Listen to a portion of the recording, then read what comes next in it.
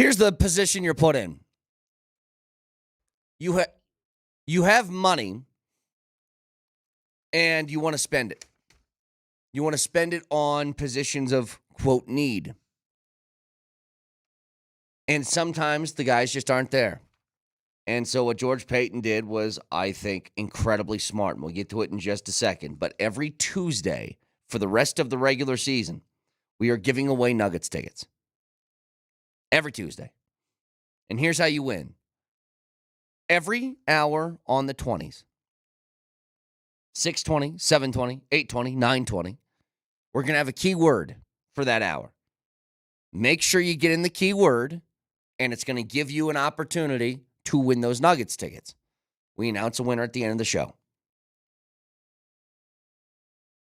So each keyword will be different for each hour on the 20s. So the tickets we're giving away today are for tomorrow night's game against Minnesota. So the keyword right now at this hour is MVP.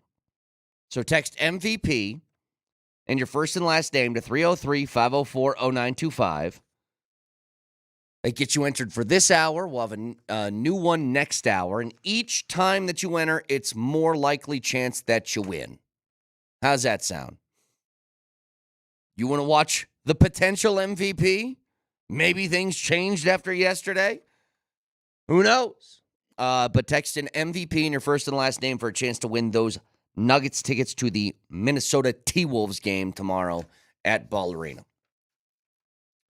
When you have money and you want to spend it for something, but you don't have the proper arsenal in free agency, what do you do? Here's what George Payton recognized.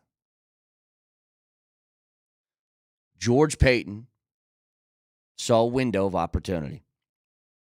Two different players that do not come without their flaws. I'll explain those in a second. But you take a defense that was really good at what? Really good at getting after the passer. The best defense in the league in terms of pressuring the QB and getting sacks. And he sees two opportunities where you had potential weaknesses. One was inside linebacker, want to do a little bit better stuff in the run, get a guy who's a little bit more of a rover that can make plays, who's athletic. Well, step in Dre Greenlaw at a 3-year, $35 million deal.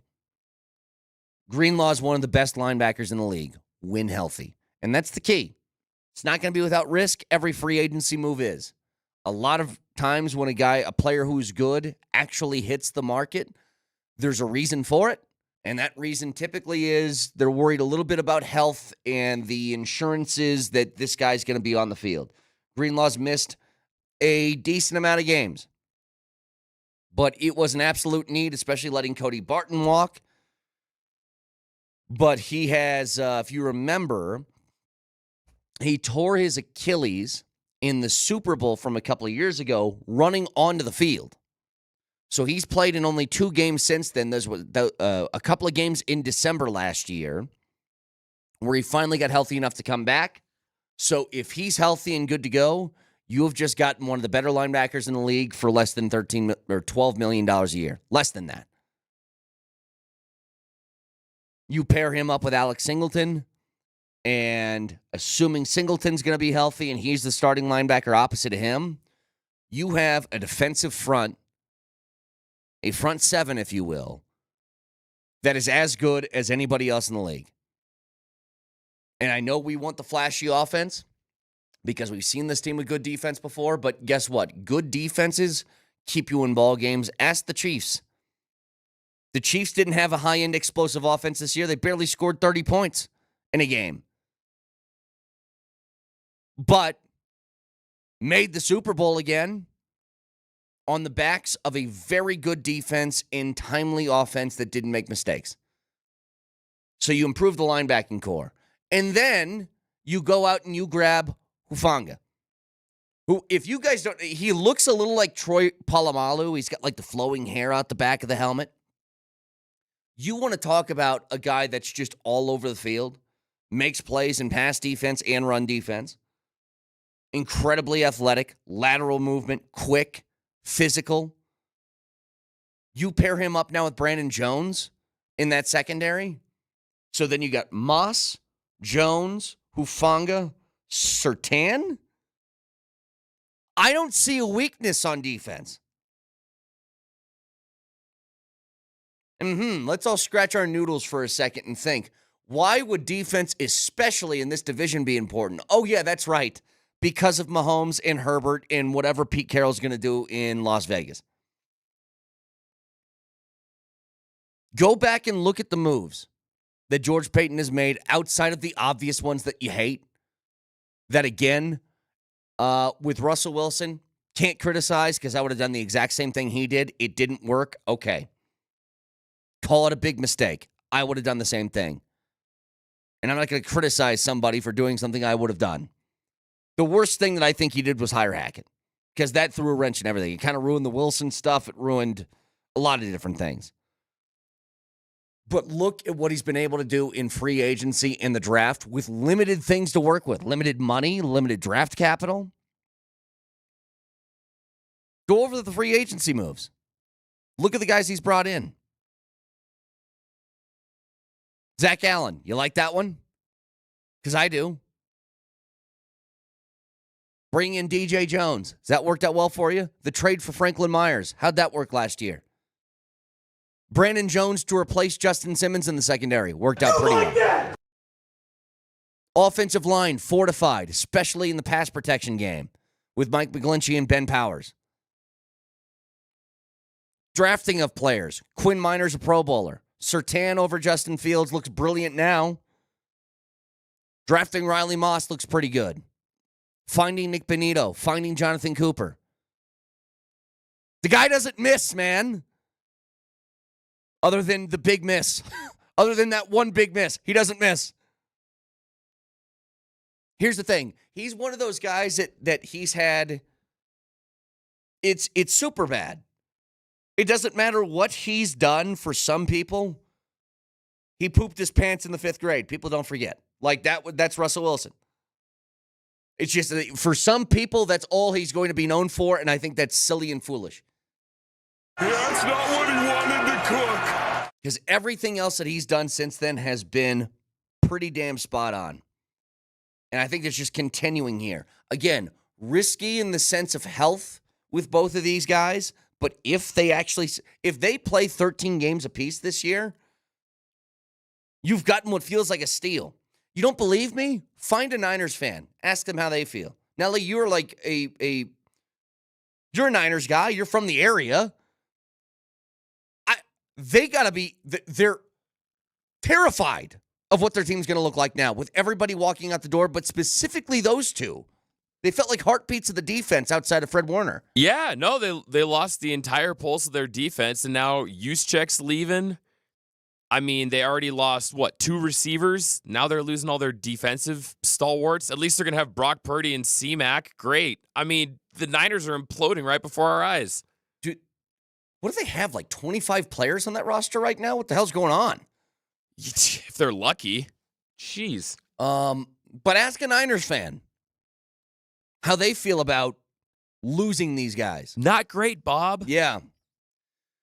So I think those moves, brilliant yesterday from George Paton. We'll see this is where you really start to make your money and you really start to stick out reputation-wise as a GM.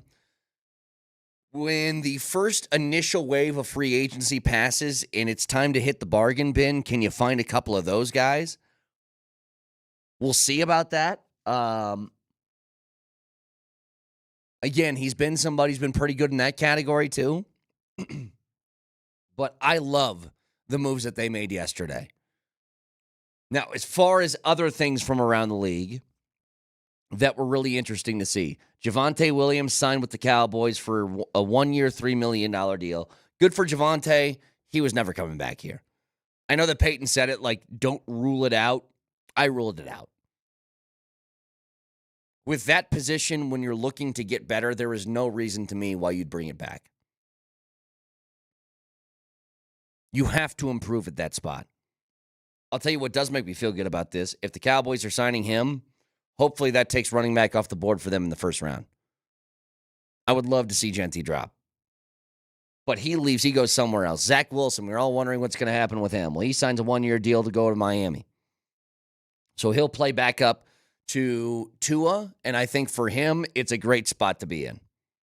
Miami absolutely needed to upgrade their backup quarterback spot because you can't trust Tua to stay healthy. And when Tua gets hurt, he's missing like a month at least. And so there's a decent shot that you could start a whole bunch of ball games in Miami if you're Zach Wilson. So for him, I think it's a brilliant move. One other guy, like running back-wise, that I think you keep an eye on for the Broncos. I didn't want this to happen, and it's not going to, because Najee Harris signs with the Chargers. I think they're looking for a more reliable Gus Edwards type because they have J.K. Dobbins that can kind of be shifty. They want a more bruising type. So he goes over there. That's totally fine with me.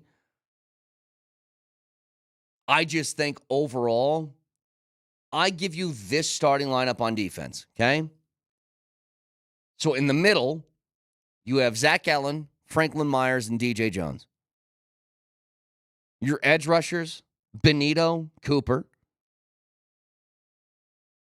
Your inside linebackers, Dre Greenlaw, Alex Singleton. And your secondary is Surtain, Moss, Hufanga, Jones, and McMillan. Find the weakness there, because I don't see one. And here's the great thing. As much as we want to improve things on offense, which there's still plenty of time to do, especially with the draft. And who knows, if they sign Evan Ingram, you got at least somewhat of an answer at tight end. But if you hold teams to 20 points, I feel like the Broncos are going to win a whole bunch of games. Like last year, I'm trying to think what their final tally was at the end of the season as far as points allowed per game, because they were, one of the tops in the league. So points per game, the Broncos were third at 18.3, and you just got better on defense. Think about that for a second. By the way, here's the top 4 teams in points allowed last year. Chargers, Eagles, Broncos, Chiefs. 2 of those 4 were playing in a Super Bowl. Because it matters. If you can be in that category, you're probably in it. Let's go back the year prior, shall we? The top 4 in points allowed on defense. Ravens, Chiefs, Niners, Bills. 2 of those teams were playing in the Super Bowl.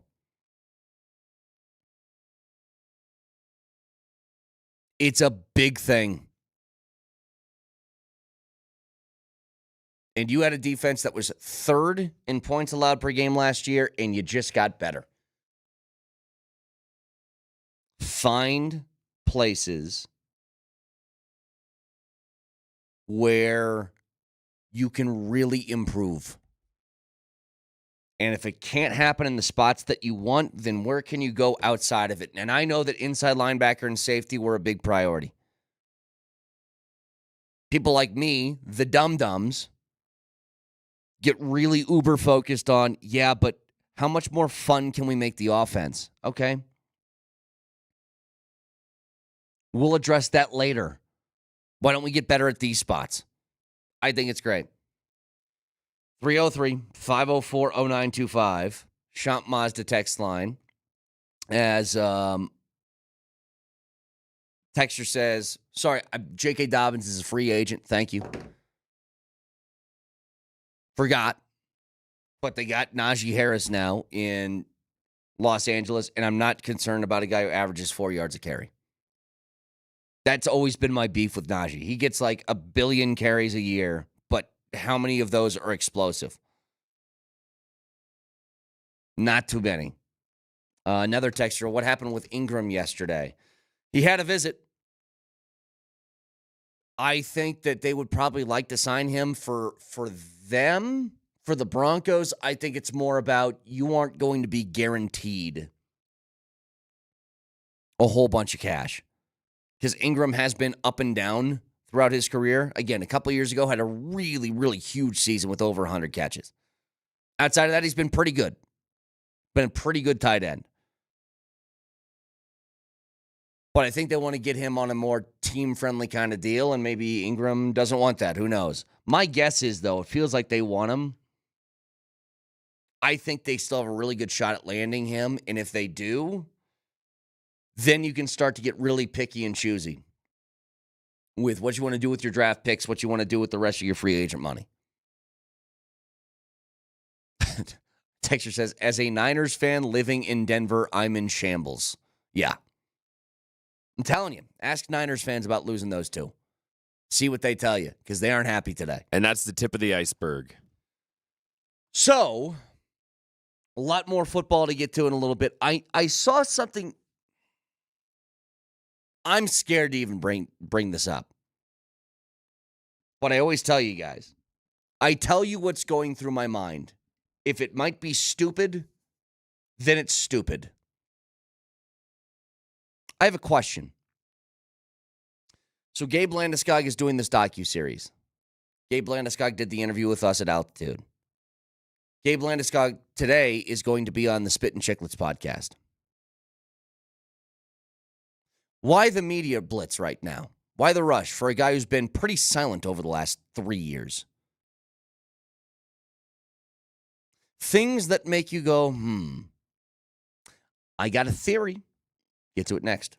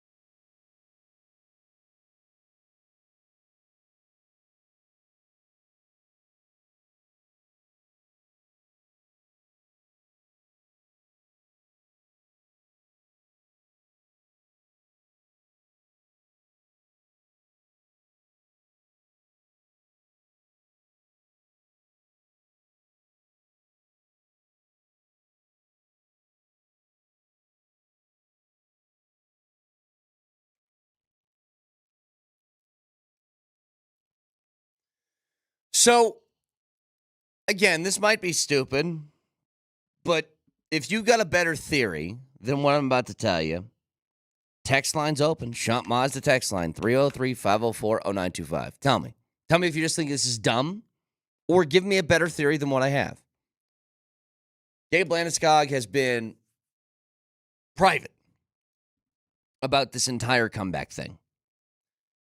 I think part of it's he doesn't want the pressure on him being in the public eye, so he doesn't have to rush things or something like that. But recently, he's got the docuseries on TNT. He's got the interview with Kiefer on Altitude. And about an hour ago, he talked to the Spit-Chicklets guys in their podcast. And I'm trying to figure out, why would somebody who has been really private over the last 2.5, 3 years all of a sudden be doing a whole bunch of media stuff? Because remember, in the past, we would get updates from Gabe, but it would be like end of the season press conference. What are you looking for in the offseason? Or right before the season starts, how are you feeling? Do you think you can come back this year? Like that sort of thing. Why would he be doing that? And maybe it's because he's getting close.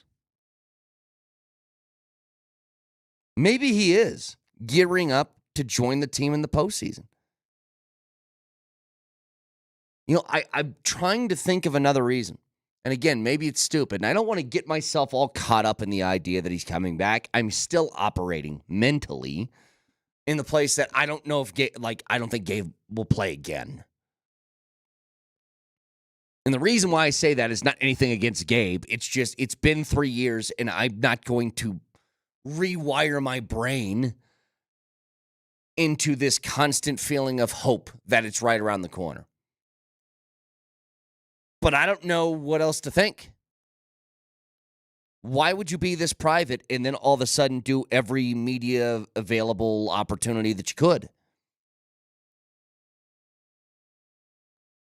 A texter says, I think he's retiring. I think the complete opposite. If he was going to retire, he would just have come out and said, I'm retiring. That would have been done already. Everything that he has said publicly is the exact opposite of that. He wouldn't be working this hard still if he was just going to hang it up.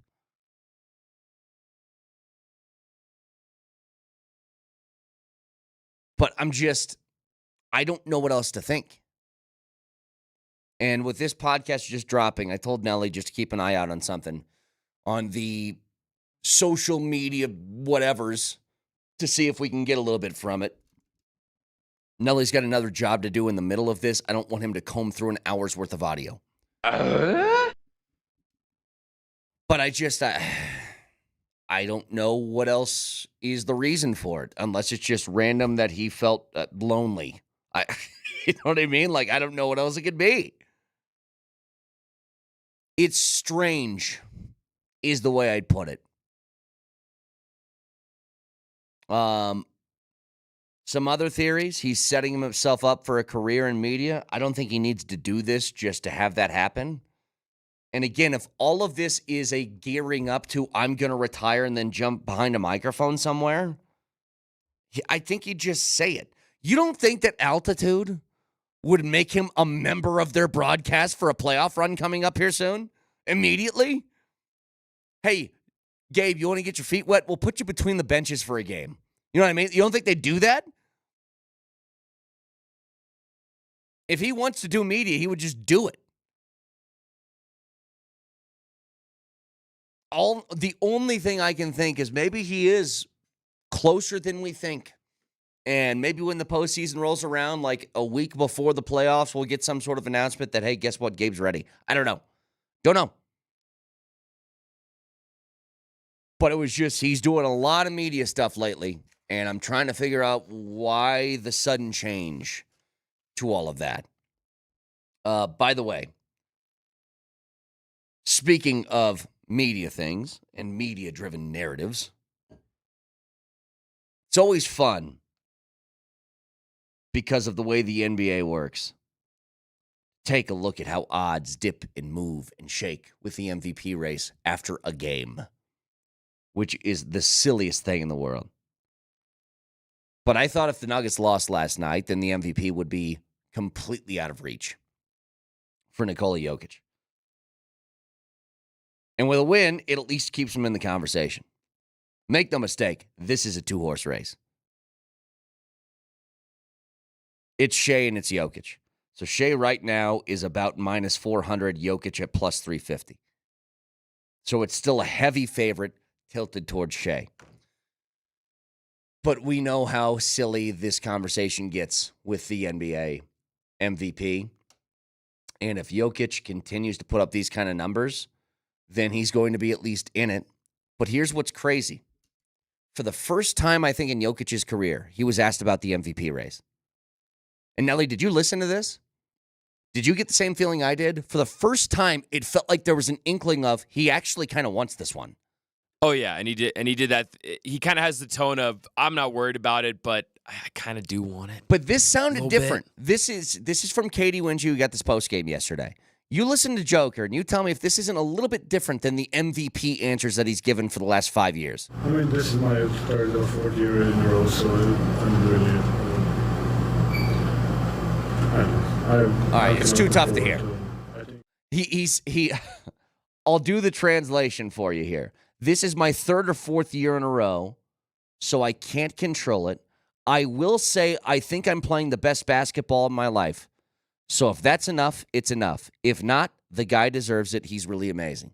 So at the very end, he does the patented Jokic couching of individual award, which is if he wins it, then he's great and he deserves it thing. Never heard him say that, though. And he's done that a couple times this year. Done it a couple times. Where he's come out and said, I think I'm playing the best basketball of my life. And there's no think about it. He is. Again, the raw data, just straight up numbers that he puts up night in, night out, I don't think has been seen in this sport ever. In the history of ever. To have 29 points, 13 boards, 10.5 assists on 58% from the field and 43% from three. I don't think that exists anywhere in NBA history. And if Jokic had 0 MVPs heading into this year, Shea, great season, you aren't getting this award. That's how it would be. But because he's won 3 already, that's why it's, say what you want, it's voter fatigue, okay? That's what it is. But it's the first time that I kind of heard Joker be like, yeah, you know, I don't really care, but I will just say I am playing the best basketball of my life. It's like, yeah, you are. Don't remember that guy stepping out there, though. And look, it wasn't a campaign, but it wasn't. How about this, Nelly? It wasn't a campaign for MVP, but he wasn't dismissive about it like he usually is. Is that the right way to put it? He didn't brush that question off to the side and give you a who cares about the MVP? I'm just trying to win a championship sort of answer. Right. He actually answered the question. Yeah.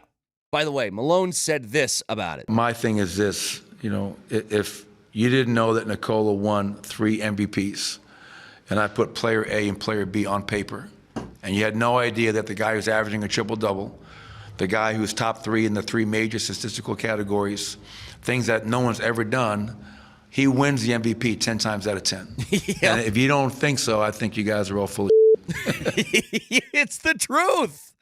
It's the truth.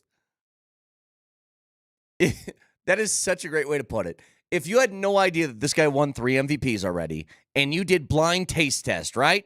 It's a styrofoam cup or a red Solo cup of Coke and a red Solo cup of Pepsi.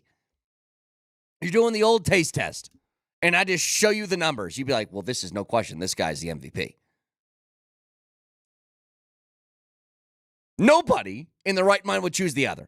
And it's no disrespect to Shea. It's the same thing I felt, Nelly, about Travis Hunter and Ashton Genty. Ashton Genty, you win the Heisman Trophy 100 times out of 100, but the only problem you have is Travis Hunter existed the year you were in it. That's it. So,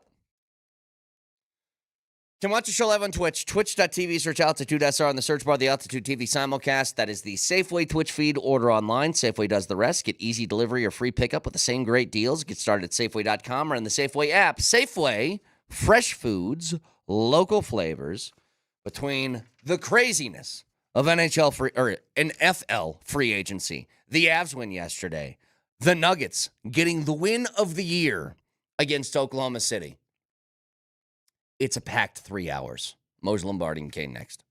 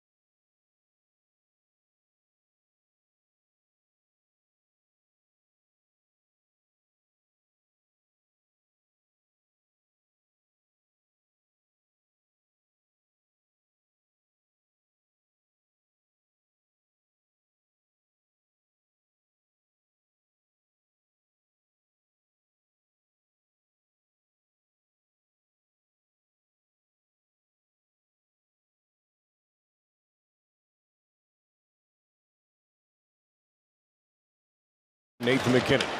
Far side circle. Makes the end-around pass. Now leaves it for Taves. Shot from distance. Tip. They score!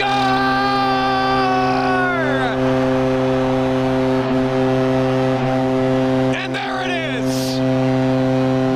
McKinnon officially is the 100th player in the history of the National Hockey League to get to 1,000 points. And McKinnon makes history a mile high.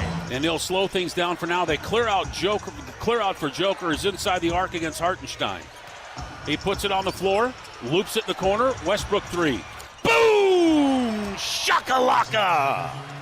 Nuggets lead it by 11, 122 to 111. The ball's deflected, throws it off over to Jokic, guarded by Caruso. He's giving him all sorts of business. Jumper, good, Jokic. That's the ball game. Denver's going to beat the Oklahoma City Thunder.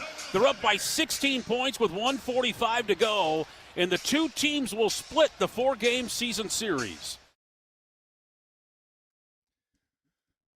Okay, so Moser's in Minnesota. He got in at 4 a.m., so we'll see when Moser's going to jump on the show.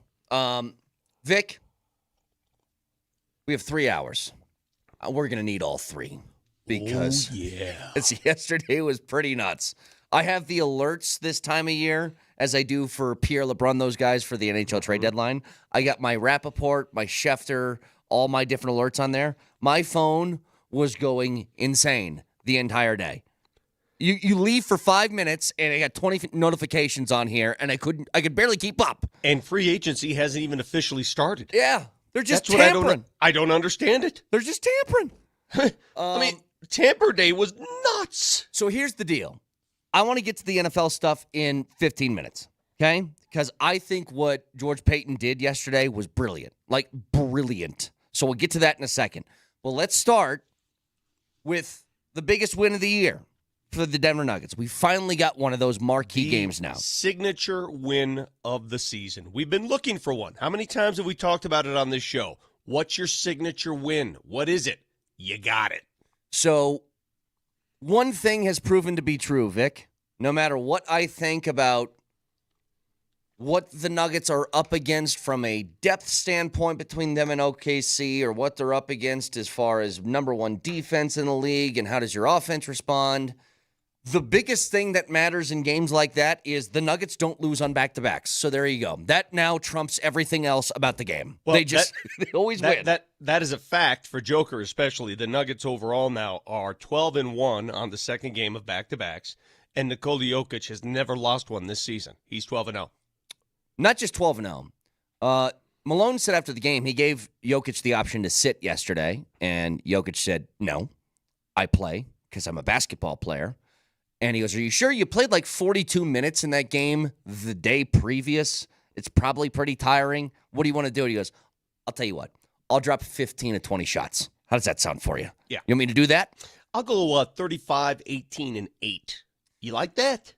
You know what? You like that? You know what his simple recipe is? Because it's the same one that's been there for like 5 years now. Jamal scores 30 points, Nuggets win. It's pretty simple. Jamal plays like that, the Nuggets are virtually impossible to beat. You like that? You give Nikola Jokic help. You give Nikola Jokic shooting help. The shooting display the Nuggets put forth in the fourth quarter is the reason they won that game. Yeah. They didn't miss. They made open shots. If there was an open shot to be made, they made it. And it comes down to shooting in this league. You can say what you want. I know we always mention defense, and we mention scrappiness and rebounds and this and that. Open shots are to be had, right? Every team gets open shots. You get open looks. If you make your shots, you will win your basketball game. And the Nuggets made their shots, and that's why they won. Still a little concerned that you gave up 127, but I get it. OKC's good. They put up points. Yeah, but you put up $140 on the best defense in the NBA. Right. The most points OKC's given up at home in 3 years. You put Joker together with Jamal, in which they're both operating at a high level, then the Nuggets are hard to beat. And it wasn't just them. Look at the other guys. Michael Porter Jr. was 7 of 12 and 3 of 6 from 3. Russell Westbrook was 6 of 10 from the floor, 3 of 5 from 3. Peyton Watson coming off the bench as a flamethrower, hitting all 4 of his 3-pointers. Brett, can we get real for a second? Before the game, we're sitting there. By the way, Dempsey and I did our pre and post and halftime from Ball Arena because of the Avs game going on. It was tripping me up when you guys were doing halftime. Yeah. And I heard a whole bunch of noise around. I was Yeah, like, but they're I on the know. road. Oh, yeah, that's right. Yeah. They got the Avs going. So we were doing it from Ball Arena, and Dempsey and I, before the Nuggets tipped off, we looked at each other, and we always give a, how do you feel? And neither of us felt good about that game. I didn't. Right? Because Joker was banged up. AG wasn't playing. We didn't feel good. And this is when the Nuggets are at their best, guys. I've said it before. The Nuggets are at their best when they're doubted. Yeah. When they're doubted.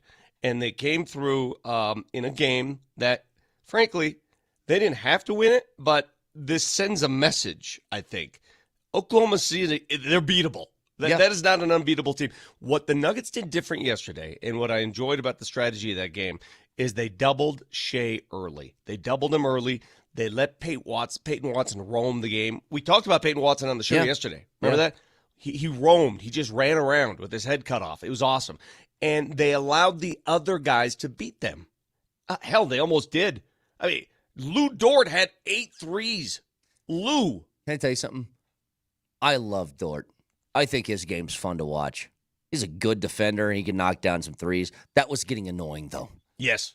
Very annoying. Every Stop look he had, he was throwing just making the ball in the hoop. Stop. He attempted 14 threes. Who in their right mind would ever predict Lou Dort attempting 14 threes in a game? Anyway, so you take the ball out of Shea's hands, you make the other guys beat you, and last night they couldn't.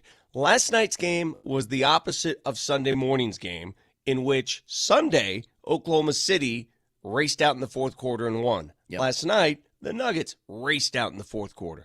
Fourth quarters were the difference, and the Nuggets were the more dominant fourth quarter team. They closed, which used to be their strong point, and it's been too inconsistent this year, but they closed last night. Something else from that game, by the way. So the obvious is Joker was great, and so was Jamal, and everybody is pretty good.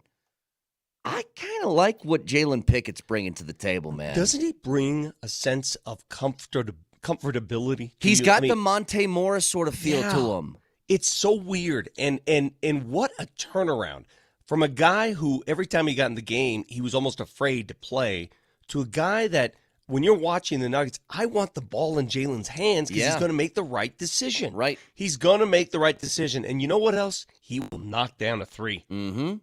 How about that shot he made when he pulled that Andre Miller move and he went up and under, pump faked, and Chet couldn't get to it? I'm telling you, he is growing in favor. I want Jalen Pickett in the game. I want when you want to calm things down, just calm it down. Jalen Pickett's that guy. Well, he's got that same – I bring up Monte because he's got that same detail that Monte had, which was Vic, he barely makes mistakes. Like, very rarely does he turn the ball over. His assisted turnover ratio is always, insanely high. But you just talk about a guy coming off the bench. You just want to make the right play. He'll make the right play. Yeah. Almost every time. But that's huge. I think it's huge last night. I think it gives them a confidence boost. It puts them solely in second place in the Western Conference again because the Lakers have lost 2 straight. So now you're all alone in second. And for the next couple of days between the Avs and the Nuggets, you got Minnesota tonight for the Avs and Minnesota tomorrow for the Nuggets. Getting a win against OKC, I think, gives you that little confidence boost to play the T-Wolves. It gives you a confidence boost when you play L.A. coming up right afterwards. I think all of that matters. Now, they're mutually exclusive, right? Oklahoma City is not Minnesota. Different personnel. So tomorrow night will be a different challenge. Yeah. L.A.'s a mutually exclusive. That's a different challenge. They won't have LeBron Friday night. That will be the first game of a back-to-back. You got Washington the next night. So it's a critical week for the Nuggets. What I witnessed last night, though, was a team that answered the call, a team that said, okay, enough, stop it. After the game, Nikola had some interesting things to say about the MVP race. Yeah, I want to get to that in a little bit. We'll get to that a little bit later because he never campaigns for anything. That's as close to campaigning as he will do. But you cannot ask for anything more if you're a Nuggets fan. I think what a win like that does is it proves the pulse is still there. When they need to ball, they'll ball. At the same time, at Ball Arena, where you were broadcasting from, the Avs took the ice, and I don't know what it is about Chicago that makes it just really difficult for them to find a little bit of an offensive rhythm. I'll tell you what it is, because I was at the arena. I'll tell you what it is. Half of the damn arena is wearing Chicago gear. Well, okay. I don't know how much that affects the guys on the ice. Well, it doesn't one bit. It affects me. Yes, it affects you. It doesn't. This has nothing to do with the game. It affects me. But I am listen. I have a lot of Chicago friends, dear friends, dear friends. Stay home. Keep your Chicago gear at home. I am so tired of Chicago invading Denver. Get the hell out of here with your Chicago crap. That's all I have to say. Go on. A wonderful moment where everybody gets on the ice and celebrates McKinnon's 1,000th point, only for Chicago to say, not so fast. I would like to take a look at that for a second, please. Mm-hmm. And so I said it was like Big Daddy, if you remember that movie. Sure. He walks in the surprise party. We wasted the good surprise on you. They had one of those where they had to recreate the excitement for the point later in the game in the third period. But it was never – I never felt like Chicago was going to win that game. It was just like, all right, guys, can we get one on the board? And it took 30 seconds into the third period to do it. You followed it up a few minutes later with another one, and the game was over. But I'll tell you the MVP was of last night. If you watch SportsCenter this morning, top 10, Vic, 2 Wedgwood saves made the SportsCenter top 10 because he was remarkable. Yeah. His little karate kick from his ass thing that he did, poof! It was beautiful, and it came in a span of like 60 seconds, too. I mean, the Avs take that lead in the third, and then all of a sudden, that dude he's standing on his head. Mm-hmm. He's making some saves that we haven't seen in quite some time. Frankly, a guy that size to be able to move that definitely was pretty cool. Well, it was that one. It was the one at the post where he's full sprawl, grabs it with the glove there in the corner. So I'm standing up in the booth with Moj and JML and then Rikers down between the benches, and I'm watching Moser call the game.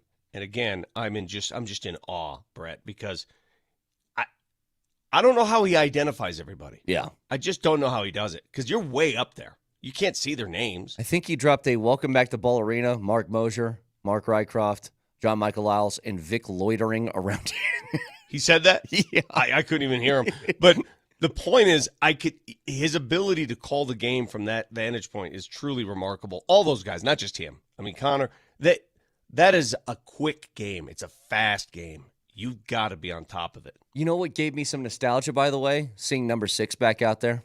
Yeah, and he drew a nice little round of applause from the fans, too. They were really excited every time he was out.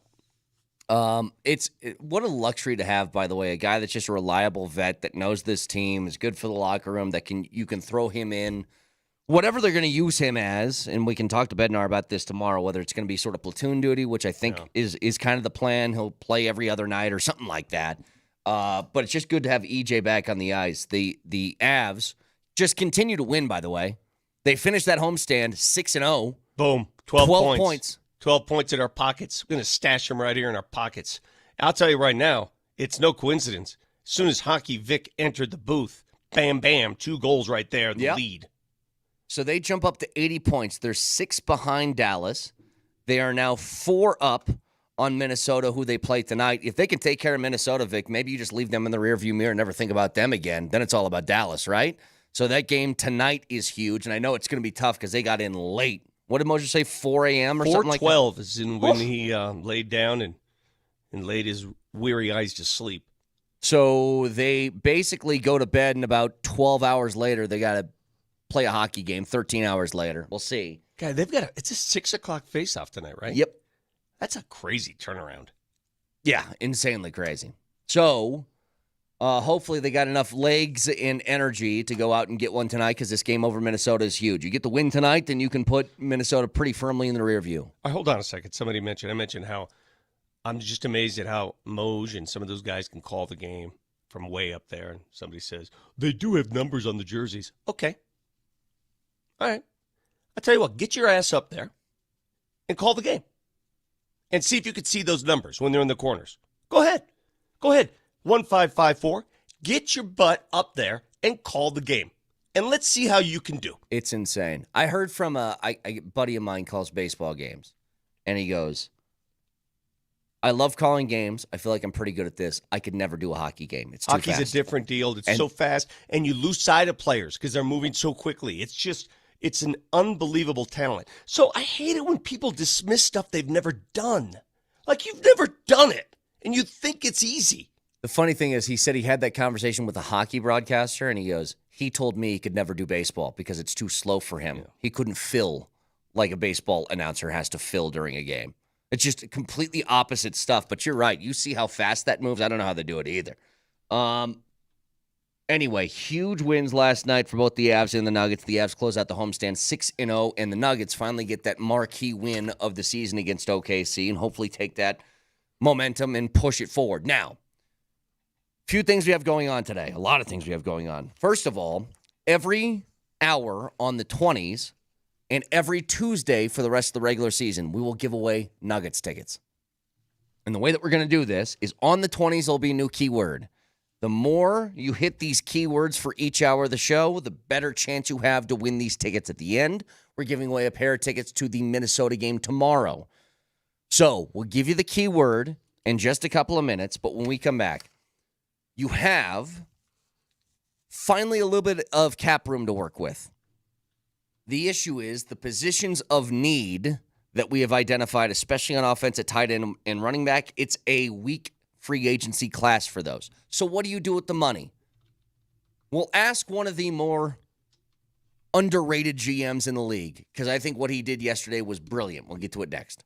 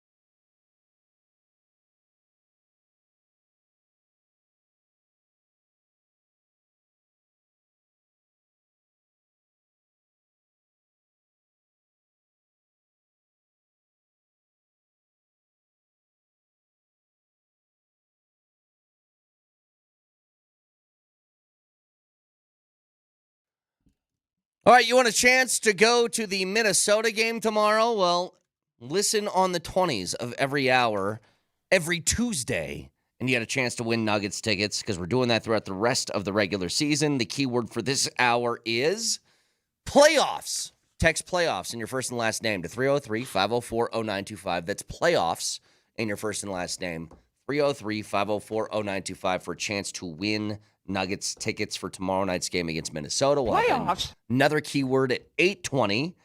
And if you want to go to Ball Arena to catch the Nuggets in their playoff push, tickets are always available at nuggets.com/tickets. So, Vic, yesterday, tampering is a wild period of the NFL because a whole bunch of things happened. Do you feel violated? I do. I was over-tampered, if we're being honest. But let me tell you something. George Payton,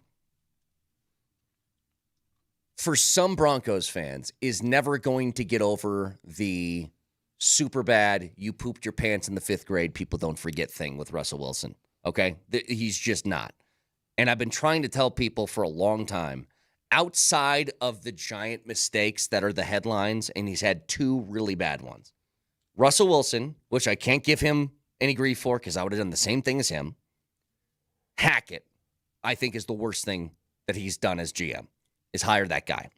Yeah, but I'm not sure that was all his call. But I understood, but his name's on the marquee for that one.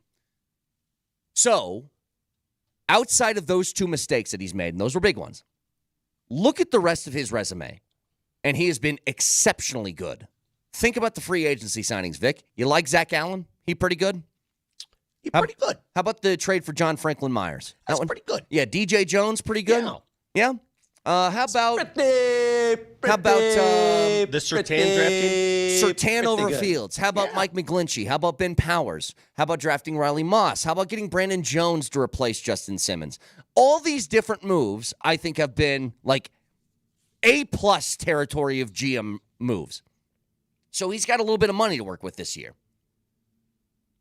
And we, people like me who are dummies, say, well, you got money, go get tight ends and running backs because I think that looks cool. And he goes, how about this? How about I grab 2 exceptional defenders from one of the best defenses over the last 5 years and I throw them on a roster with already a good defense? How's that sound? Bro, this defense, and now, knock on wood, the guys they acquired from San Francisco, the 2 studs, are both coming off injury, okay? Yes. There's risk. There's risk. Yes, they suffered some devastating injuries. But when you go back and look at the tape, I don't need to tell you about Dre Greenlaw. You've seen his tape. You've seen the intensity with which he plays, right? Hufanga's a monster. Hufunga. He's a monster. I'm telling you, this guy, he reminds me of Polumbus. Well, yeah, it's like the easy one-to-one with his hair on the back of the helmet, too. But he plays like him. He truly does. He hits run fits. He's really good in pass defense. And start to go through the roster a little bit. The defense last year for the Broncos, if you need a reminder, was 3rd in the league in points allowed per game. 3rd. They have the best pass rush defense. Number 1 in sacks. And then they said, you know what? Let's keep that front together. We'll re-sign DJ Jones. Everybody's coming back in that group. So what about the other parts? Put Dre Greenlaw next to a healthy Alex Singleton. That's a damn good inside linebacking Gimme. group. Money me. Put Hufanga next to Brandon Jones. Not to mention Surtain, Moss, and McMillan as your corners. Pour it down my throat. Where's the weakness on defense? Assuming, knock on wood, they stay relatively healthy. Point to me the weakness that you have. And I want to give a reminder to people, because we are caught up on offense like everybody else who watches professional football. You want your offense to be explosive. Just as a matter of sort of argument, Vic, the last 2 years, 2 of the top 3 defenses in the league in points per game allowed made the playoffs, made the Super Bowl. Yeah. Super Bowl teams. Sure. And the Eagles stifled the Chiefs because of their defense. They stymied them. Yep. They did it with defense. And granted, listen, we've been begging for offense in this town for quite some time. But I thought we saw glimpses of enough offense where you can build off of that. Sure.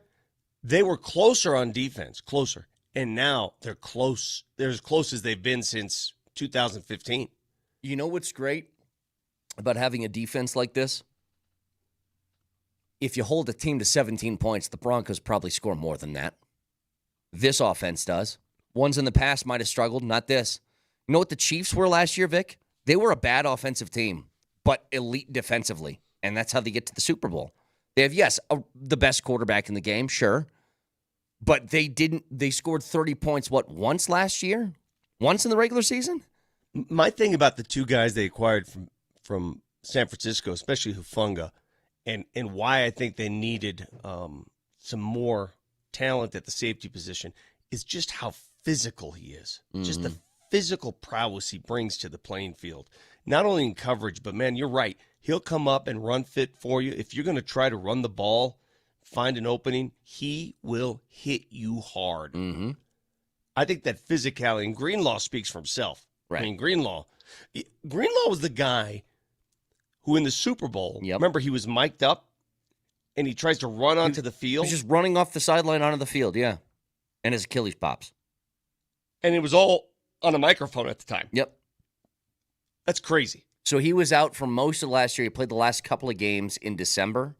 So he is hopefully well beyond the recovery process and good to go.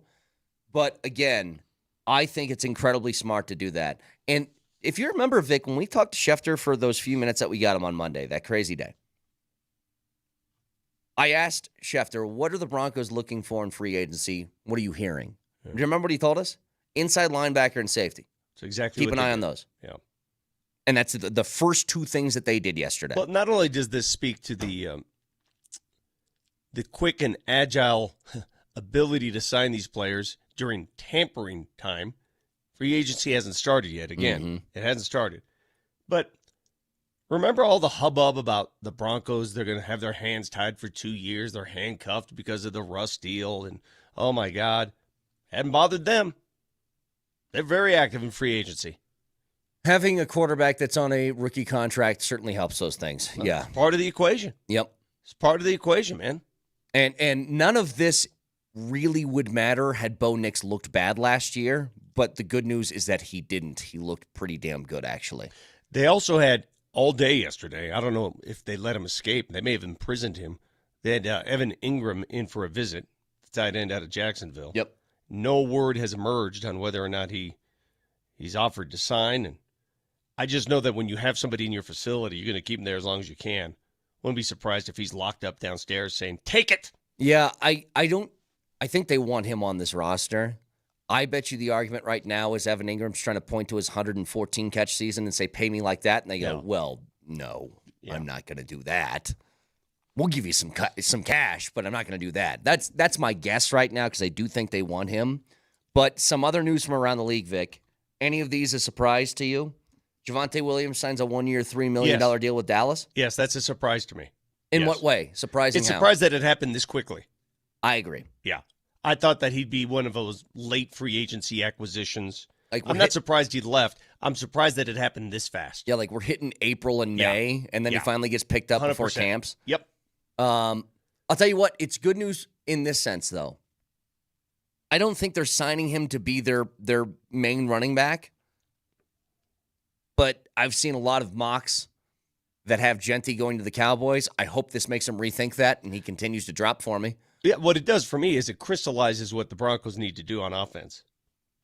And if their movement offensively would be to, let's say, okay, let's go get Ingram as our tight end. Need that. And now in the draft, and I know a lot of you, I'm going to say something, a lot of you are going to say, never waste a first-round pick on a running back. Times have changed. Yeah, completely. I'm going to tell you, times have changed. I understand what you're saying. We went through that 10-year period where a first-round running back, no. I've seen enough. I've seen enough difference makers at that position to say, if you find one that you think is a difference maker, go get him. Yep. It completely rehauls the way that people have to play you defensively. If you have a running back that's an actual threat. But also, Vic, I think this is a great move for this guy in particular.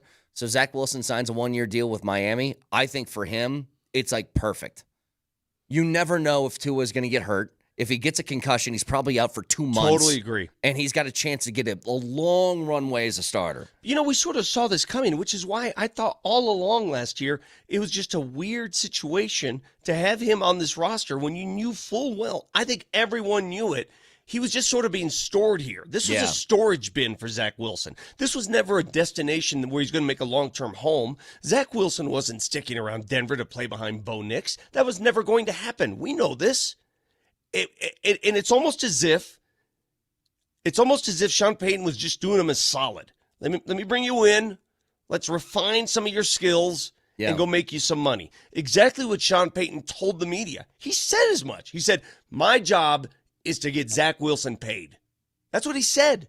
Mm-hmm. And he did. Seeing a couple of these things come through the text line, by the way, about the players that the Broncos picked up yesterday in Greenlaw and Hufanga, saying they're injury-prone players, and I get it. Hufanga's been hurt over the past couple of years with some different stuff. Dre Greenlaw has not played a full season since his rookie year. What I'm telling you is if they give you 13 games next year, that's enough for me. And what I'm telling you is if they weren't injured, they would not have been available. Here's the other thing, Understand how this works. If they were injury-free and they played for the Niners the last 2 seasons, they'd still probably be with the Niners. You don't find guys in free agency who are perfect because if they were perfect, they wouldn't be in free agency. They would have a contract with their team. But I'll tell you this, and Nelly he grew up right around that San Francisco area. I asked you earlier, Nelly, how do Niners fans feel this morning about losing Greenlaw and Hufanga? Do you know there's that GIF that you always see going around? I don't know what show it's from, but it's that dude with the flat bill hat and sunglasses, and he's flashing double peace signs. He's going, I'm straight up not having a good time. Yeah, that's the entire city of San Francisco. They lose their top 2 receivers or part of their receiving core, and now they're losing stalwarts on the defense. Juszczyk is going to walk away, so they're losing their fullback. I mean, who's left? Brock Purdy and CMC, and that's it? Yeah, it feels like they're starting over. Mm-hmm. By the way, are you one of them Niners honks? Is that what you are? You're a Niners honk? I don't know if I'm a honk, but I did grow up in Niners country. That is so wild to see a team that was always, and that goes to show you. It goes to show you, again, we talk about it often on this show. That window, it closes. It can close in a hurry. You better strike when it's open. Well, Vic, when you can pay your quarterback in Arby's coupons, yeah, and then all of a sudden it becomes, we have to give him $50 million a year. Yeah, things get real in a hurry. I don't look at windows. But they aren't totally without risk, these signings, but to me they're well worth it. Because when you get their level of play, it's insanely high. And you just add that to a defense. Let me just take you through real quick. You tell me your starting lineup would look something like this. On the interior, it would be Zach Allen, DJ Jones, John Franklin Myers. On the edges, you'd have Benito and Cooper. It's pretty damn good. That's a good front. Inside linebackers are Greenlaw and Alex Singleton. And I think, you saw some moments, especially against Buffalo in the playoffs, where the Broncos got gashed. I think Greenlaw and Singleton will help with that immensely. It's not just the front. It's not just the guys up front. The linebackers supporting behind them. I thought Barton did an admirable job, but they let him walk. They let him go. Yeah. And then in your secondary is Surtain, Moss, McMillan, Jones, Hufanga. Bro, that's nice. That's just nice. Show me the weakness. Show me where it is. Nice defense. And you can say depth. Yeah. Guys, I got a news flash for you. Depth is a problem with every team in the league. Hey, and let's not forget some of the other players that Drew Sanders. Sure. Barely played last year, and I thought played great in that Buffalo game. Came in and made a couple big plays. He'll be back to full health. Yeah. So I'm very excited about what the Broncos have done. The defense, if you can hold a team, you hit it. If you can hold a team to 17 points, you should win that game. Yeah. And the offense has proven with Bo Nix as a rookie last year, it can score when it needs to. That's what's funny is so many times, Vic, we'd feel like that offense was sputtering, and then you look up at the end of the game like, did they score 30? Yeah. That's the weird part. Now, a lot of that was the help of the defense, too. Sure, it's getting turnovers or a pick six or something like that, but the bottom line is they scored enough. And if that was the starting point of the offense of the rookie QB, you would assume at least a baby step forward. You know, the thing that the Broncos are doing that brings me peace is how decisive as an organization they have been throughout this whole process. Mm-hmm. There's no hemming and hawing. Here's what we want. Here's what we need.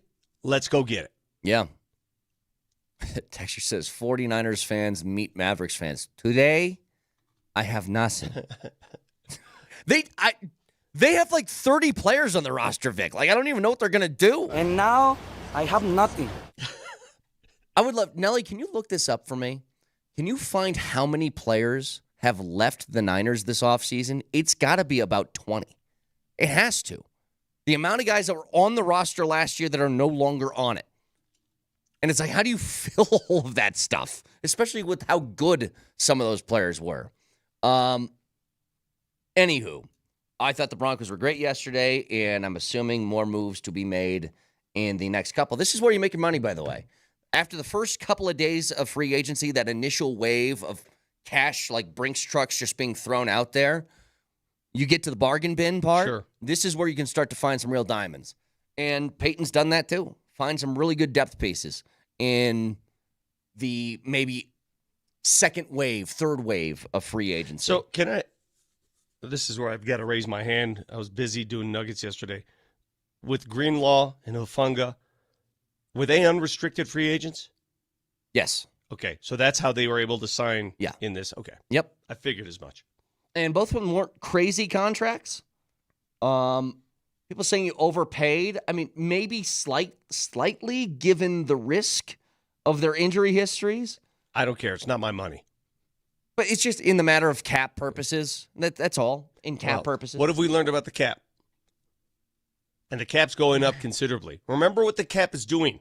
But Vic, we can't say the cap doesn't matter because of what the Niners are doing right now. I agree. At some point, you got to pay the piper. But the cap doesn't matter for at least the next 3 years. When you have the rookie quarterback contract, yes. So really during this 3 years, splurge. You're in the dollar store, baby. Splurge. I'm buying everything for all the nephews and nieces. What do you want? Here's what I'm hoping happens today.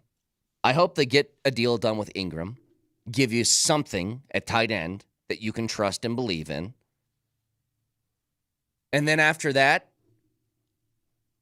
I hate to say this because this is going to sound a little nuts. If you got to trade up to get me an Ashton-Genty, then go ahead and do it. I said this yesterday. You know what I mean? I said this just yesterday. Give me that. I said this. I actually threw that out there yesterday on Twitter, and I got a lot of people saying, how dare you? They were hissing at you? Yeah. I had people hissing left and right, saying it's impossible. It's a dumb investment. Broncos are smarter than that. Let me tell you something, dude. If you had to give up, and I don't know what it would take. That's the thing. Do you want to start giving up more first round?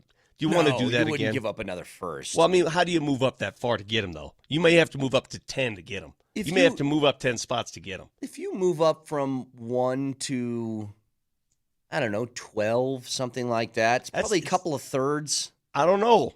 I don't want to give up another first. I'm sick of giving up firsts. Oh, if they want another first to move up, then I wouldn't do it. It's not worth that. But still, I'm having like big visions and dreams right now. But what I don't want to hear, I know those of you who say it's not a good investment to invest in a running back. I will say the same thing I said earlier. Times have changed. Yep, I agree with you. You go through these cycles. I think a running back is a great investment, especially a special one. Vic, I've long said this. If nothing else, I will be honest with you. Now, what happens after that exits my mouth and goes through your ears, you might think it's stupid, foolish, moronic. That's fine. What are you about to say? Just have a question. For a guy who has been incredibly private throughout this process for 2.5 to 3 years, Gabe Landeskog has done a docuseries on TNT. He has done a sit-down with Kyle Keefe. He's given an exclusive, I believe, to the Denver. Was it the Denver Post that got an exclusive with him too? And now he's done a podcast with the Spit and Chicklets guys. Why all of a sudden this onslaught of a media rush?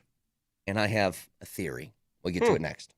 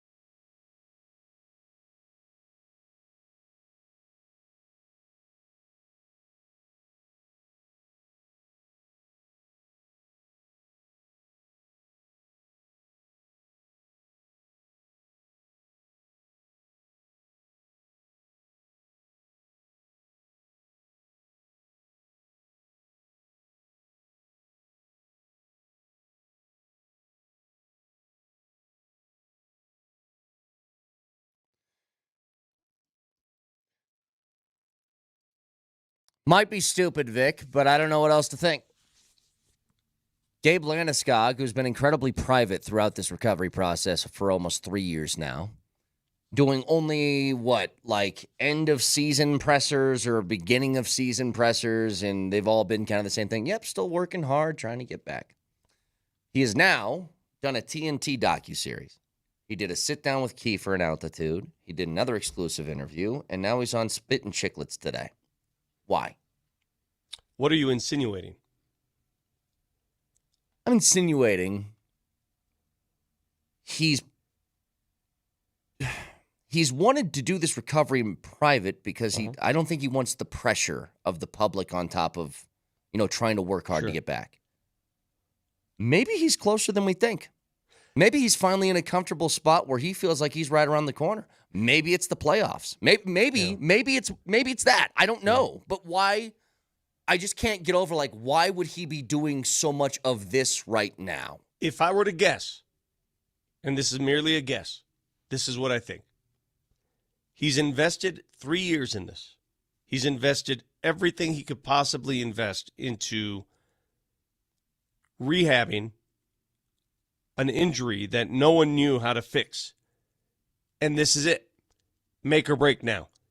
Either he can play in the playoffs or he's done. But I agree with you. I'm trying to put this together. I think he knows that everybody's kind of at their breaking point, right?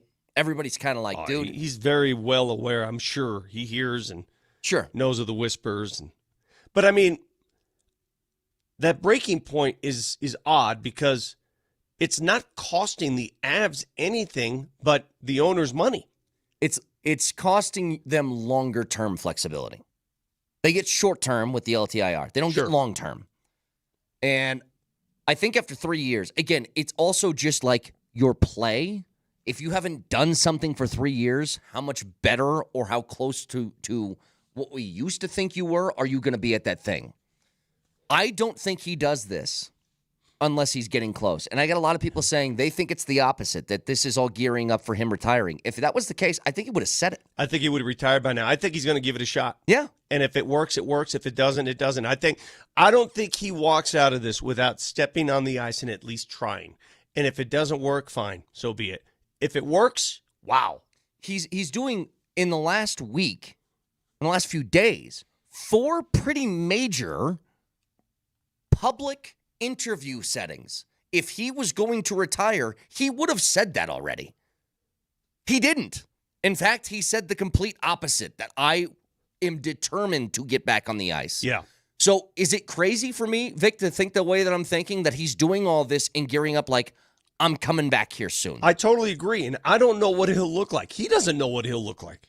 Right. No, yeah. Whether that is going to look proper when he gets back on, I have no idea. What are your expectations? First of all, let's remove one expectation. I mean, guy hasn't played in 3 years. He's not going to be the Gabriel Landeskog you saw in the Stanley Cup final. Yeah, I don't know if he's like top line power play 1 type of guy anymore. But can he give you 13 or 14 minutes a night? 15 minutes a night? Playing on a third line? I think he can do that. That'd be my guess. But I'm just, again, it might sound stupid, and maybe people are tired of hearing the Landeskog stuff anyway, but I'm just telling you, I don't know what other purpose it is for him to do this media onslaught. All volunteered by him, by the way. He doesn't have to do anything. He hasn't for 2.5 years.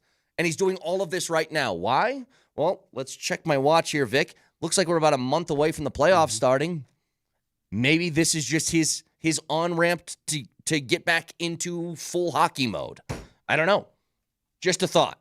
But I had another thought yesterday. Boy, you had a thoughtful day. Well, it's just, Vic, first of all, I played Plum Creek, shot an 80. Very proud of it. That's pretty good. Plum Creek's a tough course. I'm very proud of that. Why are you playing so much golf? Because it's like 70 degrees outside. I played in T-shirt and shorts. Be professional. Work a little bit. The rest of us worked. We have jobs. I'm here. But listen, Vic, after the game yesterday in which the Nuggets win, and it was an insanely great win, I never heard Jokic do this before. He's asked by Katie Wingy in the postgame, in the locker room about MVP and you're going up against Shea. It's a 2-horse race, you and him.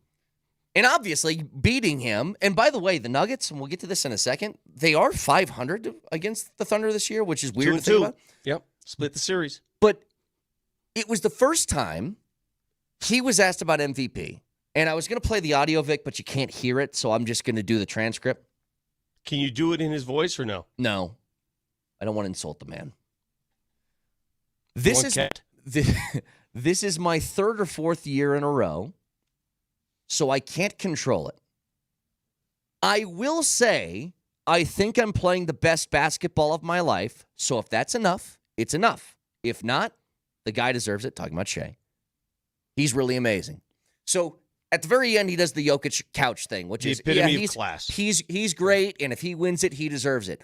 But he didn't say this, Vic. He didn't say, I don't care. He said, I think I'm playing the best basketball of my career, which was, to me, the closest I'm ever going to hear Jokic say, I kind of want it. Yeah. And I kind of think I deserve it. He has these moments. Remember a couple of years ago when he lost the MVP and he was in Houston, and I asked him about the stat padding, remember? And he had that triple-double game in Houston. He says, not bad for a stat patter. He said that.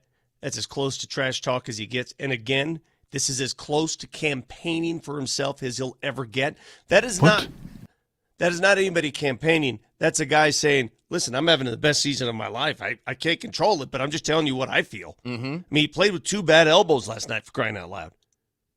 And he was 15 of 20 from the floor. And that. By the way, I think Malone, I've tried to say this before. I think Malone put it perfectly last night when he was asked about the MVP stuff. Here's what he said. My thing is this, if you didn't know that Nikola won 3 MVPs, and I put player A and player B on paper, and you had no idea that the guy who's averaging a triple-double, the guy who's top 3 in the 3 major statistical categories, things that no one's ever done, he wins the MVP 10 times out of 10. And if you don't think so, I think you guys are all full of I think it's the perfect way to put it. Again, you have a guy who is putting up not just the best season of Jokic's life. Like, I want to be clear about this. It's obvious it's the best year of his career. But, Vic, I think it might be the statistically best all-around offensive season to ever exist. Yeah. It's an historic statistical season for a player. I will counter with this. I don't disagree with anything he said, anything Michael Malone said. We all understand what's going on. But it's not the first time something like this has happened. Michael Jordan lived in this world. He did not win the MVP every year. Mm-hmm. And we knew while watching Michael Jordan, he was the best player on the planet every year he played. So let's not fool ourselves into thinking this has never happened. It's happened historically time and time again. The best player on the planet doesn't always win the award. Someone comes along who's shiny and new, and for some reason, that someone moves in front and center. It's happened during the Jordan era. It's happened during the LeBron and Kobe eras, and it's happening now. Everybody who says it right. I heard Isaiah Thomas on NBA TV say it. Nikola Jokic is the best player on the planet. He may not be the MVP, though, because that's how it works in this league. And I'm fine with that. I am. Am I a little irritated? Am I a bit annoyed at times? Sure. But I'm fine with it. We all know who the best player in the world is. We watched the game last night. There's no stopping the inevitable. Listen, in my mind, Shea's a wonderful player. He's a wonderful scorer. Nikola Jokic is a player. Mm-hmm. It's a big difference. We'll get back to this in a little bit. I do want to talk about the game coming up here at the top of the hour. 303-504-0925, Champ Mazda text line, if you guys want in. Between that, the Avs playing on this back-to-back today, taking on Minnesota, a huge game with huge implications in the standings. We'll get to it next.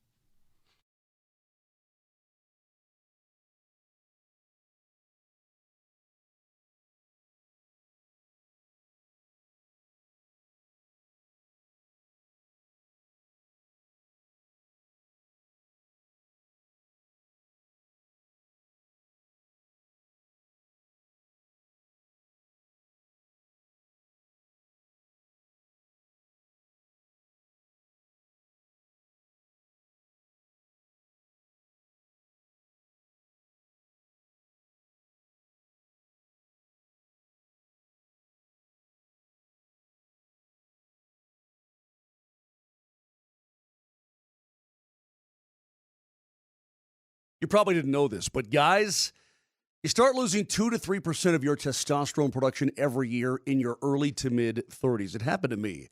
Happens gradually. Before you know it, you just don't feel like the same guy that you did a while ago. Maybe you put on a little weight, less productivity in the gym, waking up feeling tired, falling asleep after dinner, brain fog, all that kind of thing. Well, there's something you can do about it. You can get those symptoms checked out at the Rocky Mountain Men's Clinic. Take the low T quiz on the website. It's a simple 10 questions with yes, no answers. Go to RockyMountainMen'sClinic.com. They're going to draw your blood after you schedule an appointment. Have results within 30 minutes. Colorado licensed medical provider going over all the results with you. The appointment's only $99, which includes the consult, the T, and the PSA test. It's everything that you want to get yourself back to being you. The benefits are great. Higher energy, better gains in the gym, sleeping better, and everything else. Rocky Mountain Men's Clinic has served the Front Range for nearly a decade, successfully treated tens of thousands of men. So don't wait. 5 locations from Fort Collins down to the Springs. Call them today, 720-440-7900. That's 720-440-7900, or go to RockyMountainMen'sClinic.com.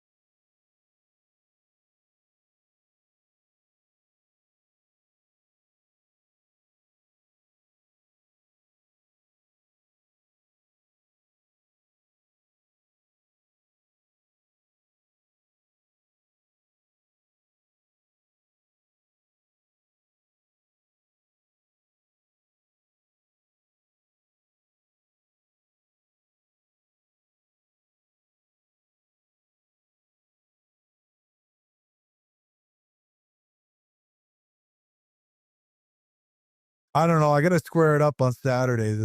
Stars come into town on Sunday, so we're going to take Mikko out. We're going to air it all out. But I love Mikko. Mikko's a Finnish little brother to me, and it just I obviously wish we still had him, but I understand there's a business, and I understand he, you know, it's a great chance for him to get paid. I get it. But, you know, he's got a lot of dough. He's got a lot of dough. Can't argue that. He better be paying for dinner. Who's picking up the tab? McFarland and Sakic or Rantanen? Mikko will be paying for it. Yeah. It's a little bit of Gabe with the Spit and Chicklets boys. He said when Mikko gets to town, or when Mikko gets to town with Dallas, that they're going to take him out to dinner and kind of air things out, and he will be picking up the tab. So, again, the Mikko stuff, I know we're kind of like over it now. They're going to Chubby's? I doubt it. I don't think that's Some people call him the Moose. I heard some audio, by the way. Did you hear this? Just quickly before we get back to the games from yesterday.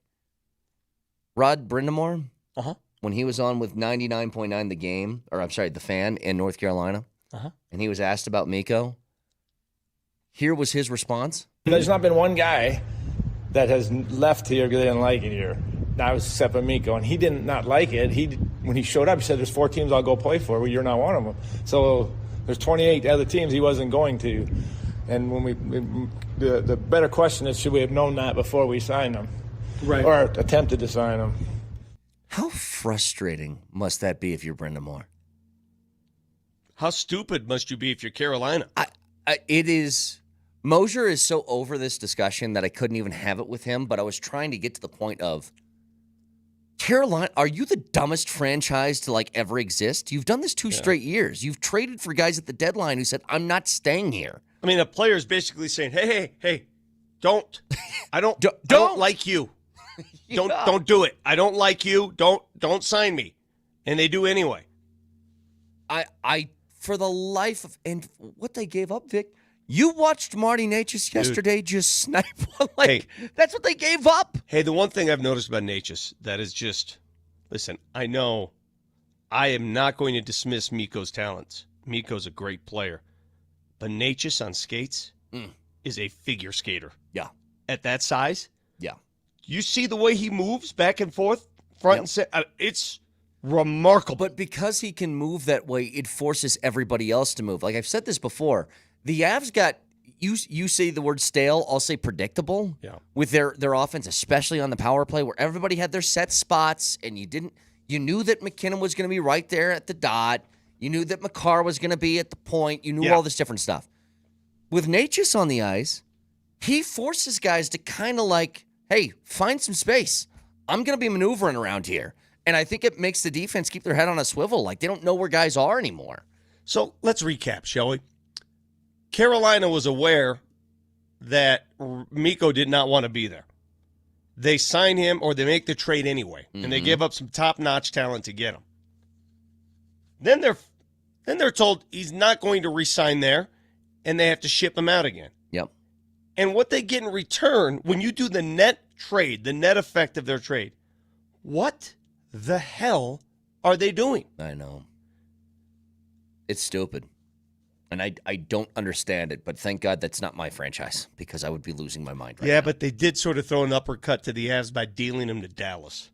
That's the thing.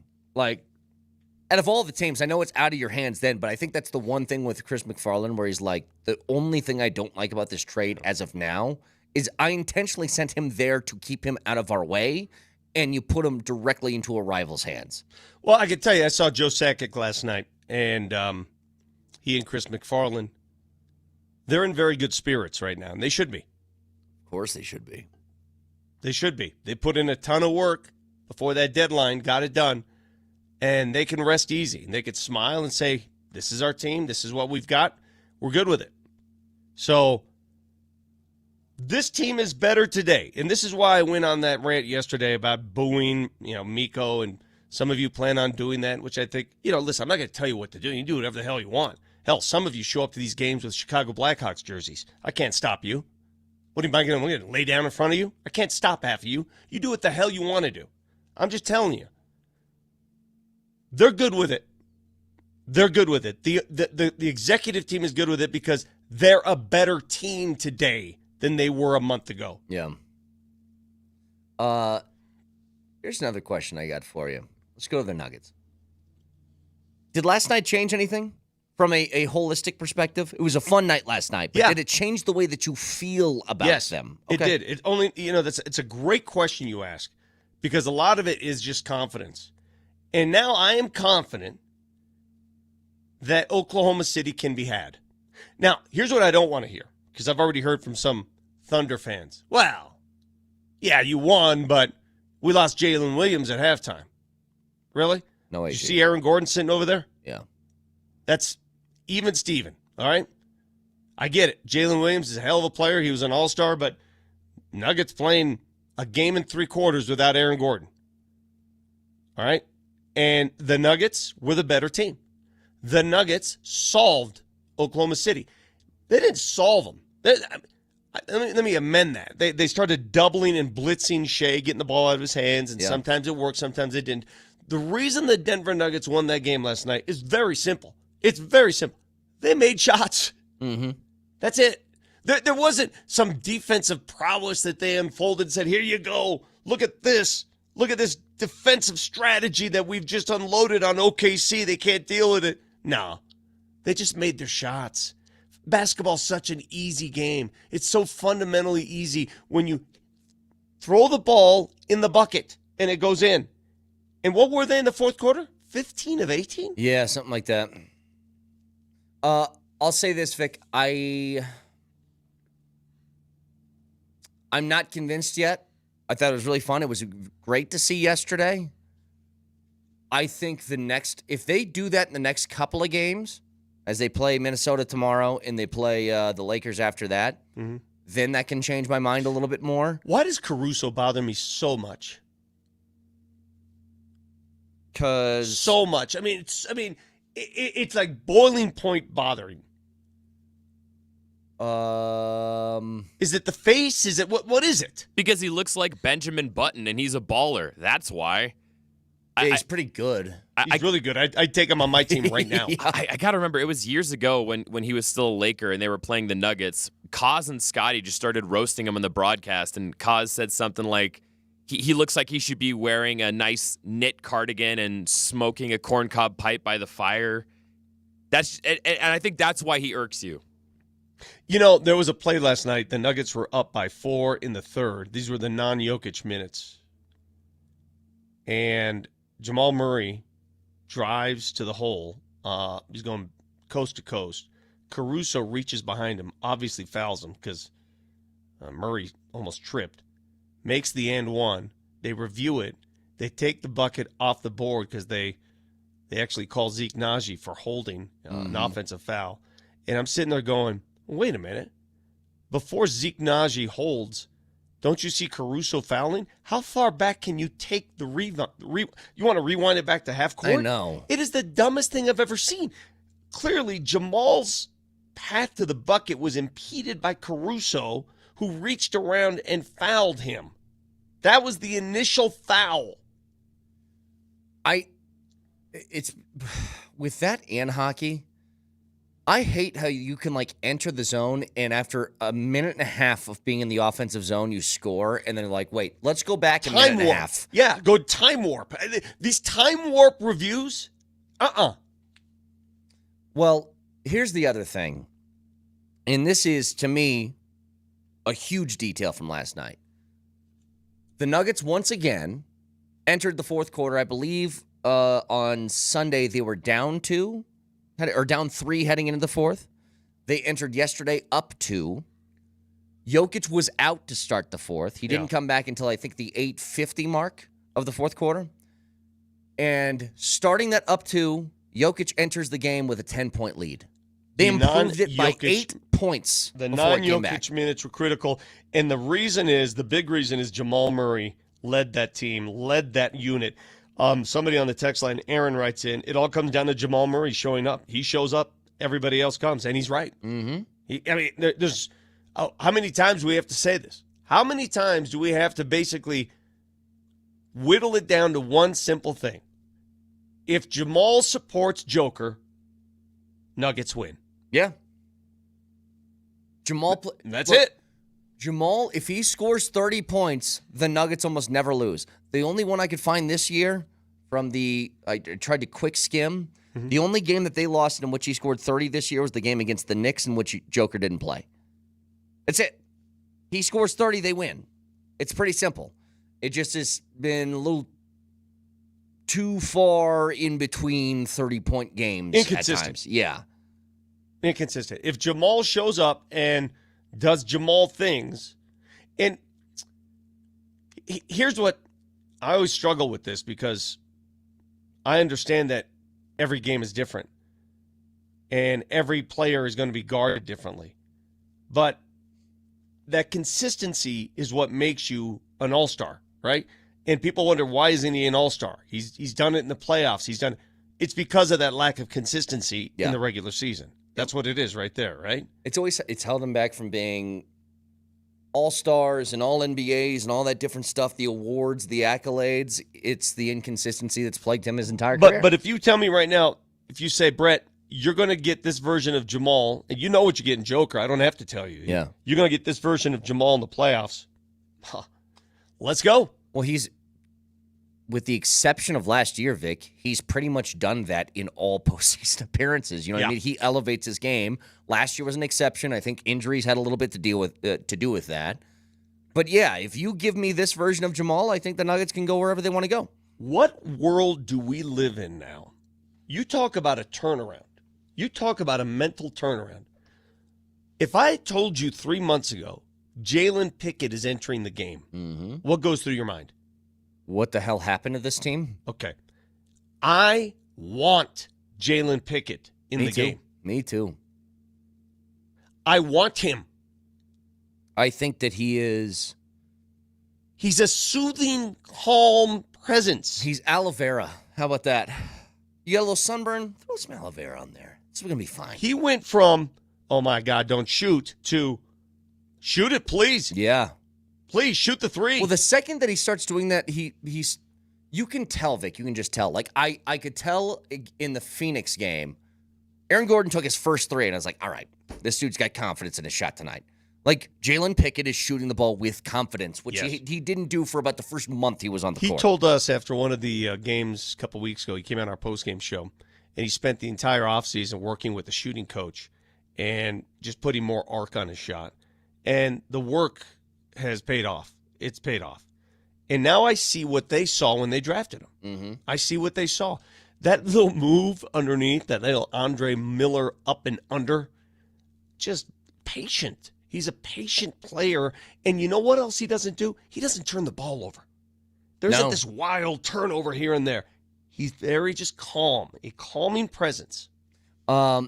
Texture is accusing us of being flip-flops, and I'll repeat this. I think it's a great win yesterday. I'm still not changed on this yet. Flip-flops in what manner? Right? Help me out with that. I think he's talking about how we didn't think the Nuggets were contenders, and now they won. So I'm telling you, I don't feel that way, though. Well, here's my message to the texter.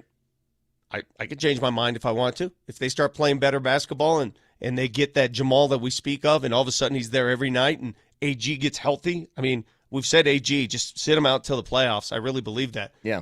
I have a right to change my mind. What are you going to do, sue me? Well, how I feel about this is pretty simple. They're capable of winning these games. I've never said the Nuggets were incapable of winning a championship. I just don't think it's very likely with the way that they've been playing. They start to play more like they did last night, especially... Well, hang on. Especially in the next couple of weeks, or next week, I guess, against some better opponents. Sure. Then maybe I'll change my mind. My issue is this, though, Vic. That's a great win yesterday. How often do I think the Nuggets, if they face the Thunder in a 7-game series, are going to put up 140 points to beat them? Yeah. Not 4 times. Well, you just said that's my problem. There's less room for error with the Nuggets. Because they still gave up 127. That's not a small number. There's less room for error. And I'll give you a case in point between the Nuggets and OKC. OKC plays a 10-man rotation. They come at you in waves, man. Wave after wave after wave. They are always fresh. How many 50-50 balls, especially in the first half, did you see OKC win last night? Where you're like, oh my God, hold on to the ball. Yep. Right? And you're like, Jesus. That's just the way they're built. They've got a 10-man rotation. They're always fresh, it seems. They don't play their guys extensive minutes. The Nuggets are different. The Nuggets, they go with 8 men. That's it. Mm-hmm. That's an 8-man rotation. You have less room for error. That's my only beef, is that that's a great win yesterday, but they needed to make like all of their shots in order to get there. If you get into a game against the number one defense in the league where, again, it's a 7-game series, how often are you going to be able to put up 130 when you're giving up 127? That's still my question that I have about this stuff. Again, it's not that they are incapable, but I'm certainly not as confident as I was a couple years ago, even last year. Last year I was more confident. It felt that way anyway. Sure. So if they start to do this over and over again against teams like Minnesota tomorrow, against the Lakers this weekend, I reserve the right to change my mind. But they got to stack this together pretty consistently for me to get all the way to that. When we come back, I got a question, Vic, because everybody's got this about NFL free agency, and the past couple years been a little bit wild. There's been a lot of quarterback changes. Sam Darnold's going to the Seahawks. Geno Smith is now with the Raiders. Maybe Aaron Rodgers goes to Pittsburgh. There's been a lot of moves. Do any of the moves matter? I'll explain next.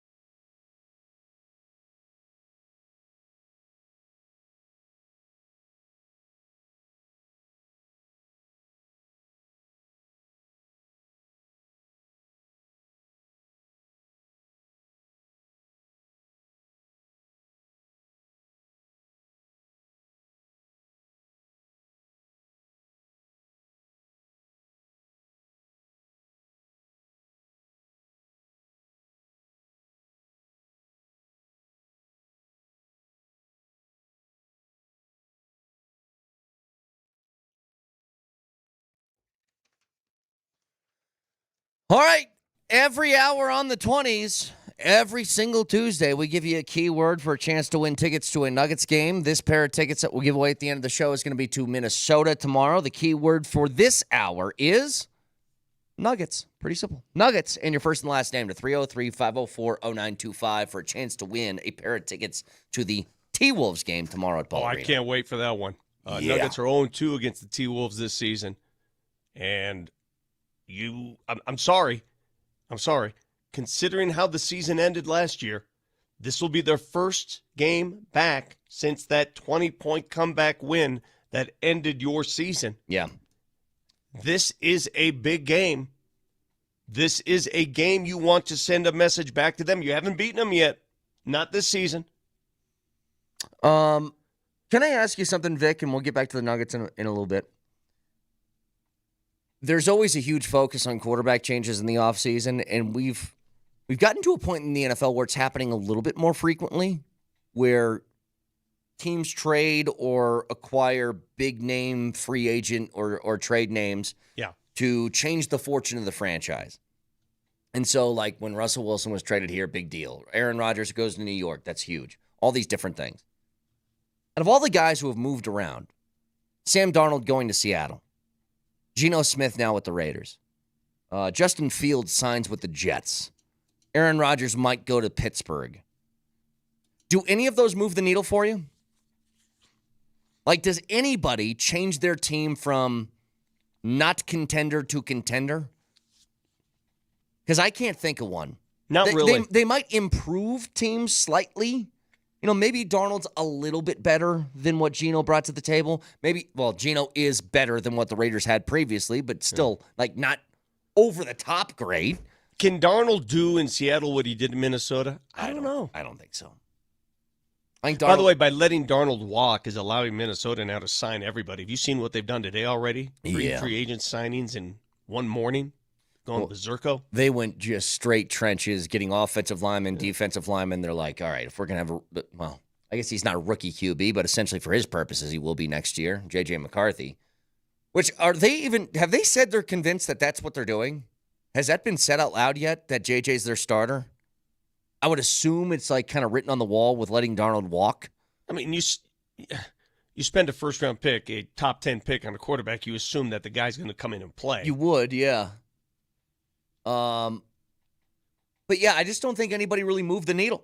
It's just like, okay, you might have gotten slightly better. Maybe Rodgers in Pittsburgh could be that. Maybe. I am so fascinated by the under-the-radar move that was made yesterday, Zach Wilson signing with Miami. Mm-hmm. And it's an incentive-laden deal, $6 million guaranteed, and the deal could get him $10 million depending on playing time. It's very intriguing because we know Tua's situation. We know the health status of Tua. And that played a huge role. Zach Wilson was probably looking at a team, okay, I may not go in as a starter initially, but I'd love to slide into that role. And what better place than Miami? Yeah. Look, Zach Wilson was not in the spot in his career where he was going to go somewhere and be named the starter. He just wasn't. He was going to have to find an opportunity where it felt like maybe the starting quarterback isn't good enough. Maybe I can battle with somebody else for a job in training camp. I think this one's perfect. If you were to bet money, Vic, will Tua play 17 games next year? Probably not. Probably not. No. And you get the benefit of playing under McDaniel and that offense. Yep. Dude, I know Moser's not with us right now. He'll join us a little later. He got in way late in Minnesota, but there's no bigger fan of Zach Wilson than Moser. I guarantee you he's excited about the news just to see Zach Wilson throw the ball again. Well, again, with Tua, like if Bo Nix got a concussion, knock on wood, if he got a concussion, Bo Nix would miss a week, right? Maybe two, maybe. Tua gets a concussion, he's out for a month and a half. Tua gets a concussion, you're wondering about his career again. Yeah, which gives you, again, a long runway to make an impression on some people. And I think for him, it's incredibly smart to go there. Really smart. And I'm like, I don't want Tua to get hurt, obviously. But if for whatever reason he couldn't play, I'd love to see what Zach Wilson looks like in a starting lineup again. I really would. Because you know what I really want to see? Are the Jets just so much of an awful garbage franchise that it doesn't matter who's the quarterback there, whether it's Zach Wilson, Sam Darnold, or now Aaron Justin Rodgers. Fields. Now Justin Fields. Like, are they all just bad because they play for the Jets? By the way, how does that move the needle for you? Justin Fields, quarterback of the Jets. I'm I done. had the same I'm reaction. done with Justin My reaction Fields. was the same way. I was like, whatever. I'm surprised he got $20 million a year. I'm shocked. Not that that's a lot in quarterback money, but I don't know what the hell they're going to do.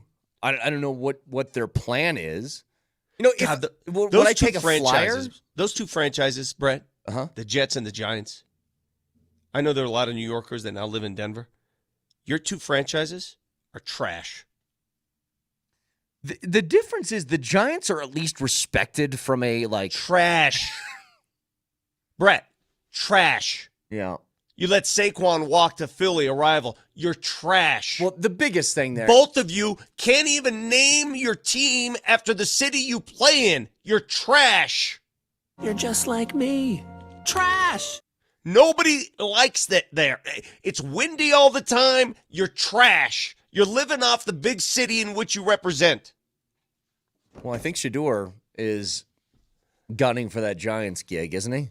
Didn't he wear Giants cleats to like the whatever it was, Senior Bowl or something? You know, it's funny. In every other sport, like I played for the Yankees, I played for the Mets. Okay, there's a little prestige. I played for the Knicks, some prestige. I'm a Ranger. I played for the New York Rangers. Okay. I played for the Jets.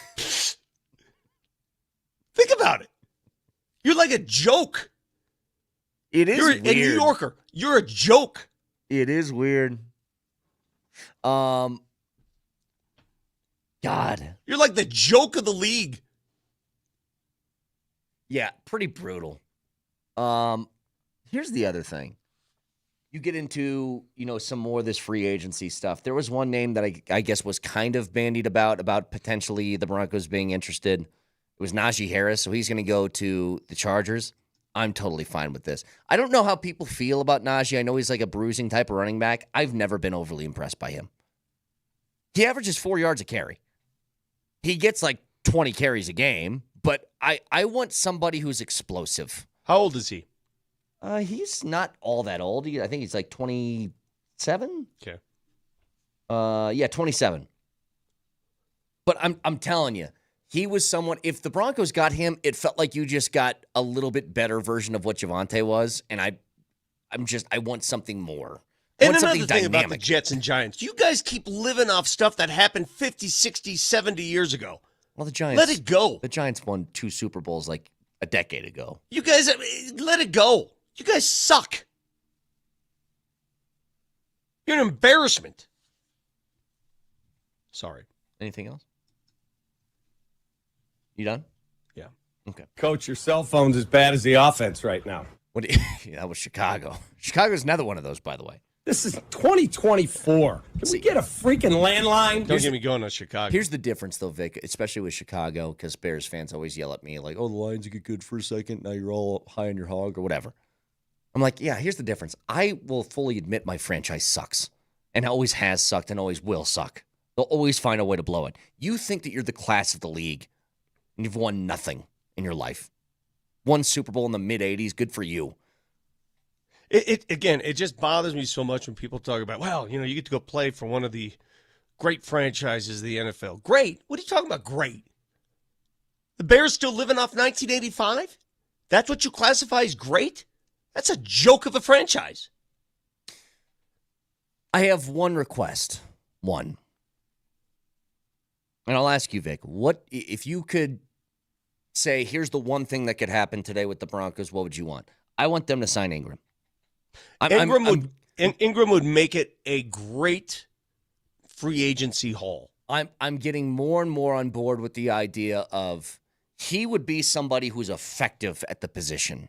So if you get that, you can still go in the draft and find somebody else. You can still do that. But then it would leave basically what felt like necessity to the offseason. It would leave one thing left on the board, which is finding a running game.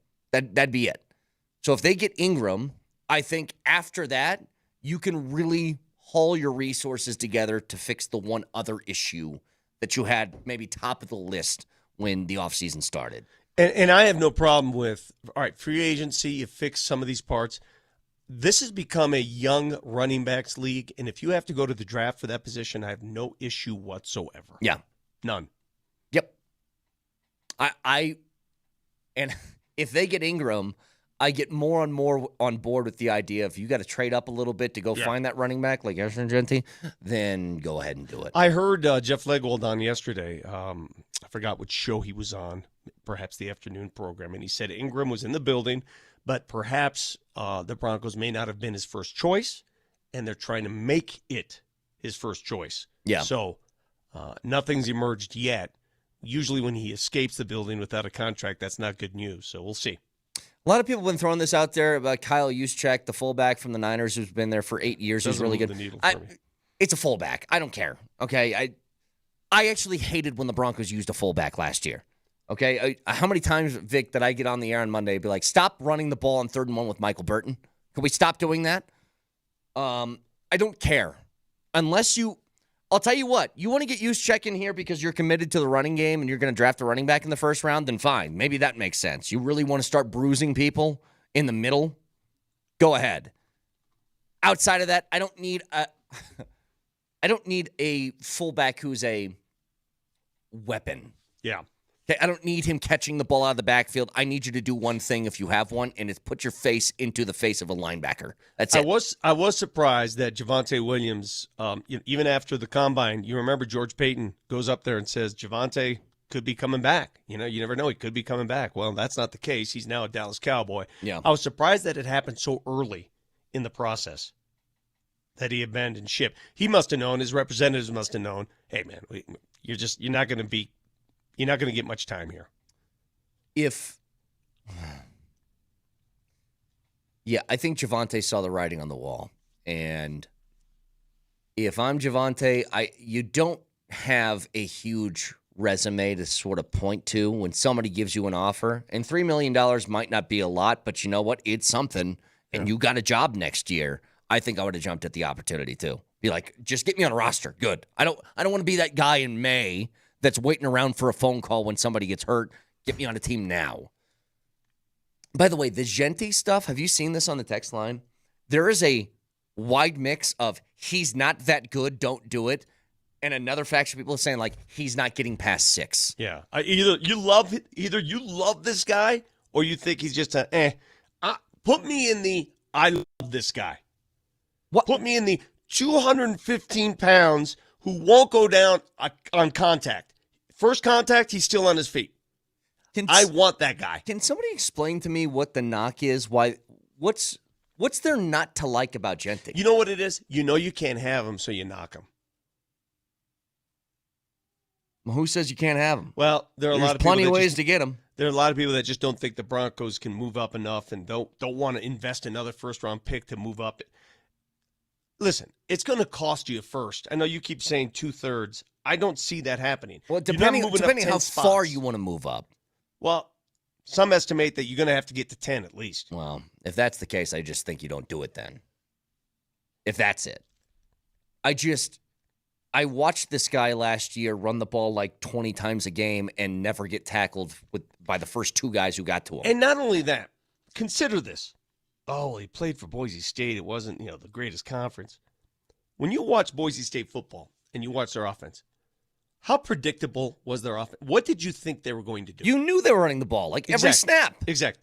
This isn't Ohio State, okay? Everybody keeps bringing up those Ohio State running backs. Well, I got news for you. It's a lot easier to run the ball at Ohio State when you got those receivers screaming down the sideline and they're taking everybody off the line of scrimmage, and all of a sudden it softens it up inside for you. I saw that firsthand. It's a lot easier to find a gap in the defense when you do it that way. But when you play for Boise State and they're stacking the line of scrimmage and they're putting 8 up there and they know you're getting the ball, then do something. Can I just ask this question too? Whoever you think is the best running back in the group then, or one of the better running backs over the past couple of years, take who that is. Let's say it's Travion Henderson from Ohio State, say whoever, Cam Scatterbo. If you put him on Boise State, Vic, is he getting 200 yards a game? No. Because Genty did that every week. And yes, they played Penn State in the bowl game. He still got to 100 yards. He fumbled a couple of times. I think that there was a vast difference, Vic, in Boise State's offensive line versus Penn State's defensive line that might have had something to do with that. But I'm totally on board. I just want some sort of weapon on this team. And by the way, the number one team in the country, just if you guys needed a reminder, who was the number one team in the country entering bowl season, Vic? Do you remember? Oregon. Undefeated Oregon. He had 25 carries for 192 yards against Oregon, just so we're aware. Yeah. So he's had 3 games against ranked competition. Oregon, UNLV, Penn State. He ran for 192 yards on Oregon, 209 on UNLV, and 104 on Penn State. I'm so tired of this. Listen, we all have our opinions. Somebody on the text line. How many Mountain West defenders are first or second rounders? How many of them are in the Big Ten? I get it. I understand the talent gap. But thank you. Thank you for telling us there's a talent gap. We get it. But I'm telling you right back, every time I watched Ashton Genty run the ball, it was against a 9 or 10-man box at times. Yeah, I'll tell you this. Where did Randy Moss go to school? Marshall. He wasn't playing the best competition, but when you watched Randy Moss, you see it. Didn't you just say to yourself, you see it? Yeah, he could. I don't care if he's playing against 10th graders. Like, he's got the talent. You see it. DeMarcus Ware played at Troy. You saw the talent from the guy. And let me say this. If you guys can't see it, I feel sorry for you. You're like colorblind in football. I'm colorblind in real life. You're like blind. Color taste. What are you not seeing that we see? Do you not see the talent?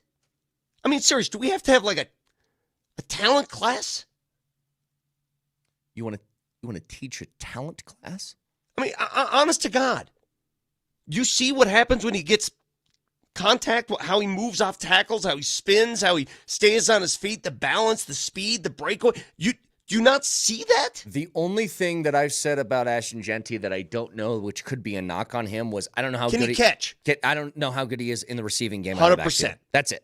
100%. Now I don't think he was asked to do that all that much, so who knows? But he's certainly he wasn't some monster taking a swing pass for 50 yards.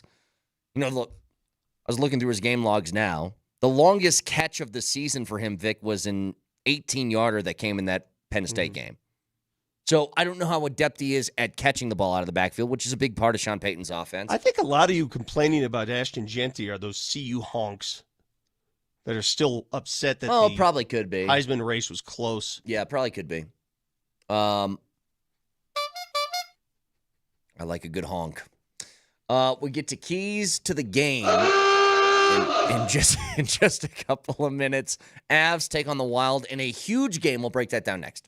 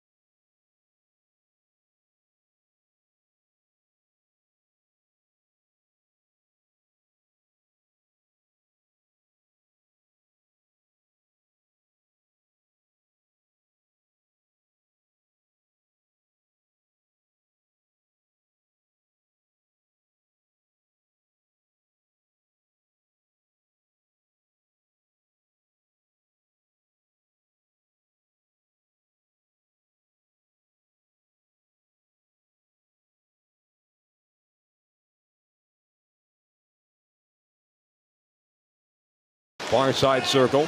Makes the end-around pass. Now leaves it for Tape. Shot from distance. Tip. They score!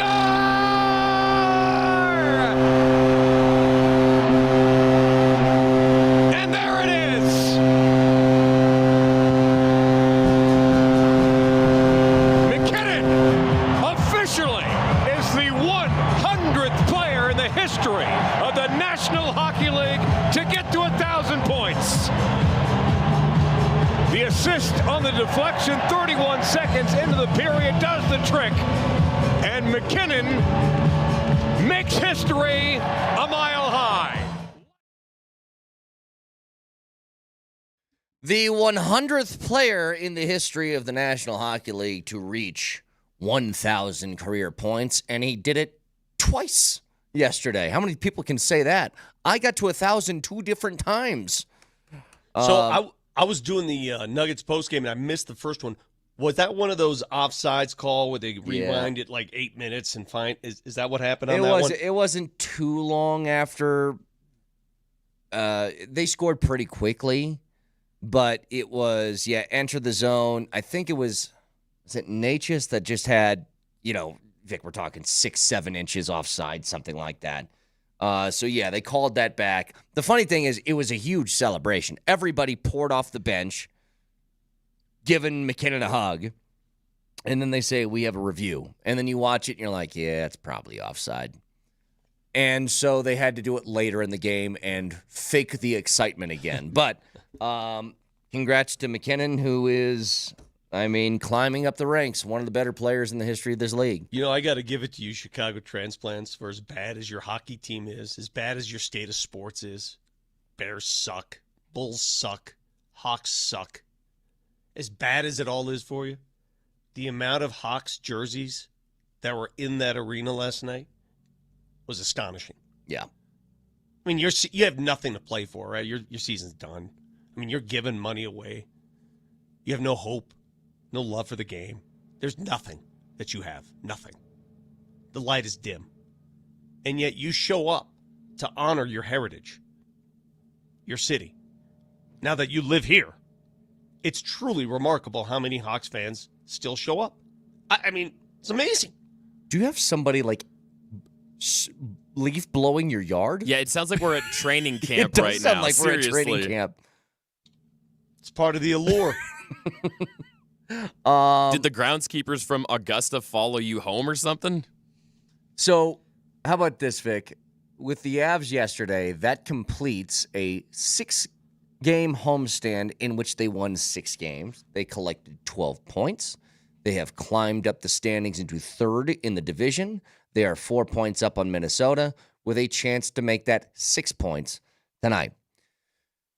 You beat Minnesota tonight. I think you can leave Minnesota in the rearview mirror for the rest of this regular season, especially with the way the Avs are playing right now. And then you set your goals directly on Dallas, who's above you in the standings. Winnipeg, leave them off. They're too far gone. But you can catch Dallas. You're only, at this point, 6 points back of where the Stars are, with a chance to grab another 2 points from them in a couple of days. I think this game is huge. As big as picking up every single point that you could during that homestand was, this is a tough game. You got in at 4 o'clock in the morning last night in Minnesota. It's a back-to-back. It's going to be difficult. But if you can steal this one, God, are you in good shape? Oh, my goodness. Are you kidding me? To go there after playing last night again. Moser told us he woke up. What time did he go to bed in Mini last night? It's like what time was 4:12 is when he texted us. But, it never ceases to amaze me. I'm never going to question this stuff again. Look at the Nuggets' record on the second game of back-to-backs. Yep. Look at their record. Mm-hmm. I don't know how these pro athletes do it. They're just different. I don't know where they get that from, that energy. I don't understand how genetics work. I don't get it. So I think getting into a position to which you put a couple on the board early, because I think you're going to start to lose your legs as the game goes on. And if you need one of those wild sort of comeback efforts in the third period, I just think it's going to be too difficult. If you can get on the board for a couple early in that game, give you a little bit of cushion. Good news is Mackenzie Blackwood rested last night. He'll start tonight. Get a good game out of him. You know what? Let's just go ahead and do it right now. Do whatever it takes to win. It's the Johnson Auto Plaza keys to the game. Johnson Auto Plaza. Experience the power of the plaza, where they have the keys to performance and style with Ram, Jeep, Chevy, Buick, and GMC, and a huge selection of used all in one place. Johnson Auto Plaza. Here's Moser, Lombardi, and Kane. 2 keys for me for tonight's game, Minnesota and the Avs. 6 o'clock, you can hear it right here, Altitude Sports Radio 92.5. Keys for me, Vic. Number 1, exit the first period with a lead. Get something on the board where you get a little bit of cushion as you head into later stages of the game, maybe lose your legs a little bit, give yourself a little breathing room. Number 2, get a Blackwood game like Wedgwood gave you last night, because you're going to need goaltending in a game like this. Wedgie was great. That's one of the top 5 goaltending games of the season for you guys, would you say? Yep.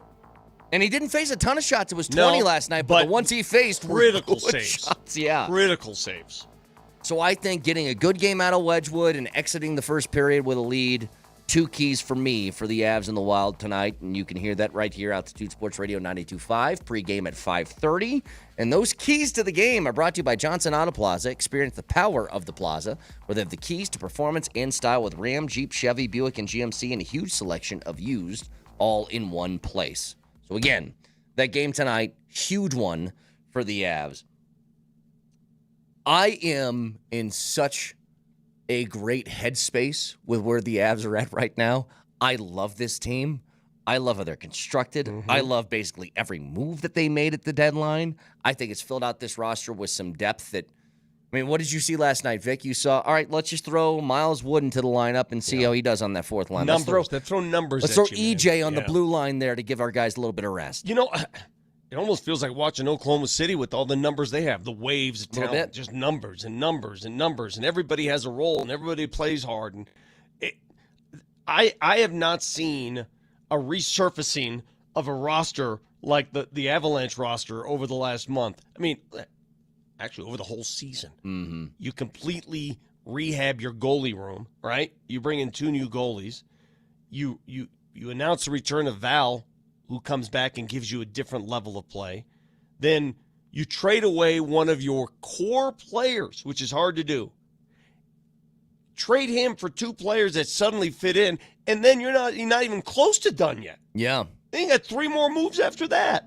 I know. It basically what, Vic? Every 3 weeks it was a different addition to the lineup through a trade or something. Like they just kept going. Dude, that's a lot of puzzle pieces when you think about it. That is a big jigsaw puzzle that Chris McFarland and Joe Sakic put together at the deadline. And to give him credit for this, Vic, it's a very easy thing to do this. We have 2 of the best players in the world.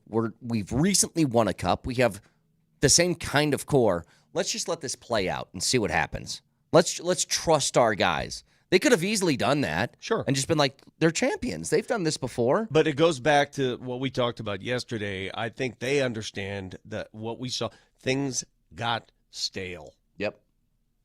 Yeah. And Got stale. Freshen it up a little bit. Got predictable. Spray some Febreze in that room. The Mikko stuff could be one of the, in hindsight, better moves and better things that could have happened to this team, because it almost kind of forced them into, we need to change things up. We got to find a different sort of mode to operate in. And for them, I think that was, they already made the moves earlier in the year for the goalies and switching some things up that way. I'm just curious, are there still Avalanche fans, and most of you loyal Avalanche fans, you know the team much more than we do, or much better than we do, at a much different level than we do, perhaps. Is there anybody out there that still believes the team was better off keeping Mikko as opposed to what it is right now? I'd be shocked to hear that. Because Mikko's an incredible talent. I'm not dismissing it.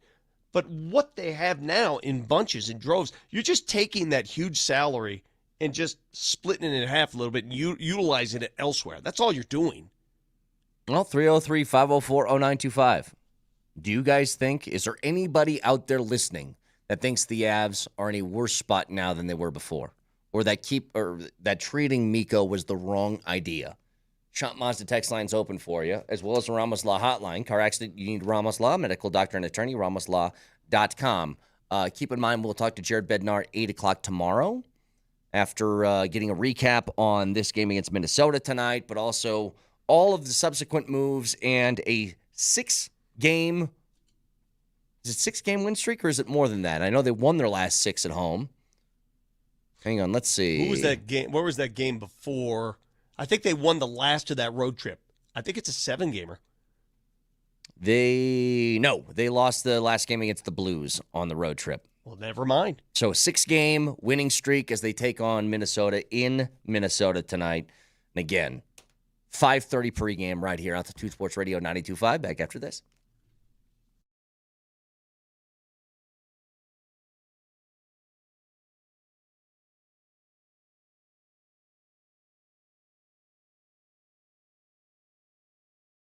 Hey, guess what? The Avs play again tonight, and they do so in Minnesota. And if you jump on the Circus Sportsbook, you can find all of the best odds available on that Circus Sportsbook. So tonight, the Avs minus 168 on the money line. The over-under tonight, 5.5 goals. That and so much more as we are in the middle of golf season. The NCAA tournament right around the corner. If you can't get out to Vegas and experience that beautiful stadium swim that they have in Vegas, the next best thing is jumping on the Circus Sportsbook and having all of the odds available to you right there. So download the Circus Sports app or go to circusports.com. And always remember, any gambling problem, call or text 1-800-GAMBLER.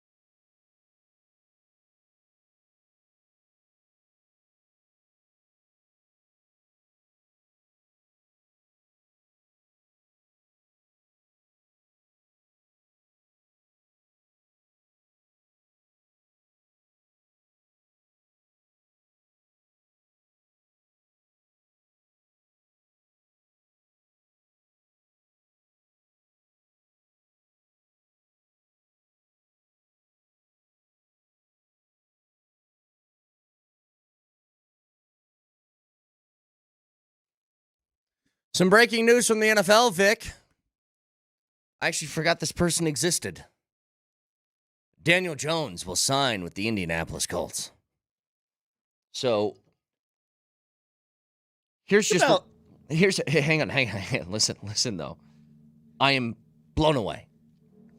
Daniel Jones is signing with the Colts on a 1-year, $14 million contract. And he is assumed to be in a battle with Anthony Richardson for the starting job in Indianapolis. That is a sad, sad term.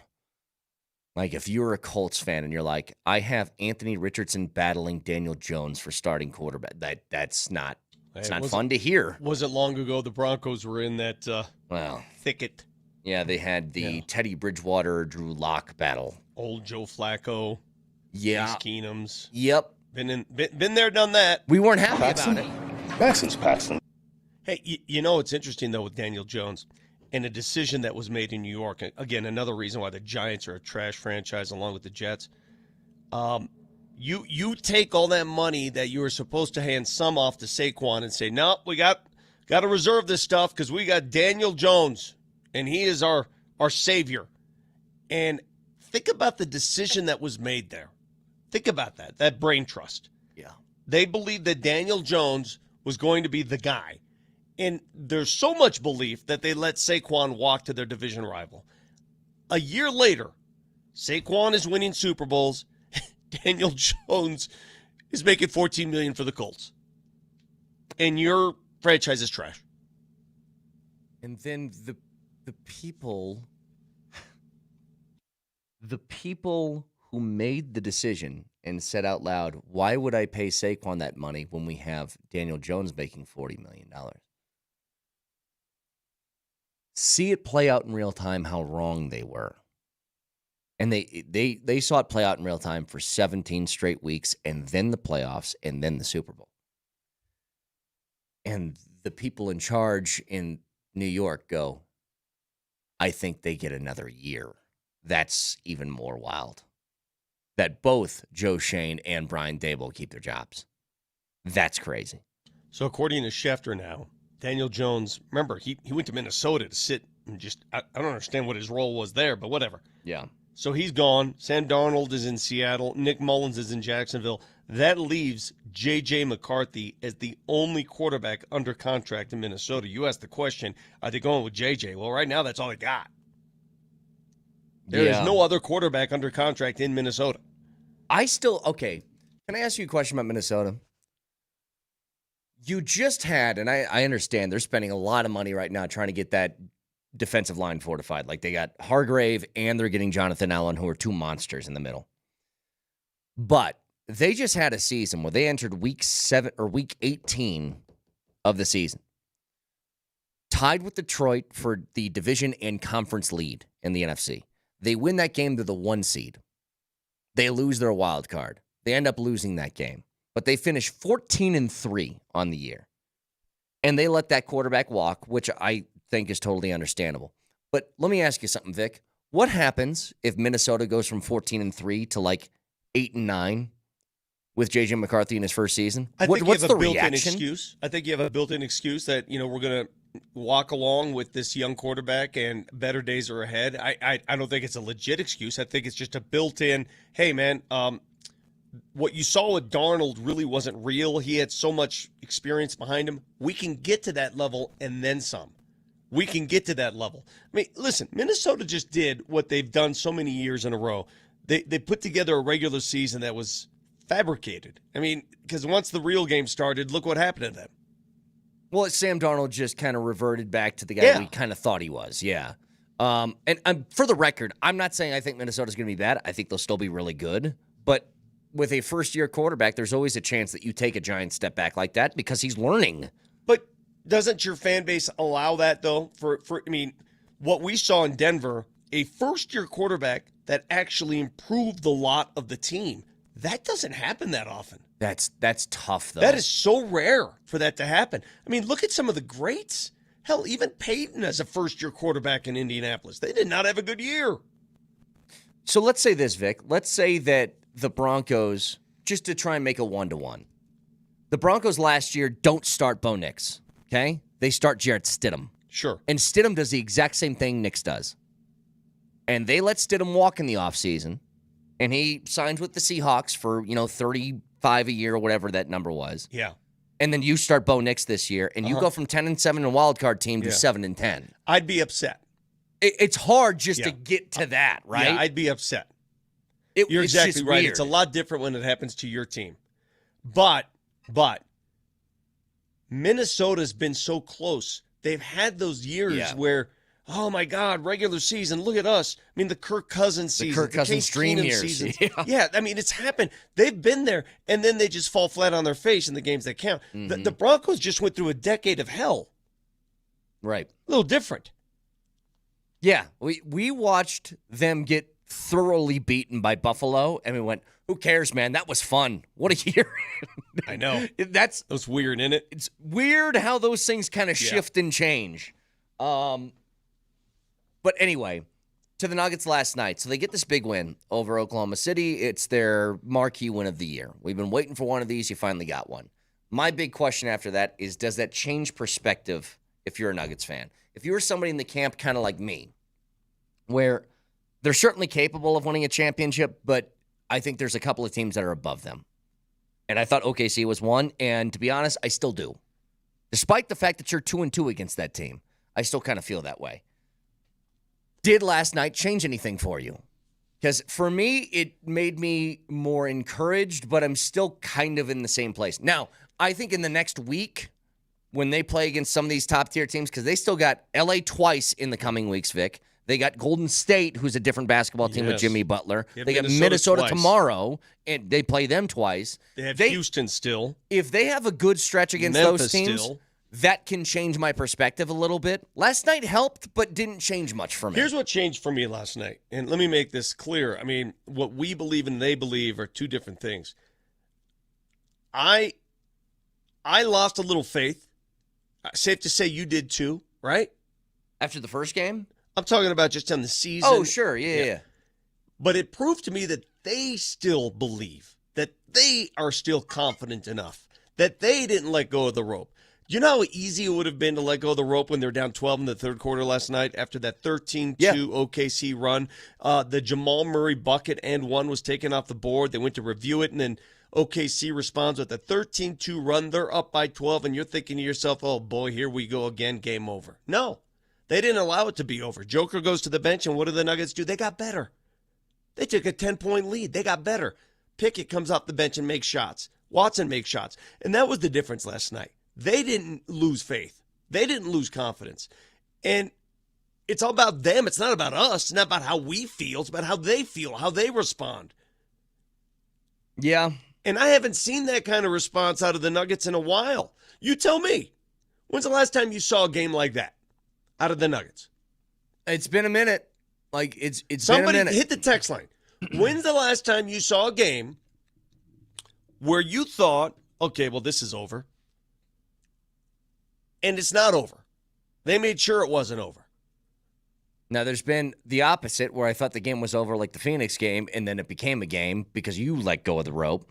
Now, again, the main thing that's still sticking in my craw of why I can't jump over to flipping my opinion yet.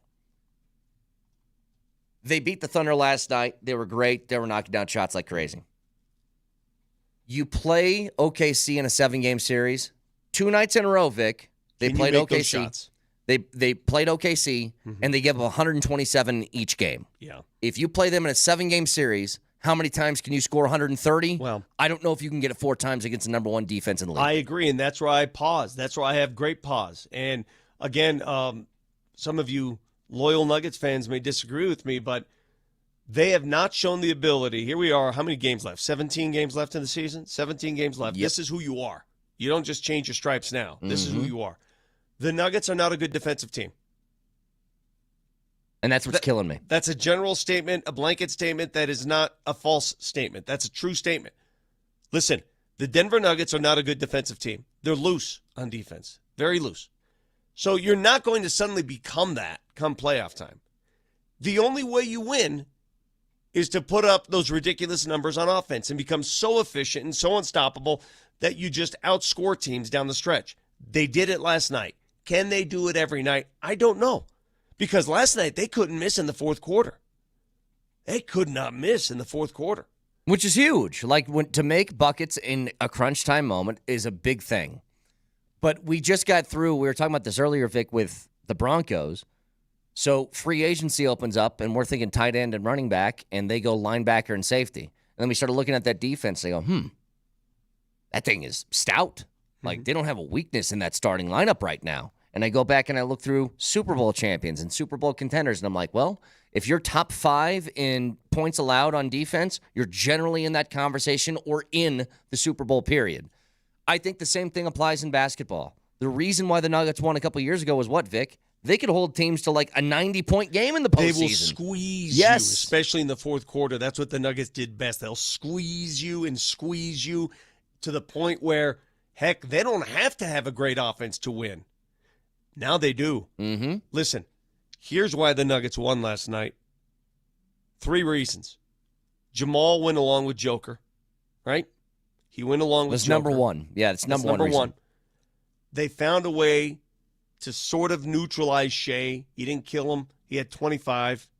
They let other people try to beat him, which is the only way to play OKC, in my opinion.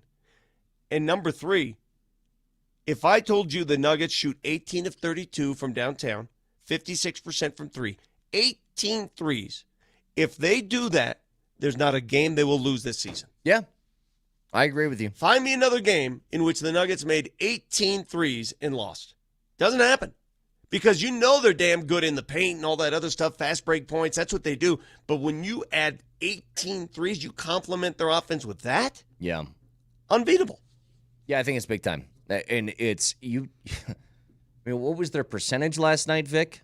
56% from 3. Yeah, you don't lose a game when you do You're that. not losing when you're making 56% of your threes, 18 of them especially. Again, their season high 3 points made 21. They did that the other night against Phoenix. 3 less last night in regulation. So they got ultra hot. Can they do that every night? They've proven that. They've got the shooters. They just, some nights they have it, some nights they don't. Let's go to Sleepyhead over here. Hi, Sleepyhead. Moj. Hi, Moj, guys. you missed it. Moj. I'm sure I did, and I'm sorry. No. I wanted to tell you, I glossed you like no other in the first segment of this show. I gave you so much. Really? I gave you your cupcakes and donuts and flowers. I was telling the boys how I was up in the booth last night watching you and Johnny Lyles do your thing and how you're like a wizard calling those games. I will never compliment you to your face, but I did it away from you when you weren't on the show. Well, you know, I couldn't care less because I was so tired. We got in so early in the morning this morning. Good morning, dude. Sorry about that. Well, thank you, Vic. I appreciate that. That's one of those games last night where Chicago they have to play that way. I talked about it on the show last night that they don't have the horses right now, and they're really young, so they've got to play an ugly form of hockey. The Avs didn't really have their best at all, so it kind of combined for grossness. Then you come on out early in the third, you pop 2, and that game's over. I mean, that's just the way it goes. You know, over the years, you get a feel as to how these things are going to go. I told Johnny Lyles it's going to be 3-0, the final score of this game. The Avs will pop 2, they'll get an empty netter, and that's exactly what happened. You just get a feel for it. So 6-0 on the homestand, you're 4 clear of Minnie. They have a game in hand. You win tonight, you're 6 clear, and they have a game in hand, and you're well on your way to securing that number 3 spot. How about Scott Wedgwood with the crane kick save? Dude. Well, he was so sick last night. He was unbelievable, you know. And that, I mean, I don't know that you could ask anything more out of your quote backup goalie. And he's such a great dude too. Happy for him, happy for the team, but he kicked such a major butt. I think if you go back, let's say it goes in from Bedard. It didn't because he was awesome. Let's say it does. I'm sure it's overturned for goalie interference, but they didn't call it on the play. So I was a little perturbed about that, but he does that, that that kind of thing, right? I think I said ballerina. I didn't know what else to say. I'm flipping out. He's on his back. throwing his leg in the air and whatnot. It was awesome. So, Moj, we'll get back to the game in just a minute, along with continuing to monitor breaking news in the NFL. You can, if you're like Moj and you're in Minnesota, well, you can listen to us anywhere on the Altitude Sports Radio app. It's powered by the Will Height Law Firm. Injury lawyers go to willheightwins.com. That's willheightwins.com. Back after this.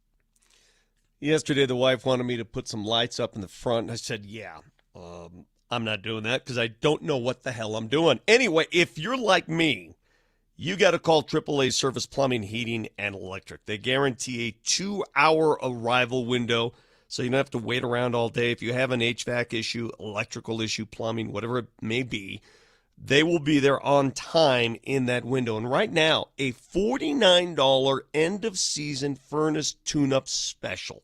So get that furnace going for the summer.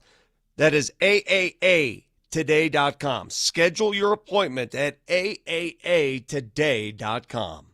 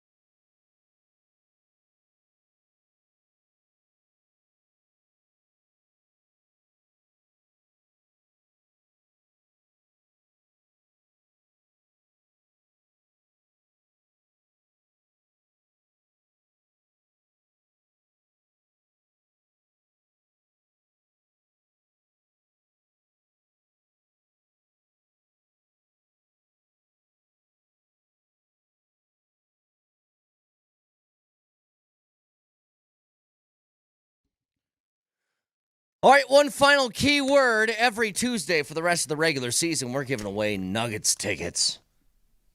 And it's always on the 20s. You'll hear those keywords. So the final one today for a chance to win a pair of tickets to the T-Wolves game tomorrow. Text BALL in your first and last name to 303-504-0925. That's BALL in your first and last name to 303-504-0925. So, Moj, who got in at 4 o'clock in the morning in Minnesota, has now gotten a few hours of sleep. 1,000 points for Nate. I know you guys talked all about this, and I missed it all. And I apologize. He did it twice, Moj. 2 different times. He did it.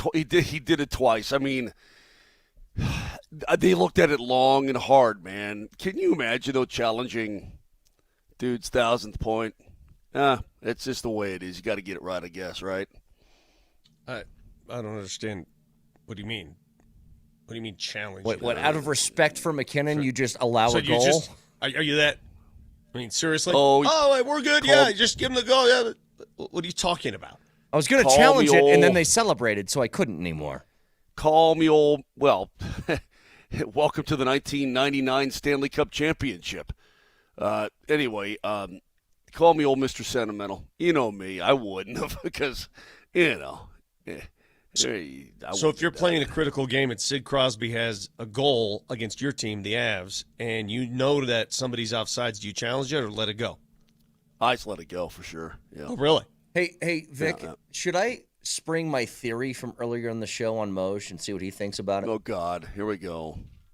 Oh, it's going to be something jerky, I can tell. The Broncos just lost their punter, Riley Dixon, signing with the Bucks. Doggone it. Oh, no! Well, find somebody who can kick. He was really good. He was good. He was really good. I thought special teams, when they had a lot of instances last year where they kicked it and they had those special teamers run down there and down it inside the 2. I'd rather have a hard-hitting safety. I'd rather have a hard-hitting safety and a kick-butt linebacker in place of my punter, but that's just me. So by the way, just quickly, is the only guy the Broncos have brought back that was a pending free agent on their own roster heading in the offseason, was it DJ Jones? And Stidham. So far, yeah. And Stidham, yeah. So and those Stidham, two? Correct. So far. Here's my theory, Moj. See what you think here. Talked a lot about the game. They won against the Blackhawks. They should have. Now, the McKinnon 1,000th point, cool. Wedgwood's game, awesome. Awesome. But this morning, here's what's going on. So Landeskog has this docuseries on TNT. He does a sit-down with Kyle Keefe. He does another interview with a paper. Was it the Denver Post? I can't remember who it was, but a paper also sat down and talked to him. And this morning, a podcast is released by the Spit-chicklets boys where he does an interview with them. And I start thinking to myself, Moj, why would a guy who has been incredibly private throughout this process for 2.5 to 3 years all of a sudden do some media onslaught now? Why would that be? And my theory was this. Is this his on-ramp to potentially coming back or saying, hey, I'm pretty damn close. Maybe I get myself back out there now. Is that a crazy theory to have? Because here's one thing I do know, Moj. He's not doing this because he's retiring. He would have said so already. Well, he also, I don't need to tell you how this works. I think his main motivation is to let the fans know what he's been going through for almost 3 years. But why now? Well, one of the reasons he did it is to He's got a brand new docuseries. Yeah, he's got a brand new docuseries that's out. You know how this works. You know how actors, they go on those late night shows to promote their movies, to promote their shows. He invested a lot of time in this docuseries. Heck, he carried his own camera around, produced by my boys at Fresh Tape Media here, a local company, by the way, a great company. So they produced this docuseries. That's what he's doing. You know, why does the chick from Twilight go on Jimmy Fallon?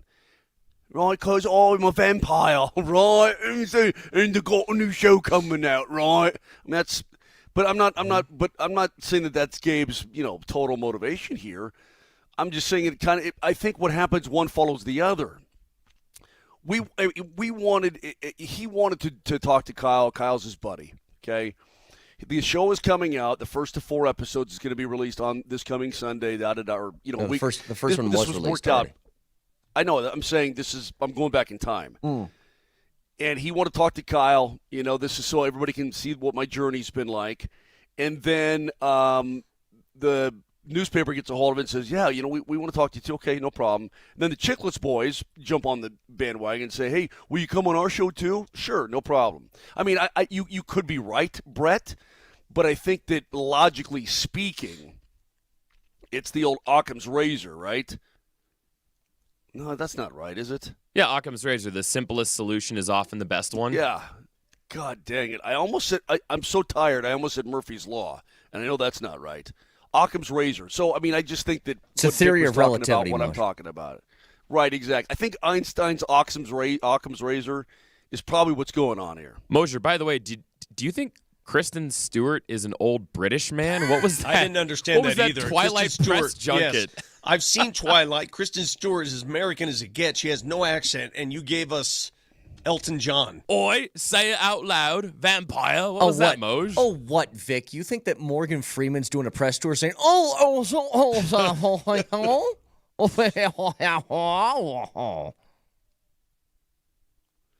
Anyway, I don't watch vampire crap. Okay, Vic doesn't watch cartoon. I'm just guessing. Oh, really, Moj? Tell me you didn't watch From Dusk Till Dawn. Tell me you didn't watch The Lost Boys, huh? For one reason. I've watched both of those. Those were both kick-ass for different reasons, yes. What was the reason From Dusk Till Dawn? Listen, so it could be, listen. Vic, do you know that movie? Hang on, Moj. Vic, do you know that movie, From Dusk Till Dawn? I've seen it, I think. Is that the one where that hottie's in it? Salma Hayek's a vampire? Oh, yeah. And Quentin Tarantino, who writes the movie, wrote a role for him to drink tequila from her foot. Yeah. And that was the only reason he wanted to be in the movie, which you know what? You want to write a movie? Sandler does this all the time, doesn't he? Hey, I got a new movie coming out. I'm with this super hot babe that I hook up with on the beach. I get for to 2 straight hours. Billy Madison, Happy Gilmore. Then I realize I'm not into that hottie. I'm into the other hottie in the show. That's what it is. Oh, I'm sorry, Kate Upton. Jennifer Aniston's my one true love in this movie. I'm sorry about that. Unbelievable. Hey, but listen, you could be right, Brett.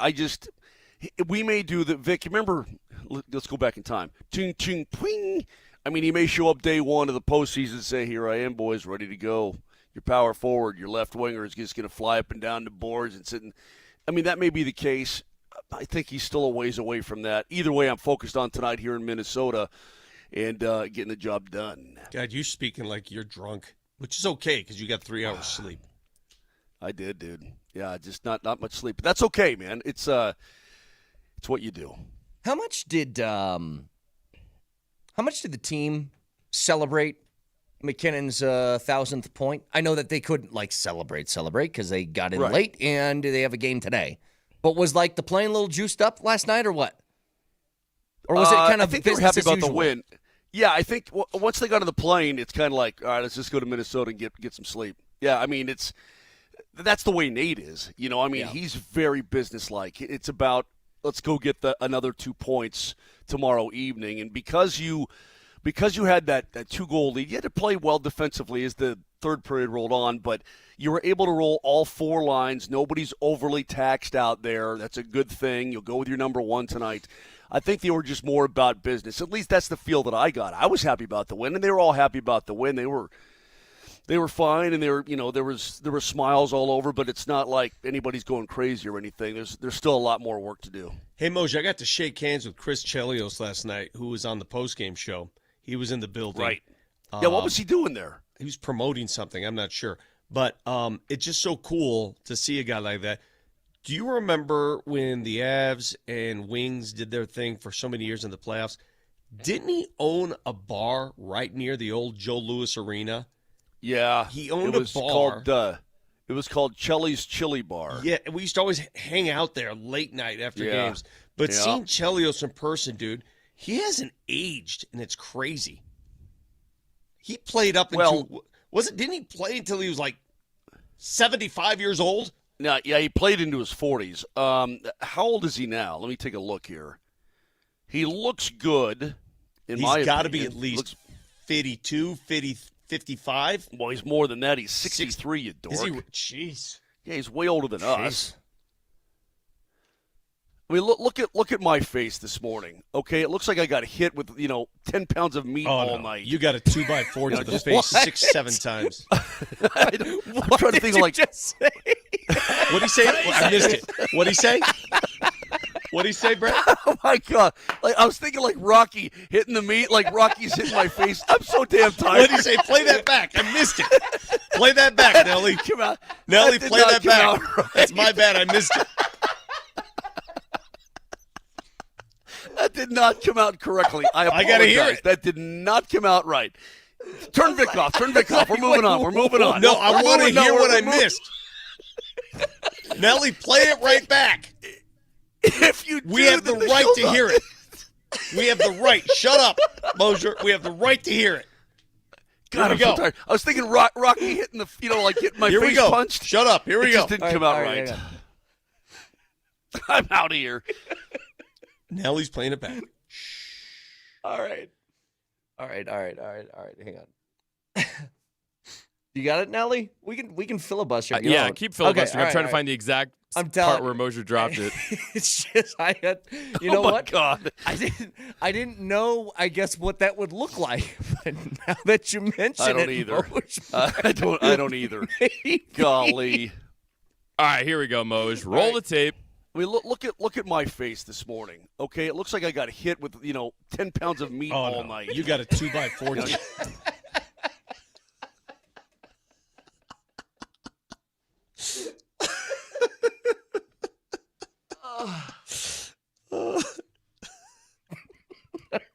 You know what I am right now? I'm going to tell you guys. Let me be honest. I'm really angry at myself for actually waking up. I'm really disappointed. Well, that meat woke you up, bro. I'm disappointed in my. Look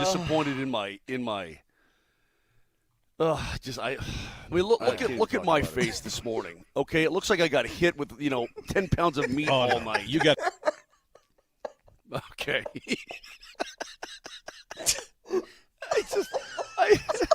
I do myself such a disservice trying to do this show on I no know sleep. your brain is so foggy, though. You just woke up. You have no idea what you're saying. You're just talking, and that comes out. Imagine, you know those shows where I get back from Vancouver at 4 a.m, yet I get like an hour's sleep and I come in? Okay, what are those shows like, Brett? What honestly, are those shows like? as much as it's pain for you because I feel bad, because physically you feel awful, you are fantastic on those shoys. I don't know how else to tell you, man. Like, it's great. For moments like that, I have not laughed until I cried in a long time. I'm just disappointed in myself. Jesus Lord. Okay, sorry. By the way, Moj, anyway, just as we're rolling through things, we'll move on. The Nuggets, here's the question I had about the Nuggets, okay? So they get this big win yesterday. And it's the first time in a it's their marquee win of the season. I asked Vic this question. I asked the people this question. Did last night change your perspective overall on the Nuggets, or was that just a good night? How do you feel? Here's the way I feel about it. What I said yesterday morning is that I wanted to see some fight. I wanted to see some oomph. I wanted to see some pride. I wanted to see all of that come through in that game. That's what I wanted to see. And you know what? I saw every bit of that. Exactly. But at this, and that really impressed me, and that shows me, what these are. Look, they still have it. They still have that want to, that drive, and all that kind of thing. What it didn't do is make me believe that they can do it all the time. That they don't have to score 140 points to win basketball games. That's and again, they won the game. But I'm like, man, they gave up $127, in a 13-point win, which means they were going crazy. And then, of course, Joker had to have one of these, again, monstrous nights.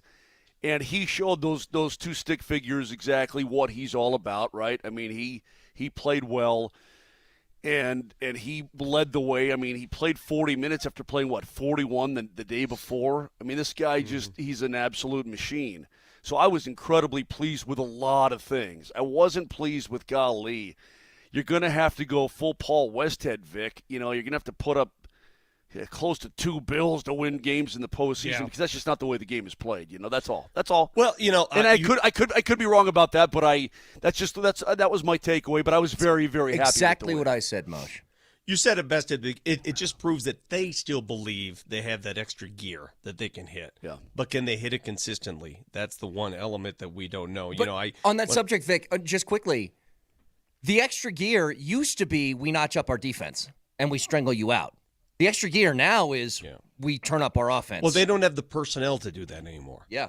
They just don't. And the one thing I've noticed, too, out of the Nuggets is when they shoot, they win. When they don't shoot, they don't win. It's pretty simple in terms of open jump shots available. Not just at the rim, right? At the rim is one thing, but open jump you're going to have open jump shots when people collapse on Joker. When you make them, you win.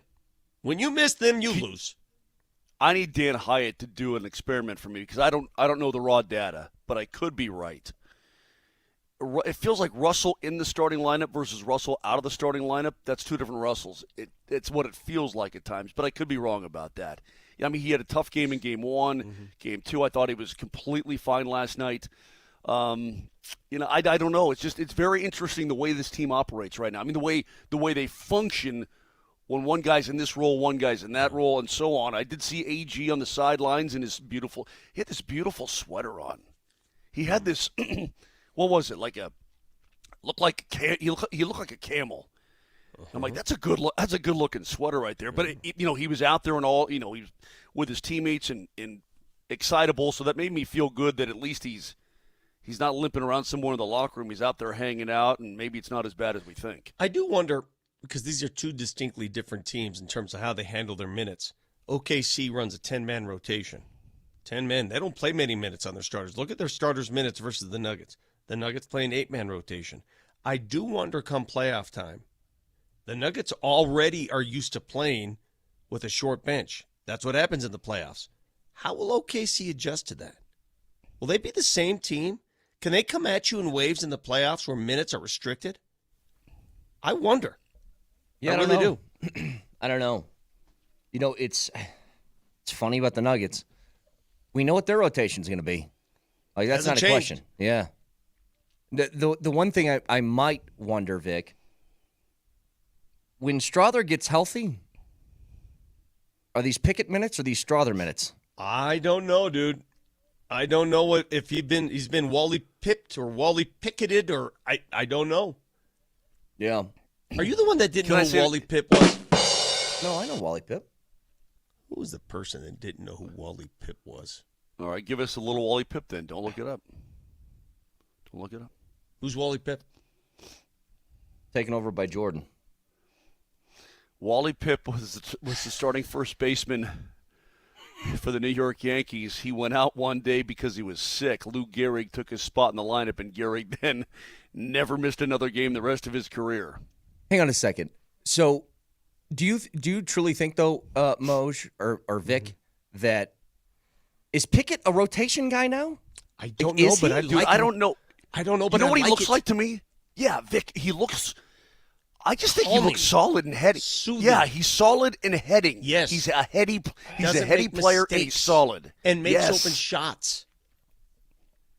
He makes open shots thick too, like thick. Yes, yeah, he's a thick. He's a thick guard. Yeah, he set a pick yesterday.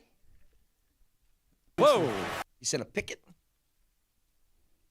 Anyway, should we call when he sets a pick? Should we call him a picket fence? We've heard that one already. Oh, crap. My bad. Well, I'm sorry. Get back to that meat. That's like 10 pounds of meat talking.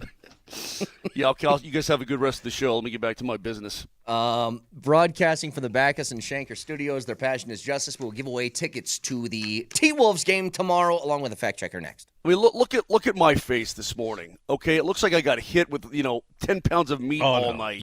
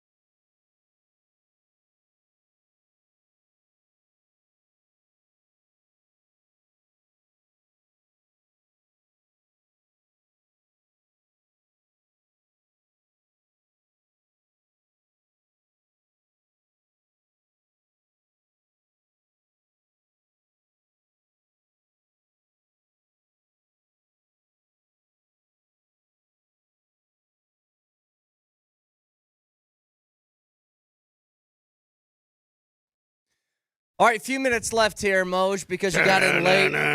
I'm just going to take you through all the things that we have discussed today, which includes NFL free agency and the moves the Broncos made yesterday. I thought George Payton was brilliant in how he spent the money yesterday. That you just fortified two really high-end, not without risk. Both the guys have been injured the last couple of years, but really high-end players to basically make a defense that at the moment I can't identify a weakness for. I completely agree. I think that, listen, you got away with relatively few injuries last year, relatively few, comparatively speaking. And so you're stacking onto a defense that's already pretty damn good. This feels I don't want to say 85 Bears-ish, but this is going to be a really good defense. They were already together. They were already an awesome combination of things where all the parts work together. And then you add a couple of studs. You're right, with some risk. And as far as Greenlaw is concerned, I don't want to sit here be waiting for that leg to pop again, but he seems to be fine, ready to go. I'm excited about the prospects. Now, through the draft, I think you're going to be looking perhaps the other way. Let's go get some goods. Let's get some goodies, some treats. Want a treat? Who wants a treat? Nothing would make me more happy if they announced today that Evan Ingram was a Bronco. If they just did that and they just keep checking off the list of things that you would consider, I forget what's Sean Payton's list. It's must-haves, really once, or whatever the things are that he classifies positions in. As far as your must-haves, yeah, I think that if you get Evan Ingram, you can whittle that down to, all right, trying to find a goddamn joker. Well, that or just a running back. Find a running back. Hey, Vic, question to you. Yeah. When you play with your dogs at home, and they're being good dogs, you want to give them a little treat. What do you say? What is the definition of playing with your dogs? Because I don't know if I do that. Okay. Do you throw if your a dog's ball? being good, let's say you're in the kitchen. My and the dogs treat aren't jar ball is there. retrievers. They're not. They don't do that. Do they have the little, like maybe a toy, like a little squeaky toy that you can play tug of war with, something like that? I really never done that either. Okay. Well, the little one's the happy one. The bigger one's the meaner one. But let's say you want to give them a treat or something right out of the treat jar. You got your dogs. What do you say to your dogs? Hey, you want this? Excuse me, dog. Would you like a cookie of some variety? Brett, what do you say? Who wants a treat? You guys want a treat? That's us today on the offensive side of the football. We are the dogs, and George Payton's going, who wants a treat? Want to get a treat? No, usually it sounds a lot like this, Moj. Sit. Good girl. Good girl. Exactly. So hopefully that is the case today. I'm looking forward to it, and man, I think if you just keep building and adding, my faith is in Sean Payton. I know this division's going to be tough, but I like these two defensive players. I really do. And if you're the 49ers, you got to be going, oh, crap, They're going to look, boy, by the way, they're going to look a lot different, too. A lot different. The Niners have lost everybody. Yeah. Well, they got rid of Debo, and now it's stud safety and linebacker are gone, and they got to pay their quarterback and something else. They lost another big dude. Windows opening, windows closing. See, I mean, it's funny how it works in cycles like that. And there's a window closing in San Francisco and one opening in Denver. I don't believe in windows. Still, I don't know why that always puts a smile on my face. Again, it's because I imagine John Elway talking about an actual window. Saying, I don't look at those. I don't look at windows. The winner of the Nuggets tickets for tomorrow's game against the T-Wolves is John Hambright. Congratulations, John, on the pair of tickets to the T-Wolves game tomorrow. Speaking of, we got 2 nights in a row where both of these teams are taking on Minnesotans. And it starts tonight with the Wild Moj. So 6 o'clock, 5:30 pregame right here, Altitude Sports Radio 92.5. They beat Minnesota tonight, Moj. I think they can leave them in the rearview mirror. I think that they can have bigger and better aspirations, which is Dallas that's in front of them that they will play a few days from now. Yeah, Minnesota's lost 5 of their last 7 games, and it's tough on them. First of all, they're going to get that Parisi and Suter money off the books, so they're going to be Vic, Bretsky, Nelly. They're going to be tough starting next year and beyond because they're going to have $14 million to go and splurge. Plus the cap is going up, so they're going to be able to go do some things. But right now, with Kaprizov on LTIR, with Eriksson Ek on IR. Brodin was out off the back end. They've got some incredibly key injured players over here on the sideline. So they're in one. If you get 6 points free, even if they have a game in hand, you're looking this way. You're looking north. You are not looking south. You're looking now, hey, let's track down Dallas because they're coming to town on Sunday, and let's try to get over on those guys and get some home ice advantage. Sunday is going to be, I can't see anything else right now but a collision course between the Avalanche and those Stars. That's what it looks like it's going to be, and those are two of the best teams in the – listen, those are two of the top – I would say 6 teams in the National Hockey League right now. To have one bounced out in the first round because of the way your stupid playoffs are set up is going to be dumb. I still don't get it. One of the fan bases is going to be incredibly pissed, and they should be. If they had a normal playoff format, like 1 versus 8, who would the Avs be playing in a given situation? I mean, they wouldn't be stuck playing Dallas here. No, Vic, let me. In some years it aligns correctly. Some years it aligns where, hey man, that's the team you would have been playing anyway, and I'm all whining about and this and that sort of thing. But they go 1 through 8. The argument is made, you got to beat those teams at some point. What does it matter if you do it early or later in the playoff run? Because right now, in round number 1,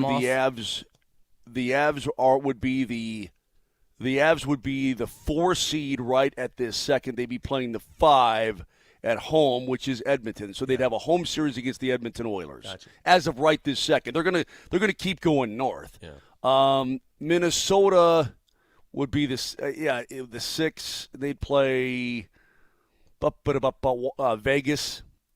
Yeah, that's just it. So it.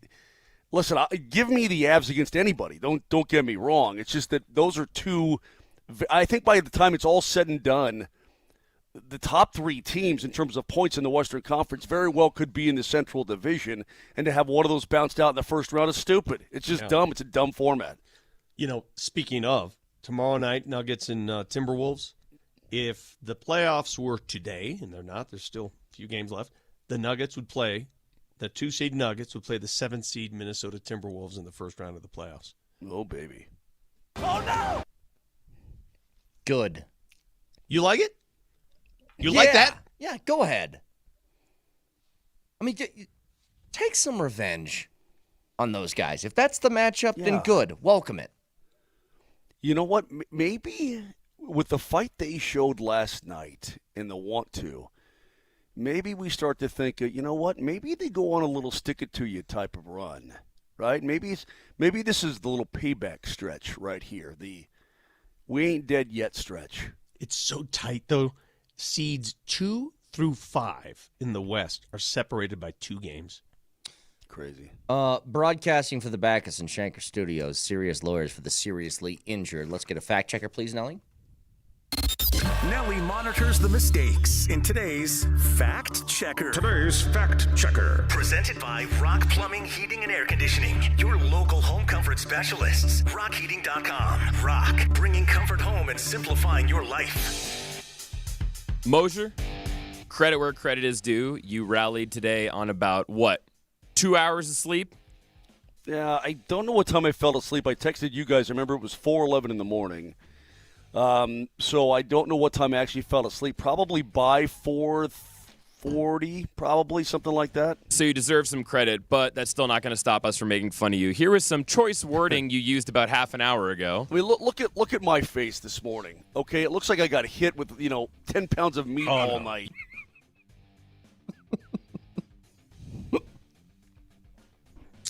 I mean, all night, baby, in the Twin Cities. Let's go. Why? It wasn't just that he got hit with 10 pounds of meat. All night. It was all night. All night it happened. You know what's so sad? I was thinking of Rocky punching the meat, and And that's what came out. I can't. It's just so dumb. Yeah, but all hey, I have night. a good. Let me tell you guys something. Brett, you want? If you're hit with 10 Want me to pounds make of you meat happy? all night and you can't get up to miss the show, well, guess what? iTunes, Spotify, wherever you find your podcast, Moser, Lombardi, and Kane. I'm trying to make you happy, Brett. What do you see over there? I see a baseball Right there? field. Is that Target? Yeah, that's Target Field right there. Yeah. I miss it. I always It's have close. this kind of the same room in Minnesota. Yeah, and baseball season right around the corner. I know that makes you happy. Go run that Mississippi River this morning, Moj. Yeah, Make up right the on. That's not Pounds of happening. meat. I got to iron a shirt. I got to Okay, got to all right. steam some pants. Yep. And you got to get that meat taken care of. I'll go take care of the meat. All right. We'll talk to you guys tomorrow. Love you. Bye. I mean, look at my face this morning. Okay, it looks like I got hit with 10 pounds of meat all night.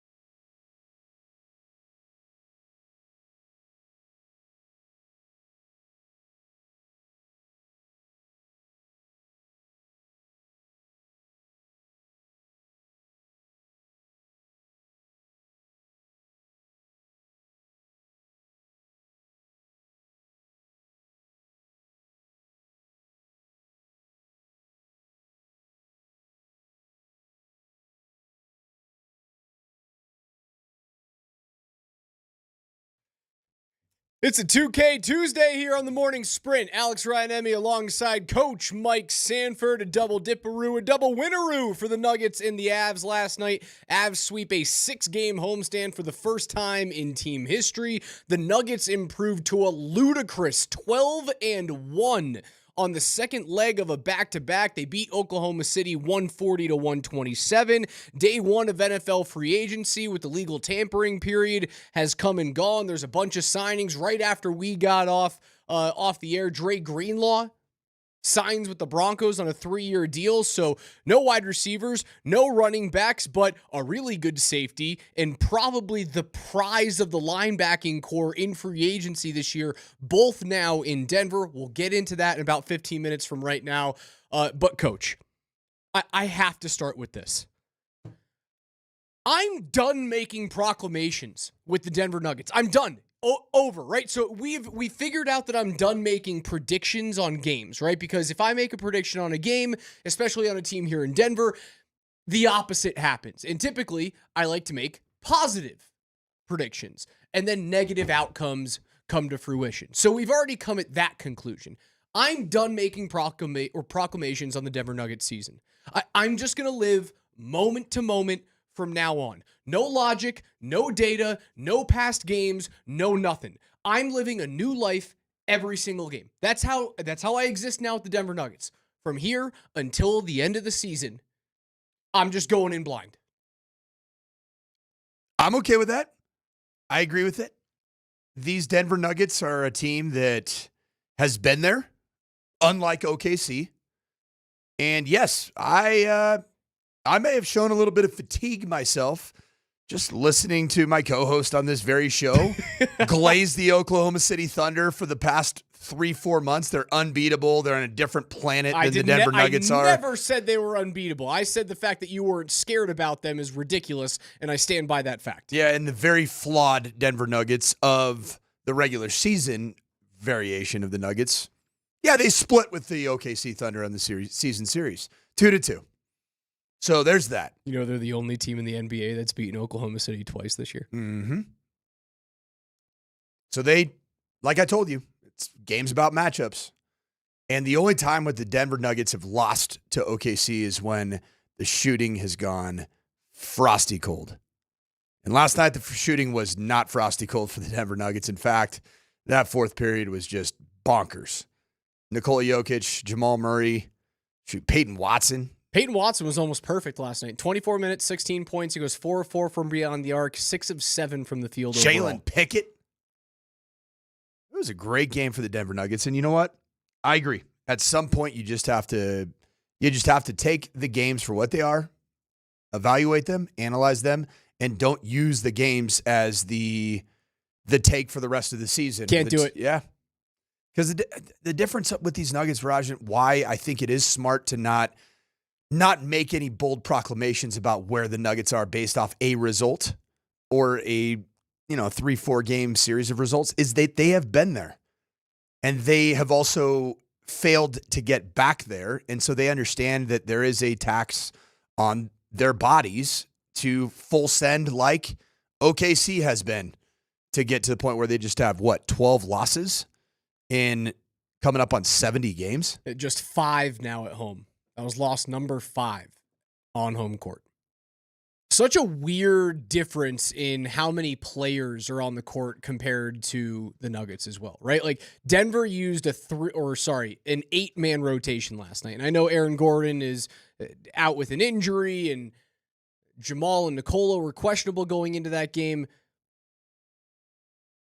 Oklahoma City had 9 players with double-digit minutes yesterday.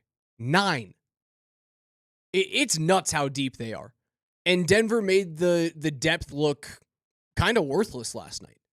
And it makes no sense because if you take the game 2 evenings ago, I didn't think there was any chance that they could beat him without Aaron Gordon. I didn't think they had the size. I didn't think they had the defensive rebounding. But, and I don't know if this is a proclamation or not, when Jamal Murray is playing well and Jamal Murray is scoring, the Nuggets can beat anybody in the league. They're just about unbeatable. If either Jamal Murray or Michael Porter Jr. go off, they're an unbeatable team because Nikola Jokic is going to do what he does. He's going to either provide an insane level of production via assists and rebounding and starting the fast break and getting in transition, or he's going to score 35, 40. So, yeah, I just think that this team, you got great options because either one of your off scorers has the ability to score a ton of points any given night. And when that is the case, you are not losing. Holding OKC to under 20 free throw attempts in the game was everything as well. It was a more watchable game, and I was able to watch it a little bit more the second half than the first half last night, heading to Ball Arena to do the Avs and the Blackhawks. So we'll talk about that game. Like the 3-0 win against a horrible team doesn't really matter to me, especially when Colorado didn't really look that great on the ice last night. I just want to get into, Nathan MacKinnon and his historic night, the 100th player to reach 1,000 points in NHL history. And Gabe Landeskog spoke with the guys at Spit-Chicklets this morning that don't really know if we learned anything, but we'll get into that in a little bit. Does anything from last night, because I can't do it. I've already told you I'm not making proclamations. Did you learn anything last night from Denver? Yeah, when they're right, they're a team that's contending for the NBA Finals. And we hadn't learned that prior to this? Because this is the one thing that you saw. We've been searching for the marquee win on the season, right? We've had this conversation before. What's the good win? What's the awesome win? Like the Pacers win? That was probably Pistons? it up until maybe the Pistons win until now. The November win over OKC. Yeah, it's so long ago it doesn't matter. This is the marquee win on the season. Yeah. So I'll take that away is that you finally have a grade A win. Second leg of a back-to-back, and Oklahoma City fans are going to complain and say that Jalen Williams went out halfway through, and that's when Denver started to take off in this game. To that, I say, thank you. Aaron Gordon didn't play the entire game. And we didn't say, nope, didn't say it. Just said we'll take our medicine if we lose to OKC back-to-back nights. Why is it that the Denver Nuggets win the second leg of a back-to-back? Please explain it to me. I can't do it. It defies all logic. That's what this team is. Every time I think they are right and they're back and they're the Nuggets of old, they fall flat on their face the next game. Or they beat a bad team barely and then they play a good team on prime time and they lose. And then every time I think they're dead, it's the old Undertaker gif. They rise, they look like they're about to kill you. Our fearless producer, KJ Granderson, on our text thread had an interesting theory, which was wild. He suggested that the lack of depth is why the Nuggets are winning at such a high clip on the second leg of a back-to-back. Make that make sense to me, KJ. Make that make sense. Well, the point I was making was because the starters, they know everything is on their backs. So when it comes to a back-to-back, they usually pick one game that they're like, okay, we're going to give enough effort to say that we competed, but maybe not enough to necessarily win. And that's usually the first game of a back-to-back. And then the second game of a back-to-back, because they know they have a rest day the next day, they're like, well, we're just going to go all out. And so I think the mindset of the Nuggets starters, it rolls off into the fact that they just don't have the requisite role players to kind of balance out what they feel in their heart. And I think it also is impending upon they're not going to lean on Michael Malone's theory of wear yourself out in the regular season. After last season, that's a lesson potentially learned by the players instead of all gas, no brakes all the time, all season long. Malone said it at the end of the year. At his postseason press conference, he said, we pushed the gas pedal down too hard, too long, and we're going to learn from that. Now, I don't know if I've seen that in the minutes restrictions, although Zeke Najee's playing, double-digit minutes seemingly every night, so I guess that's a little bit of a change. I think he's learned a little bit, but Nikola Jokic in a nearly 20-point game, it was a 15-point lead at the end with like 5 minutes to go in the fourth quarter. Maybe those are minutes that you might want to take him out. Maybe Zeke plays there and maybe gets a little squirrely at the end of the game, but you can hold on. those are minutes that add up during the regular season. I'd like to see a little bit of a change there from Michael Malone. I would. But the middle of the West is so condensed right now. You almost don't have a choice. If you want the 2 seed, you have to press hard. And then we're right back in the same situation that we were last year. Where, yeah, you got a top seed, you got home court advantage, but you fell when it mattered most. The final 20 minutes of Game 7 at home. It's not like you have a big lead, right? We talked about it yesterday. The 2 through 5 seeds in the West right now are separated by 2 games. 2 games. It can change overnight that you can go from 2 to 5. So how are they going to rest? I don't think they can. What you have to hopefully bank on this year as a Nuggets fan is that last year's Game 7 fourth quarter was a fluke. It was the anomaly. And if you take that fluke and that anomaly out, where are the Nuggets last year? Do they get through Dallas? Possibility. Do they get to a final and then we're not having this panic mode? I think if they get to a Western Conference final last year and they play well, even if they don't get to an NBA Finals appearance, they just kind of like run out of gas, but they're one step away. I think we look at them right now at 42-23. Again, second place in the West, which is crazy because I feel like I'm panicking. We'd have a completely different outlook. And it's all because of 20 minutes from last spring. That's what all of this is about. 20 minutes from last year. It's not about this year. It's about whether or not last year was a fluke. NFL free agency, the tampering period happened yesterday. The Broncos, they had their hands forced. There was a lot of tampering yesterday. There was a lot of tampering. It almost felt like it was beyond just legal tampering. It almost felt like it was just free agency. I feel like I say this every year. Why do we even have this? Why not just have free agency when it opens up? I mean, that's what it's turned into. What are we doing? I have 2 middle fingers. Thank you. It's just free agency at this point. Okay, so yesterday legal tampering began. Yes. When does the official beginning of free agency? Because that's going to be the ultimate, like, what is this? This is a big letdown. The entire NFL moved yesterday on just what was supposed to be open tampering. Contracts can't become official until Wednesday at 2 Mountain.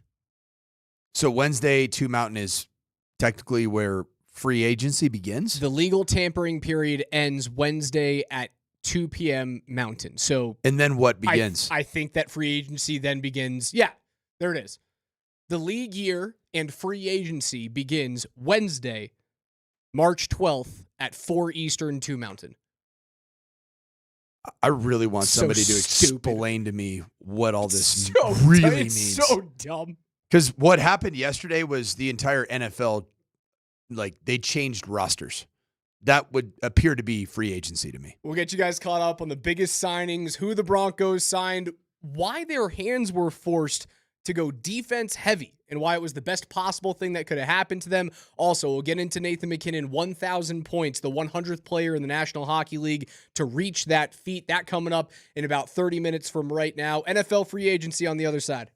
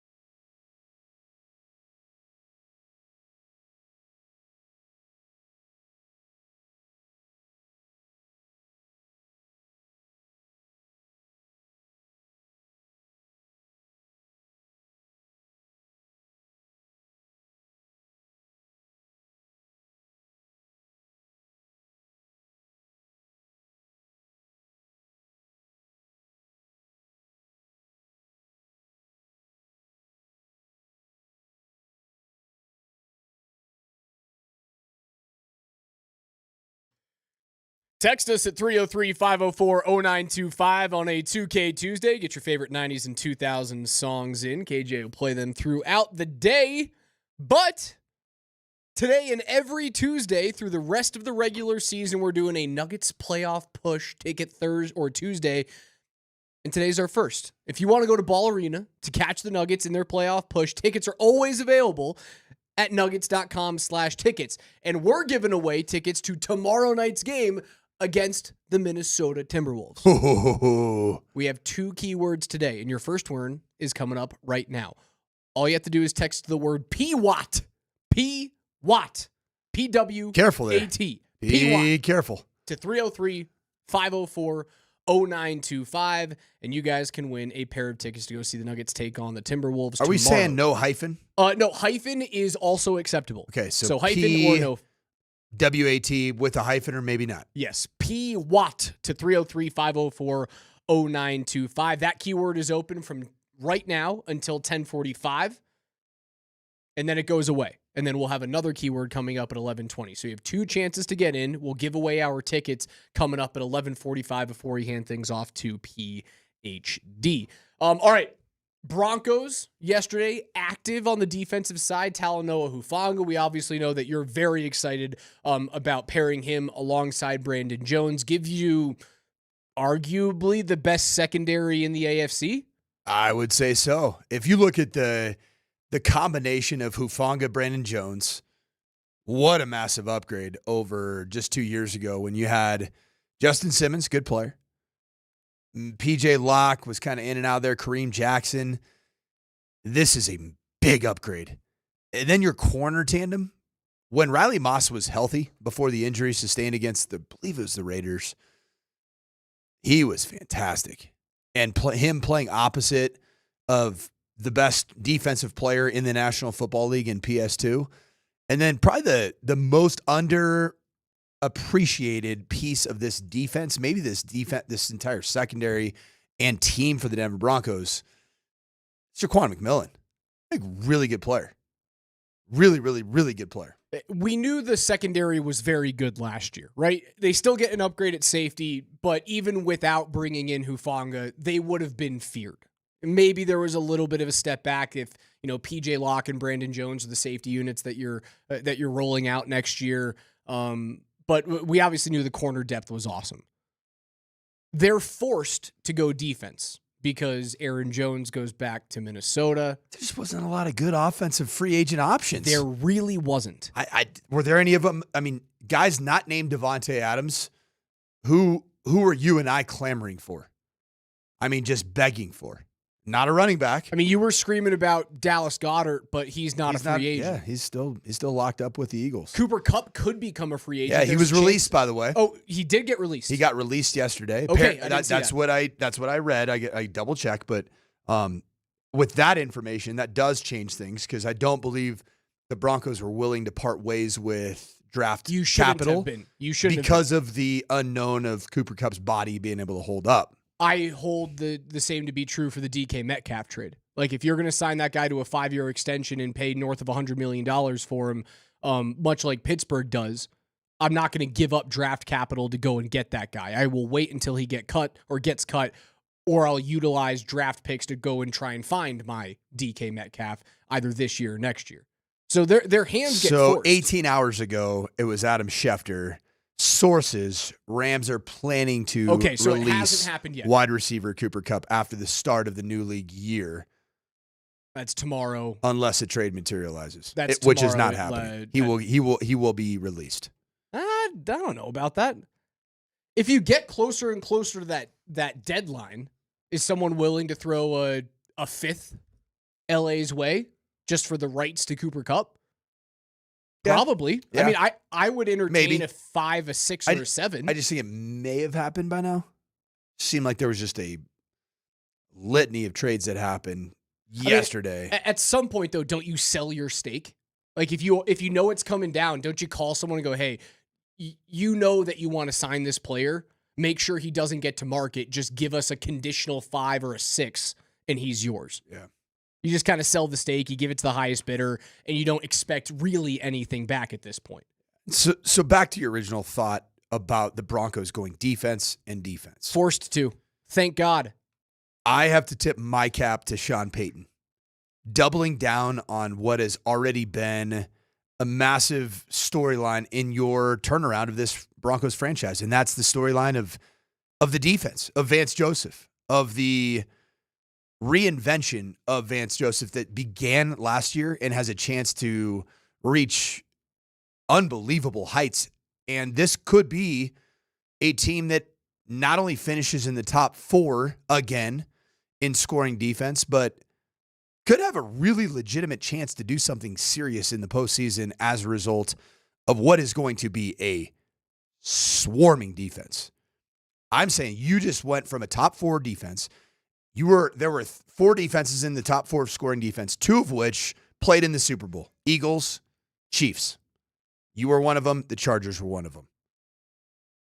And now you have a chance to get better, because I always believe, and this looks like the Broncos took the building philosophy of Major League Baseball. Build strong down the middle. Down the middle of a baseball team, it's your catcher, your pitcher, your middle infielder, shortstop second, and your center fielder. With the defense or with the offense, but look at the defense now. DJ Jones, re-signed. You got your interior nose tackle. Your other pieces in the interior defensive line, obviously Zach Allen, a huge piece of that. Jonathan Franklin Myers is also a big piece. And a bit disgruntled. And he doesn't feel like he's the happiest guy in the world. So if we did some internet sleuthing yesterday, we would have found on X that Jonathan Franklin Myers was reposting comments about how he outplayed his deal in New York, and then the Jets didn't want to sign him. They lose him to the Broncos. And then he replies to a comment saying, "I'm still being counted out, ... JJ Watt tweets out that it's better for franchises to pay their players early and then rather than make them wait. Yeah. JFM reposts that as well. I don't love the fact that even while you are paying your guys, like DJ Jones was thought to be gone in the offseason. You paid him. It's not like the Broncos are being Bill Belichick and cutthroat here. Like they're keeping their guys. Yeah, and DJ Jones was viewed with way more value than probably some of us realize, because a true nose tackle, a 315-pound plus plugger between the A and B gaps, between the center and the guard, to beat up the center, that's a hard human being to find. Those guys don't grow on trees. So the Broncos were smart in securing that player. Whereas Jonathan Franklin Myers, it's a bit of a redundant position. He is he's Zach Allen light. That's what he is. He's cheap too, man. He's cheap. He's a great player. $5 million cap hit last year, $10 million cap hit this year. He's cheap.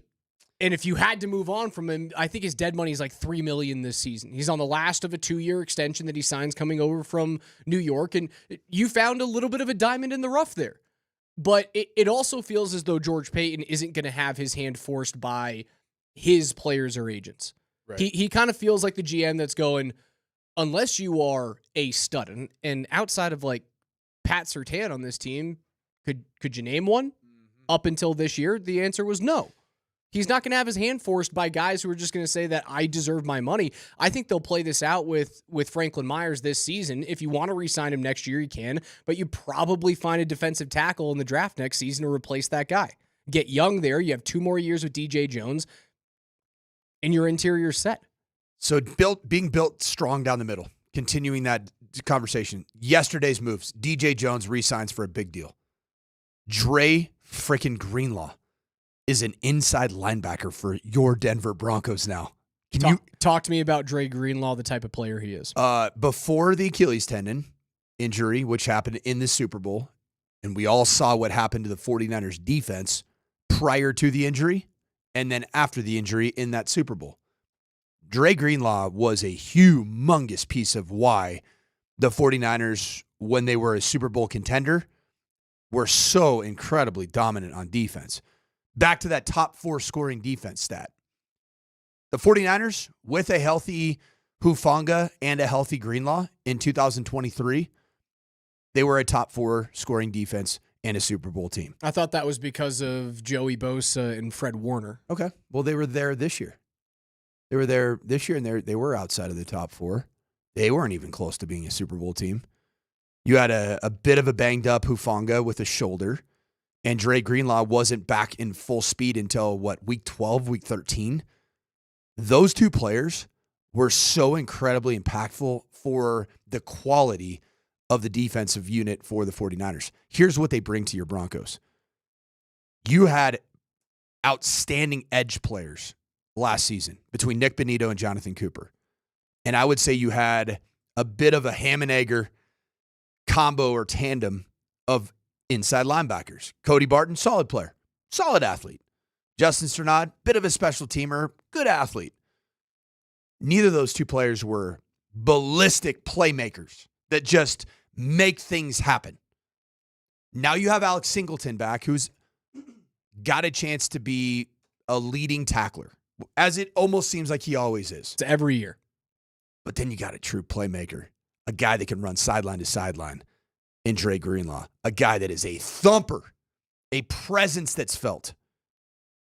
That seems to be the solution to what ailed you when you took your talents to Buffalo, New York, and you could not stop James Cook, and you couldn't get off the field. They ran right through you. And then you now have Hufanga, who can also be a true box safety, physical presence, also a playmaker. You added two players that can create takeaways and that are feared players in the interior of the middle of this defense. $80 million between the two players, both signing 3-year deals. Hufanga 3 years up to 45. Greenlaw 3 years, $35 million. They get better, they get bigger on defense, which is, as you're saying, you were light up the middle, and it showed when it mattered most. Although, you played that game 10 times. Do you lose 9 times out of 10 to Buffalo? Probably. You probably do at this point in the evolution of the Broncos. Think how good the Broncos defense was a year ago and realize where the real playmakers were. They were on the edges, right? They were edge players on the defensive edge. Like Benito, Surtain, yep, Moss. Yes. And Jonathan Cooper, playmaker. Even Brandon Jones was like he was a bit more of a kind of an edge safety, whereas I think Hufanga can be a box safety.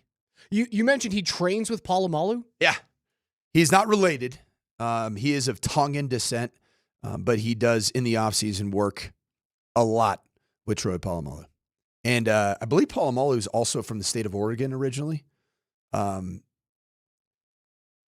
Hufanga grew up in Corvallis, Oregon, of all places. Went to high school in Corvallis.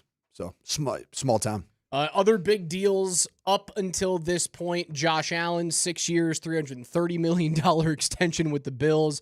Metcalf, as we talked about, 5 years, $150 with the Steelers. J.C. Horn, 4 years, $100 million with the Panthers. You mentioned the interior defensive line being a point of emphasis for Sean and George. Milton Williams gets 4 years, $100 million with the Patriots to move from Philly to New England. That is a big-time get for Mike Vrabel.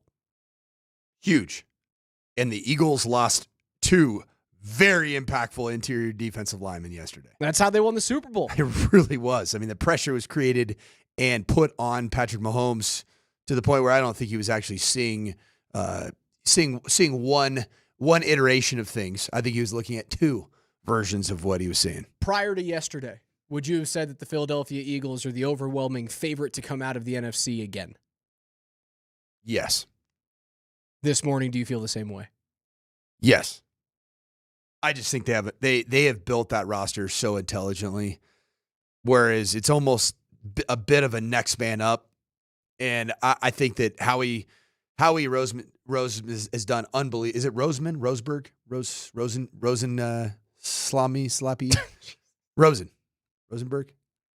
Roseman. There you go. You get it? Sorry, man. I was up this morning at 6 a.m. coaching some football. So the voice is a little... Yeah, you. How are those vocal cords treating you? They sound good, man. Sound pure, don't they? Yeah, it sounds a little lower. I Sounds like like a that ball for you. coach. Yeah, it does. It's going to take a few weeks to get back into it. Yeah, we'll get there. I like the overall construction of the Philadelphia Eagles, and I think that they have the best. I think that they and the Denver Broncos are the two best secondaries in the National Football League now. Those guys are awesome. We're giving away Nuggets tickets to tomorrow night's Nuggets and Timberwolves game. All you guys got to do, text the word PWAT with your first and your last name to 303-504-0925. That's PWAT. It's got 5 more minutes left on that keyword. If you don't get that one in, we'll have another one coming up at 11:20. One more time, PWAT to 303-504-0925, and you could win a pair of tickets to go see the Nuggets take on the Minnesota Timberwolves. Nathan McKinnon makes history last night. We'll get into it on the other side.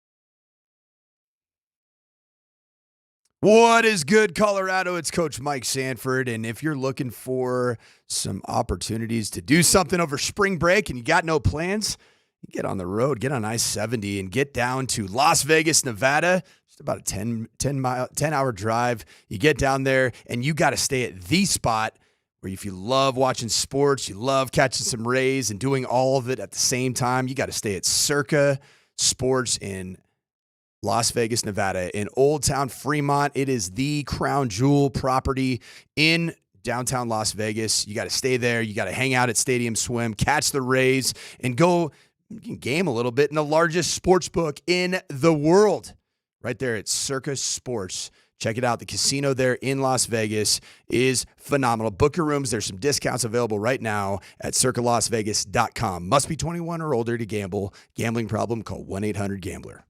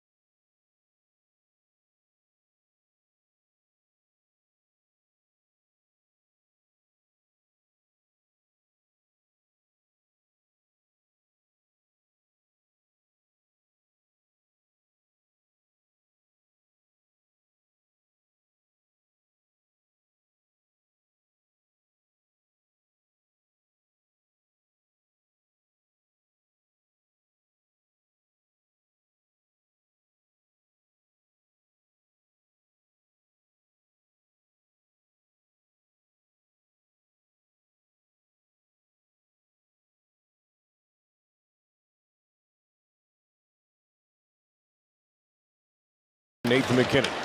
Far side circle. Makes the end-around pass. Now leaves it for Tape. Shot from distance. Tip. They score!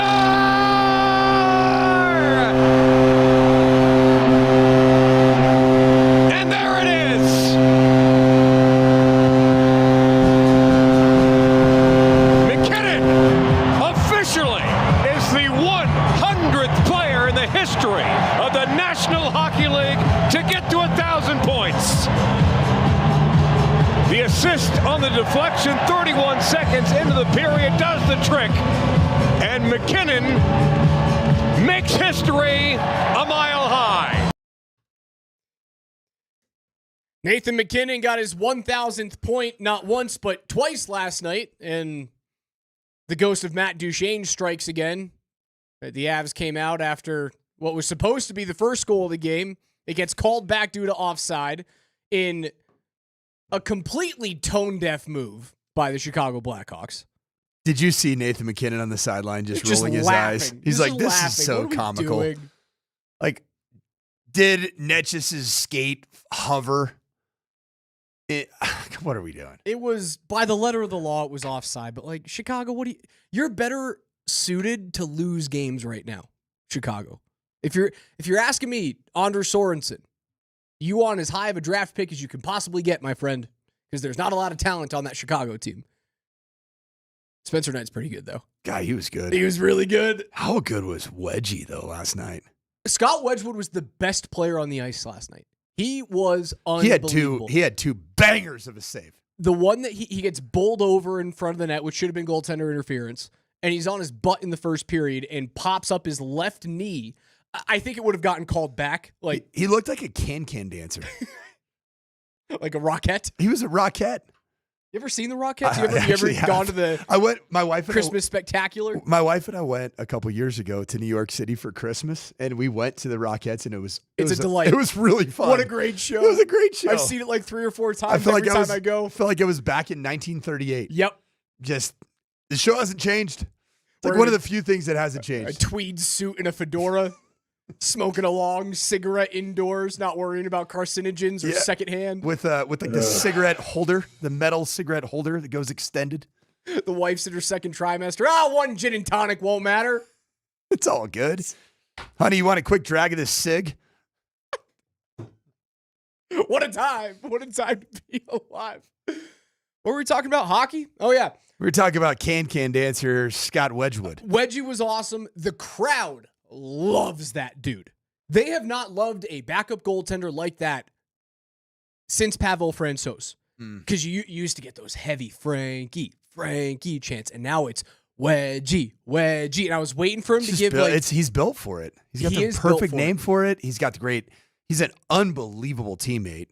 He already has ingratiated himself to this fan base, to the team. Like, I love watching Scott Wedgwood in his non-starts. He is basically on the ice. He is hanging out of the bench area. He's so fixated on what's happening in the game. Great locker room guy. They add another locker room guy in Eric Johnson back to the lineup. How did EJ look? What'd you think? He looked fine. You know what he did? He made a patented Eric Johnson play. It was the perfect team to put him back in against. Again, Chicago's very bad. And you can kind of ease him into the lineup. You put him next to a guy that he's played with before in Sam Girard, and Sam can handle most of the skating on that pairing. He can handle most of the puck handling and the passing, and that's what happened. But he makes this wonderful long body play on a 2-on-1.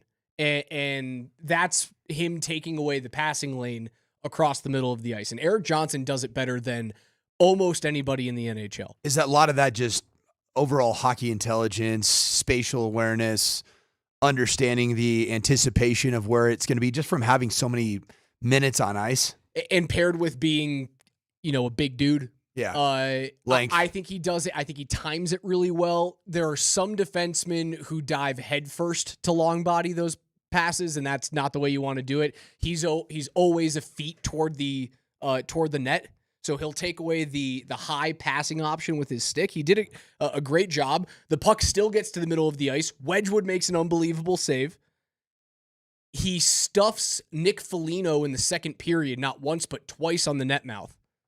and then makes 2 big-time saves on his blocker on his belly in the third period to keep it at that point, I believe it was a 1-0 game or a 2-0 game when he made those 2 saves.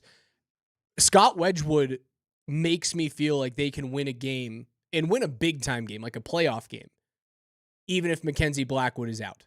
And that's a really cushy feeling to have. We all remember Pavel Francouz having, 6-0, if I'm correct, in 6 starts in the 2022 Stanley Cup Championship run. I hope that you don't have to have that happen.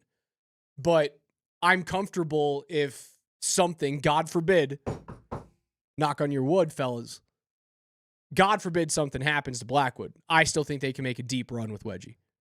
Maybe not the top of the ticket, but as a net-minding duo, where do you put the Avs in the NHL? It might be top at 5? The top. Oh, I think it's top 5 without a doubt. I think Mackenzie Blackwood around the league, now that they see him in a place where he's behind a really good team, Mackenzie Blackwood is looked at as a bona fide top probably 7 goaltender in the world right now. And then Wedgie's better. He will be on the Canadian Olympic roster next year. Would you argue that Wedgie's better than 8 first option netminders? 6? I'd have to take a deep look. There's some bad situations out there. From a goaltending standpoint. I think he's an elite backup. I don't think he's a starter in the league. I think he's an elite backup, and that's okay. That's a great place to be. What a wonderful job to have. What makes a backup netminder? What are the characteristics that make you really good in that space, but you're not quite, say, the starter? Is it just? I think what makes a starter is overall consistency, and what makes a really good backup is the ability to jump in when you're ice cold. Yeah. And stop the bleeding. It's kind of like a long reliever in Major League Baseball. Yep.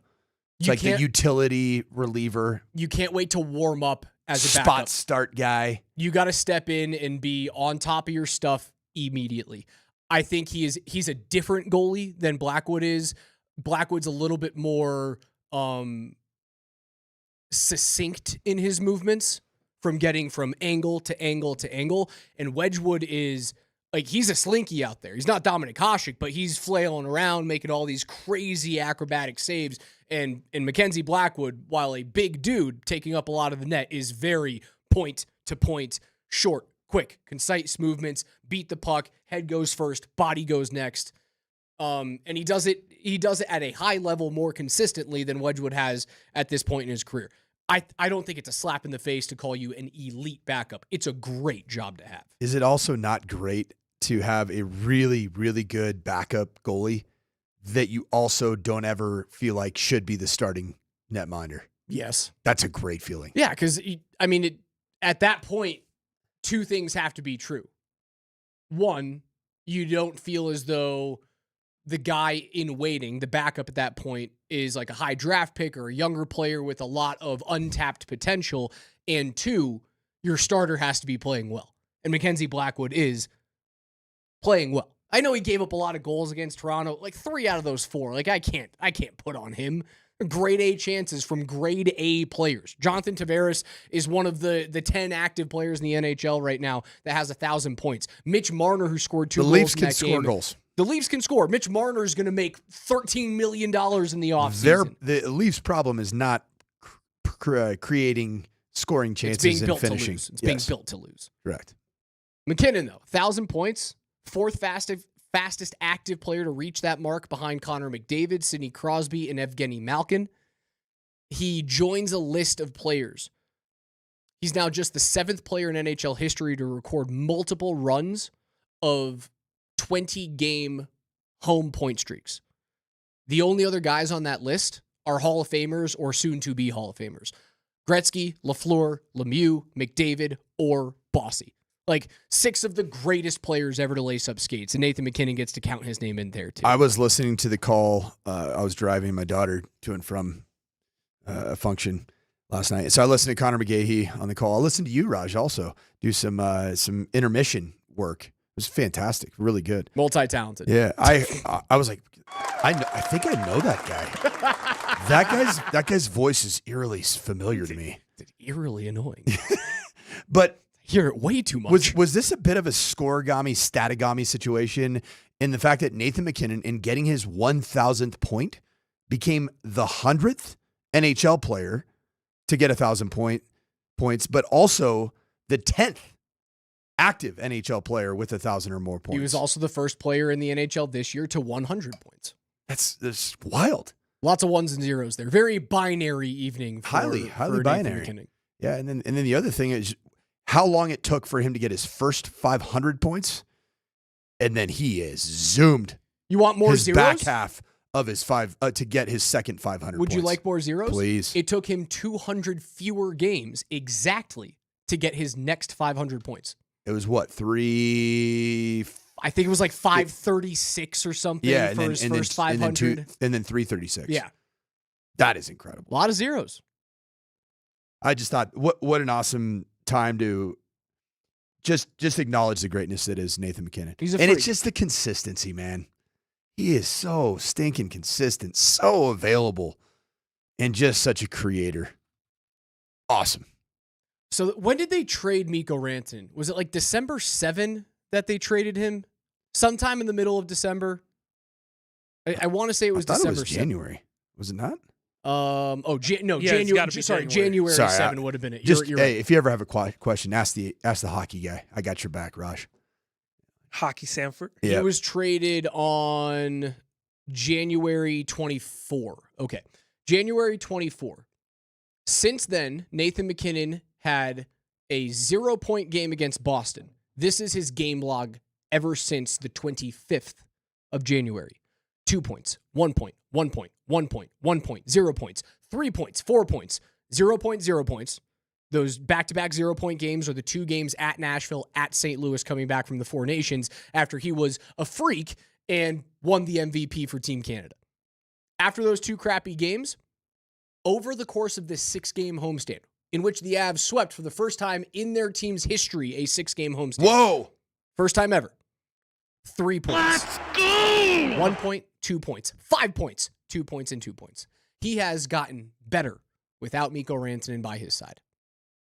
The man is a points creating machine. He's an absolute freak. 303-504-0925 is where you can reach us. Take us anywhere you guys want to go on the Altitude Sports Radio app that is powered by the Will Hite Law Firm. Their injury lawyers. Go to willhitewins.com. That is willhitewins.com. Coming up at 11:15, KJ's NFL Notes. We'll also have our second keyword to get you guys in the door to see the Nuggets take on the Timberwolves. That's coming up in just 15 minutes. And Nathan McKinnon. Who's Nathan McKinnon?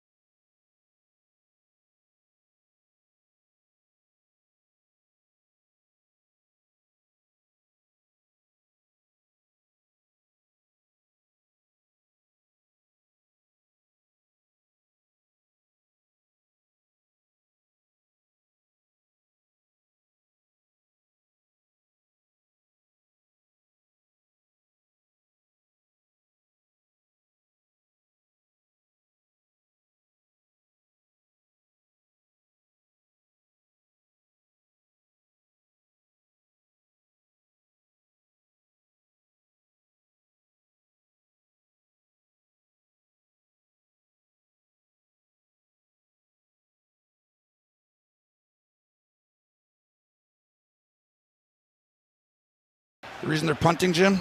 The drop by Sutton on first down. Yeah, the pass was there. Oh, a fake. Look at this. Riley Dixon completes it to Mims. Oh, what a call. Kotwika, the special teams coach. And boy, did Riley Dixon disguise that. Did I tell you last night? He's just going to throw the ball out here because these guys turn and run. Defensive players, they're like, you're going down there. Just throw a simple out route. Look at that throw. Just lob it out there. Great throw. But that's Sean Payton. He needed to steal a possession. He did it with the Saints in the Super Bowl against the Colts when you could surprise onside. And I told you and our team last night, I said, he ain't going to surprise onside, but he is going to surprise on a punt. I told you, I said. Coach, I have bad news.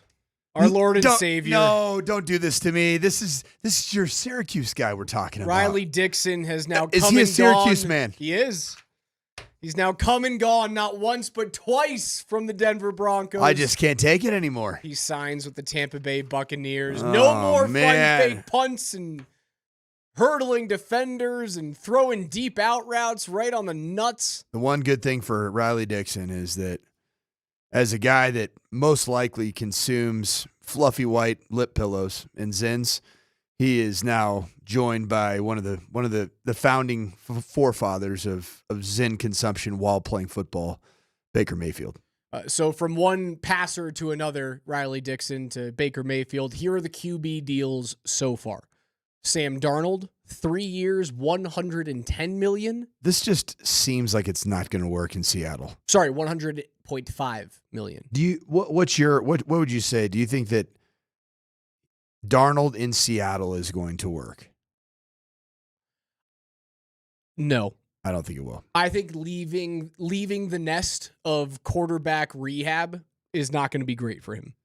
And I think that right now, after the unbelievable departure of San Francisco 49er players, two of which ended up here in Denver, I believe that the Rams and the Cardinals are the two teams in the NFC West that are going to run roughshod over the remaining two teams. Yeah, I mean, it's a good deal, right? You made your money, and that's what last year was all about, was making your nut, and you did. $100 million deal for Sam Darnold when a couple of years ago it looked like he wasn't ever going to have another starting gig again is great for him. I don't think he's going to take the Seahawks to the next level. I think he's going to be anywhere between a 7 and a 10-win quarterback for all 3 of those years in Seattle. I wish him the best. Justin Fields, 2 years, $40 million with the Jets. What a weird deal. What? Like, are they committed? What are they doing with him? What are the Jets doing with him? Is he the quarterback? The starter? Who else would be the starter? Draft? What's the plan here? What's the plan? I don't think the Jets are getting a quarterback in the draft, man. So is Justin Fields the starter? Yeah. I think that's probably what's going to happen. Who else do they have? I don't know. I don't know. I don't even know who the backup was last year after Rodgers. I couldn't tell you. No clue who the backup was in New York. Was it a young man by the name of Tyrod Taylor? Tyrod Taylor? Is that the backup? That's another guy that I looked at. I saw the Panthers released Miles Sanders, and I went, Miles Sanders is still in the league? Tyrod Taylor's still in the league? And here's their third-string quarterback. This one was for Coach. Coach, who was the FSU quarterback that led them almost to the college football playoffs in 2023? Oh, yeah. This is actually a really exciting player. Jordan Travis. Correct? Correct.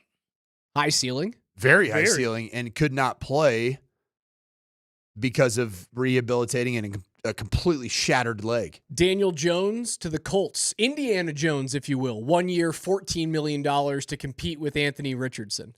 Weird. I think he wins that job. Yeah, but even then, still not going to be great. I think he wins that job. You know what that deal sounds like right there?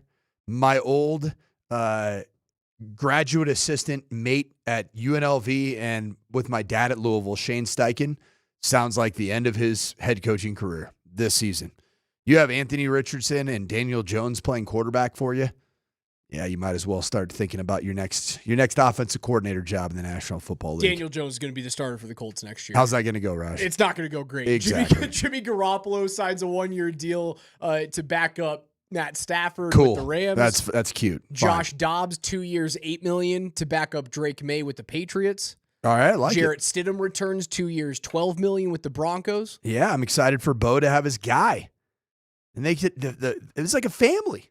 It was a family for the Broncos quarterback group, except for Zach Wilson. Oh, now is a don't member leave us. of the Miami Dolphins, which is a great move for Zach Wilson.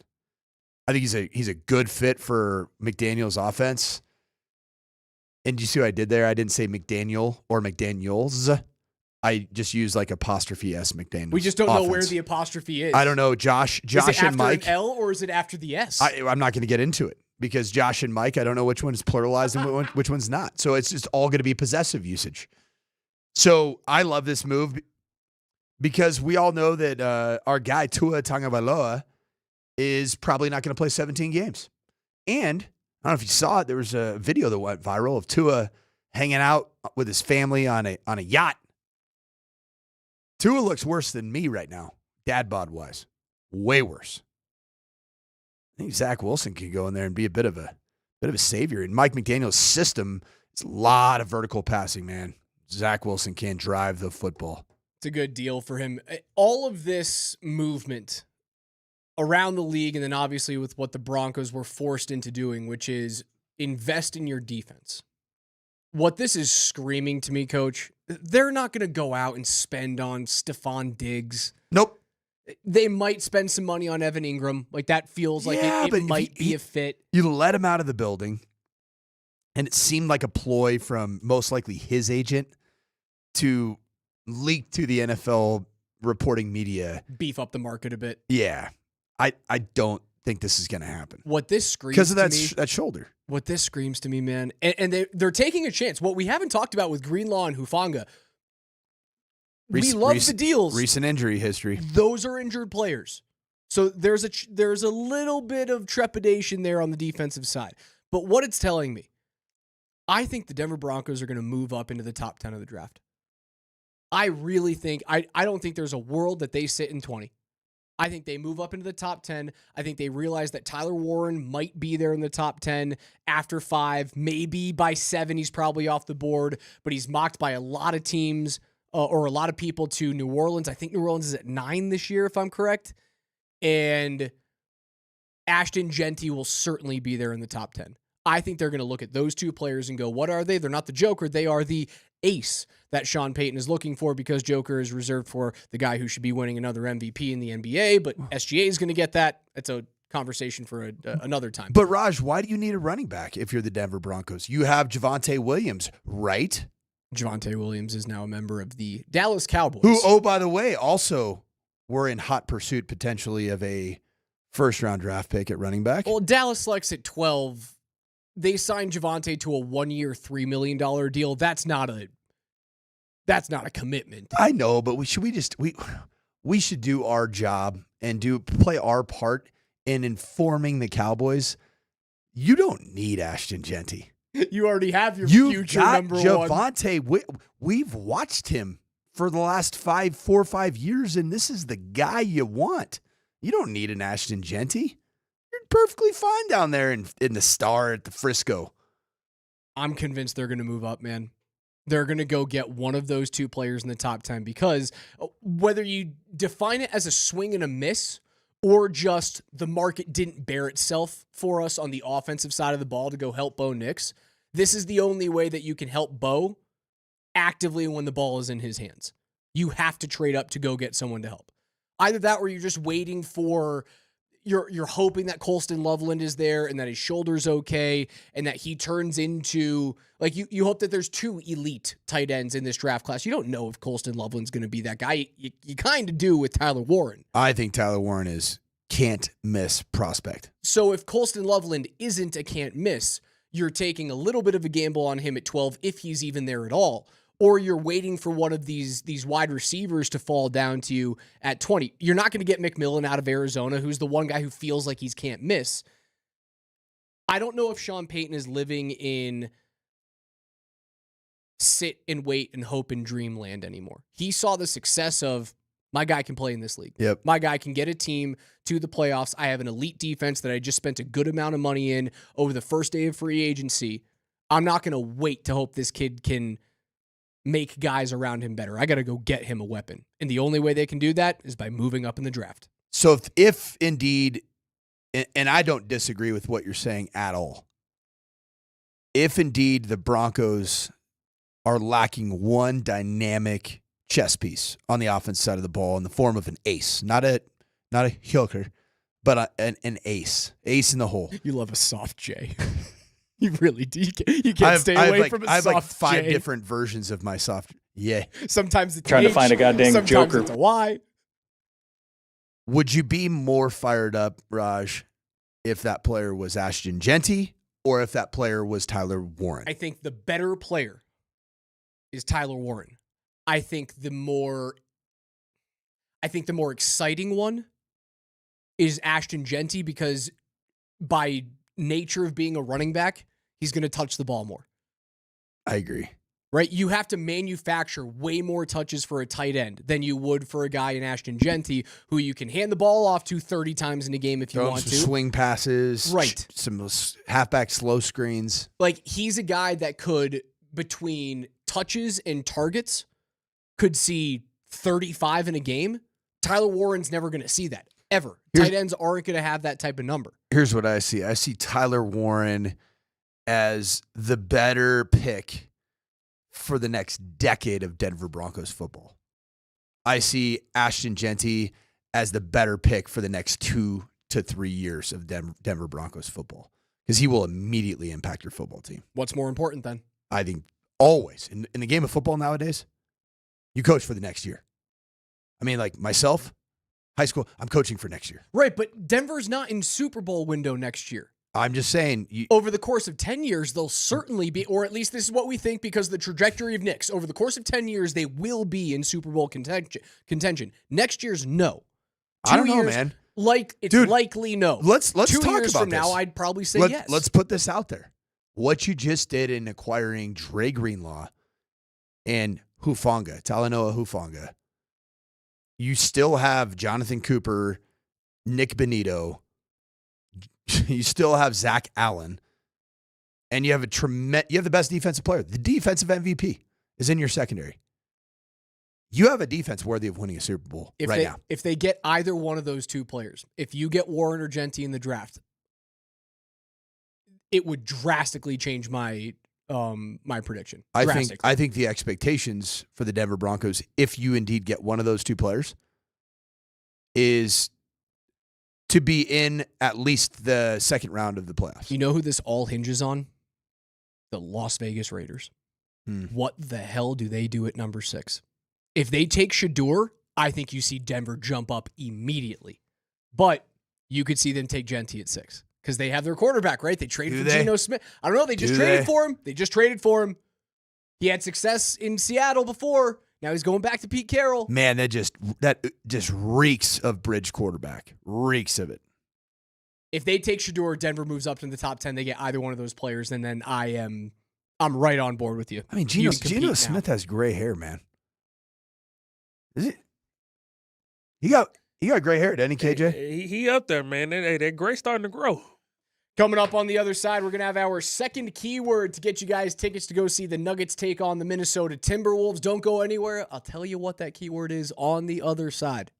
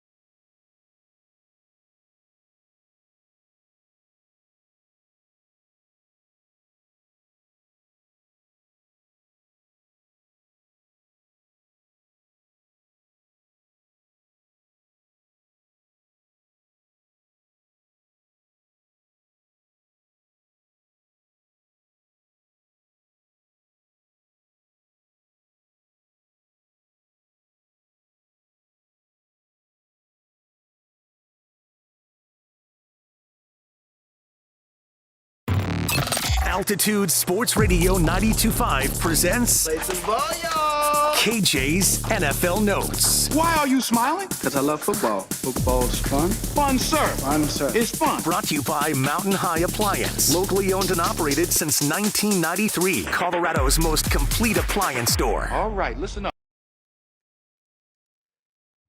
Every day here on the Morning Sprint, we go through the biggest stories in the NFL. But before we get to KJ's NFL Notes, if you guys want to go to Ball Arena to catch the Nuggets in their playoff push, tickets are always available at nuggets.com/tickets. But we're giving away a free pair today and every single Tuesday on every show until the regular season ends. So Moser, Lombardi, and Kane gave away a pair. We'll give away a pair. PhD, Kreckman and Lindahl, so and so forth every single week. Our first keyword has already come and gone, and our second one is open from now until 11:45. And that keyword is Russ. RUSS. Text the word or the name Russ to 303-504-0925. I think it's more along the lines of Russell Westbrook, not Russell Wilson. Okay, I was going to, or we have the variety of frustrating turnover Russ or frustrating turnover Russ? No, Russell Wilson's not a huge frustrating turnover guy. He's a frustrating sack taking son of a gun. Everything. He is a frustrating high knees on an airplane guy. He's a frustrating post game press conference after a loss in which he still glazes 22 of his teammates by name. Talks about their physical characteristics, but yeah, other than that, we're going of the Russ Westbrook variety. The keyword Russ to 303-504-0925. That keyword comes and goes at 11:45. We'll give away our winner before we hand things off to PhD. I'm just glad that Russell Westbrook is a listener of our show because he's taking care of the basketball a lot better since we started screaming into a microphone about his turnovers. KJ, what's first? The Denver Broncos completed the signings of Talanoa Hufanga and Dre Greenlaw after we got off the air yesterday. Greenlaw got a 3-year, $34 million contract, according to 9 News' Mike Kliss. ESPN reports that Hufanga got a 3-year, $45 million deal that includes $20 million in guarantees. You guys just talked about the deals, but I got a unique angle here. I got like a little X-Files theory here. Are the Broncos using free agency to bolster their defense because they're trying to potentially buffer themselves from a Bo Nix sophomore slump? It's not a terrible thought. I think if you're looking at, say, the Houston Texans and their regular season drought, we'll call it, where it just didn't look the same. It didn't feel the same. Texans probably would have loved to have bolstered their defensive unit to avoid that inevitable letdown. Yeah, I think that's a good call. I think it's part of the equation. I also believe that the market dictated that they do this. I'm very happy that they didn't overpay for skill position players that aren't as exciting as last year's were, that might not be as exciting as next year's are. I think it's a little bit of both, but I do believe it's more so the lack of studs in free agency on the offensive side of the ball this year than them not having belief in Bo next season, or as much belief in Bo because of what typically happens, and that's sophomore regression. Like, it's probably going to happen at one point. It doesn't make me think that Bo isn't the quarterback of the future and the guy who can lead them to the playoffs next year. I expect them to be a playoff team, but I do expect there to be some sort of struggle. Or is it that positional needs for the Broncos were much better in the market of free agents on the defensive side of the ball than there was offense? They certainly were. And then the draft, I think that tight end running back, we've established that this is a good, if not great, running back draft. They're also saving their money, man. They're saving their money. For? Once they see that Russ's money is off the books next year, and I think next year's free agency period, they are going to spend like crazy. This time, 1 year from right now, is going to be a delightful day. It will, but you're gonna be paying some contracts because of the success that you're having over the course of last season and this coming year, and that's a good problem to have. Keep it rolling, KJ. Keeps it fun. Marriage can sometimes be a bit of a mystery, and the QB carousel in free agency is an exact example of that. The Seahawks go on to sign Sam Darnold to a 3-year, $100.5 million deal. The New York Jets signed Justin Fields to a 2-year, $40 million deal with $30 million guaranteed. Daniel Jones heads to the Indianapolis Colts, 1 year, $14 million. And Zach Wilson heads to Miami on a 1-year deal, base salary $6 million, and is worth up to $10 million. Which free agent quarterback made the best decision? Which QB will regret the decision they made the most?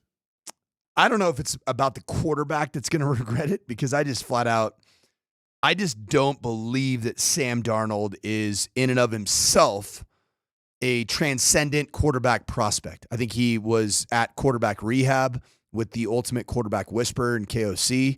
Kevin O'Connell had Justin Jefferson, TJ Hawkinson, and Aaron Jones. He had a really good surrounding cast.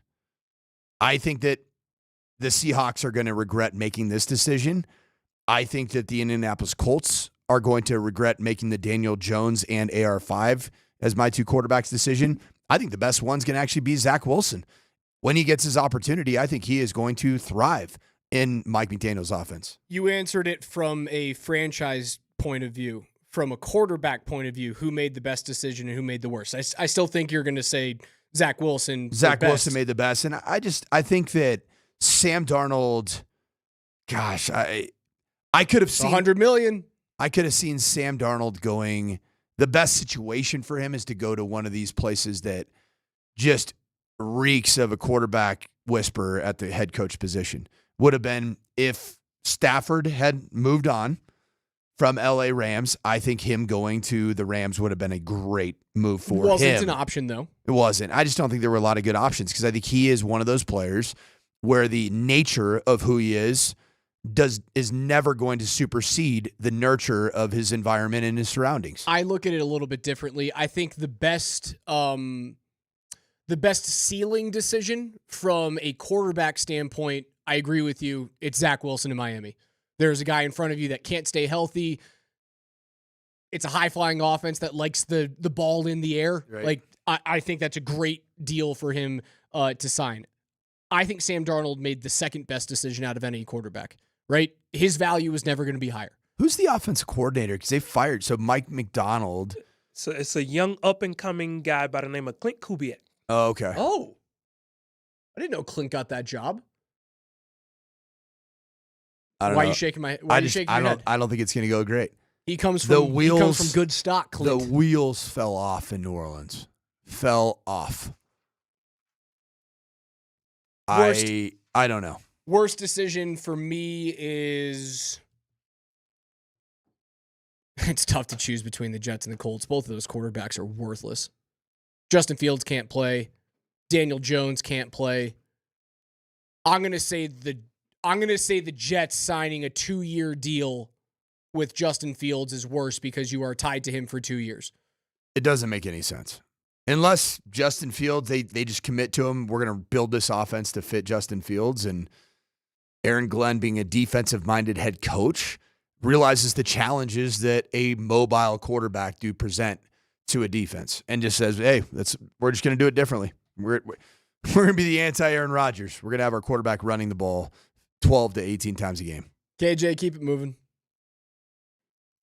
Najee Harris signs a 1-year deal worth up to $9.25 million. Najee was the next best running back behind Aaron Jones on the free agent market and is now paired up with Jim Harbaugh. Coach, I want you to kind of take a minute and kind of explain, like, how does Najee Harris fit Jim Harbaugh's system? And then we can kind of transfer that into, should the Broncos have maybe reached out to Najee Harris? Should they have, at least gave him a 1-year deal and see, could he be the potential fit for the Broncos? No. I think that the Denver Broncos won big by not signing a free agent running back, not signing Najee Harris, who is a big physical running back, but a bit of he's a tackle magnet, Raj. Like, he's not a breaker of tackles. I don't know that this is going to work out great. And I think as a result of the Chargers signing Najee Harris, I don't know if they're going to move on from J.K. Dobbins or not. If they move on from J.K. Dobbins and Najee Harris is the bell cow, I think that is a pretty average move, if not below average. If they move on from J.K. Dobbins, do you want to see Dobbins in orange and blue? If you don't have Ashton Genty, then I would be more than okay with J.K. Dobbins. That is a weird situation for Denver, right? Because if you there's no way you can guarantee that you're getting Genty other than moving up in the draft and getting into like the top 5. I think you can then guarantee you get that running back.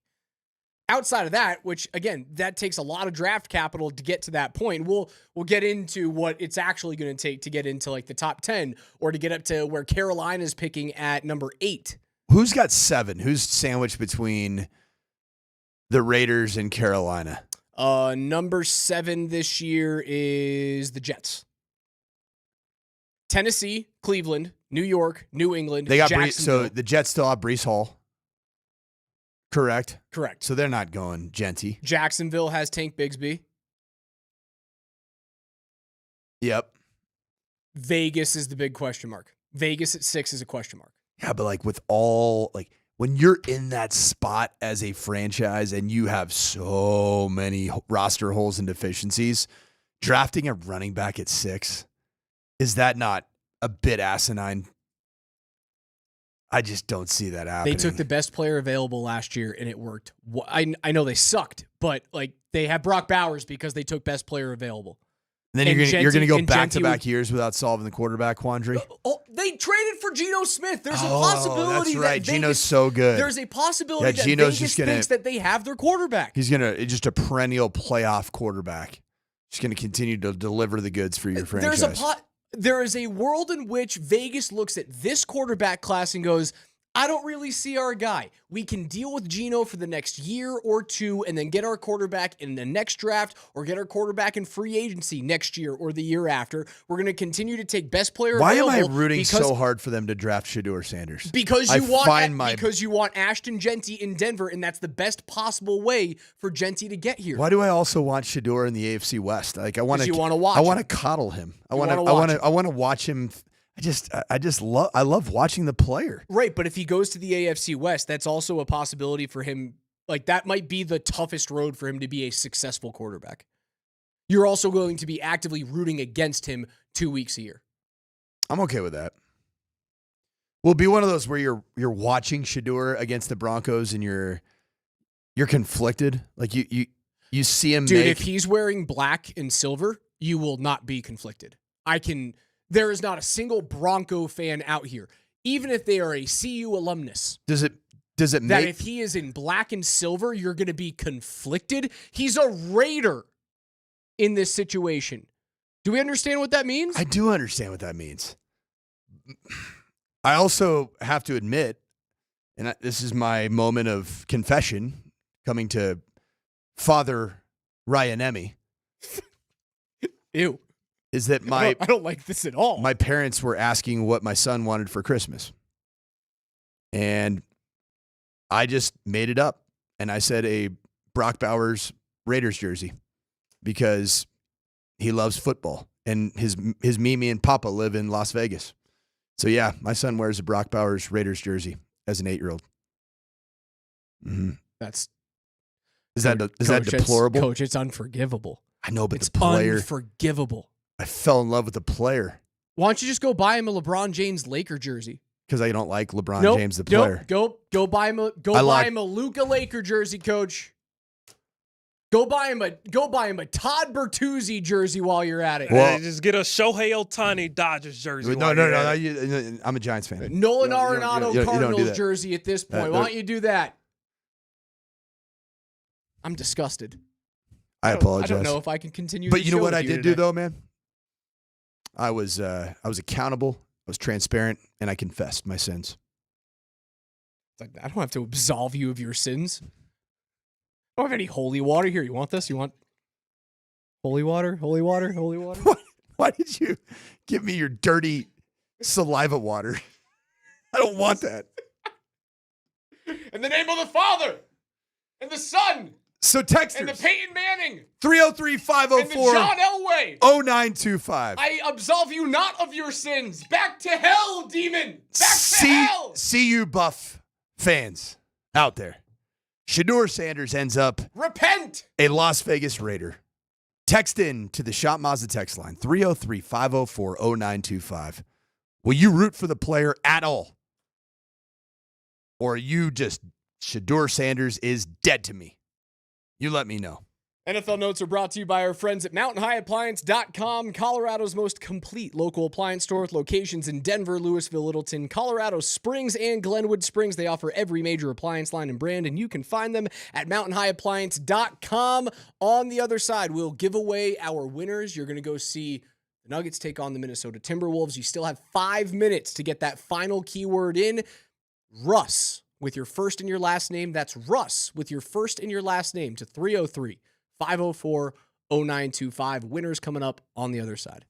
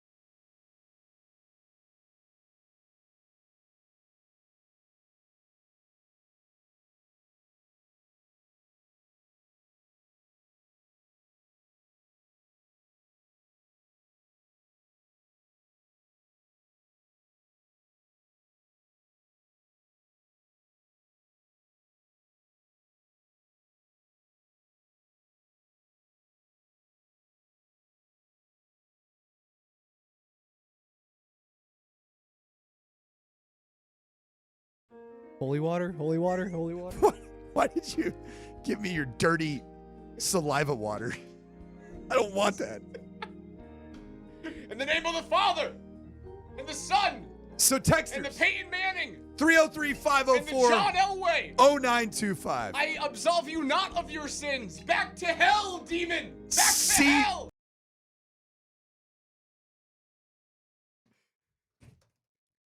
Public enemy number one, Coach Mike Sanford.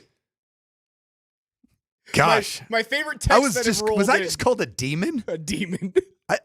Last time I checked, I represent a faith-based institution in this fine state of Colorado. Behind enemy lines. And now I'm a demon? Smite the almighty smiter. My favorite text that rolled in, Coach, just go buy a Ranton and Stars jersey already. I love somebody just flat out told me that I am not even worthy of being on the airwaves after admitting my son has a Brock Bowers Raiders jersey. It's a gift from his Mimi and Papa, who live in Las Vegas. He does have a leg to stand on there. Talk to me. My grandma and grandpa are from Vegas. That is, you can be, oh, yeah, that's their favorite team. That's their hometown. I know it's not, really but not. I know. I mean, nobody who lives in Vegas likes the Raiders. They're like, what is this deplorable franchise that's been just added to our city? I like the new stadium. It gave us the opportunity to watch my favorite NFL team come once or twice a year. But he's not a Raider fan. He's not a Raider fan. Is that correct? He is not a Raider fan.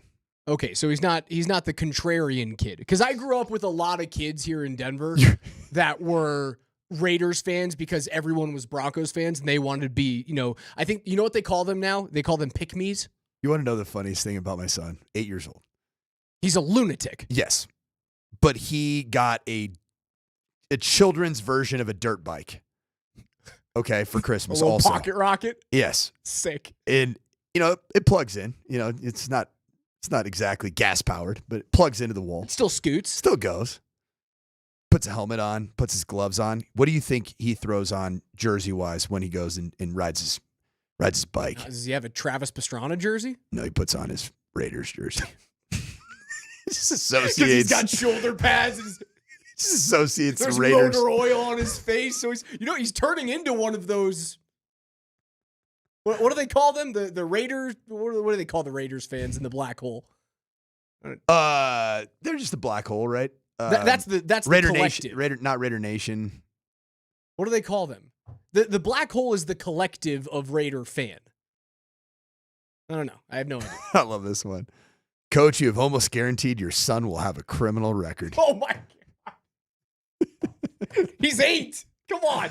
I can call his dad a demon. I'm not going to call the kid out. Yeah. Not inherently wrong either. How about Nathan McKinnon's 1,000th point last night getting called back due to review? I hate the callback on offside and what it's become with goaltender interference and stuff where it takes forever to get these things right. It brought up a really good point. There's a historic march happening in the NHL right now, Coach. And a Raider gang might be it.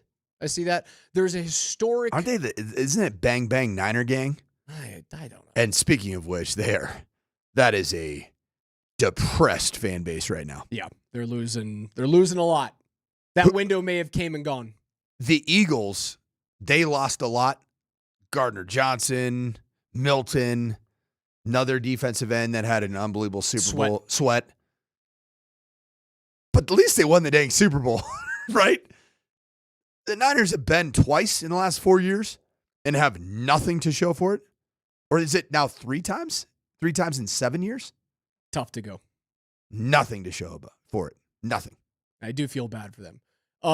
There's a march happening in the NHL right now, right? Alexander Ovechkin is, 12 goals away, if I'm correct, from Wayne Gretzky's all-time mark. It might be off on the actual number, but it's something that could happen this year.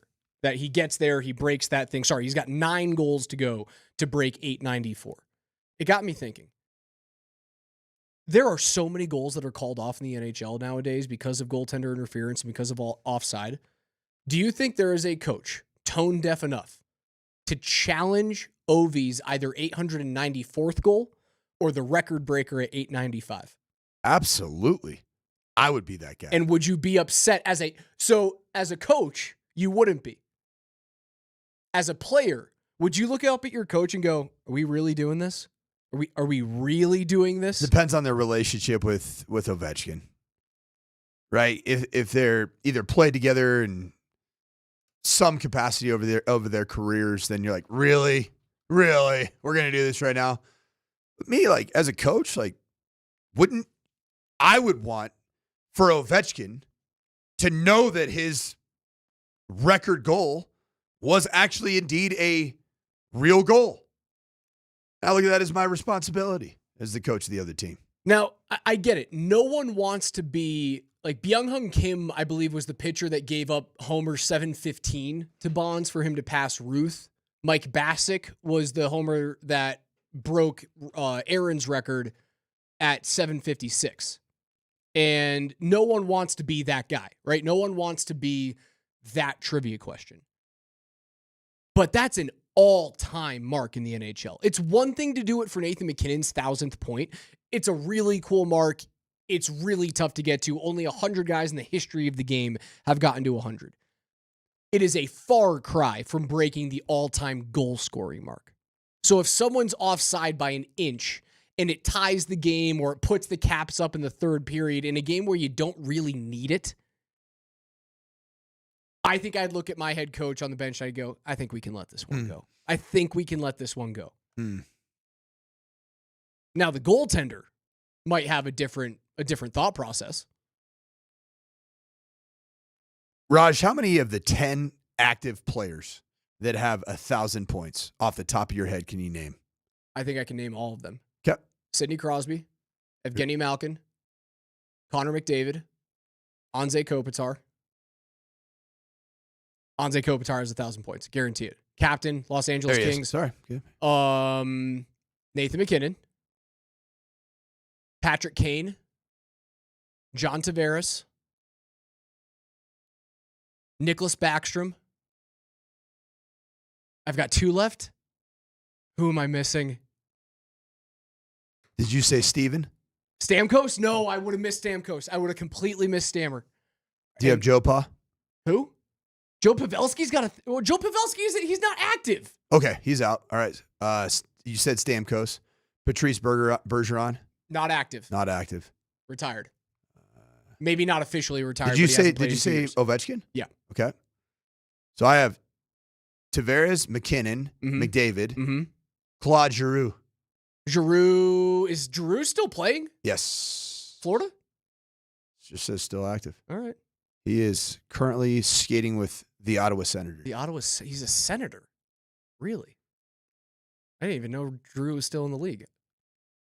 Yeah, I there were a couple in there that I thought I was going to miss. Nicholas Backstrom was one. I was kind of thinking back to that, but when you have Ovi scoring, you have Backstrom. You named him, right? Yeah.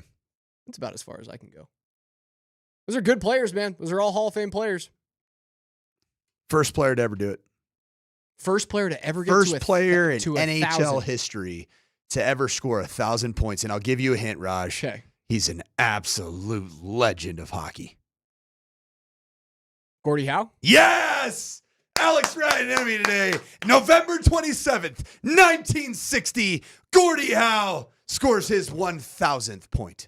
Finishes his career with 1,850 points. Congratulations to our Nuggets ticket winner, Isabel Mercado.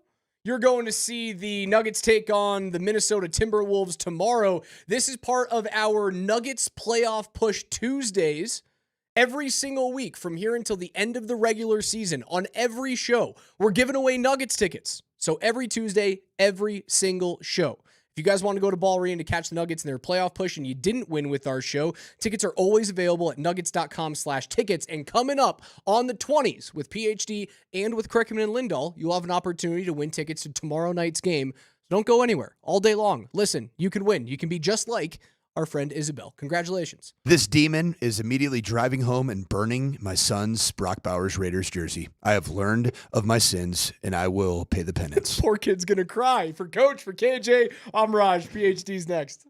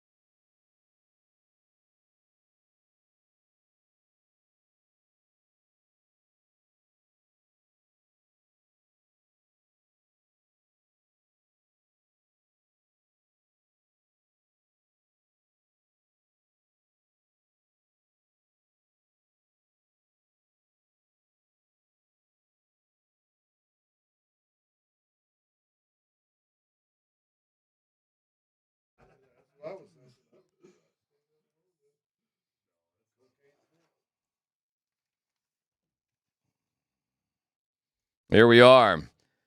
We have, and every Tuesday through the end of the regular season, the Nuggets Playoff Push Ticket Tuesday. In 18 minutes, we'll give you another keyword to win. We welcome back to the full Scott Hastings. What time did you guys get in last night? I probably got in bed by 1:30.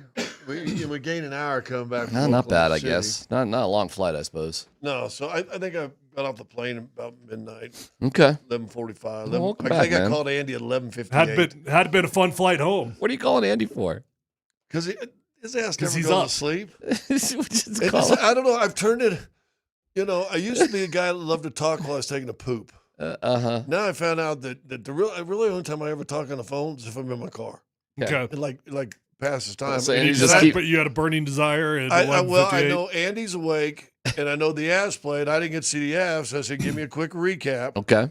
So I got a quick recap of the Avs game, and you got Bob's home. your uncle. There you go. Then Bob's you got your home. uncle. You got a little babysitter on your way home. Yeah, so get that's a good. babysitter for my 45-minute drive.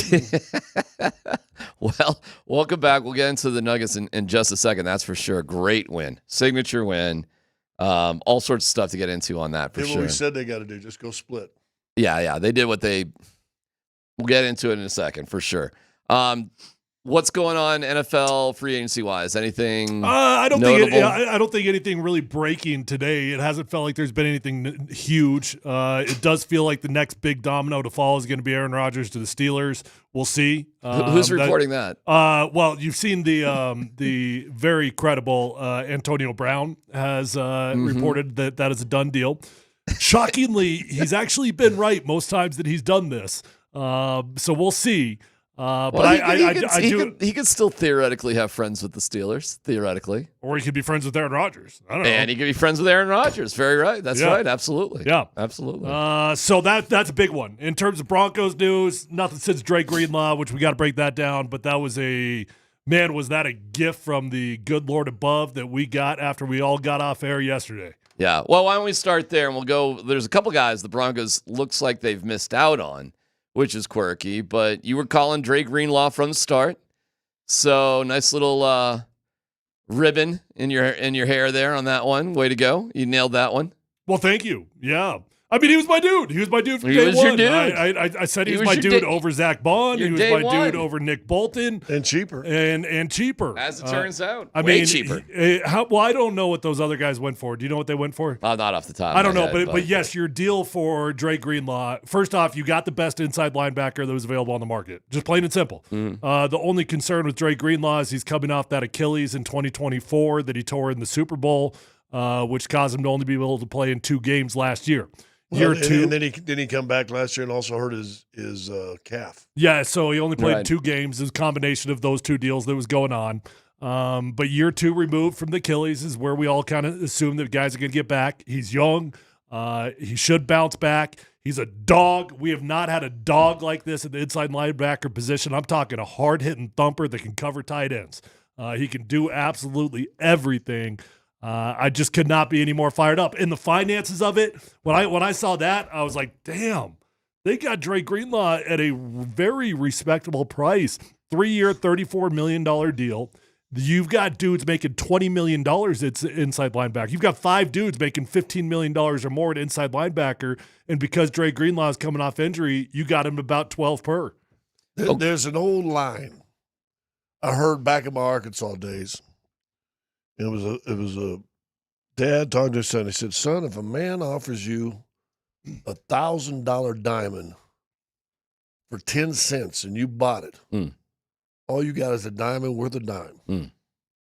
So I'm okay with the price and the potential of what he could be, but it just seems weird that low if there aren't some concerns of injuries from other people, because that price doesn't seem like it was real competitive out there for him. It was lower than I thought. It's competitive, but I mean it does make him 1, 2, 3, 4, 5. He's the 6th highest paid linebacker in the NFL. So I mean he's respected. Is right? he behind Bolton and Bond? Let me look up their deals. They were not on the list I just looked at, but maybe that list was not updated with the new ones. So that's a good question. Yeah. I think the Broncos are still kind of in the not the bargain basement. That's not the right way to put it. Deals, Where are they at? If you can get great players for good deals, yeah, fine. And to me, both the guys that they got yesterday were betting on that they're going to be healthy come this year. Well, I got a couple of examples of where the Broncos really may be watching their money. 3 examples, actually. One, Traymon Smith, their special teams whiz, he goes for greener pastures, more money. Evan Engram was at Shanahan's on Sunday night being wined and dined. Yeah. They thought they were bringing him in. So you know what that means? He spent the whole day with the Broncos in the building. They did dinner at Shanahan's. They did the whole experience. What that means is that Sean Payton and crew, they're recruiting the hell out of this guy to come play here in Denver for a lower price than what he wants. I heard Sean Payton wasn't there. Okay, fine. But whatever, Fine, but I mean, whatever. The staff is there. They're recruiting this guy to come play here at a price that you don't probably really want to play for. Yeah. By the way, Scotty, to your question about the two, Zach Bond and Nick Bolton, well below both those guys. They're both getting about 15 per. Scotty, your favorite part about Dre Greenlaw? I'm putting you on the spot here. Well, you were excited about him before the Super Bowl against Kansas City. Not me. Your favorite part. I'm just telling you, I was excited. Oh, okay. I thought he was a great player before the Super Bowl, and then until I was reminded, that's the guy in that Super Bowl, because we were watching that night, and you go, oh, terrible my God, injury. how terrible was that? Awful. That's the last thing I heard about him. All right. What's your favorite part about Drew Sanders? High motor, not real. Not true. Is he connected to Arkansas? Wait, hold on. It's got to be an Arkansas thing. You're telling me what's my favorite part, and now you're telling me it's not my favorite part. Well, I know it's not your favorite part. I know your favorite part about Drew Sanders. Drew Sanders is a high motor guy. He's an Arkansas Razorback. Now, Landon Jackson, Arkansas. Are you even aware that Dre Greenlaw is an Arkansas Razorback? He's fine. Well, you can't win without Arkansas Razorback. I don't think you even knew. I don't think you do. I actually didn't. I did not know. But now you love him, right? Now you know. No, I don't hate him. I thought they got a great deal for a guy that has high potential. Oh, I blindly love anybody that went to Syracuse. Doesn't matter. Okay, sir. I think it's a very good price for a guy that could be a steal. He's a dog. And I think you got to have steals. And the safety too. I think that was a good price for the potential. I mean, both these guys get to the potential of where they were before injury. I got to hear you take a shot at his name. Oh, spell it. Put it out in front of me. I'll say it. Talamana Munu. I don't know. It starts with a T, doesn't it? All right, let me spell his last name. Okay. Well, do you want his first name and last? Well, whatever. First name, Talanoa. Luna. Hufanga. Hufanga. That's pretty good. Now do the pretty first good. I have to see it. The first one. Talanoa. I mean, you could just. That's my stab at it. I don't really know. I can't help if he pronounce it. Yeah, I mean, you could just take a shot at calling him fungus, I suppose. Hufanga. Talanoa.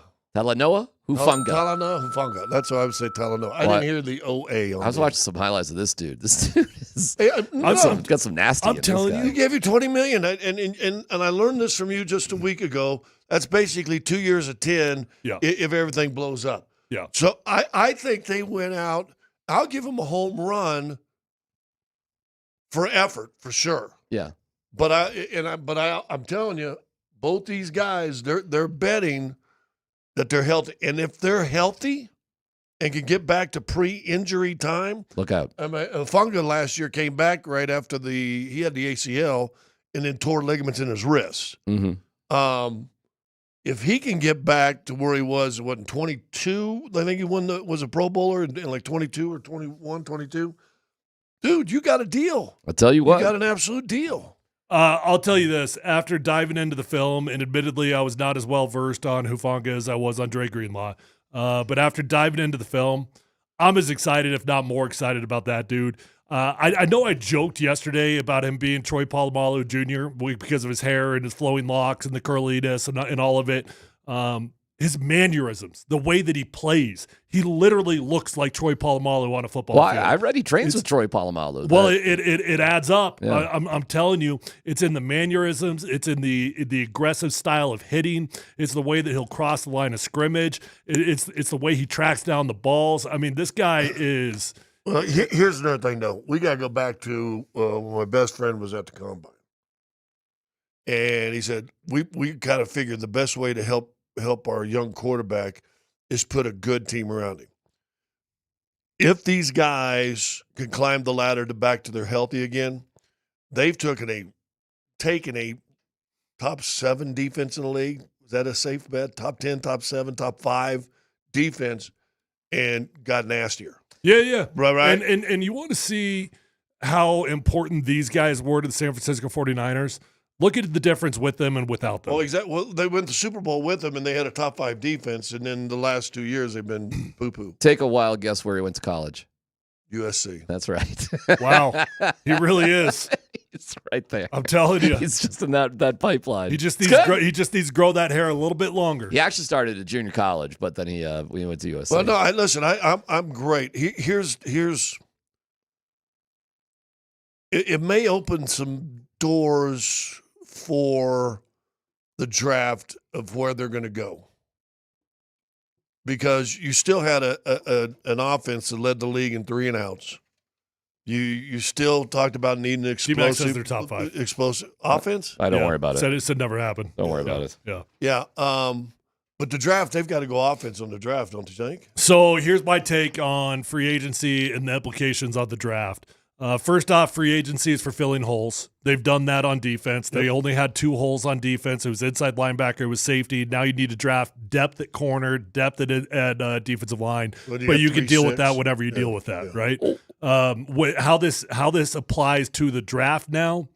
Well, you're probably going to get a tight end in Evan Ingram or somebody, right? Which is going to make you okay. It doesn't take you away from drafting a tight end, but you're okay. It doesn't feel like it's as big of a priority. Now, the biggest priority going into the draft to me in the first round feels like it's wide receiver. It feels like we've got to go get that playmaker. It's not going to happen in free agency. It's not going to happen before the draft at all. Mm-hmm. So you want to get more dynamic at wide receiver, probably looking at a first rounder. And that's Egbuka or Burden most likely, who are both great choices. Wide receiver, I think you got to go then in the second round at the very least, probably a running back. Maybe. Sure. Good news is it's a great running back class that you can find some dudes in the 3rd or 4th round. There's another guy they have to go get, and we're going to get to the keyword in the Nuggets here in a second. Riley Dixon, the punter, who had quite a journey, Syracuse guy, gets drafted by... Love him, don't you? I do love him, and he can throw the football. He gets drafted by the Broncos, let go by the Broncos, picked up by the Giants, comes back to the Broncos, played the past 2 years at $3.5 million, was offered a 2-year, $6 billion deal by the Bucs. So he's making almost double to go punt for the Bucs, and the Broncos did try to re-sign him, and they just didn't, offer the same kind of money. So Ingram doesn't stick around. Tremont Smith leaves. Riley Dixon doesn't get the offer to stay. Broncos are being awful careful about their money. Which means they must not have really loved Riley that much, because I know that's a healthy amount of money for a punter. But if you loved him, you wouldn't let him go over $3 million. Really, the difference of what the Broncos offered versus the $3 million he got, I'm guessing probably less than $1 million. You probably let him walk over $1 million. So now you need a new punter. So there are some interesting things that are going on in terms of their money. Which, if we're going to lead the league in 3 and outs, we're going to need one of those. And it does make me wonder. I say, maybe they're saying our offense is going to be top 5 next year. Our punter isn't that important. Last year, leading the league in 3 and outs, you needed a punter. What could they be saving the money for? And it does make me wonder if they're trying to get themselves ready to, cinch up Nick Bonito and, spend some bigger money other places. And this is part of the plan too, which I'm not against either. But it's interesting in those 3 cases that money seemed to stop them from getting 3 guys so far. And I don't know if it's done with Ingram yet. But right now it feels like, they are drawing some sort of line. But we'll follow it as it goes. The Aaron Rodgers, Russell Wilson thing, I got to admit, I'm a little surprised that's not done by now. You never know when that's going to happen. But we got to get to the Nuggets game last night and give you a chance to win some Nuggets tickets on our Nuggets Playoff Push Ticket Tuesday here on Altitude Sports Radio 92.5.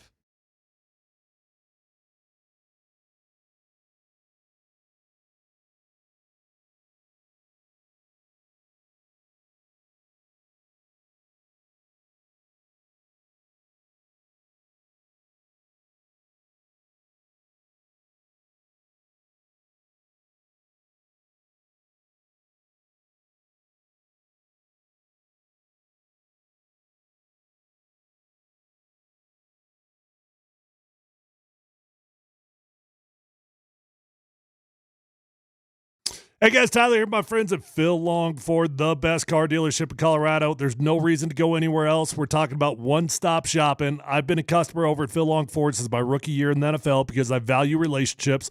I know them, I love them, I trust them, and you guys are going to have the same experience that I've had every time that I bought a car from Phil Long Ford.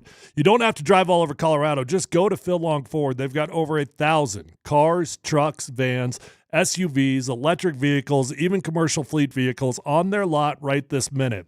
If you haven't given a test drive to those electric vehicles, the Ford F-150 Lightning, the Mach-E Mustang, you're missing out. Incredibly fun, incredibly fast vehicles, and they've got an award-winning service department. So once you buy that new vehicle, keep it serviced with my friends over at Phil Long Ford, and I promise you're going to have a beautiful ride for a very long time. Let them know Tyler sent you on over, and feel free to shop with comfort at own home at phillongdenver.com.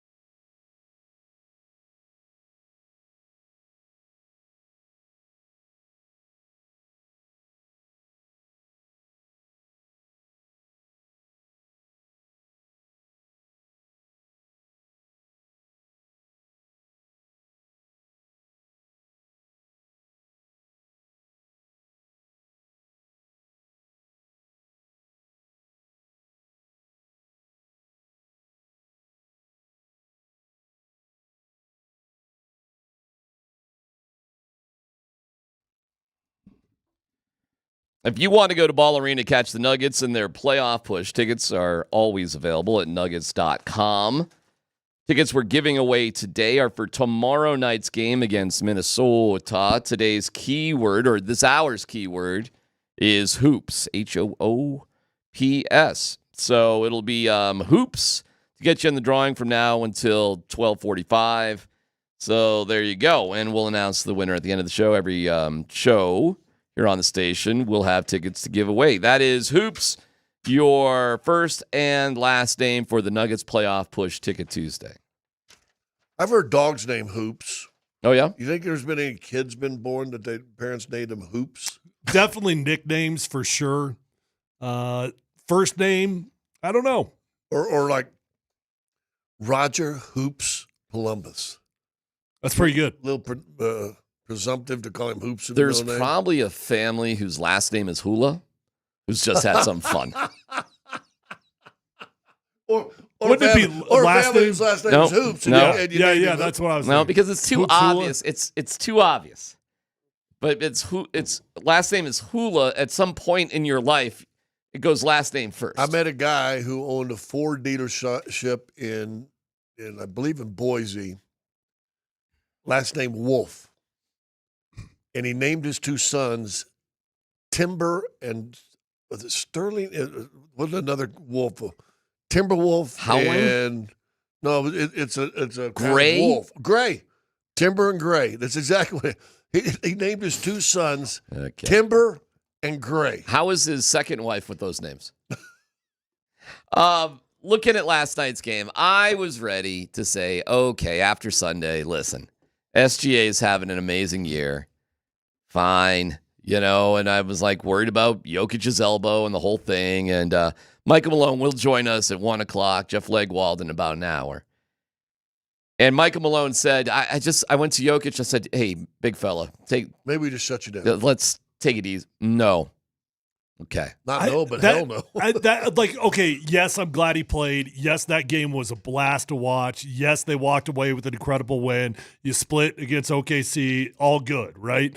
But there is a part of me that is like, that's a fine, and I'm going to ask Coach Malone this, I will, but that's 120 for Malone, by the way. That's a fine line to walk as a coach when a dude's banged up, a dude needs rest, and you come to him, dude, I mean, especially Nikola, he ain't never going to say, I don't want to play. Well, that's, so at what point? He addressed that in the postgame. So at what point as a coach, you're like, dude, no, you're not playing. That is a fair question. We'll ask him. We'll ask him that at 120. He addressed that in the postgame thing, and he said, I think he did say it's a fine line. Yeah. So. I mean, I basketball players feel different to me, but Jokic feels like a football player. Like Jokic has got the mind. Football players, we're good, babe. Let's go. He's a little bit of a combination of a quality quarterback, offensive lineman, tight end, middle linebacker slash. Yeah. Because he's getting touched and hit on every single play. Well, had the Oklahoma City Thunder won that game last night, I think I'd be ready to crown SGA like, okay, all right, you got it. But they did not get that win last night, did they? The Nuggets are a stunning 12-1 on back-to-backs. And the one loss. 7-0 on the road.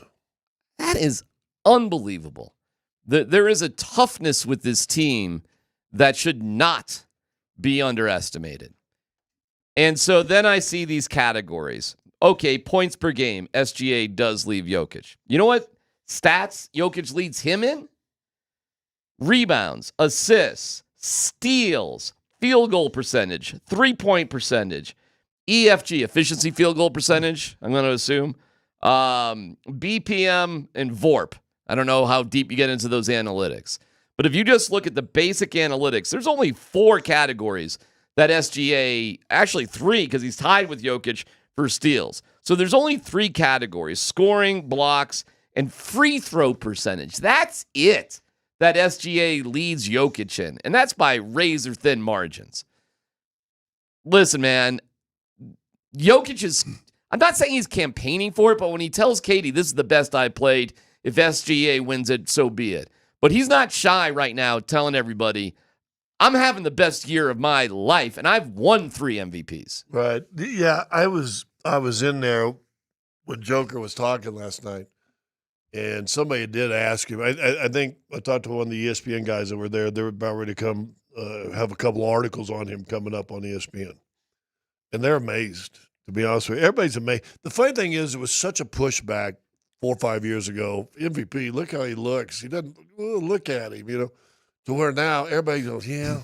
And now you're making excuses just for Shea. And I agree with Malone. Shea deserves – I mean, he's the greatest one-on-one scorer in the league. And I told a guy last night who writes – been a national NBA writer forever and ever, and I've known him for a long time. I said, listen, Shea's having an MVP season. Joker's just solidifying the Hall of Fame. He's having a solidification of the Hall of Fame. He did the 30-20-20. If he finished the season averaging top 3 in those 3 main categories, which I didn't know, no player's ever done that. Okay. I mean, he's solidifying Hall of Fame is all he's doing. If you don't want to give him MVP, don't give him MVP.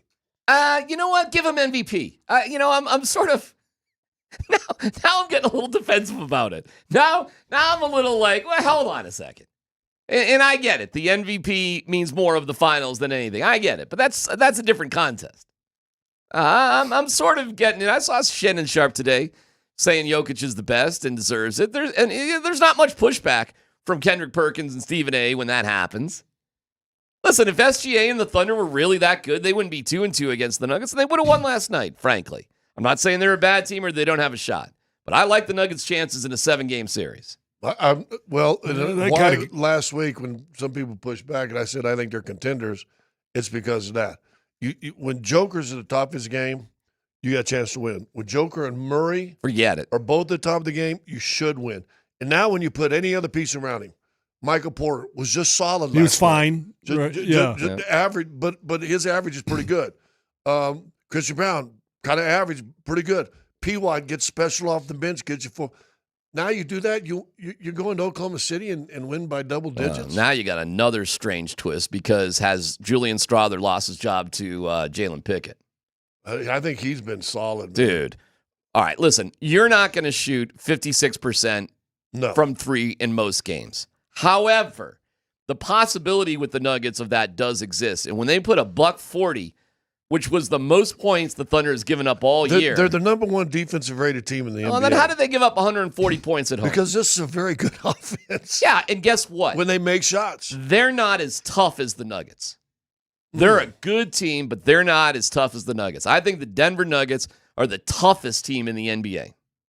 That's a bold statement. Well, when they're not afraid of physical, and I thought Murray allowed them to lead in that game on Sunday. They were the initiative contact, and Denver backed away a little bit, including Michael.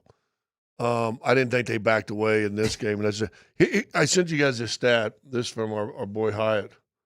When Joker's off the floor, they're a -9.7, which would make them the second worst team in the NBA, only ahead of the Wizards. It's ridiculous, the numbers. So check this out. When Shea's off the court, they're still a +2.8. Is that right? Which means they are still a top 10 team in the NBA. No kidding. And better than the Lakers with him off the court. That's so nuts. What does that say about MVP? It's Jokic. There's only 17 games left. He's going to average a triple-double. He's going to have career numbers. You got to say, can he have a season better than his previous NBA MVP seasons? The answer this year is yes. He deserves the MVP. Michael Malone on that. As we wind down this season, this whole MVP thing is really going to pick up. And you understand that. That's a part of it. Obviously, Shai Gilgeous-Alexander is a great player. And if he wins his first MVP, he's deserving of that. My thing is this, if you didn't know that Nikola won 3 MVPs, and I put player A and player B on paper, and you had no idea that the guy who's averaging a triple-double, the guy who's top 3 in the 3 major statistical categories, things that no one's ever done, he wins the MVP 10 times out of 10. No doubt about it. And he deserves it this year, too. And I think a lot of it did hinge on that game last night. You need some moments. You do need some moments, and they had a moment last night. But guess what? That game wasn't on national TV, was it? I think it was on NBA TV though. Oh, And you know where it was on? I think it was on NBA International because there's a group that I've been on the show from China that comes around to the special games that they're broadcasting live in China, whatever. And this lady, boom, boom, boom, it's really weird. She interviews in English. You say your answer, and then she turns the camera and speaks Chinese for the next 2 minutes or whatever. So the international world got to see it. Yeah, I don't think you have to sell the international world on Jokic. I think they're, they got him. The odds are going to be interesting. I don't know what really changes in these next 17 games. I do think probably for him to win the MVP or have a shot, they probably have to do no worse than second in the West. Yeah. I think that's actually probably fair. Malone also brought up an interesting stat last night. He said, because one of the ESPN guys, Dave McMenamin, is that McMenamin or something? Sure. Tim. Yeah. But anyway. Exactly. Add another minimum. Hufunga. Minimum. Is he from Finland? He's on TV all the time. Okay. Anyway, he said, well, talking about this MVP, but it's hard to argue with the wins and, in Oklahoma City and how boom, boom. Sure. You know what? Maloney goes, fine, if that's your way to measure it, that's great. I'll just say this. You hear the Joker didn't win it. We won the West pretty easily. And no one was talking about who had the most wins that year, were they? They were not. Yeah, but logic does feel like wins should be a part of it. Well, they are part of it. It really does. And I don't think that's like legitimate hate. I think that's legit. Well, don't forget, Jokic won an MVP when the Nuggets finished 6th. Of the 42 years they've done the MVP award, I was talking to Sean Powell last night. It's 23-18.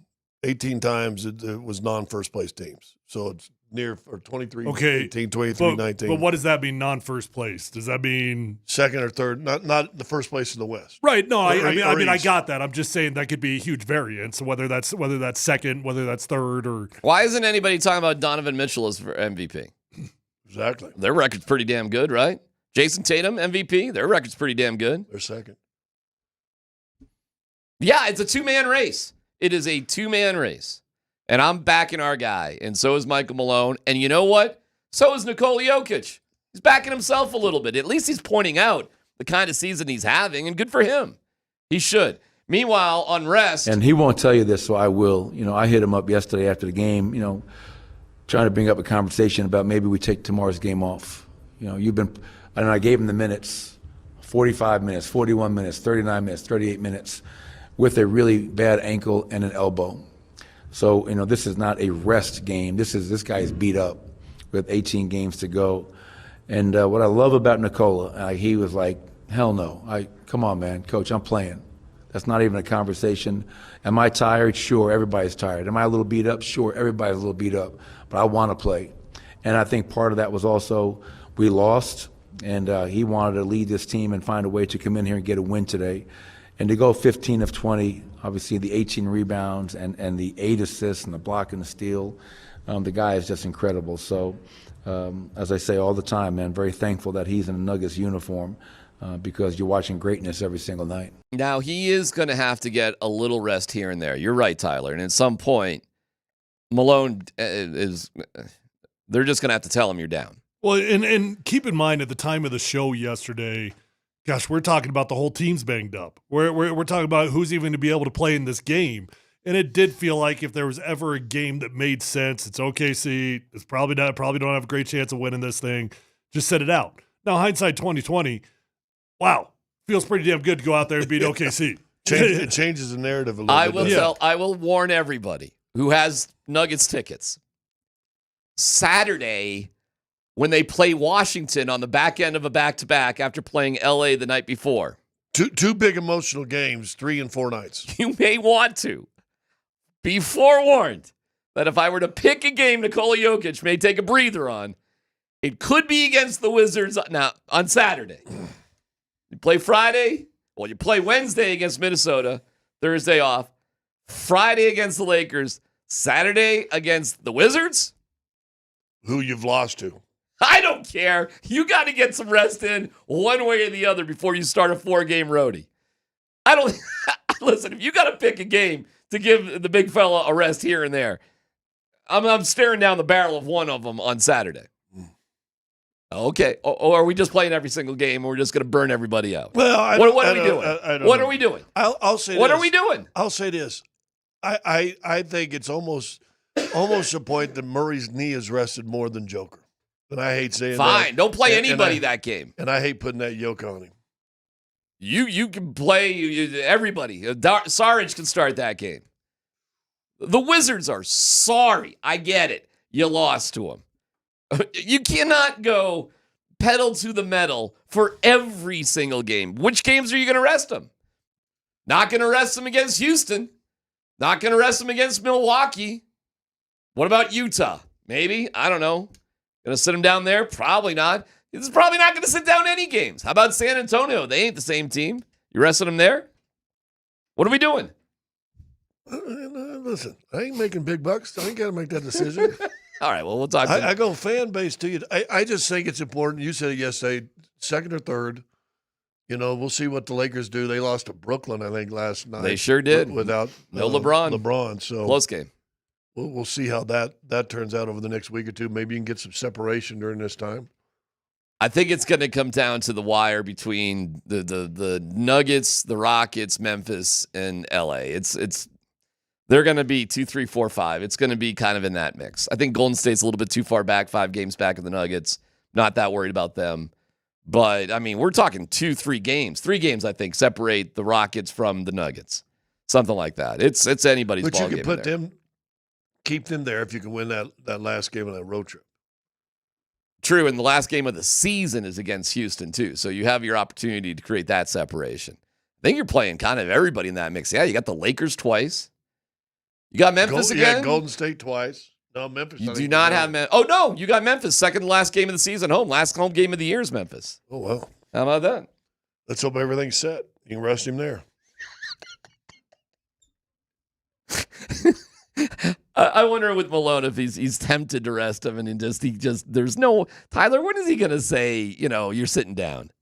Well, he probably needs to. So yes, I mean when I don't know, but you need to because he's not going to do it on his own. We have Michael Malone at 120 for Michael Malone. Jeff Legwald at 1 o'clock. We'll keep tabs over everything with NFL free agency. We have a sporting ethical dilemma that surfaced yesterday at the Avs game.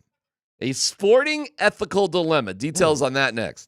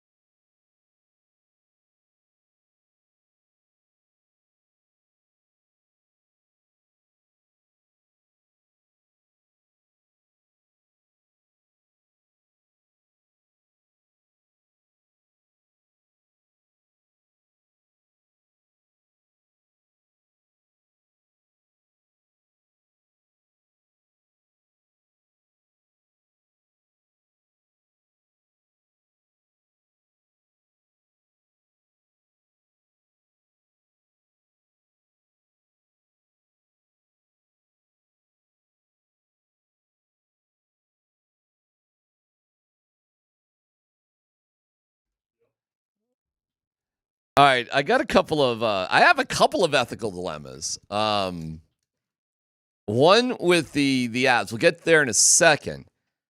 But there was a really fascinating moment in the Nuggets game last night.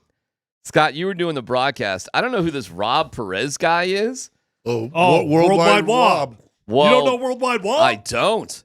Oh, yeah, you got to follow him on Twitter. This guy is the all football all the time zone. He was. He's like huge in the NBA circles. He's like the master of NBA memes. Well, I just followed him because this is. I'm sorry, I didn't know who he was, but the intentional non-subbing sub. I don't know exactly what to call it, but this is awesome. It's like a 7-minute video showing that Daniel, am I saying his name? Okay. The coach of Oklahoma City is ticked off that Jokic is inbounding the ball, or he's upset that the referees are allowing Jokic, because he's clapping at the refs to give him the ball, and he wants to slow things down from Jokic inbounding the ball. So what he's doing is placing a guy who played in a G League game earlier that day up at the sub table, but you can put somebody up the sub table. They got to check with you whether or not you want to go in. So he just stands there, but they still got to slow down and check. Are you coming in or not? Brilliant. And there's some sort of buzzer that goes off, which I didn't even know, like a substitution buzzer. So you only have so much time. So he actually doesn't have to do anything. You just stand there like, are you coming in? Nah, I'm good. The buzzer goes off. It's too late. But the referees have to hold the ball to wait to see if this sub is coming in. And did you know all this was going on during the game? I didn't know. Well, they got to delay a game. I got to sneeze. They got to delay a game. And it was explained to me exactly that it was actually intentional what they were doing.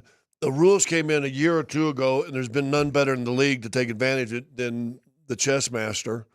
If it's a non-contact, out of bounds, traveling, double dribble, palming, boom, boom, boom. You can get the sideline as soon as the official's ready. You can give them the ball and you can go. That they started allowing that three or 4 years ago. Joker's a king of it. I mean, how many times do you see him just grab it, get out, man, boom, all of a sudden there's a guy on the wing catching it. Yep. Well, but now if there's a person at the scorer's table before the referee hands it, guess what you have to do? You got to wait. You have to delay and you have to wait. I didn't realize that's what he was doing until after the game, but I kept seeing a guy, and I'm like, well, go in. Why ain't he going in? I mean, that's a Bill Belichick type of move, quite frankly. You are not required to check in. You can go and stand there and not go in. And Daniel was saying, it's not in the rule. I'm not breaking any rules. I can put it, and they got to change that loophole, by the way. That'll be now talked about. They clearly got to change that loophole. But pretty clever moment. Now, it didn't go their way because the referees were just kind of like, no, we're not doing this garbage. But it was a pretty interesting moment. Now, another thing cool, real fast, let's go back. They were the coaches at the All-Star game, and Joker just loved them. He thought that whole coach staff was fantastic. Oh, good. I'm glad they've got a great relationship. I wonder if they could have gotten away with it much longer if they would have used legitimate rotation guys to go up to the bench. But because they're using this G Leaguer, it was that obvious. Well, I don't even think the guy took his sweats over it. He just stood there. Just stood there. So he never was taking his thing. And I'm like, because I'm here sitting there looking at him like, well, we'll get to are you getting in or what are you? We'll get to Malone about it. Coming up at 1:20. Here's your ethical dilemma. So Nate McKinnon is 1 point away from 1,000. Out of the 7,700 hockey players ever, only 100 have done this. And here's the call on goal number 1. Lehkonen holds back for McKinnon. Backdoor. They score! It's a Marty party for the Mac Attack Jack. The 100th player in the history of the National Hockey League to get to 1,000 points is Nathan Raymond McKinnon. He's swarmed by his entire team off the bench from the ice. Challenging the flag to determine if it was offside prior to the goal. Can you believe this? It's a historic goal like that. And Chicago is challenging the play. You have got to be kidding me. Here's the call, and Corey Severett. After reviewing the play, at 12:34, the play was determined to be offside. There's no goal. Villain of the day is Anders Sorensen of the Chicago Blackhawks. So history is not made yet. Okay, that rustling sound was Connor throwing his headphones off when the call was made. God, you gotta love Connor. Okay, ethical dilemma, and Nate just was barely offsides, did not impact the play whatsoever. Should Chicago have not challenged that? Keep in mind, this is early in the game. They're in last place in their division. Should they have let it slide because it was such a historical moment? No. Hell no. I mean, look, as an Avs fan, it's annoying, but are you kidding me? What obligation do they have to Nate McKinnon? No, I don't care if they're in last place. They've never won a game all year long. You try to win a game that night. Hell no, they don't have an obligation. Because of that call, that reversal, it was still 0-0 going into third, and they gave themselves a chance, didn't they? Right. They did. Now, Nate would get an assist. Actually, he would get an assist on the next goal and the goal after that. Should the Indianapolis Colts, when I was there, when I was in that building, when Peyton Manning had an opportunity to break the all-time passing record back at his old stadium, should they have folded and let him get that record right there in that stadium? It's a fun stat there because that was the 6.5-minute drive. Peyton never got the ball back. Because he keeps stabbing a dude in the eyes. Correct. So the Colts were able to go 50 yards in 6.5 minutes and kneel on the ground, so Peyton never had a shot. Mm-hmm. So it's a fair question, but Peyton never got up back on the field for the Colts to allow it to happen. But probably not. They're probably not going to give him just 6 yards. And then he got the 6 yards against the Chiefs, but that was the game he had a quarterback rating of 0 and got benched at halftime. So he got booed off the field. Got booed off the field. It's the weirdest thing of all time. He broke the passing record, and 15 minutes later gets booed off the field. All right, so you say no. Hell no. Not just no, hell no. Chicago did the right thing. Yes. Scott? Unless you're trying to win a game, you're still trying to change your Connor McGahee said he's the villain of the night for asking for that review. But he was emotional. So you agree with what Chicago did? Especially if it's early in the game. It's a historic. The bench just emptied for the Avs. This isn't just one, and it's early in the game. No, I agree with what Scott's saying. It's one thing if you're down 4-0 in the third, and then you challenge it. That probably feels a bit icky. But you're still in the game. You still got a chance. Now, the bad thing is, you got his 1,000th point, right? It'd have been nice if his 1,000th point would have been a goal, as opposed to an assist. Okay, but in his career, he has way more assists than goals. Yeah. That's just the way hockey goes. And don't forget, you get the helper assist. It's not just the assist; it's the second assist. Yeah. And on that particular goal, it wasn't like a sweet pass; it was kind of a garbage goal. Okay, whatever. But then on the goal that he got the thousands, it was the second assist. It wasn't even the first assist. So when he got the 1,000th point, did they storm him again? This was pretty funny. Talking to Eric Johnson afterwards was really cool. Talking to EJ again. He goes, well, what was behind that? He goes, well, I'm going to go out if you guys want to follow me. And Bezzy said he didn't tell him to do anything. And EJ basically led the charge. The first time, it was like, whatever. The second time, because I was filming it, there was just a little bit of a hesitation, like, are we going to do this again? But EJ went out like the Pied Piper, and everybody followed him. And then there was a cool moment, too, in the locker room where EJ was like, where'd you get that first one, Nate? He's like yelling at Nate across the locker room, like, it's against the Ducks in 13, right? And Nate was like, sure was. And I go to Nate, I go, you remember your first one? He goes, everybody remembers their first point in the NHL. I'm like, okay. Well, there you go. And so EJ, this is some secret sauce, by the way, with the Avs. This is a guy who's not going to play a ton, but we got some secret sauce with Eric Johnson, Condor being back here. Because it's that type of chemistry that is now in the Avs locker room, which is pretty cool, too. Mellow McKinnon out maybe a little bit, huh? Somebody to keep him a little bit in check. In fact, listening to the Gabe Landeskog interview with Spit-chicklets, Gabe is saying, how can I be a leader if I can't get on the ice? He's saying that. Like, he feels bad. What am I supposed to do, rah-rah stuff? But you know who can do that? Eric Johnson can do it, even if he's not playing as much. And guess what? He's not like a Silent Sam. Like, EJ's got personality. Right. He had just finished talking to a reporter, and I felt bad going up to him after, that whole thing. Like, he's just talked about everything, but I go, hey, man, I'm sorry. And he goes, no, come on, let's go. So he's all happy. You go over to Nate McKinnon. He's got a smile on his face all of a sudden. Who got the big hat? The big hat went to Nate McKinnon. He got, he got the 1,000 points. I'm telling you guys, this Avs vibe, couldn't be much better. How could it be better? And then on Sunday. Hey, real fast before you go there. Yeah.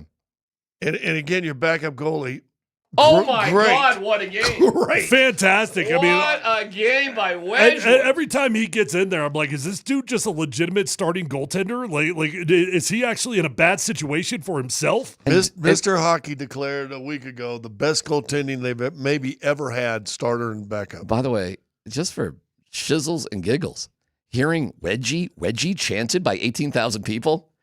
Wedgie. Will you flash it back? There were some dads telling their 8-year-olds, hey, it's okay. You can chant Wedgie. Hey. Those 8-year-olds are like, yeah, DMac's up in the stands, flashing back to 7th grade, and he was looking for Billy Peskin coming up behind him. You keep Billy Frizzell, actually. You keep your head on a swivel around Frizzell. Billy Frizzell. Oh, that guy was trouble. All right, Jeff Legwall gives us the latest in the NFL next.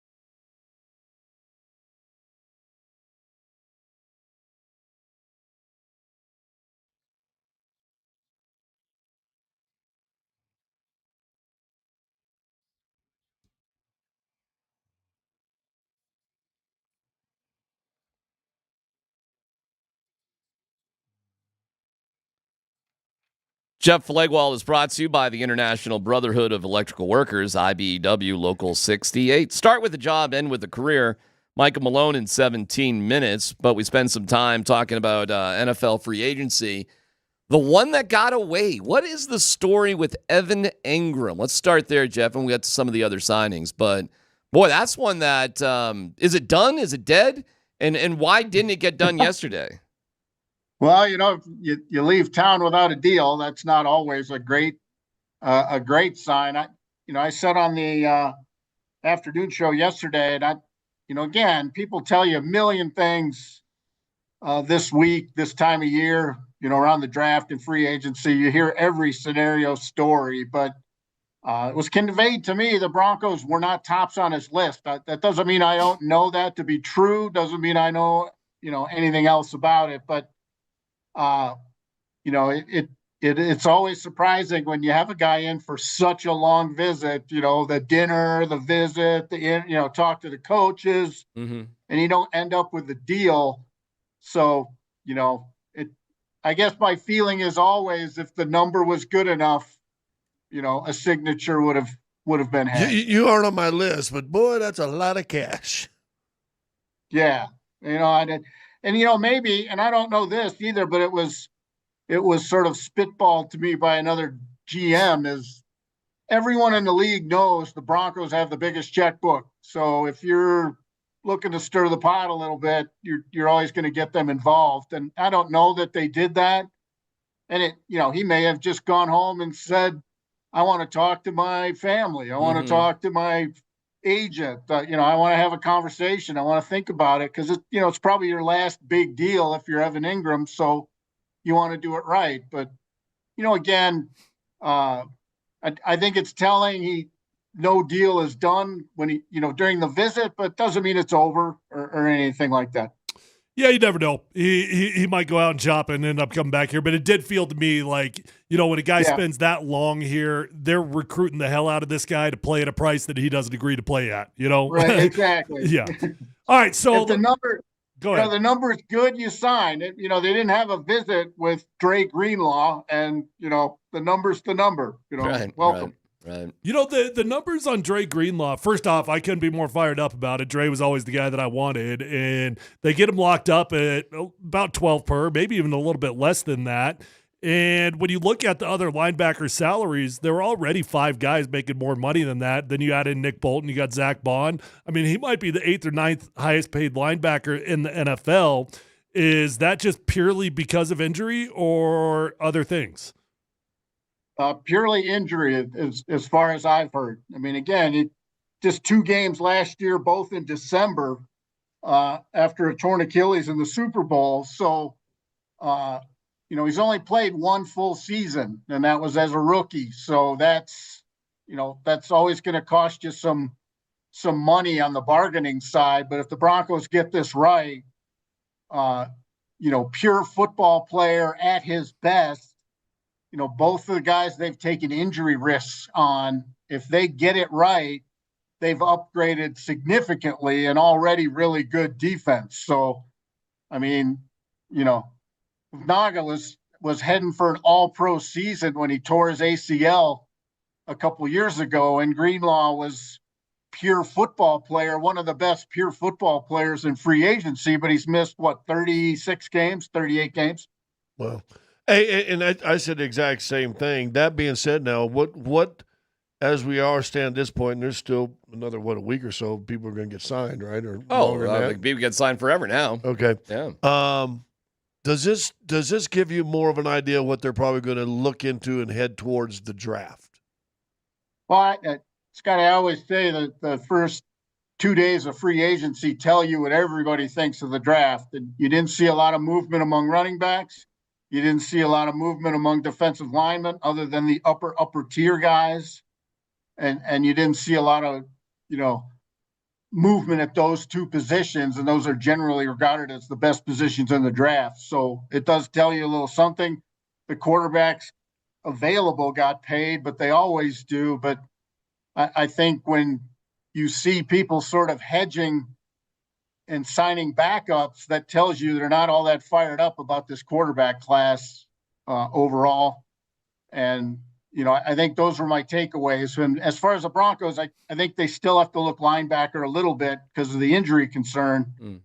But, tight end, they obviously had a visit with one, and there are a couple guys available that fit them. But I think tight end in the draft, running back in the draft are still positions they would point at. So here's my theory. Let me know if you agree with it or not. You really only had two significant needs on defense, and that was safety and linebacker. Probably need to add a corner, maybe another defensive line help in the draft. But now that really frees you up on offense to take best player available. And given the fact that Evan Ingram was in here, whether they get him done or not, I would assume they sign another tight end. Which leaves me personally, Jeff, feeling like wide receiver might actually be the candidate number one in the first round. Does that add up to you?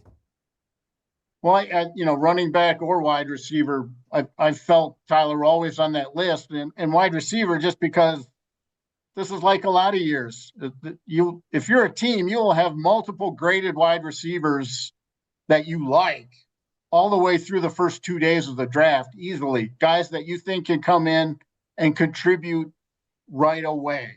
Like at receiver for the Broncos, Luther Burden, a guy that, you don't hear that name a lot, but he fits the Broncos and probably could contribute from the first moment he walks through the door. So wide receiver is a quick contributing position. So you can say, well, if we don't get exactly what we want in free agency, or we don't even look, we could get somebody in the draft. So yeah, I think that is certainly a position on the first round radar. What's the 49ers end game? Losing 10 starters, 11 starters. Yeah, drafting I'll Arch say, Manning. And this is a cautionary tale for the Broncos. Mm-hmm. I mean, the best teams, if you don't get it done when your quarterback's on a rookie deal, and you don't take care of the future, like you do this, everybody wants you all in all the time. Well, this is what it looks like. So you still have to manage the cap as you get good. And I think the Chiefs and the Eagles the Ravens are examples of teams that have tried to win very hard with their rookie quarterback and, a quarterback on a rookie deal and still been good on the other side of it. I always think the challenge is you want to compete like crazy when your franchise type quarterback's on a rookie deal, but you also want to be good enough when that deal's done for him to stay.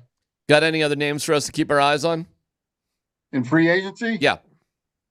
I think, I think the shopping's been pretty, the top guys are almost all off the board. I will say the one telling thing, and I always preface this, but I think players should get every single dollar you can get, because when they're done with you, they just cut you. So get every dollar you can. But teams have made a decision. I think the top 30 deals, only one guy has hit 30 years old, and he hit 30 by a month. So I think teams have made so far the top 30 deals are going to the second contract type player. How would you grade the Broncos in free agency? If they get the injury question right, they've done very well and at very good value. Both those guys are great players when healthy, but when healthy is a big caveat. But so we'll see. We all know what Sean Payton thinks of their injury recovery and staff and all of that. They do have a new team doctor also from the Saints, so we'll see how that all goes. Another. Well, there you go. Keep going there, Saints. All right. Was his name Dr. Feelgood? Wow. Wow. There you have it. There you have it. Thank you, Jeff. We'll talk to you later. Thanks, Jeff Lindahl, either you get that joke or you don't. I'm not going to explain it. It's brought to you by the International Brotherhood of Electrical Workers, IBEW, Local 68. Start with a job, end with a career. Any other names you guys want to see? Free agency. Arch Manning. What's that? Arch Manning? He'd be drafted next year. Okay, good. The draft pick. Okay. Free agency. I can DMac explain that to you if you want me to. Landon Jackson? I got be a draft pick as well. Really? Do I gotta? I still think they got to add a tight end. They got to add a running back. Well, they tried to add a tight end, didn't they? Yeah. So whether they get Evan Ingram done or not, I guess it feels like naturally they probably turn to Juwan Johnson next. And in terms of running backs, look, I'm not looking to spend a lot there, but you do need to bring somebody in. Javonte Williams just got $3 million plus to go to the Cowboys, and I wouldn't mind just swapping out. I'd take Rico Dowdle. Just to check, Kyle Juszczyk got cut by the Diners. I'm definitely interested. Okay. Absolutely. Upgrade in that position? He's going into I think he's going into year 10, and he plays the fullback position, which is a dying breed, but Sean Payton carries the fullback. He sure does. Is he Barton. Burton, in a heartbeat. Swap that thing out. Okay. And let me throw this out. I think you ought to make a phone call to the 49ers. About George Kittle. I'd say, is George Kittle available? I think that's a fun call Did you to just make. steal your buddy's idea? Be honest. Did he say that? Be honest. Did you steal it from him? I might have. Okay. Wait, is that what he said? Yeah. We were doing an emergency hit last night about Dre Greenlaw, and that was Andy's idea, and it was a pretty good idea. I think that's a great idea. If the 49ers getting rid of everybody, might as well call and see if George Kittle's available. We will have Michael Malone on with fun, us coming up next, and the next keyword for you to win Nuggets tickets on the way.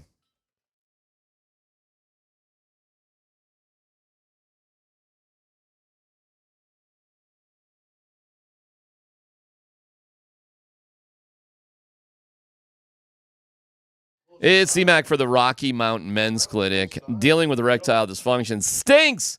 Who wants to deal with that? Listen, you can get things going in the right direction and improve everything in your life because you've probably just been settling. Settle. Stop. You don't need to settle. You can improve your life and get things back to the way they were with the Rocky Mountain Men's Clinic. They have treatments with success rates well over 90%. Some of these treatments can have you last an hour or more. Listen, they've been serving the Front Range of Colorado for nearly a decade, successfully treating tens of thousands of men. So if you've been dealing with this beyond annoying issue, get it taken care of with the Rocky Mountain Men's Clinic. Your initial visit's $99.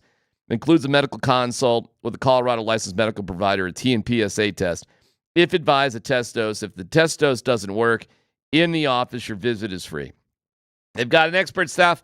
Like a lot of men, you could be having sex the day after your appointment. Fort Collins, North Denver, Central Denver, Castle Rock, and Colorado Springs.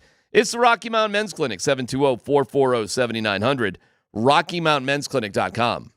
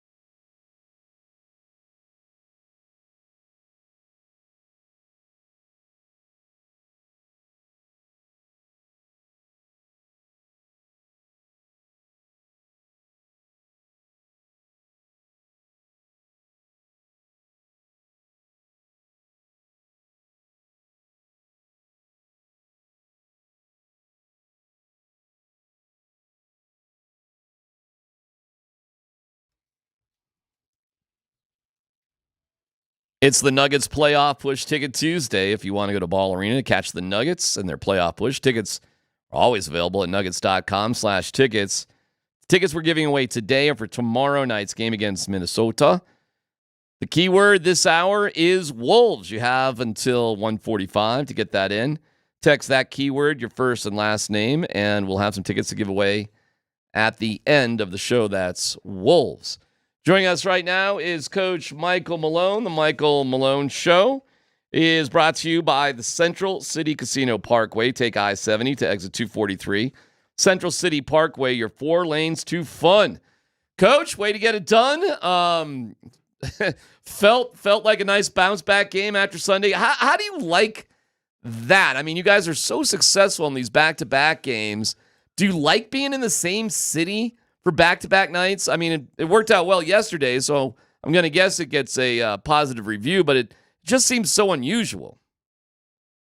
Yeah, it was obviously a great bounce-back win. As you mentioned, we're 12-1 on the second night of back-to-back games this year, which is amazing, 7-0 on the road. And that speaks to the group's resiliency, their mental toughness, their ability to learn from the first game and then bounce back the next night and win at a high level. And as far as being in the same city, that was a weird back-to-back. We played at 12 noon on Sunday, which really felt like 10 a.m. our time because you have the hour time difference and the time change. Got off to a great start, just did not have enough to close that game out. But with no Aaron Gordon to come out and play the way we played yesterday, just so proud of the guys because they just continued to fight. They believed in the game plan. They executed it, and it was a hell of a win for us. But you celebrate for a few minutes, then you realize that we have a 3-game homestand with a very tough division opponent in Minnesota who's won 5 games in a row coming into Ball Arena tomorrow night. Well, and you stopped Oklahoma City. I think they had 7 in a row also. When you look at your team, and DMac said this a while ago, he thinks you guys might be the toughest team in the NBA mentally because toughness is not just a guy that can go up and lift a bunch of weights and punch you. Toughness is also being able to come back when your ankle hurts, when your elbow hurts, when you're tired, when things are going wrong at home or whatever it is. Would you put your team up there as one of the toughest teams in the NBA? I would. Obviously, I know my team a hell of a lot better than all these other teams, but if you can go 12-1 on the second night of a back-to-back, that speaks to both mental and physical toughness. That kind of goes into not believing and listening to all the readily available excuses that are out there. Oh, you're playing at OKC. It's a back-to-back. They're the best team in the West. You don't have Aaron Gordon. Blah, blah, blah. Guys are beat up. It's late in the season. Well, we never listen to that. We don't subscribe to that line of thinking. We find a way. We prepare to win, and we go into every game with that being our mindset. So, yes, I do think we have a very mentally tough, physically tough team, a very resilient team, and that's what I like about our group. And here's a stat that's a good stat and a bad stat, but I think we lead the league this year in a number of games where we've come back from a double-digit deficit. Now, you don't like being down double digits, but the fact that our guys continue to, not just from one game to the next, but also within a game from one quarter to the next, that we find a way to be resilient and we continue to stay the course and believe in each other. And I think that can be really powerful as you approach the final 17 games of a season. Coach, we were talking about it before the game yesterday, and I probably shouldn't admit this to you, but it did feel like, probably makes sense to rest Jokic. This feels like half the team's banged up, but we don't know how this one's going to go. And I know you talked about this after the game, that you did have a conversation with Jokic about whether he was going to play in the game or not. He said, I'm playing. He didn't take he wasn't going to hear anything else. But my question for you, where do you draw the line? As a coach, where do you draw the line? You're like, I know you want to play, but I need you to take the night off. Well, it's an easy question. You draw the line when our training staff says he can't play. Because there's a difference between having a conversation and asking a guy how he's feeling, as opposed to the alternative, which is, hey, you're out tonight. This is my call. This is not your call. And if not just for Nikola Jokic, but if that's the case for any player, and we've done this in the past, then we will sit that player out. But that is a conversation between myself, between Steve Short, our director of sports sciences, to make sure we're not putting out players in a position where they can, really hurt themselves and risk being out for a longer period of time. We all realize that Nikola is battling, like a lot of our players, numerous different bumps and bruises and injuries, ankle, elbow, this, that, the other thing. Jamal's been dealing with a lot of things this year, but as Scott mentioned before, alluding to our toughness, I think Nikola and Jamal for 10 years and 9 years respectively have shown time and time again that they are gamers and that they are willing to go out there and play. But if it's ever going to be at the risk of something greater, then we'll have to take that decision out of their hands and do what's best for the team. It's happened both weekends to you guys and to Oklahoma City over the weekend, and it just hit me. Is it? I'm going to say easier. It's never good when a starter, a great player, leaves the floor and can't play.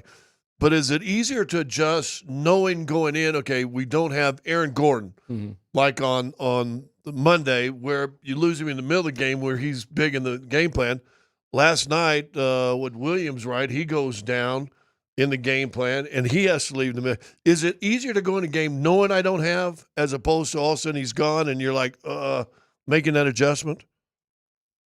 Yeah, I mean, neither is ideal because obviously you always want your full complement of players. But I think I knew after the game on Sunday that Aaron was not playing on Monday. Right. So that gave us Sunday, all day Sunday, watch the film, think about Monday night, think about matchups, think about rotations, think about what we can do offensively and defensively, knowing that Aaron Gordon was not going to be a part of that game.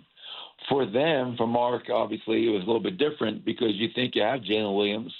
He plays in the first half. The next thing you know, he takes a tough fall, and he's out. So now you're scrambling with a much shorter period of time to make those adjustments. But I would like to believe that all of us head coaches, the more you're around it, you come to expect the worst, and you're ready to adjust on the fly. And you have to, because that's the nature of this business. You're not going to always have, in football, a week to prepare, and in this situation, a day to prepare for the second night of the back-to-back. Sometimes it happens right in front of your eyes during live play, and you got to be ready, willing, and able to make the decisions that you need to when that happens. And but yeah, we caught a break with not having Aaron was always tough, but knowing ahead of time that he was going to be out for that game gave us a little bit of an edge. Well, and Peyton Watson really stepped up. Now I got to go to the human side of Michael Malone. Uh-oh. The guy that fights for the underdog, the guy that knows how to treat the star players, and he's coached the LeBrons and the Currys and the Jokers of the world. There was a moment last night, and Jalen Pickett came in and played significant minutes, and I thought was fantastic. But he makes a move, and I go back and look at times when younger players, and even maybe him last year, when they're always looking for someone else to take care of it. Here, you shoot it, you do that, and they're not aggressive. I think that's the biggest downfall of young players when they fight confidence. He made a move, got to the baseline, faked like he was going out, stepped through, got it up off the glass right before Holmgren came over and scored the basket. And you're in front of me, and I see you with the biggest smile on your face and a fist pump. I mean, you went from just that small moment, coach, to underdog fan of a small player over a 7-1 dude. Man, when Jalen Pickett, and you're right, by the way, Jalen Pickett's play yesterday, Peyton Watson's play yesterday, our bench, 24 points between them. Peyton had 16, Jalen Pickett had 8. They were all big baskets. But Peyton goes 6 of 7 from the field, 4 of 4 from 3, and Jalen Pickett goes 3 of 4 from the field and 2 of 3 from 3. And they were so impactful throughout that game. But when Jalen Pickett had that move, Jalen's not the quickest guy in the world, but he plays with great purpose and poise, always under control. And when he had that move, I was just so happy for Jalen Pickett, and I looked at the bench and the bench reaction when he had that move. And those are the moments, right? I mean, life is about moments. Those are the moments that, yes, we won the game, but what also just not just the final score and the outcome, but the little moments that were a part of that.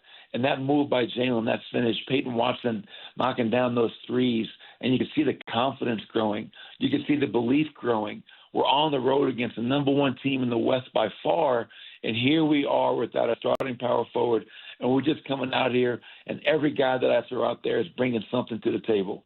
And I was so happy for Jalen. He's been fantastic every time his number has been called. And you're right, I did have a big smile because I love to see guys like Jalen Pickett have success because of all the time and energy he's put into this. And now we have to build on it. Once again, you can't be satisfied because we have a division rival coming in tomorrow night, a team that we haven't beaten yet this year, 0-2 against the T-Wolves in Minnesota. And we got to try to find a way to build on our 14-4 record in our last 18 games. What'd you think of the reindeer games about the sub? Oh, no, he's not a sub, and all that stuff going on. Oh, yeah, I don't know. I was there was a lot of weird stuff going on. Did you know what was happening at the time? Did you kind of catch on quickly? Like, I mean, yeah, I think Mark's a great guy. You know, I have a lot of respect for him. You know, when my father had passed away, he reached out and sent me a very, very thoughtful note. So I have a lot of respect for him, just not only as a coach, but also just as a guy. And when the jump ball goes up, man, you know, like that's the thing about coaching. And my father used to say it all the time. You know, coaches are sick bastards. I mean, we're not normal. We are not normal people. This is not a normal business profession. And then, you know, early in that game, you know, Mark was, and I respected, he was fighting for his guys. And I just looked down there and I saw a guy standing there the whole first half. And then finally the referee said, listen, man, that guy's got to go.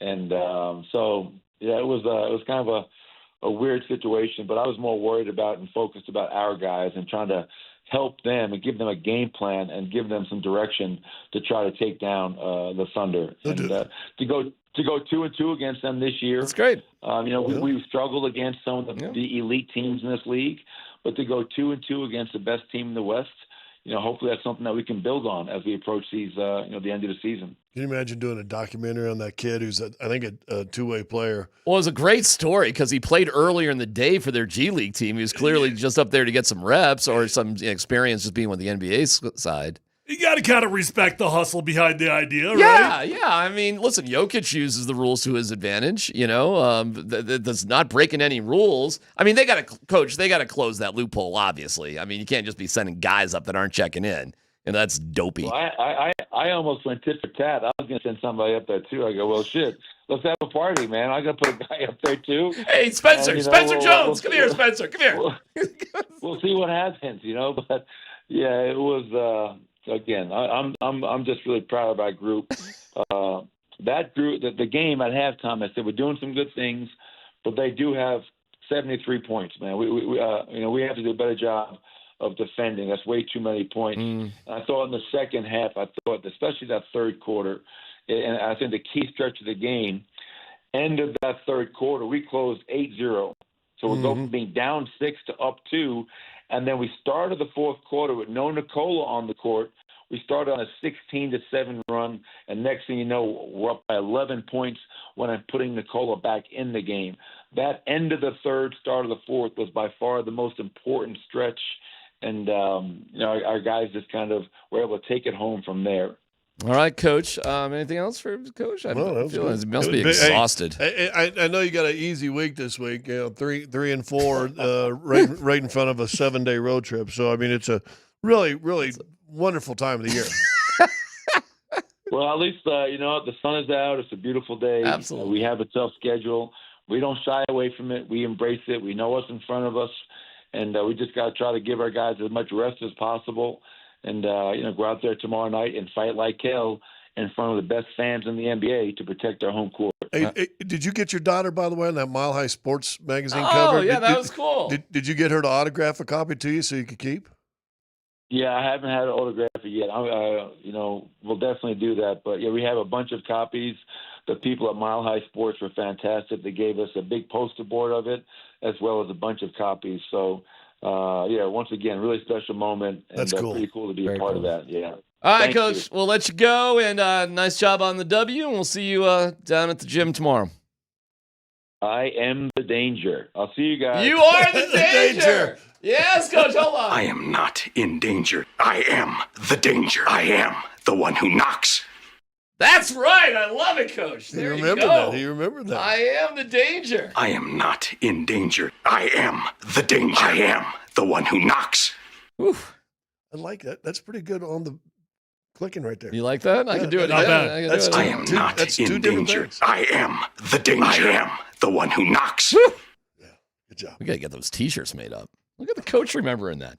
Michael Malone Show brought to you by the Central City Casino Parkway. Take I-70 to exit 243, the Central City Parkway. Your 4 lanes to fun. That would be a fun sign tomorrow night at the game. I am the danger. I am the one who knocks. Fun little fact about a storm. Fun little fact about animals in a storm here, okay? Do you know that every animal is going to run away from the storm except for one? The buffalo. The buffalo. That's right. The buffalo runs into the storm because they are the storm. I am not in danger. I am the danger. I am the one who Broncos knocks. do have that in the tunnel, by the way. I am the storm. Yeah, the cows will actually not run. They'll just stand up and face it and then drown. Stupid. Drown because the rain goes Dumb in their nostrils. moron cows. Yeah. Buffalo runs into the storm. Runs into it. Cool sign. I bet you get you on Altitude TV. I am the danger. I am the one who knocks. Do you know I read about lightning today? What? The lightning strike, the speed of a lightning bolt, one can go as far as 10 miles long, but its speed can go at 60,000 miles per second. That's fast. Think about that. Oh, if lightning comes, I'll just dodge out of the way. I don't think so. You know what's easier to get over than lightning? Thunder. Just makes a lot of noise, doesn't really do anything.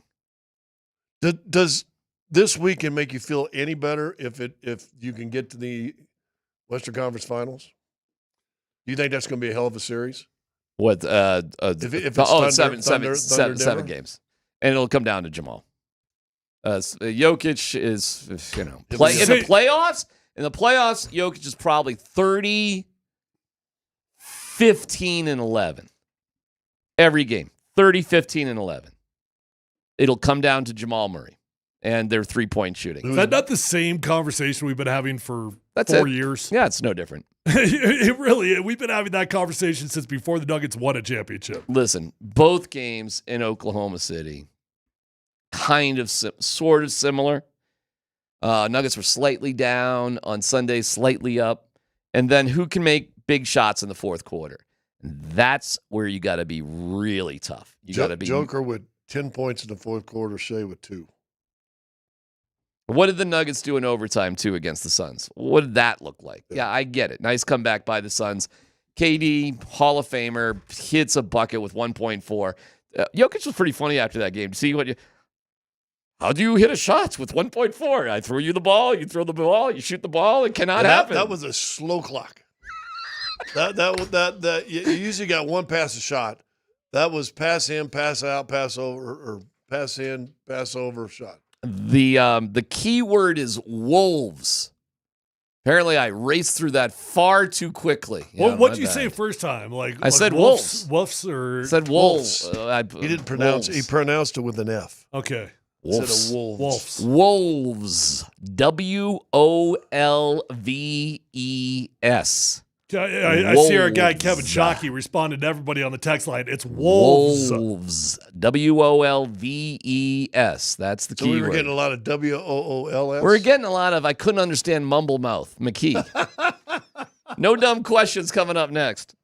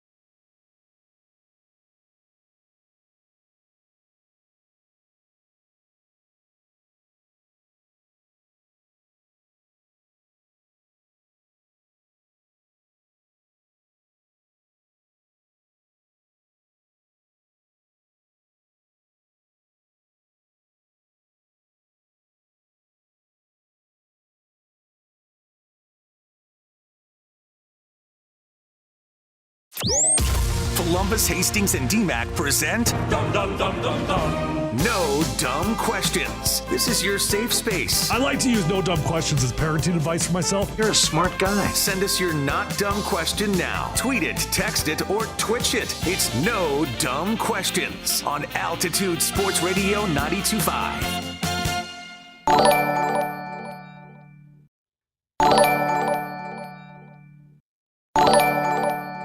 That's a softer free agency alarm. I know we had the disturbing one. Pew, pew. Juwan Johnson is signed back with the Saints. All right, so that's interesting. What does that mean? What does that mean? Do the Broncos up their offer a little bit for Evan Ingram because they felt like they had a backup plan in Juwan Johnson? I don't know. Look, we've all connected dots to Juwan Johnson for the Broncos, assuming that they're in on this guy simply because he's a Saint. Yep. There's no proof of that, but I do wonder if this immediately makes Broncos up the offer for an aging Evan Ingram. It probably does help Evan Ingram's game, and you can't wait forever. This stuff goes quick. And, I think Juwan Johnson was like, oh, I guess you don't want me that much. Are they happy with any tight ends they had on the roster last year? I don't know, man. It depends. Like, that question is loaded because they've got different tight ends that have different skill sets. The dude that I fell in love with as the year went on was Nate Adkins because that guy could just simply do everything. I mean, he out of the backfield, versatile, not a dynamic playmaker, but just a dog. So the question stands, though. Not really. No, is there any on this team that you would see coming back and be okay? Coming back? Maybe. But I think I don't know. I mean, if it's not Evan Ingram and it's not Juwan Johnson, Tyler, Zach Ertz isn't available. Gesicki's not available, I don't think.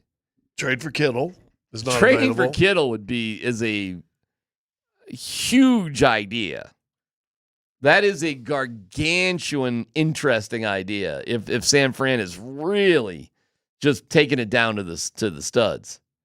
So let's see. Juwan Johnson signs with the Saints. Mike Gesicki goes back to the Bengals. Zach Ertz goes back to the Commanders. Austin Hooper, I believe, re-signed with the Patriots, if I remember correctly. What happened to Tyler Conklin? Did he re-sign with the Jets? Not sure. Let's look that up. Yeah, I mean the pickings are somewhat slim here. So if you're happy with either Troutman or whatever, it's a deep pool tight end in the draft. Just draft you a young guy. Maybe. Just don't get the kid from UCLA. You already tried that. I think Tyler's right though. I think you gotta think today just made Evan Ingram some money. Look, how old is he? 31? Yeah, he's going into like year 10, so 30s. 31. His skill set is just different. He's just so much more of a receiver than the regular kind of tight end. So, I mean, it's clear 30 what Sean Payton's looking for their interest in Ingram. So, I don't know if there isn't another guy right there. So we'll see. We'll see how badly they want it.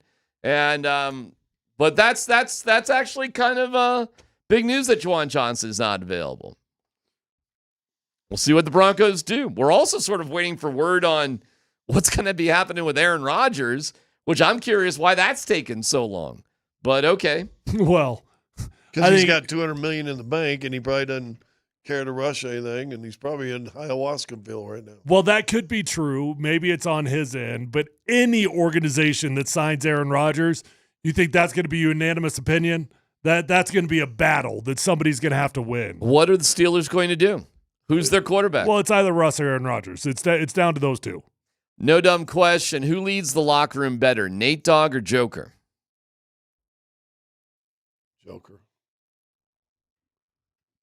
Joker. Why? I just think that fits more of his personality. Now, I don't know. He's not a rah-rah screaming guys, but I mean, I see in the locker room when I go in, I see Christian Brown having a conversation with him, or AG over there having a conversation with him. DJ's always talking stuff to him. I just see him involved with, and there's less people, but I see him involved more. And then I watched him yesterday. And hockey's different. Dude, Joker's setting the defense the entire fourth quarter. After every break or after every basket or after every stoppage, they went to this zone they haven't played a whole lot. I was going to ask you about that because I felt like an idiot, okay? I'm watching the game, and I see this zone that kind of looks like man, but they're definitely passing him off. And I was like, am I a fool right now? This looks like a different defense to me. They played a little bit more zone to try to keep the ball out of Shea and to try to double him when they could. But Joker's directing the whole defense. In fact, Malone said in the postgame presser, he said they came out of a timeout. The coaches always talk. He came in there. Joker already had the whiteboard up, drawing plays and showing everybody where they got to go. So I'd say Joker. I don't think it's close. I think it's Joker by a mile. But Nate is the best player in the NHL. He is a big-time leader. Listening to here, let me play a little bit of Gabe Landeskog here from the Spit and Chicklets about Mikko. This is something you really would never hear Nate say, but Gabe said this. I don't know. I got to square it up on Saturday. The Stars come into town on Sunday, so we're going to take Mikko out. We're going to air it all out. But I love Mikko. Mikko's like a Finnish little brother to me, and it just I obviously wish we still had him, but I understand there's a business, and I understand it was a great chance for him to get paid. I get it. But, he's got a lot of dough. Can't argue that. He better be paying for dinner. Who's picking up the tab? McFarland and Sakic or Rantanen? Mikko will be paying for it. Yeah. That is so funny on so many levels. In 1808, 1809, there was a huge war where Sweden lost control of Finland to Russia. He said he's my Finnish little brother.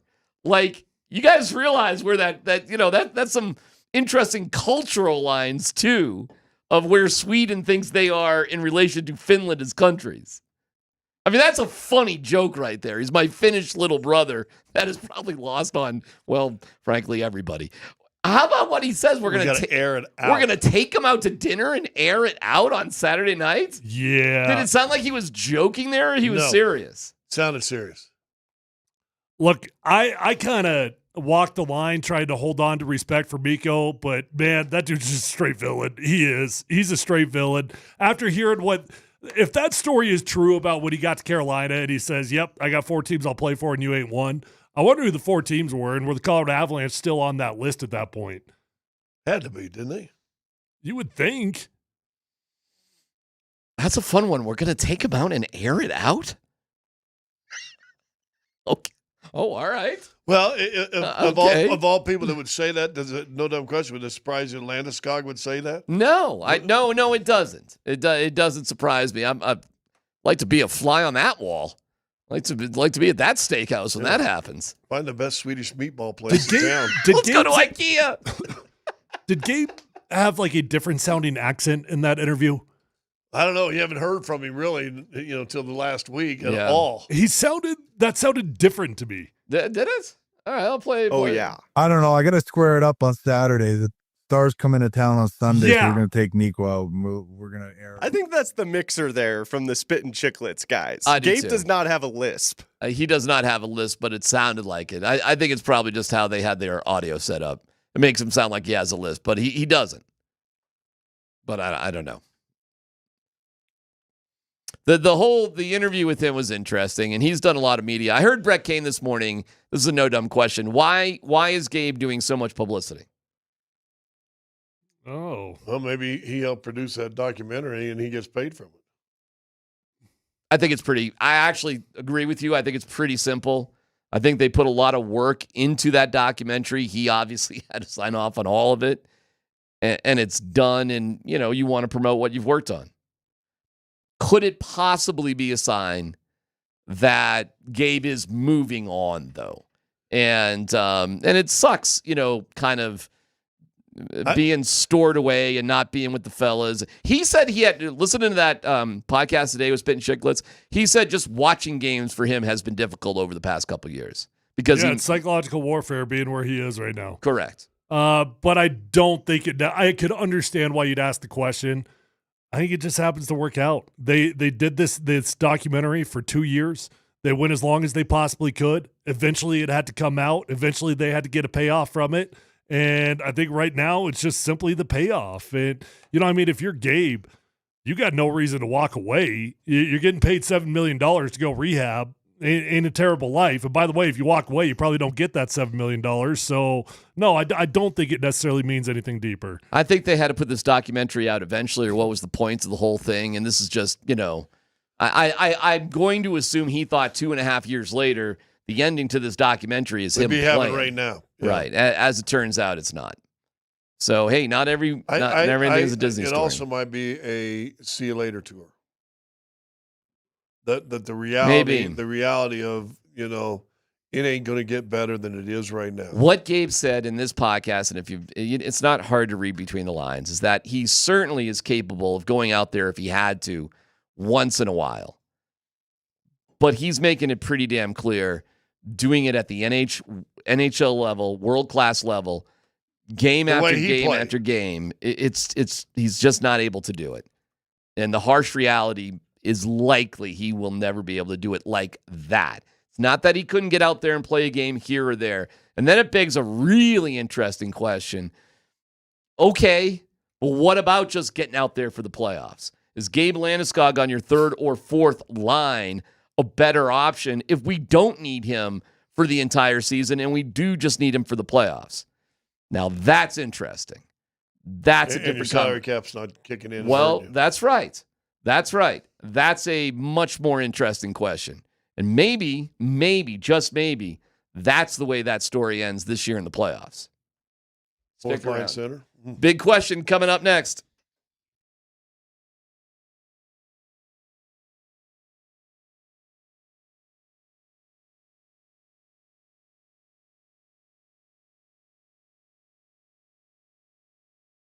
I am the one who knocks.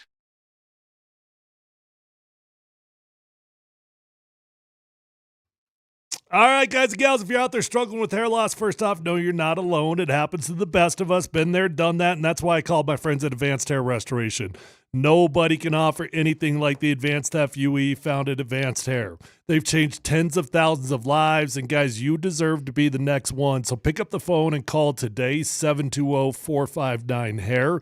When you go to Advanced Hair Restoration, you're going to be in a calm, relaxed environment with the most experienced professionals. Dr. Tanya Pauls is the best of the best. The entire staff at Advanced Hair Restoration is the best of the best at what they do. And that's why you don't want to waste your time anywhere else. You might have already bought the lotions, the pills, the creams, the potions. You're frustrated because it's not working the way you want it to. Just commit to get your hair back by calling Advanced Hair Restoration. They guarantee your hair is going to grow for life. Your own natural hair starts regrowing the very next day. Call today. You're going to get 250 free hair grafts and $250 off. 720-459-HAIR or advancedhair.com.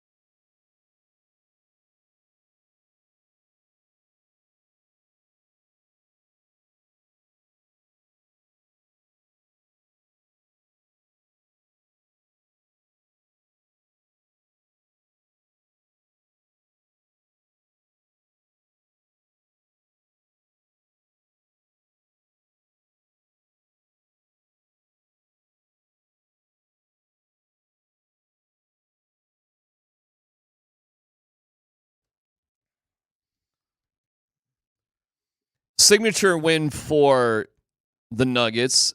Big win for the Avalanche, who play tonight. Puck drop at 6 o'clock, pregame 5:30 here on 92.5. And the Broncos. This is a road game, though, right? Yeah, against they Minnesota. went undefeated on that home game, right? 6 for 6. Really good homestand. Broncos in free agency. Who had the best week? Nuggets, Avalanche, or the Broncos, and why? Wow. Hard to argue is what the Avs just pulled off, but I mean, you know, the Avalanche kind of had what the Broncos had a week ago. Let me say this. Let me change it just slightly. Who had the best day yesterday? Who had the best day yesterday? 3 big things going on. 3 big things. And you can kind of wrap the Avalanche like week into yesterday. That'd be acceptable. But a signature win for the Nuggets, what the Avs did, and then the Broncos in free agency. Who basically had the best day yesterday? Avalanche had something historical happen. Nate got his 1,000th. Yes, right? Yeah, absolutely. So Twice. That's a part of the story here. I don't know. I don't know how to choose between that. We want to talk about long-term future. Well, the Avalanche got significantly better for including last week long-term future. The Broncos got significantly better, and the Nuggets got a win that, well, I guess I won't speak for Scott, but I definitely felt like they were going to more or less write off as a scheduled loss, and all of a sudden you walked away with a signature win. So I don't know. You rank them. I think as far as individual days, I would go Nuggets just because it's 2 versus 1. It was that big, huh? Well, I mean, they needed it, huh? I think they needed it for their confidence, but I mean, you look at who all was there at the game. The international and national news still thought it was pretty big. So I thought that was big. And plus I think after Sunday, in fact, you talked about it Monday on the show. Well, that was the game. Shea just won it. That's all over. And now I'm talking to 2 voters, National Wires last night. I don't know. I mean, do we really think that individual games like that voters are going to really make decisions based off games? Ask Stephen A. So, yeah. Gosh, it feels so short-sighted to me. Well, he said it. Well, I looked at it I know as he did. a showdown and had Oklahoma City won yesterday. But we got a ways to go, you know? Not much. 17 games? Yeah. Story's kind of written at this point. I think if it's a tight race, which I believe it could be, that a matchup late in the season actually could matter, depending on how everything goes. Now, it went one way on Sunday, and it went a different way. It's kind of funny. It's not like SGA had a bad game yesterday. It just wasn't as outstanding as it was on Sunday. And the result obviously wasn't great. Now, boy, there are some major caveats, because look how hot the Nuggets were shooting the 3 in the fourth quarter yesterday. I mean, my God. That was pretty awesome. And still only had one more. In fact, had one less 3 than OKC made. And Jokic, he did not get a triple-double yesterday. He got the Belgrade double. He got the Belgrade? Yeah. He was 2 assists short. Two numbers short is the Belgrade, 1 number short. He got a Sombor. He had a Sombor double on Sunday and a Belgrade double on. He went Sombor Belgrade. Yeah. I'm surprised you think that game was that big of a deal. That's cool. It felt pretty big. I tell you what, it's an unbelievable crowd. It felt, and that was my questions. I went in the locker room after the game. That was my questions as to, did it feel like a playoff game? Christian Brown, nah, not really. Micah Porter, yeah, really did. I mean, he's got it. And then Joker, when everybody else talked to him, he said, yeah. I mean, the crowd, the way they were going, it felt big. Make a case that the Broncos had a great day yesterday, though. Oh, it's not hard at all. You went into free agency. First off, let's describe what free agency is supposed to be, right? Free agency is supposed to be filling holes. It's supposed to be filling needs. So by the time you get to the draft, that allows you to stick to best player available, at least the best you possibly can. First round's always going to have a little bit of position and need involved. But you went into the offseason, at least defensively, with very few holes. But you had 2. You had inside linebacker and you had safety. Those were 2 significant holes on this team. Not only did you address them, You address them with dogs. You address them with tone setters. You address them with Kareem Jackson type of impact players. And what I'm like, hopefully they're safer. They don't have the penalties. They don't have the suspensions. But I'm talking about this is the type of violence that these two guys play with. And you now have arguably, at a bare minimum, a top 3 secondary in the NFL. That's what you've got now.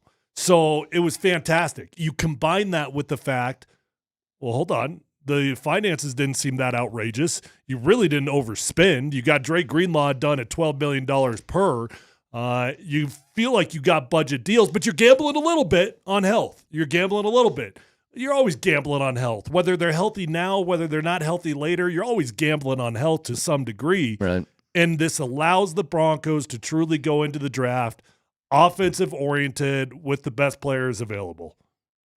Great day. My only thing why I would, good day, but I don't think we'll know if it was a great day until September 28th. Should the or October Broncos 15th. be a little bit more aggressive to get Evan Engram? He left town for some reason. I'm going to guess it's money. You got to be careful. Sure. You want to throw an extra $1 million at him? Okay, fine. You throw maybe 2? Okay, fine. But you are talking about a dude that is going into year 10. You're talking about a dude that has made his career as a dynamic wide receiver playing the tight end position. Father time gets us all, right? So do we want to get stupid with this deal? I would say no. No, you don't want to. Because there is no fallback now that Juwan Johnson re-signs with the Saints, correct? Not really. I looked it up. Tyler Conklin's still out there. Not really. Hayden Hurst is out there. But these aren't dynamic wide receivers. I just Hayden Hurst because he was actually taken before Lamar Jackson in the 2018 draft. It's a sort of thing. But, okay. Make the argument for the Avalanche. That they really had the best. The Avalanche, I would say, you throw the entire week. We're in the homestand. I thought they had 5 games. They had 6. 6 games, and they went 6 for 6 and played kind of lousy against Pittsburgh. On game 1. And did not exactly have the greatest game yesterday against Chicago. And still shut them out because, again, Wedgwood was unbelievable. They have the best goaltending maybe they've ever had, first and second. The whole crowd chanting Wedgie. For me, I mean, it's big, 1,000-point for Mac. That's great. But it's tough to talk about yesterday being just a big day for the Avs without putting that. I mean, you won 6 straight games at home. Yeah, and I think you're 9-3 or 8-3 since you've traded Rantanen.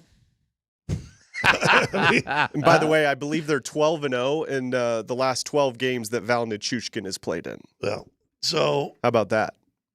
I will say this: if you're an Avs crazy. fan and you don't feel over the last 2 or 3 games that this team's going to compete for a Stanley Cup this year, then I don't think you're paying attention to the games. I love the expression. Again, the Spit and Chicklets guys who are great.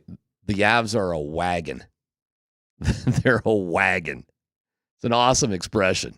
Those guys they drool over the Avs, though. They never stop drooling over the Avs. When the Avs got up yesterday 2-0, it just was like, this thing is done. And when you look at their second line now with Brock Nelson and Val with Jonathan Drouin, that's coming at you. That's dangerous. After you got Natchez, Lehkonen, and McKinnon, and that's what's coming next. And this Charlie Coyle guy, who's very easy on the eyes, I was told by my wife. New favorite? Wow, I mean, it's going to take a lot to get past Betsy and Makar, but I was told in no uncertain terms. I heard a little like, oh. With Charlie Coyle. It had nothing to do with draft positioning, right? Had to do with some sort of positioning. Easy. Whoa. Take a peek at Charlie Coyle. Kim, what do you think of Charlie Coyle? Oh. That's not third line to me. Well, no, that would be my. All right. Anyways, yeah, that's something too, and you'll have Eric Johnson sort of rotating with, I don't know, Sam Malinsky and Keaton Middleton and whoever, defensively too, and Miles Wood will be kind of another guy who'll be in and out of the lineup.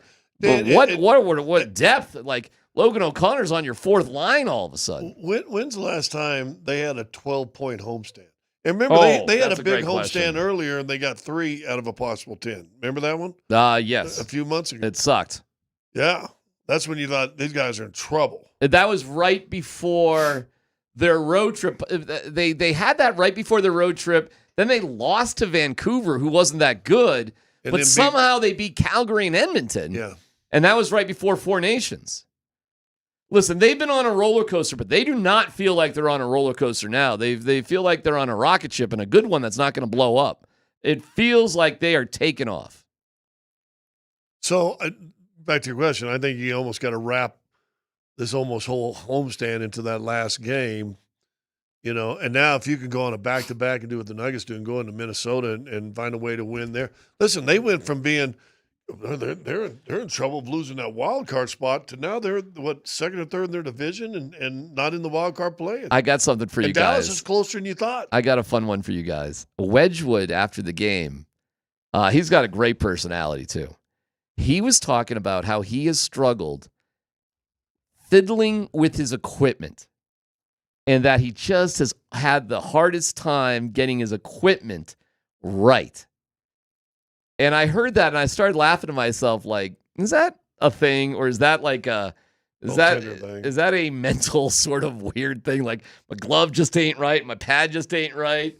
You guys ever, you don't have a lot of equipment obviously in basketball, but is that a thing? Like I just can't get this stuff to fit the right way. Did you guys see the story of the Washington Commanders kicker this year? No. Oh, wow. I'm actually a little bit surprised you didn't because he went viral about 5 or 6 different times because he's a quirky dude. Yeah. Now, I'm going to qualify this before I even because I'm not making fun of him because you find out after he legitimately has OCD and it's pretty severe. Okay. But before every kick, he puts his helmet on, he takes it off, he fixes his hair. Puts his helmet on, takes it off, he fixes his hair. But he does it about 12 different times, right? Yeah. And you see this, and you're like, oh my God, how could this guy make a kick? Like, look at how nervous this guy. Look at the ticks he's got. Right. And he was great. He nailed a bunch of really big kicks for him this year. But yes, you do wonder specialists, and I would consider a goalie more or less in that category. I think it kind of goes with territory sometimes. Well, it is funny that Wedgwood said, but now all my equipment is dialed in. The equipment guys have done like a great job. And I'm just like, okay. That screams to me some sort of psychological, where I fit, how I'm feeling about myself, something just ain't right, that sort of thing. But for the record, he's saying his equipment is fitting great now. Like something hasn't been right. He's been playing pretty damn good. So. He's been playing unbelievable. But when there's a problem, this pad, this glove, this whatever.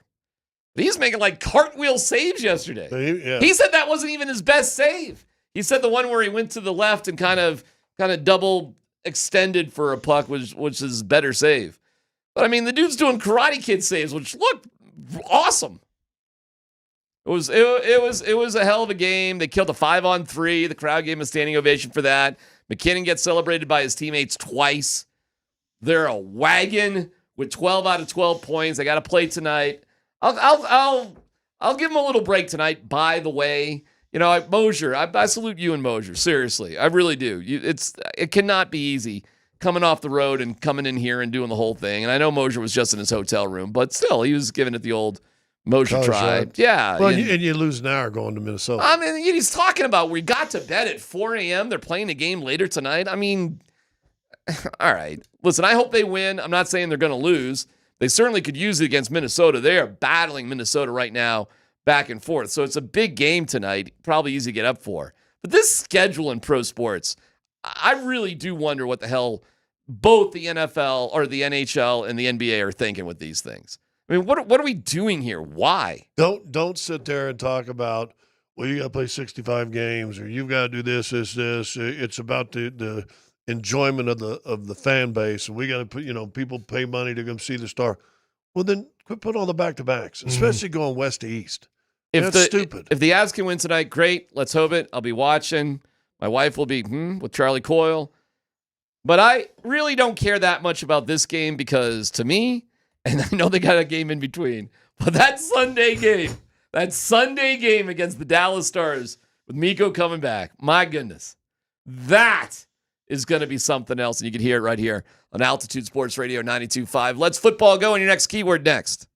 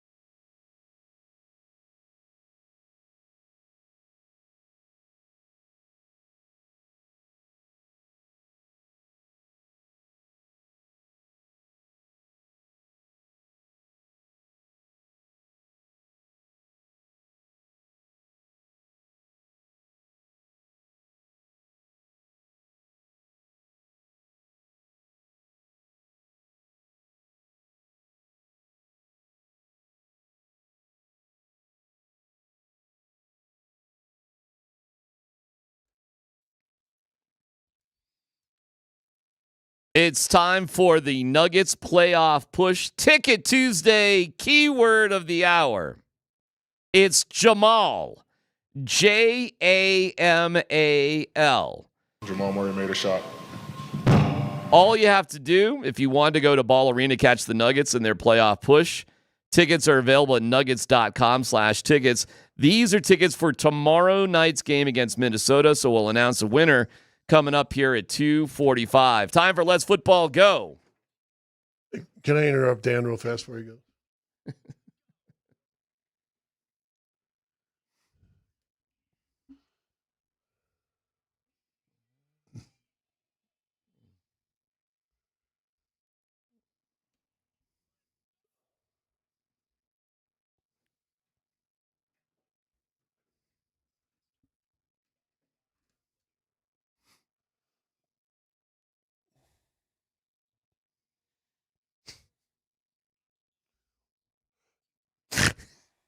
That's awesome. Connor McGee had no ethical dilemma. It's like the longest open in radio station history. Hey, we used to have it worse. MountainHighAppliance.com. Thank you to Mountain High Appliance. You want to say something? I did some investigation thing, and kind of guy with a big office and stuff like that said, tell DMac. And I'm thinking, and I'm like worried for him for just a second. Tell DMac. And he pointed at me like that. I was watching the Avs game with my wife. She doesn't know anything about a player. When Charlie Coyle came out, she went, ooh, he's hot. Ooh. Whoa. So I just thought I'd throw that out there for you. Well, that's not a mystery. Nor am I advocating for it. Dan, first up, what do we got? All right, let's just start with what the Broncos have done so far in free agency, fellas. Yesterday, obviously, after our show, the Broncos signed the former 49ers linebacker Dre Greenlaw to a 3-year contract. They also signed former 49ers safety Talanoa Hufanga to a 3-year deal worth up to $45 million. 20 of that is guaranteed. And then they re-signed a couple of their own. Defensive tackle DJ Jones signed a 3-year, $39 million deal.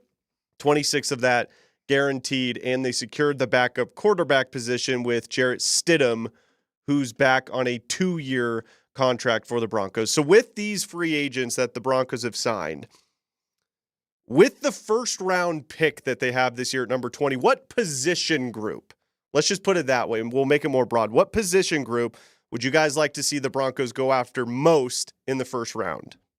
I think to truly answer that, we got to back up just a little bit and say, all right, today's been a little bit slow. Day 3, day 2, you know, what's going to happen here? I do think we have to foreshadow a little bit what we think is going to happen in free agency. You know, I absolutely believe the Broncos are still going to sign a running back, for example. Would you guys agree with that? Yes. Okay. I don't feel absolutely matter of fact about tight end, but I still feel like they're going to pursue that heavily. Agreed? Yes, but it feels like it's just coming down to Evan Engram. Yeah, they're running out of options. Yeah. They're running out of options really, really quick. So if they don't get a tight end in free agency, well, now all of a sudden Colson Loveland feels a lot more likely. Agreed. You know, if he's available. Yes. Well, now you got a little push to go get him. If you do get Evan Engram, now we're talking about wide receiver, and it feels like that's obvious because it's a very deep running back draft. You could probably find a starter in the 3rd or 4th round. Yeah, I tend to agree with you. If they don't get Engram at this point, the pressure to get that tight end actually is pretty huge. Really no pressure. If it falls to them, it falls to them if they get Engram. And they could look for somebody like Gunnar Helm or Terrence Ferguson or, you know, somebody else like that deeper in the draft to tight ends. Yeah, or if the guys, the 2 main tight end in the draft are taken by 20, you might be able to drop down, get a 3rd round or a 4th round pick and still get another good player. I'm tending to just lean into, though, wide receiver, period. Because I just think you can get... Not if you don't get a tight end.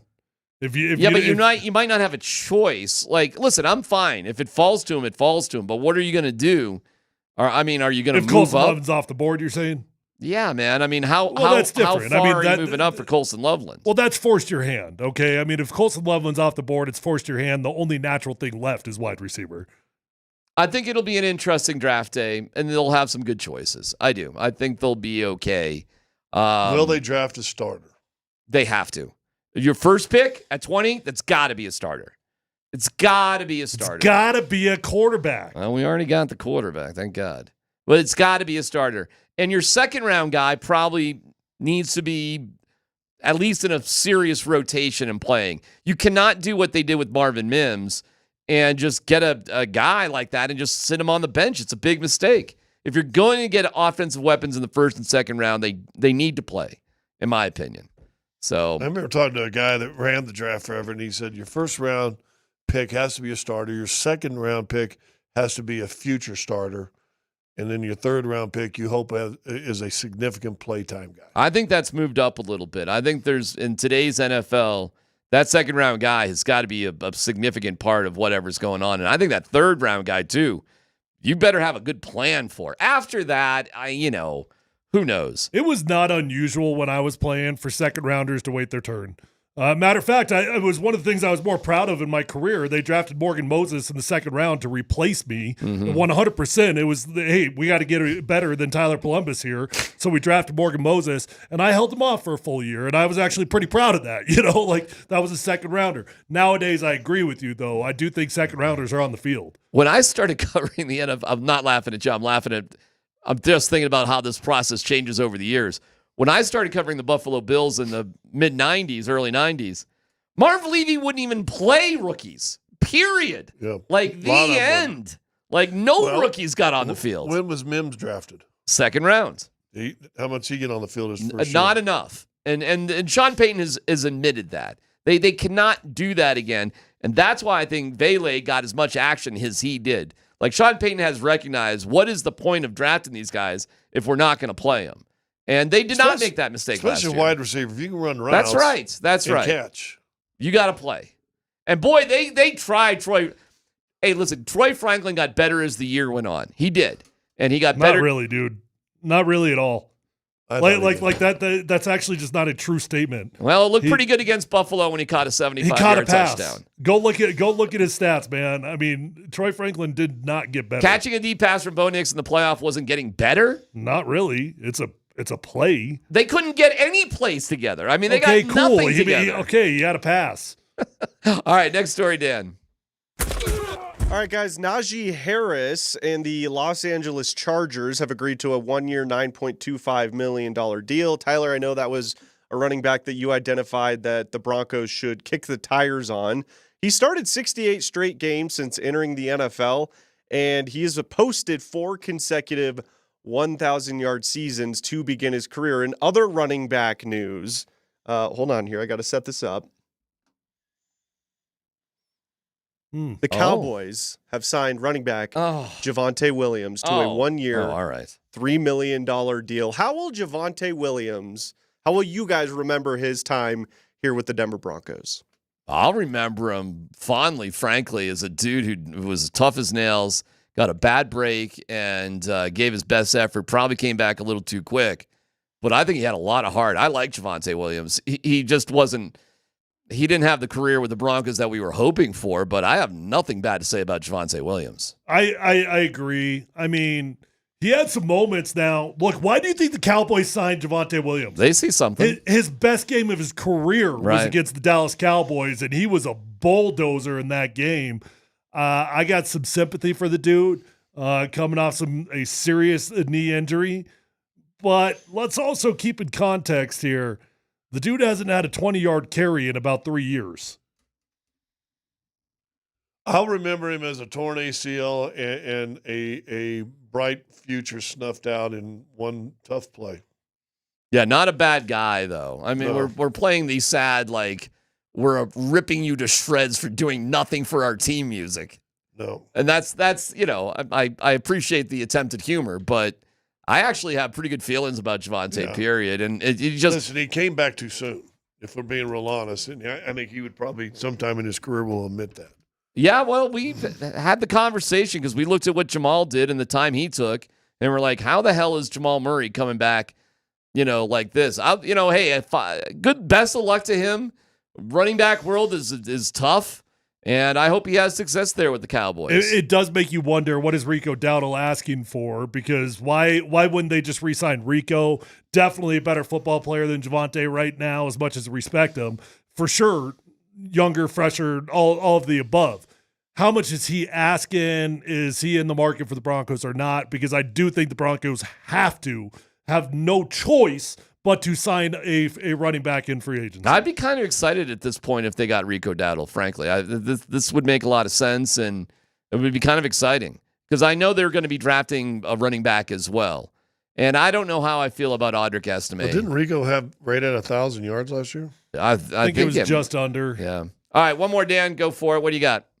All right, lastly, fellas, Daniel Jones has agreed to sign a one-year deal with the Indianapolis Colts. How about that? So here's my question for you guys. Who starts more games at the quarterback position next year for the Colts? Anthony Richardson or Daniel Jones? Wow. Joe Flacco. They bring him back. Yeah, Joe Flacco is a free agent. I saw some people tossing his name out there for the Steelers. Flacco? Yeah. Why not? It's just like an emergency stopgap deal. Of course. I don't think that's bad at all. Who will start more games? Oh, man. Probably Richardson. I don't know, man. Daniel Jones feels like a porcelain figurine as a quarterback. I think it was an interesting decision for Daniel Jones because they said he had offers on the table both from the Vikings and the Colts. So he made a decision. Do I want to stay with the Vikings, who just got rid of Sam Darnold, or do I want to go to the Colts? Which one do I feel like I've got a better opportunity of winning the starting job? Well, he could get Which one paid you $1 million more? Maybe, but I don't think Daniel Jones is thinking about $1 million right now. I think he's trying to figure out how to revive his career. That dude got paid the whole world and more. I honestly wonder, would the Vikings have been a better opportunity to start? Who knows what's going on with JJ and his health? Well, the Vikings seem to be all in on that one, I guess. But are you a little surprised that we're sitting here at this time and we're not hearing more about Aaron Rodgers at this point? Not really, because I think that's going to take an organization. They're going to have to get in a room, fight it out, go through the pros and the cons, and that's going to take a little bit of time.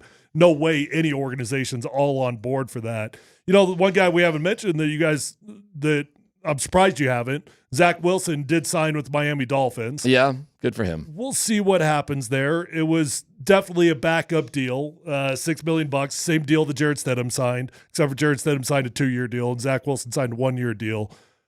I think Zach, it's a great fit for him though, and if he does get an opportunity, I wouldn't be surprised if he looks pretty good. Hey, by the way, Rico Dowdle, 1,079 yards and 15 starts, 4.6 yards a carry, but also another 249 yards receiving on 39 receptions. So almost 1,300 yards from the line of scrimmage. I don't think Williams came close to that. Aaron Jones got what, $20 million for 2 years? You're paying Rico Dowdle $10 million a year to be here? No. Okay. What are you paying him? See, that's what I was asking earlier. If they're willing to pay Javonte Williams $3 million, how much is Rico really asking for?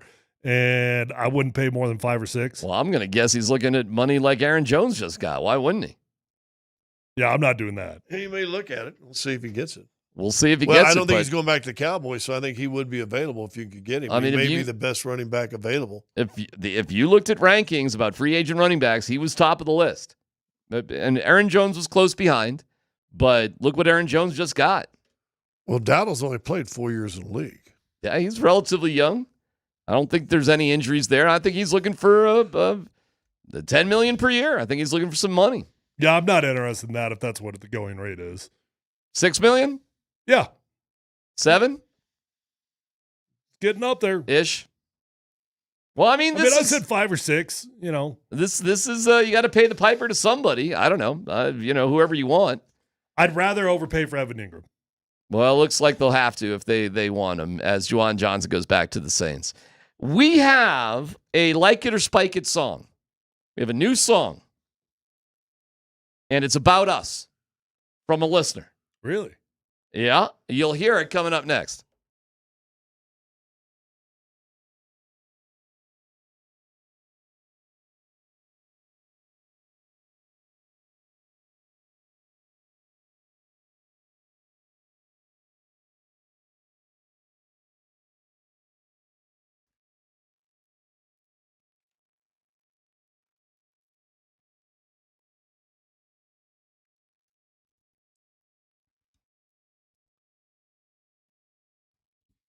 Hey, it's DMac for the Rocky Mountain Men's Clinic. If erectile dysfunction is sadly part of your story right now, it's time to write a new chapter. The Rocky Mountain Men's Clinic has helped thousands of men for the better part of a decade get love back in their life by solving ED. When the pills or herbals fail, that's where the Rocky Mountain Men's Clinic really shines. They have treatments with success rates well over 90%. Some treatments can have you last an hour or more. They've served the Front Range of Colorado for nearly a decade. And like I said, treating tens of thousands of men. You can schedule a consult today. That visit's 99 buckaroonies. It involves a medical consult with a Colorado licensed medical provider, a TNPSA test. Listen, if advised, a test dose. If it doesn't work in the office, your visit is free. But you could be like a lot of men and be having sex the day after your appointment. So check them out today with 5 locations. They're close to you. Fort Collins, North Denver, Central Denver, Castle Rock, and Colorado Springs. Call them today at 720-440-7900. RockyMountainMen'sClinic.com.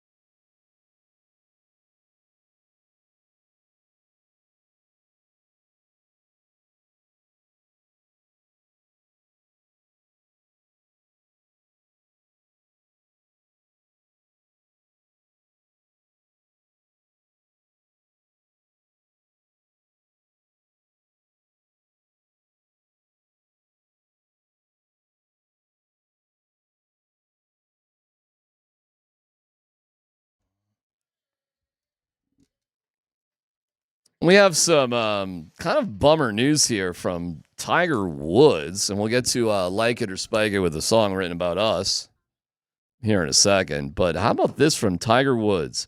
As I began to ramp up my own training and practice at home, I felt a sharp pain in my left Achilles, which was deemed to be ruptured.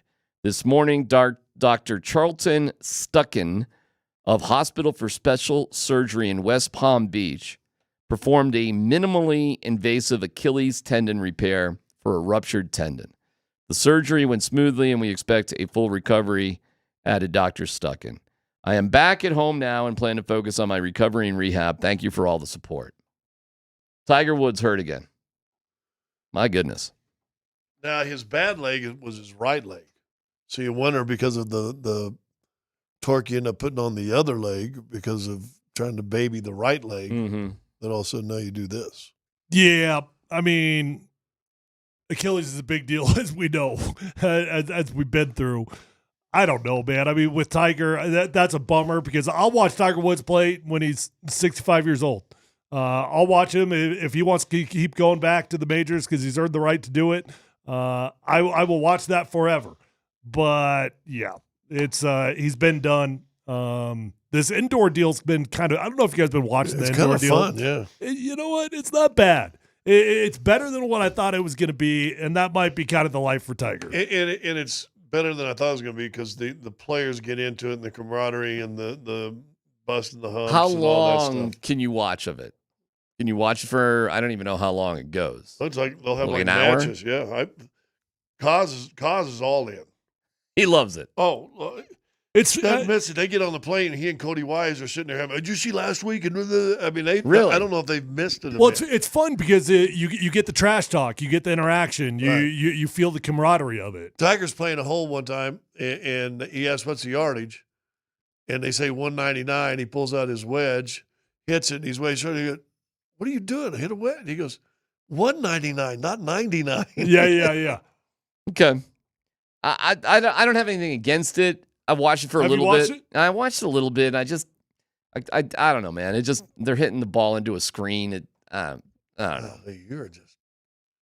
I had a hard time connecting with it, and so I don't know. I just kind of lost interest. Are you a big golf guy, generally speaking, though? I was a huge Tiger Woods guy. That's not the question. Yeah, I know. I thought I was a golf guy. But it turns out I'm just a gargantuan Tiger Woods guy. Yeah. But for a while there, I mean, which is why people watch Tiger Woods when he's 65. I'm one of them, especially if he's 49. So I mean, I guess he can play on the Champions Tour now, right? What if they'll make him go? They have a Champions Q school.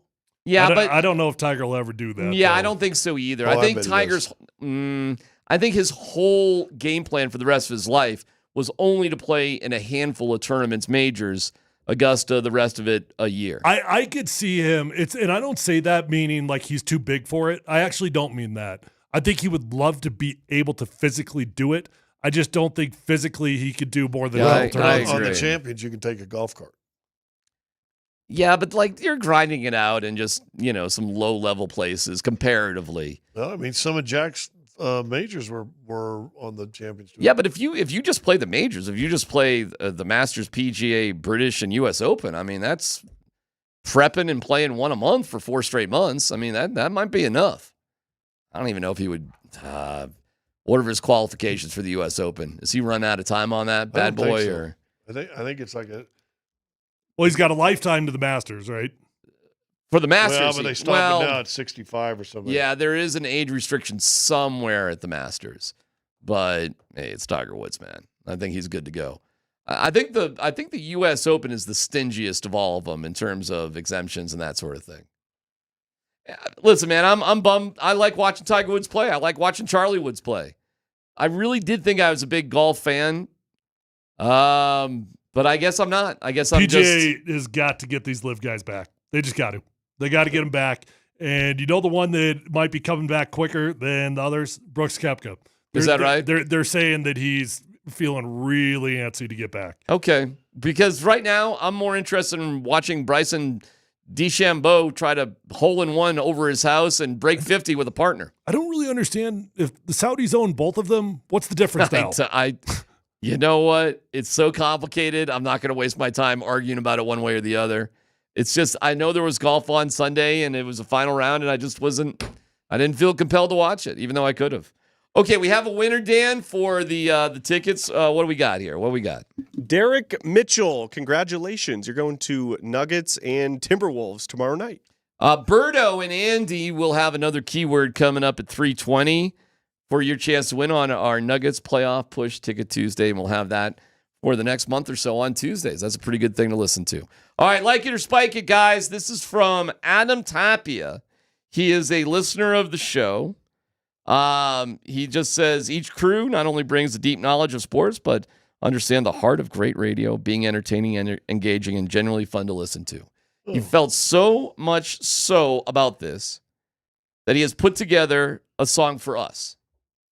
You ready to like it or spike it? Now, in general, parody songs over 40 seconds, get to the point. Like Miko. So this one's a little bit longer than that, so we'll see how long we hang in there. But Adam, all right, here's your time to shine. Let's see what you got. Okay.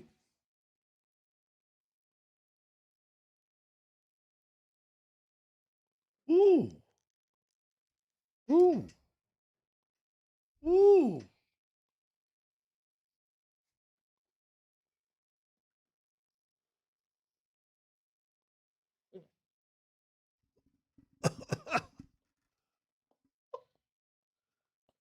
I'm in.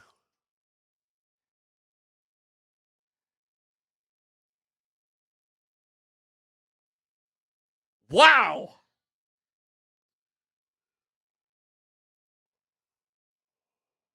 Are you kidding me? Got a Monday Night Football vibe to it. I'm down.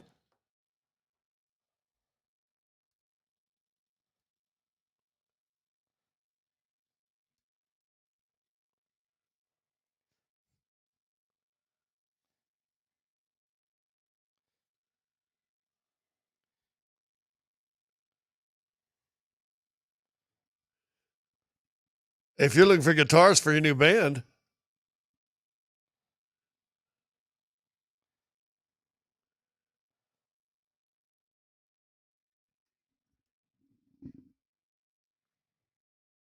I love it. Oh, my God. Are you kidding? That was flat out phenomenal. Dude, like, what seriously. the hell? Phenomenal. Are you kidding me? Wow. Berto, what'd you think? Damn. Pretty good, right? Hey. That a little country rock to it? A little country rock sound to You know, it? Damn. You know, before DMac got here and Take the Money and Run left, we had 303 did a song for us that lasted about 2 weeks. Yeah, and Take the Money and Run left. Yep, before he bounced. That right sounds there. like a pretty good outro to me. Oh, wow. That's good. That is something else, brother. Read that Adam. guy's name again? I mean, he's got some skill. Adam Tapia. Hey, real fast, seriously. Not to say Dude. anything for anybody coming up afterwards. You get the band back together looking for guitars. Holy cow. Yeah, that had that Southern fried kick-ass, oof. Yeah, a little rockabilly almost. Love it. Great job, Adam. How are we going to use that, Dan? I don't know. Dude, I mean, we got we five might just. spots on I mean, that, at man. the very least, Damn. I know we got our chicken fried deal on Fridays, but that might be a solid outro on Fridays Or every show. or every day. Monday through Thursday. Or an intro. Hey, I don't know. I don't know how you're going to use it, You Dan, know that but that figure one it might out. feel more like an intro. Come to think of it, but we did the other one as an outro because it didn't have quite the pop to it. Well, you could do both. You could. You could do both because it ends with a, not to get too in the weeds here, but it ends with a sting. It ends great. So you could punch out with that, but you could also lead in with that too. Well, I think we could practice on the way out here in about 30 seconds. If Dan can figure it out, I don't know. We'll see. Dude, hey, dude. What's your name again? Adam. Dude. Tip of the cap. Nice job, dog. And that's, that ain't that stupid stuff the morning show used to have. That ain't the stupid stuff the morning show used to have. Well said. Yeah. No, that's good. That's legit. Well, good job, Adam. Let's way to end the show with a nice tip of the cap right there. Dude, Get a bobblehead for that guy. Dude, Yeah, we got to get that dude something. You realize we when- got to invite him in or something. You realize when I hear somebody do something like that, that does not encourage me to get our band going together. Well, you think? Andy called me the other day. He's like, "We can do it." Andy's all fired up, and I keep saying, "Sure." Can Andy play guitar like that? All right, coming up next. Can you play drums like that? No, actually, I probably could play drums like that. We ought to get Andy in here and let him hear this. Andy should tell me that was an awesome song, but that was not a complicated drum part. I could play drums like that. But we got to get Andy in there and let him see what he thinks. All right. Hey, Andy. Yeah. He ain't here for a few more minutes. All right, I think we're done, right? I don't know how we're ending. How are we ending the show? Let's go get Andy and listen to the end. Here we go. All right, y'all. Andy, come here and listen. Have a great day. Bird up.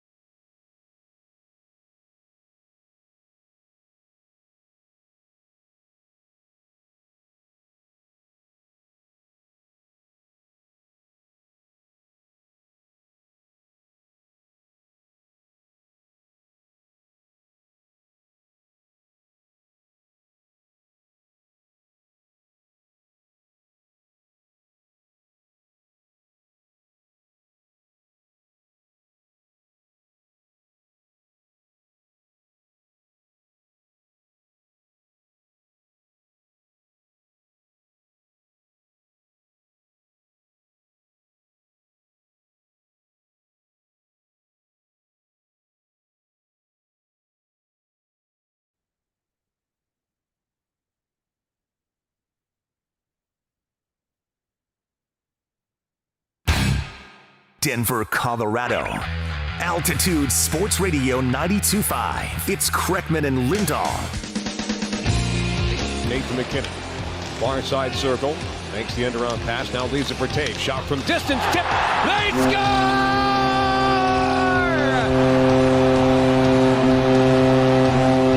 And there it is! McKinnon officially is the 100th player in the history of the National Hockey League to get to 1,000 points.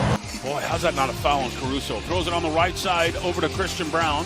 The ball's deflected, throws it off over to Jokic, guarded by Caruso. He's giving him all sorts of business. Jumper, good, Jokic. That's the ball game. Denver's going to beat the Oklahoma City Thunder. They're up by 16 points with 1:45 to go, and the two teams will split the 4-game season series.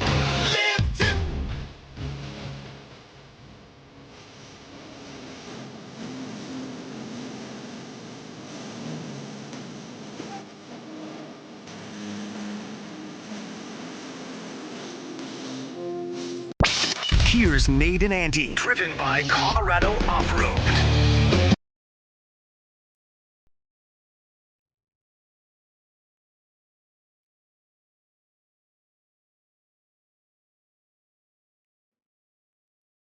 Hello, we're here. I'm still recovering from whatever that was. That was very 80s. Have you played that first before spring? Once before. Have we done the bit where that felt very Sylvester Stallone? I don't know. Yeah, trying to drive around Cobra. in Rocky 3 and think it out. Yeah. Right? Yeah. So, where's that? Where'd you get that song? Where's that from, Spring? South Park. It's from At least South. that's where it got popular. Matt and Trey did that song? No. They didn't do the song, but that's where the song was popular. Okay, I was like, oh my goodness. Those guys have all the talent. Casa Bonita singing. Live to win, double wins last night. Come on, let's go. yeah, man, I got it. DMac talked about, have you seen the Paramount? I guess it's on Paramount Plus, the Casa Bonita documentary? Yeah. No. I keep meaning to go watch it, but we've had too many games. I saw them talking about how much money they spent on it, which was ridiculous. Where they're like, we thought we were going to spend this much amount of money, and then $24 million later, you were like, dang, man. Yeah, don't go into the restaurant business. Yeah, tough. by the way, how awkward was that moment, the first moment you played? So that was the one that counted, right? Yeah. I'll give you an insight into my life. My kid had a concert last night, so I recorded both games. And like with his band? Yeah, it was. Yeah, he's in. They've got an orchestra, extremely talented group of kids. But they've got like a wind band, a symphonic band. What do they play? Just classical music, and then there's a jazz. There's actually a jazz band that I love a lot. We're talking about teenagers that just great old. I love old school jazz on a calm summer night or whatever. Okay, man. But anyway, I'm trying to follow along on X. You know, I kept refreshing the Nuggets score because they had to do a changeover because all these different bands are different chairs and different setups, and so every time they'd switch out who was playing, I'd go to X and I'd read read the scores and just update it. And I saw at halftime the Nuggets are down by 10. I'm going, there was a point right before halftime where they were down by 10, and then I think they got it to 6 right by the half. Yeah, they made a little run there. So I was thinking about you because I was like, well, maybe what do they do? Did they sit him? Did he play? Was this right? And the next thing I know, third quarter, they're all of a sudden up by 7, and they're running away with it. I got home and watched the last 5 minutes, so then I flipped over and watched the Avs and the frustrating second period. And at one point, I was like, am I losing my mind? I swear on X, I saw the celebration that wasn't for the 1,000th point. Yeah. And then I get home and it's nothing. I get in the car and Connor's like, it's nothing. And I was like, wait, nothing. Yeah. What the heck? It was so they went and did the celebration, Nate, twice. The entire team came out to celebrate with them. Like they came off the bench. They're rolling off the bench. Like the crowd was losing their mind. And then they're like, no goal. No, wait. hate offsides, no goal. All right, there's 3 guys in here that love hockey. Love hockey, right? Right? Yeah. You love hockey, don't you? Yeah. Nate likes hockey. Let's be honest. Can we agree? Like, to me, and I don't know. Maybe they called this offsides right away. I didn't see too many replays. In order to get both games in last night, I watched the second and third period of the Avs. or whatever it was, and then I rewatched the entire Nuggets game trying to figure out how did they do this? How did they win by so big? Spring, I need your opinion too. Seriously, there needs to be like a timeline. I feel like if you think that thing's offsides, you got like the 10 or 15 seconds. I hate when a big moment happens and then we find out, and especially if it's like a long possession in the offensive zone, only to go back and find out that they thought it was offside. Like, shouldn't there be some blame Matt Duchene? Matt Duchene's the reason this dumb rule is in place anyway, right? Right, Spring? But it was going to come into place one way or another. With technology, they're using lasers on first downs now in the NFL. It's all destined to happen. Like, there will be the automated ball strike system, the ABS that we're seeing in spring training. Yeah, that will, I think, come to the regular season sooner or later. It all happens sooner or later. So you feel like we'll get an updated version of this rule, just something that says if they're on or offside? We should be able to decide it electronically real easy, right? Like That's fair. They should be able just to be like, that puck was across before you. Although I guess you'd have to track both the you got to track all the players skates. and the player. Yeah, look, I'm but not they're saying already it's doing easy, that, right? but They already have sensors on the players' uniforms for these updated like stats that we get. Right. Like, fair. Look, man, all I know is it just drives me crazy. Let me ask you this: how long did the possession go before? Like, did we have a long possession before he scored the goal? And I just don't. No, they scored it pretty as soon as they got into the zone. Pretty quick. So it wasn't that crazy. But I didn't see the replay. I was doing the Nugget game. Did you see how close it was to being offside? It was extremely close. Okay. See, but I think it was offside. I think they got it right. But what I hate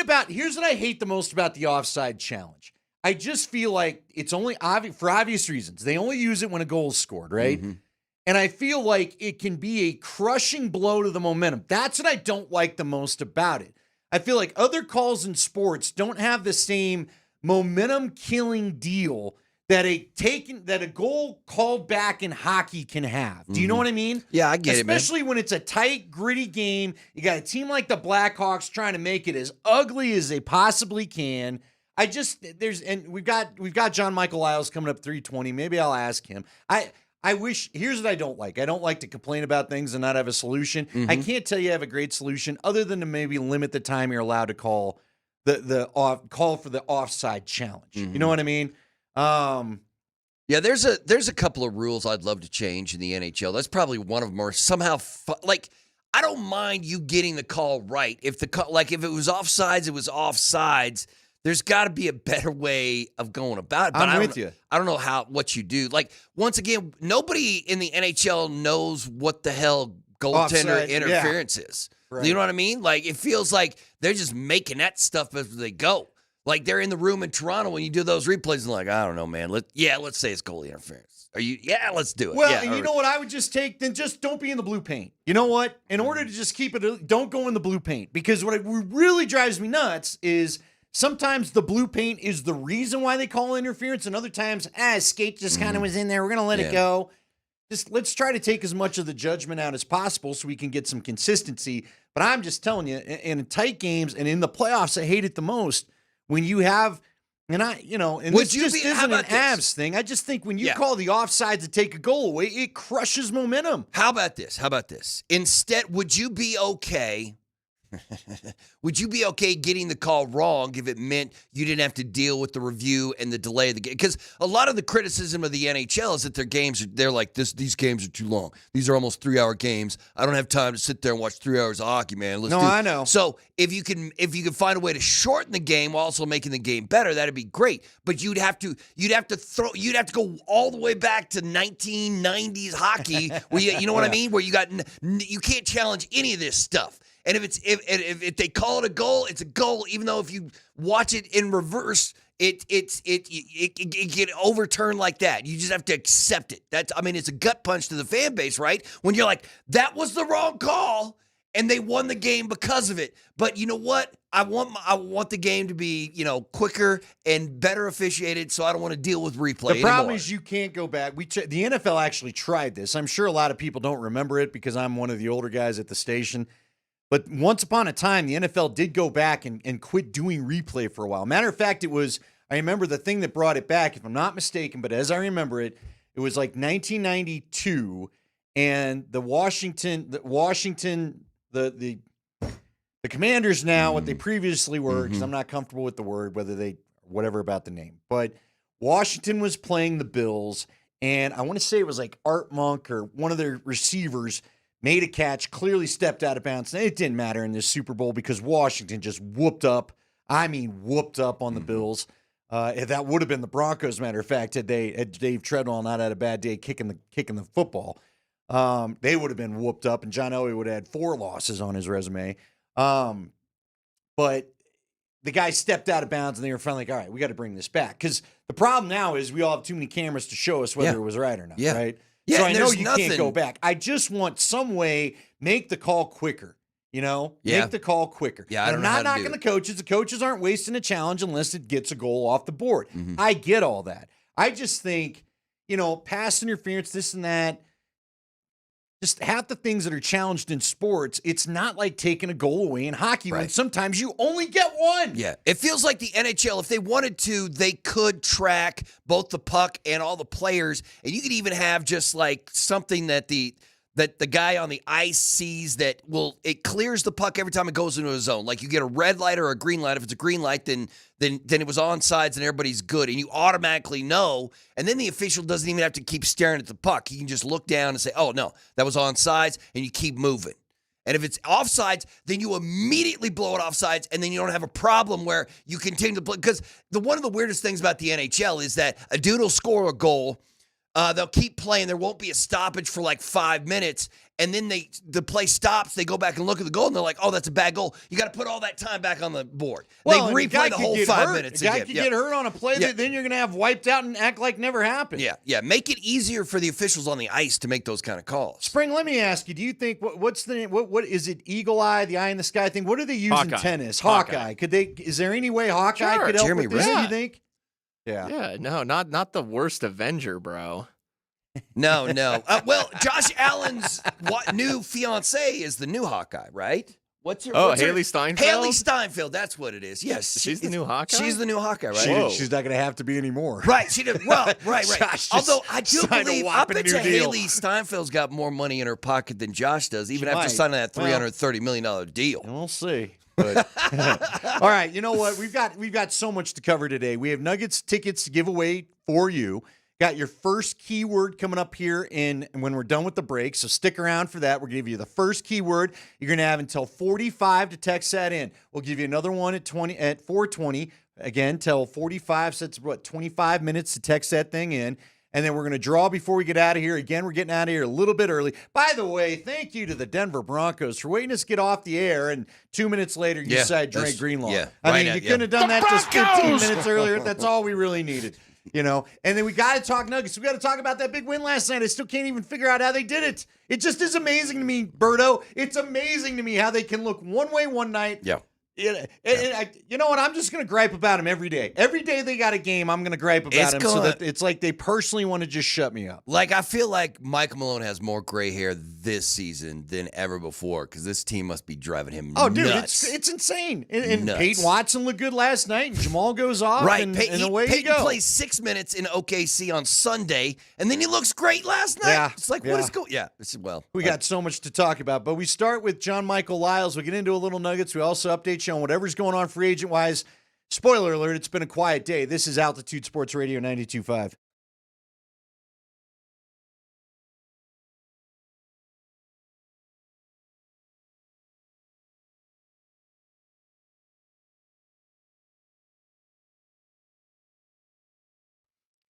Hey guys, Andy Lindahl here for my friends over at Colorado Off-Road. If you're looking for truck or 4x4 accessories, this is your spot. Again, whether you want maybe a remote start, which we're still going to have some chillier days. You're still going to want to get the truck warmed up a little bit, or maybe the 4x4 warmed up a little bit before you get out there and get into the cabin. Best way to do that is with a remote start kit. Some I had added to my truck a few years ago, and allows you to keep the cabin locked while the vehicle warms up. So it's perfect, especially during our cold winters that we tend to often have. And we're not probably done with it here yet. We're probably not going to get as freezing as we were, but more bad weather on the way. You can also get a bed cover there, some step rails. And if you're a commercial tradesman and you need a bed topper, bed cover, or It's the Workforce Pro Topper. They're an exclusive dealer of the Workforce Pro Topper. You can get these things customized for whatever it is that maybe you're doing, whether you're in construction or whatever else that you need a little bit special upgrades for. They can do it for you with this Workforce Pro Topper. Colorado Off-Road is an exclusive dealer of this, so make sure that you give them a call today to get things set up and have a look at these. 303-761-1264. That's the number for Jerry Jones at Colorado Off-Road. Say hello to him. Find the showroom 3 blocks south of downtown Littleton on Prince Street. They're just behind ACC. Find them on the web at cooffroad.com.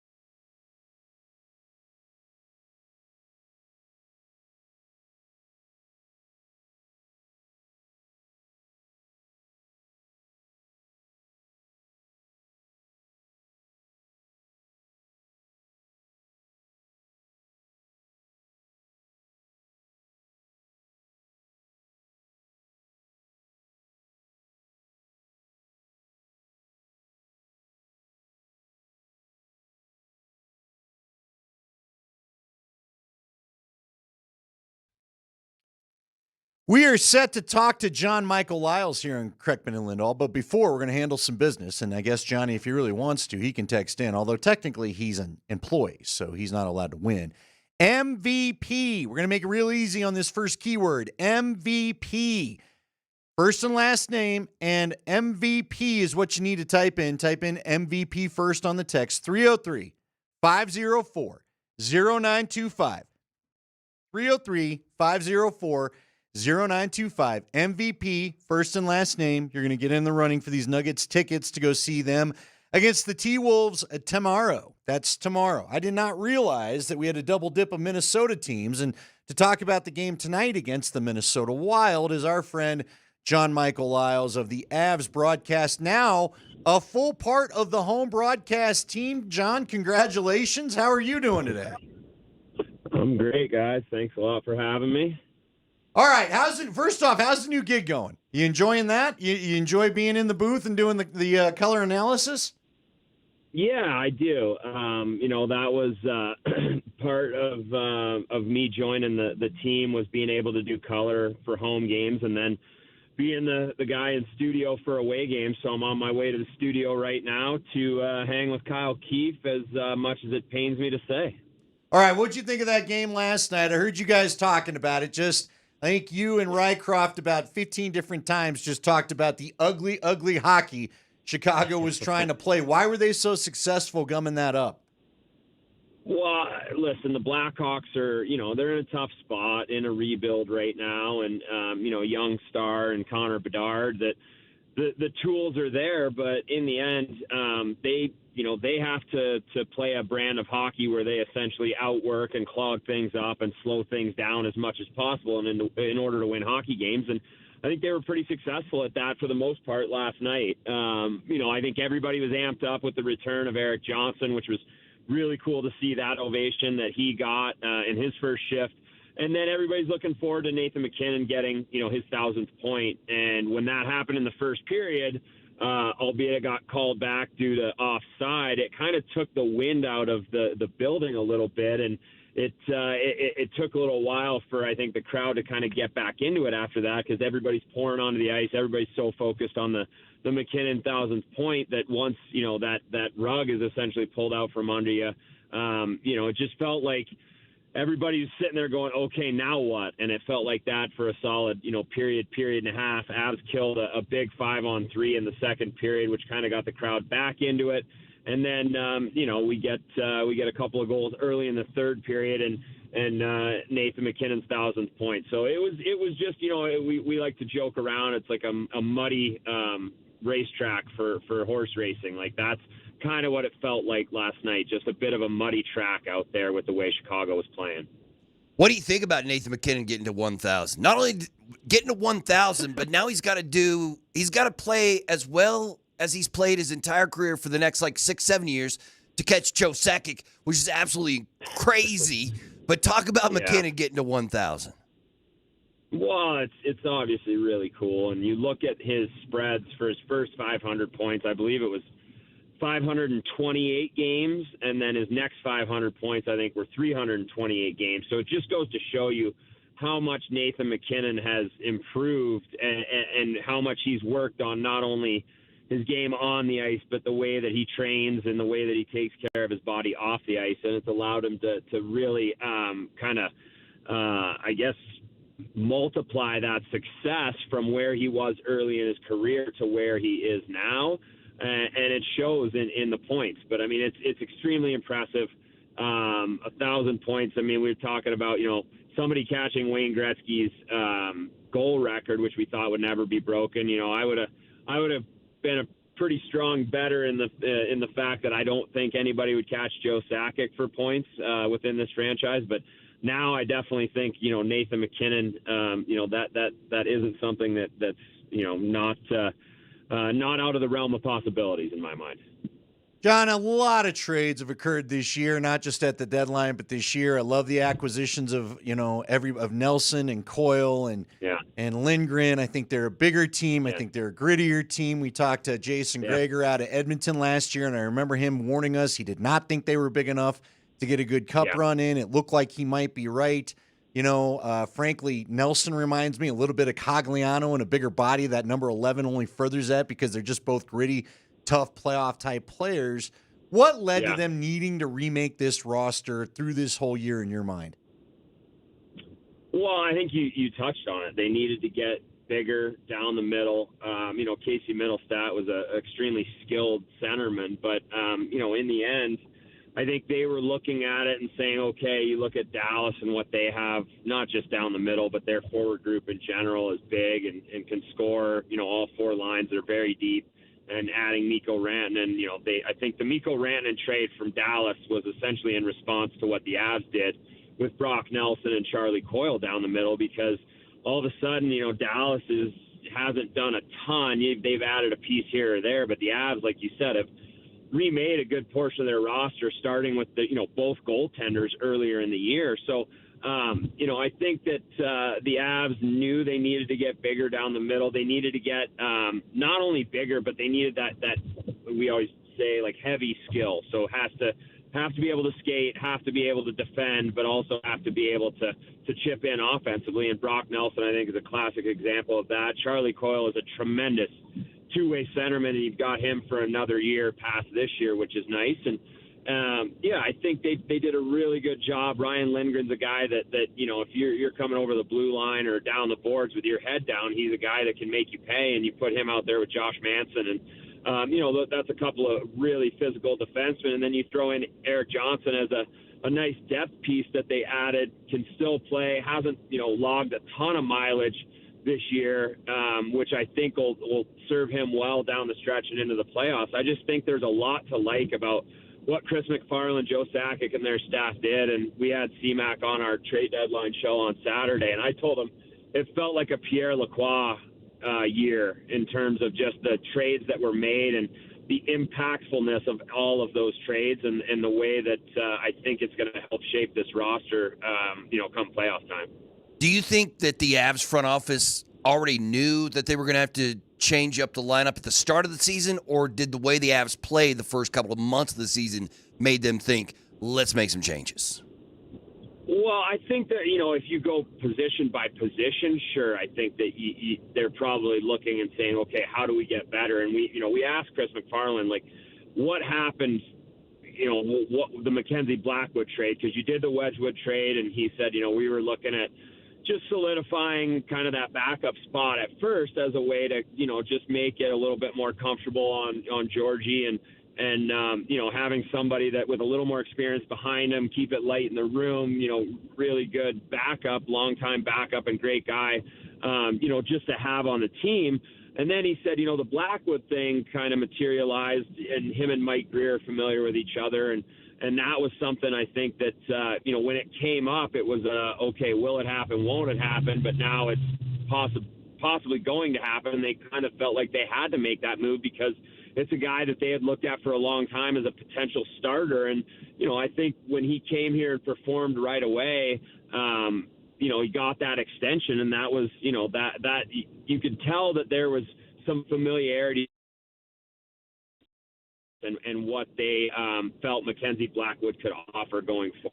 So I just feel like, overall, I mean, you look at it, I think, position by position, and you take, last year against Dallas and, what worked, what didn't work. And Nathan McKinnon, tremendous, that top line, tremendous. But from there, they weren't getting the depth scoring, I think, that's required in the playoffs. And we say this so often, your first and second liners get you into the playoffs, and your third and fourth liners win you playoff rounds, because if you can have depth scoring in the playoffs, it's just a luxury. And it that slightest margin to set you apart against the teams that you're playing against.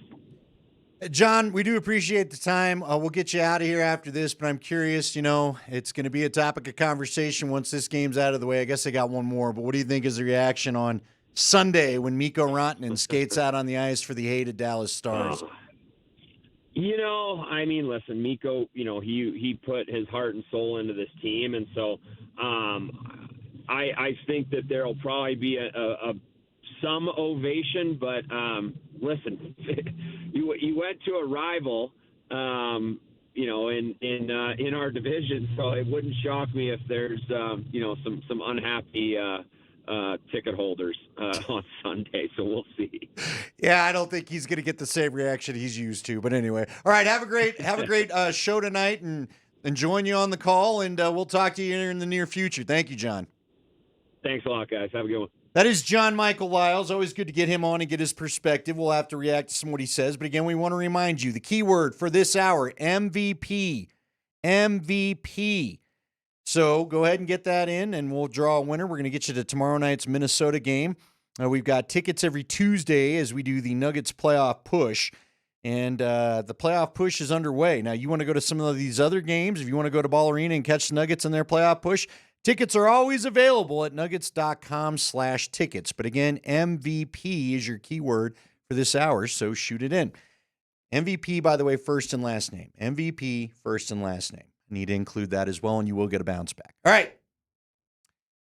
Let's react quickly to what he said, then I want to get a little Nuggets conversation in. But, Berto, you said it yesterday. Were you worried at all? You made your big proclamation about them going back to the Cup. There's no doubt about it. Yeah, they're winning the Cup. And I was just a little frustrated. I was like, what is going on with this Blackhawk team? You know what? When you struggle against Winnipeg, it's one thing. I guess I can kind of understand that. But the Blackhawks suck. Yeah.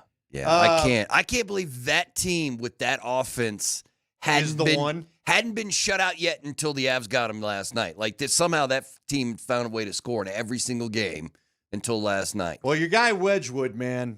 Wedgwood is a difference maker. Yeah, he's a fun guy, right? Hey, look, he's stolen two games. I would say he's stolen Pittsburgh too. Yeah, he had a pretty good he's game had against two Pittsburgh shutouts since he came on over for the Avs.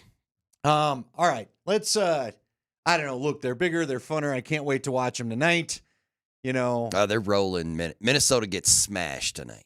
The Wild, and I hate doing this because obviously it's the second game of a back-to-back. The Minnesota Wild cannot score for some reason. They have chosen the worst possible time of the season to suddenly not score the puck. They cannot score. It's why they've fallen. That's why they've fallen to the wild card, and the Avs have moved up into the 3. They've scored like 1 goal a game in 3 of their last 4. They keep losing. They're good. The Avs truck them tonight. Colorado wins their 7th straight game.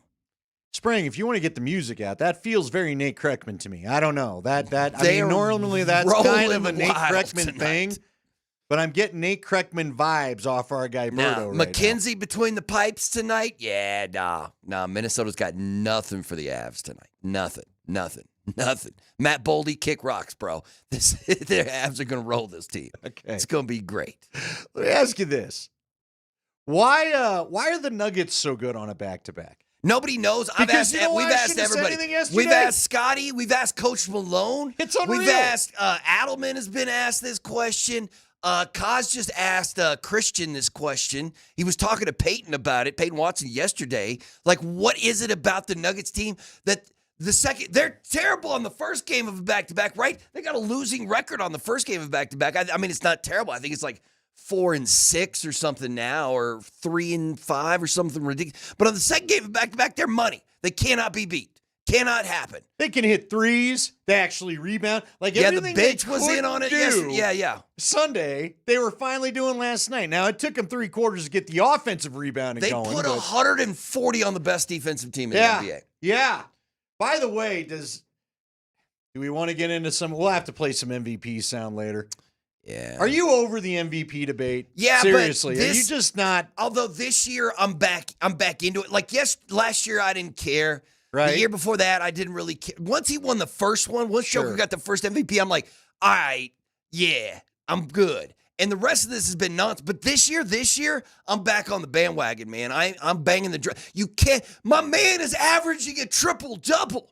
He is having one of the greatest seasons in the history. He's having the greatest season in the history of the Denver Nuggets and one of the greatest seasons in the history of the NBA. You got to give that man the most valuable. He is the most valuable player. Without Nikola Jokic on this team, where are there might be a lottery team. If the Nuggets don't just hit the absolute gold mine by getting Joker in the second round, and the best player on this team right now is Jamal Murray, where are the Nuggets in the Western Conference? I'm telling you, they might be a lottery team.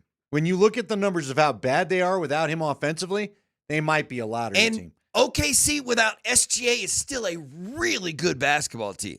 Like, Yeah. SGA is great. I love him. I do. It was interesting. Williams goes out last night, and then all of a sudden, things did. changed a lot for them. Did it not? Yeah. So, look, I don't know. I could just tell you this, and we'll play some sound from Stephen A. Smith in the next hour, and everybody can get Right, you're mad. bought in. You just don't care. He's always. I don't care because I don't. A, he doesn't care. Yeah, he does And not. B, honestly, I'm a little superstitious. The one year he didn't win it, they went and won the dang title. So maybe he doesn't need to win it. You know what I mean? Yeah. Seriously.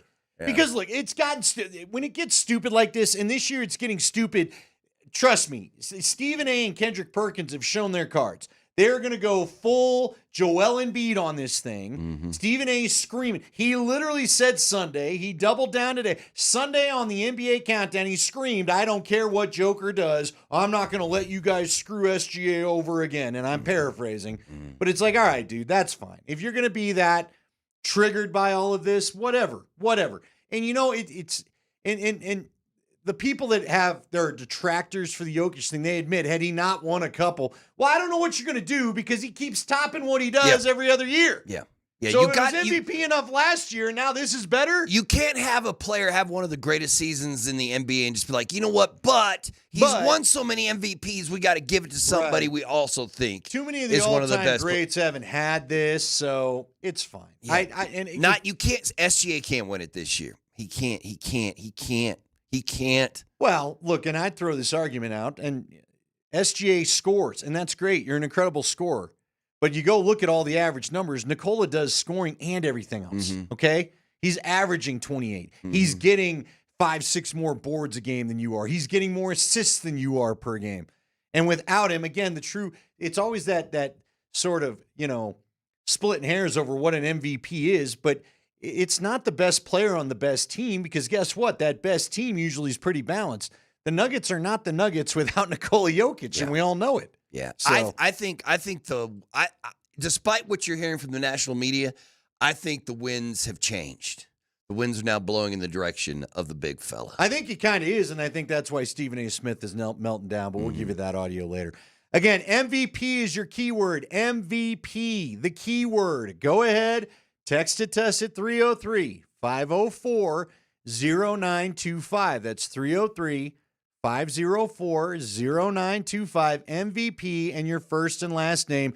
Get you in the running for those tickets. We'll update what's going on free agency-wise. No news for the Broncos, but they are looking for a punter. Could a certain college student come home to punt for the Broncos? Looks like that door might have opened a little wider with the latest move here that happened about 5 minutes ago. We'll tell you that is next.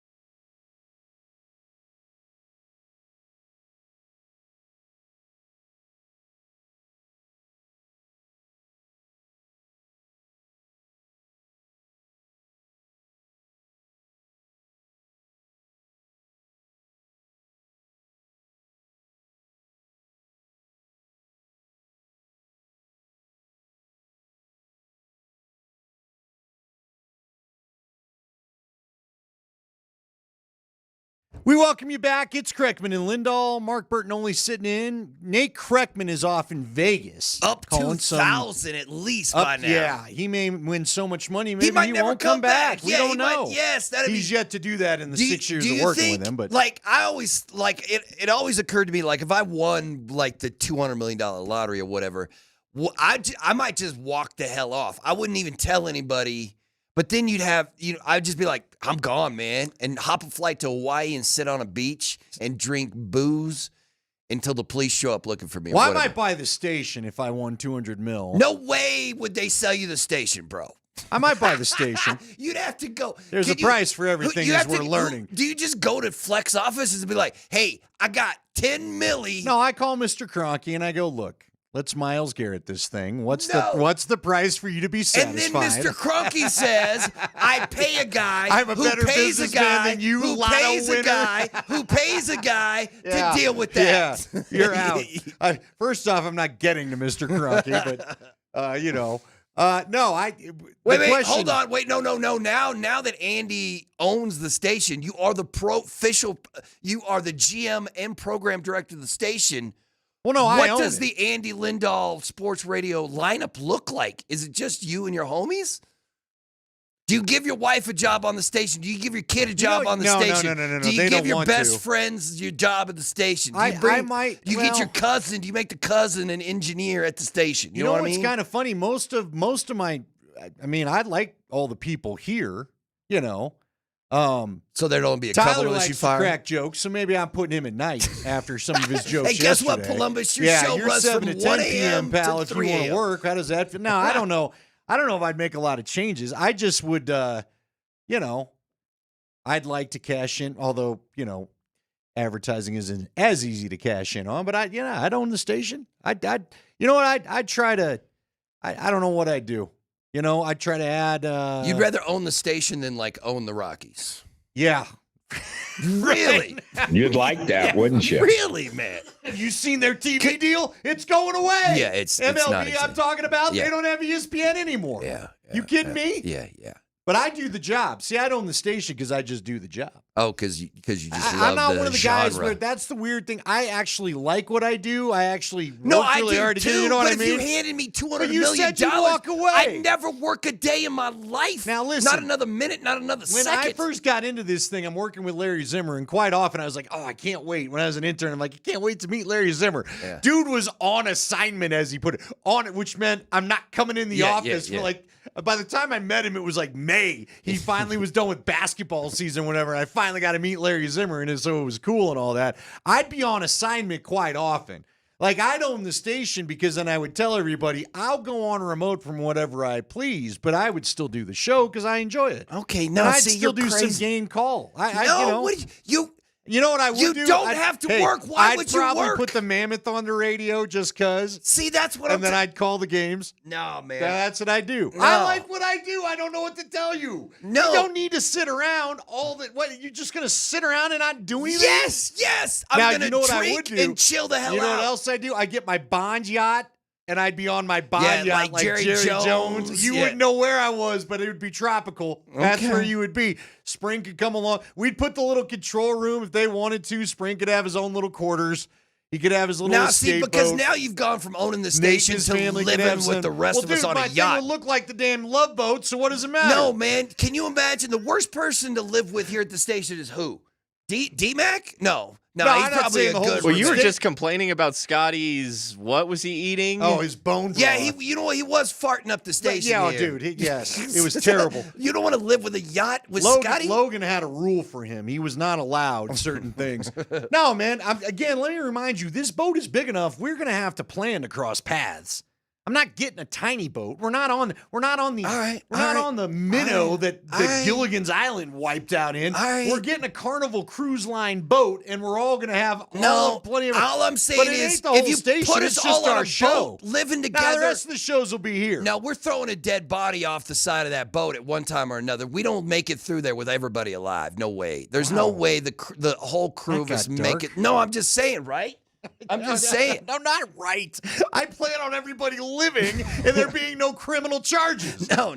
Holy couple cow. of months, All right, out in the Pacific? No way. You've ruined the dream. Let's talk about things that's going on in the NFL world. I didn't think anybody was going to be dying on our boat. Somebody's definitely dying. I just thought it was going to be like umbrella drinks and exotic ports of call, and you got people dying. No, not with some of those chuckleheads. Listen, you got a shark coming by too. Is a shark taking people I'm just out? saying, if Vic stabbing Moj ain't outside the realm of possibility. I can't make this clear enough to you. This is the only show living on the boat. Oh, okay. This so show. Okay, I thought you were putting the whole station on the boat. A whole station on the Technically, boat. I hate to tell you, I love you. You ain't the show. So you're back here too. Now that you got people dying. Wait, now it's just you, Nate, It's me, Spring. Nate, and Spring. That's that it. Doesn't seem very and you know fun what? at all. We will hire an intern for Spring, No. so he doesn't have to do so much. How about that? No. Families are allowed. That's all. All right. Here's the deal. We need a punter in Broncos country. They go and they sign the linebacker they needed yesterday. By the way, Juwan Johnson is off to play for the Falcons, so he's off the board. Not going to be able to get that. And the Panthers have – hold on. The Panthers lose their punter, Johnny Hecker, to the Titans. That was just announced in the last few minutes, okay? So Ryan Stonehouse was the punter for Tennessee. Remember Stonehouse? Huge leg, CSU product. Are you not a big punter fan? No, you're not going to get me involved in punter talk, bro. This is why Nate's on the boat. We can have punter talk. No, right. Listen, this is the need for the Broncos. Springer and I literally had this conversation. Remember when I asked you who the best punter in this upcoming draft was? And it was that kid from Florida. We looked it up. Okay. Because we were like, what would, who's the best punter? Is somebody going to use a draft pick on a punter? And there's a kid named Jeremy Jeremy Crenshaw or something like that out of Florida who's supposed to be the best punter in this draft. But teams don't use draft picks on punters, right? Right? I don't think so. That is a great question. Did someone draft who was the roid punter that was here for a while?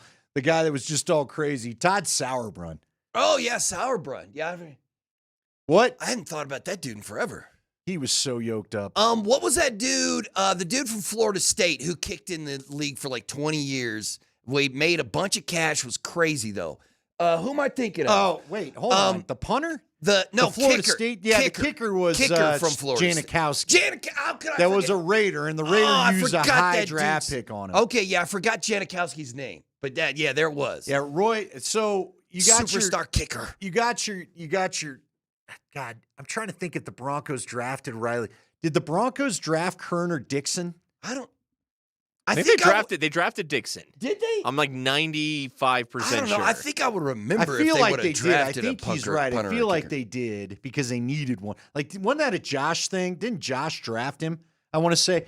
Okay, so 7th round pick. There you go. On Riley That's Dixon. what you use on a punter. Remember, Jason Elam, I want to say, was a 3rd round pick of the Broncos once upon a time out of Hawaii. Elam, they did use a draft pick on back during the Shanahan. But look, he's really, if you think about it, he probably could have a case made for him for Hall of Fame kicker. Sure. He owned the longest kicking history for quite a he quite played a while. he played forever. So Riley Dixon is off to be a Buck. Now we've got Hecker going to Tennessee, so Stonehouse is looking for a job. You're signing Stonehouse, aren't you? You're not signing. Man, who knows with Sean Payton, man? You're not drafting a kicker. You don't want to have to draft a punter, do you? No. I'm assuming. Well, like if this is all the Broncos manage in free agency, which I'm fine with. Because that Greenlaw, I'm down. I'm down with that signing. You know what I mean? Like it felt like that's the kind of guy you'd pay too much. You'd overpay to get that dude to come to your team. And it feels like that price is right where you want it to be. So you feel pretty good about it, right? Did you ever see, I know you're not for this. Did you ever watch a Todd Sauerbrunn punt? Oh, I'm sure I have. Dude, the guy was amazing. Well, to see it live, though, like he would send it up there, and it would be like I've never seen a football hang in the air like that. Mm-hmm. I don't know what the guy's deal was. I don't know what his secret was. Because again, it would just hang. It felt like it would take sometimes forever to come down. Now, Devin Hester didn't mind it because Shanahan told him not to punt to Devin Hester against the Bears, and he decided to anyway. He And was the like, Broncos "Watch lost this, that coach." game. Yeah. I think he returned 2 that day. But, dude, I mean, punting's punting until you see a guy like Sauerbrunn, who I want to say is probably the most amazing dude I'd ever seen live. Colquitt was pretty good, but Sauerbrunn, like I'm telling you, it would peak out, and then it was like it had a little parachute to come down sometimes. Well, the Broncos special teams was a net positive last year, right? Compared to the 5-6 years before, where you're like, man, I like where the special teams are at right now. But I would, you know what? I don't care about punters. If they want to get rid of punting in the NFL, I'm fine. Go ahead. I'm just saying, some people have suggested Ryan Stonehouse, some people on Twitter, Nick Kosmiter, one of them. I should be clear who I'm talking about with people. Mike Kliss pointed out they need a punter. People have suggested Stonehouse would be a good fit. I don't mind that. Let me tell you this. Sean Payton, football offensive genius, doesn't need a damn punter. I don't want to punt the ball ever, I don't man. mind having one Let's just in case. Go on down you the don't field need and score one a until you touchdown. need one. That's you know right. what I mean? Like, that's the ultimate swag play if you're Sean Payton. You're up there in your fancy Nikes and your expensive sunglasses, and you're like, I don't need a punter because we're never going to punt the ball. We're never going to go 3 and out. We're always going to be scoring. It might be just a field goal, but most of the times it's going to be a touchdown. I'm not even signing a punter. By the way, the text line coming in strong with "Let's go get Marquette King." And I believe last he said it was Marquette. Let's ask DMac to send Marquette. Get a story or two. Yes, because I had that conversation with DMac. Let's have him contact Marquette King and be like, "What's up? Let's bury the hatchet and come on back for the Broncos." I don't think DMac's top of his list of people he's mad at when it comes to the Broncos. All right, we're going to come back. We're going to jump back into, got to talk about this big Avs game tonight. Got to talk about where are you at with the with the Nuggets after last night. Last night, pretty good game for Denver. We keep doing I keep flip-flopping back and forth. Are we on the flip or the flop with the Nuggets after last night? That's ahead.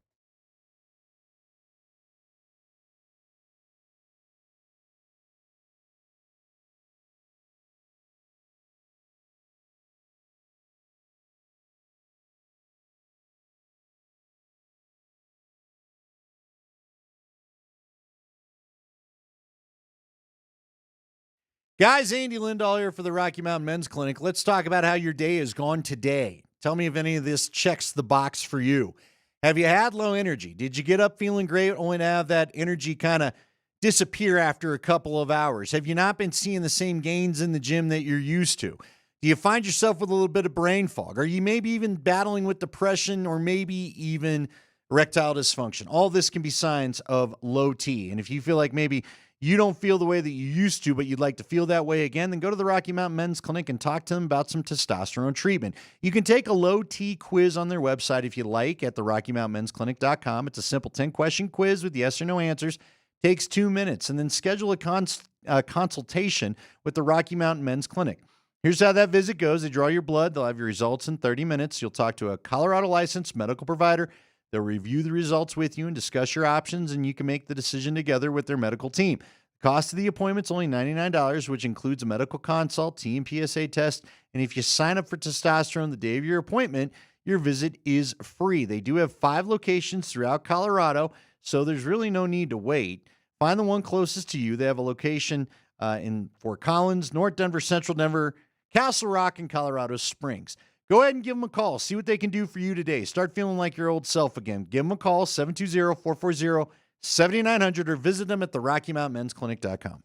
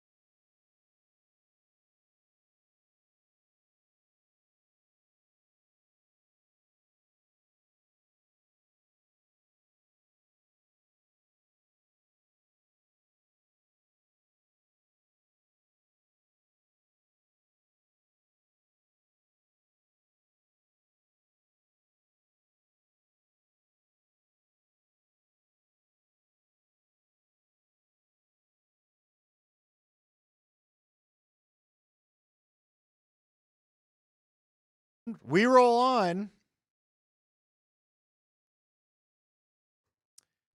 We are here. My button's doing weird things, Spring. Anyway, no need to worry. Everybody keep calm and carry on. All right, we roll on here on Kreckman and Lindahl. Nate Kreckman off doing some Mountain West games, so he'll be back on Friday. Mark Bertinoli's here with me today, Berto, and of course he's going to pick you up with some Avalanche Minnesota Wild coverage coming up here at 5:30 tonight as the Avs have a 6 o'clock puck drop. We have another keyword for you to get in the running to win some Minnesota Timberwolves tickets tomorrow. You can watch the Nuggets go hopefully whoop up on the Timber Puppies. They need to do that come tomorrow. And so we'll see odd double dip of Minnesota teams here in our lives. Is Minnesota 303-504-0925? You're going to need that number to text in. The worst state in the union? 420. No, is it? If we had a state, if there's a sports state you're a rival with, wouldn't Minnesota be up there? Yeah, Minnesota be up there. It's probably doesn't quite carry out, right? It's probably Cali. It would have been Oakland maybe a pretty good for a while, but now there's no Raiders there, and the Warriors are in San Fran. No, because the Dodge. No, there's no rivalry with the Dodgers. You gotta win like it. that. I don't even know what I was thinking. That Right. was stupid. Just Yeah. it was stupid coming out of my mouth. Yeah, there is no I rivalry like with how the you Dodgers. caught it. You felt that. You tried to reel it But back in. the Lakers, the Rams, the Chargers isn't really a rivalry. Nah, It was kind of one with Phillip Rivers, but that's when they're in San Diego. I was thinking that. Let me ask you. This is kind of like the same thing. Let me ask you this question. It's not a city rivalry, but when I was getting ready for the Avs game tonight, I was looking through the Avs game notes, and they had all the list of things that Nathan McKinnon has done this season. That's just incredible. And they had a list of things that Cale Makar has done this season that's incredible. And in the last week or week to 10 days, Cale Makar has done something that's never been seen before in franchise history. And Nikola Jokic did something that's never been seen before in NBA history. And Joe Sakic just became the third player in the history of the Avs / Nordiques franchise to hit 1,000 points. And it occurred to me, and we've had this conversation before, but it occurred to me that this is the golden age of Denver sports right now. There is, like, Nikola Jokic might be the greatest athlete this city has ever seen, and you also have Cale and Mac, and you got to put Patrick Surtain. It's one of the greatest defensive players we've ever seen play for the team. There is no other city in North American sports with the kind of top-end talent that we have here in Denver, right? MVP and Joker, MVP and McKinnon. Springer, give me a rock. Who's the best player on the Rockies right now? Probably Tovar. Ezekiel Tovar. Yeah, Tovar's got to be it.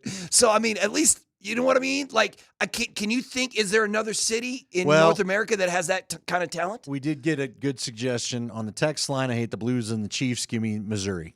That's a pretty good one. Yeah, that's pretty good. See, Dallas doesn't. You don't play the Cowboys often enough for football for Dallas to count. But the Stars and Mavericks, who knows what they'll You know what? be. That's a pretty good one though, and because it's also just fun to hate the Cowboys just from a distance. You know How what I about mean? You don't have to Vegas? play those You know what? dudes. I really thought about it. What about Vegas? Vegas has the Raiders. Vegas has the Golden Especially Knights. They when, don't have a basketball when team. LeBron gets a team there in Vegas when here in we 4 years. eventually have an NBA Vegas team. Yeah. You know what? Vegas, I could go with Vegas because listen, it's non-existent because they're even though they're in the same division, man. Bronco Raiders game used to have some juice, man. They did. They used to have some hate in those games, and now it's kind of like, eh. But I truly hate both the Wild and the T-Wolves equally. I really do. Yeah. Especially with the playoff stuff that's gone on. Yeah. Broncos and obviously Vikings don't have any playoff right, but you stuff, know what? I but got Vikings no put a love couple for the whoopings on the Vikings. Broncos, frankly. Well, yeah. That's a pretty good one. That's pretty good. And I don't care about the Twins. Joe Mauer and the Twins. There's nothing going on with Arizona, right? I mean, you know, the Cardinals, you don't play them that often. D-backs and Rockies, there could have been something, ended up not being anything. Yeah, Arizona doesn't have a hockey team anymore. The Jazz and the Utah Hockey Yeah, Club. look, Utah would make a lot of sense. Now, I don't love the Utah Hockey Club, but again, there's not. And they're never getting a football team. No. So that's just going to be there. Or a baseball team. I do hate the Jazz. I will always hate the Jazz for the Stockton Malone years. It's why SGA drives me nuts. I told you this yesterday. He gets touch fouls like Karl Malone used to get all the time, and it just drove me up the wall. Yeah. Because there isn't a Nuggets player alive that seems to get that kind of whistle. I kept thinking Carmelo Anthony eventually would get that. He never got the kind of whistle that Karl Malone did, where just any kind of little slap and you're getting a call, right? And certainly Nikola doesn't get that because most of the big guys in the NBA don't get that kind of whistle anymore. All right, where are you at after last night? Where are you at with the Nuggets after last night? Are Feeling we back? pretty good, right? You and I were kind of down on them. I was really down on the outside shooting. And then all of a sudden, they go back and they find a way to shoot, and Peyton Watson's contributing. And they shoot 60% against the best defensive you know team what in the Ryan NBA. Windhorst had today? That was like their best shooting game since like the 80s. Is it really? That's what Windhorst was saying on the NBA I mean, today. they were cooking. Joker was 15 at 20, man. He couldn't miss. He couldn't miss. Mike was 3 of 6 from 3. Yeah, everybody played good. You know what? We were just talking about, and it's easy to talk about Joker and McKinnon and McCarr and Surtain. It's easy to talk about the best players. I think the most fascinating player in Denver sports right now is Jamal Murray. He is the most fascinating player in sports because Jamal Murray can give you 50 points and win you a playoff series. He is an amazing basketball player, and he can also look bad enough where you're like, we got to trade Jamal Murray. You know what I mean? He is the most fascinating player in Denver sports right now because he can be truly, truly great. He can be. I don't think there's any other player in any of the sports who can be as great at what he does as Jamal Murray, but also look as off sometimes. It might have been the nagging injuries that's been knocking him off his game for the past couple of seasons. But there was literally a point in this year. But I bet you if you took a poll, if we had a vote like a month and a half ago, 2 months ago, do you want to trade Jamal Murray? Nugget fans would have been like, yeah. Yeah, they've been trying to trade him all year. Let's trade him. Not even a month. Everybody wanted him traded at the deadline. When he's good, when he's doing what he does, the Nuggets are unstoppable. When Joker's being Joker and Jamal is going full blue arrow, because I have no idea. I have no idea how Jamal Murray can look like an all-NBA player and an all-star sometimes, and then some games you're like, here's what's going on. Here's what's crazy. I pulled up the box scores for both yesterday's game and the game Sunday. And so to your point, as I try to maneuver all the pop-up ads I want to pop up on this computer. Well, let's go back. Let's take a look at Murray. 34 points yesterday, right? 34 points. He and Joker were in their bag. It just felt like it was old times a little bit. And he ends up, where is his point total for... where was he on Sunday? Do you remember? I think he probably had 10. He's probably had 24 points instead of 34 on Sunday, if I remember right. Yeah. Gosh, why is the NBA this box score? It's kind of a pain. He was a minus 17 though on Sunday. What was he for plus minus? Do you buy a lot of plus minus? He was a plus 14. He's a plus 14. Yeah, I buy into it a little bit. Yeah, massive swing. Right. When he was on the court on Sunday, the Nuggets were getting outscored. When he was on the court last night, they were doing work. It's amazing how he can score every night, and yet it feels so different sometimes, right? Mm-hmm. I am going to pull up that. So let's go back here. So Jamal had 17 points on Sunday.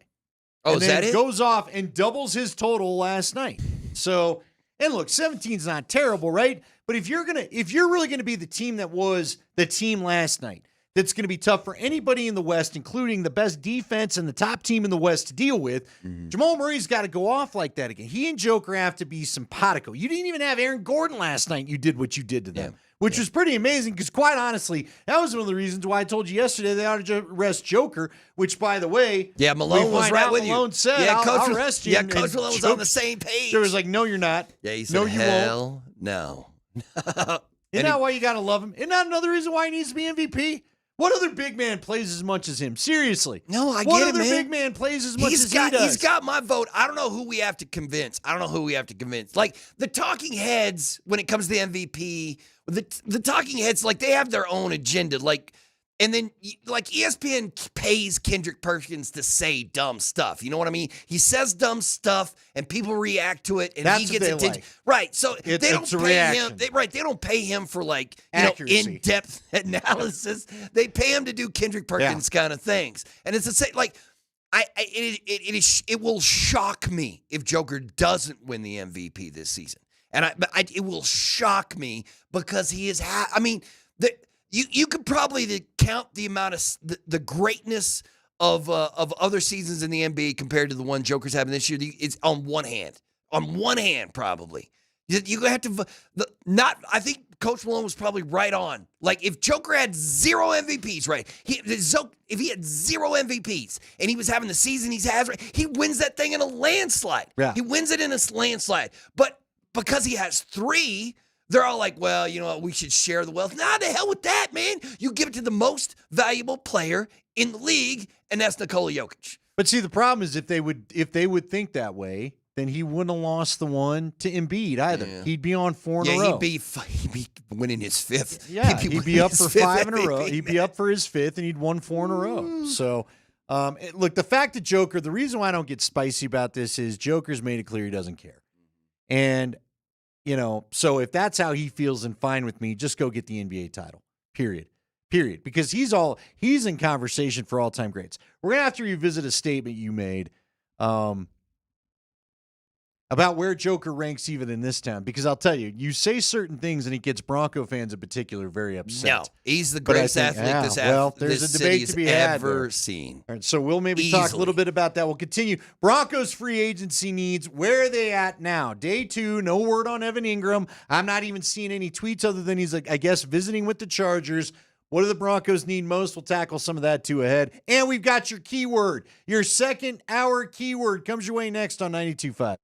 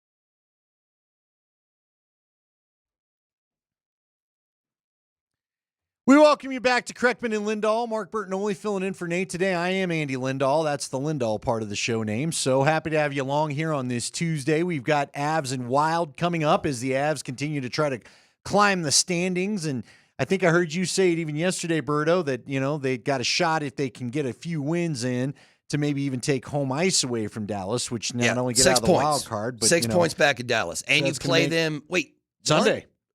But do we have another game against Dallas, or is that the end of it? Yeah, I think it's the end of the season. I thought they said that. I'll go check the schedule. All right, yeah, is but that the fourth and final game? I think the last game is against Dallas because you win that one and you're within 4 points. I'd love to have home ice in Denver. Yeah, that'd be great. That's the series you're going to play. Yeah.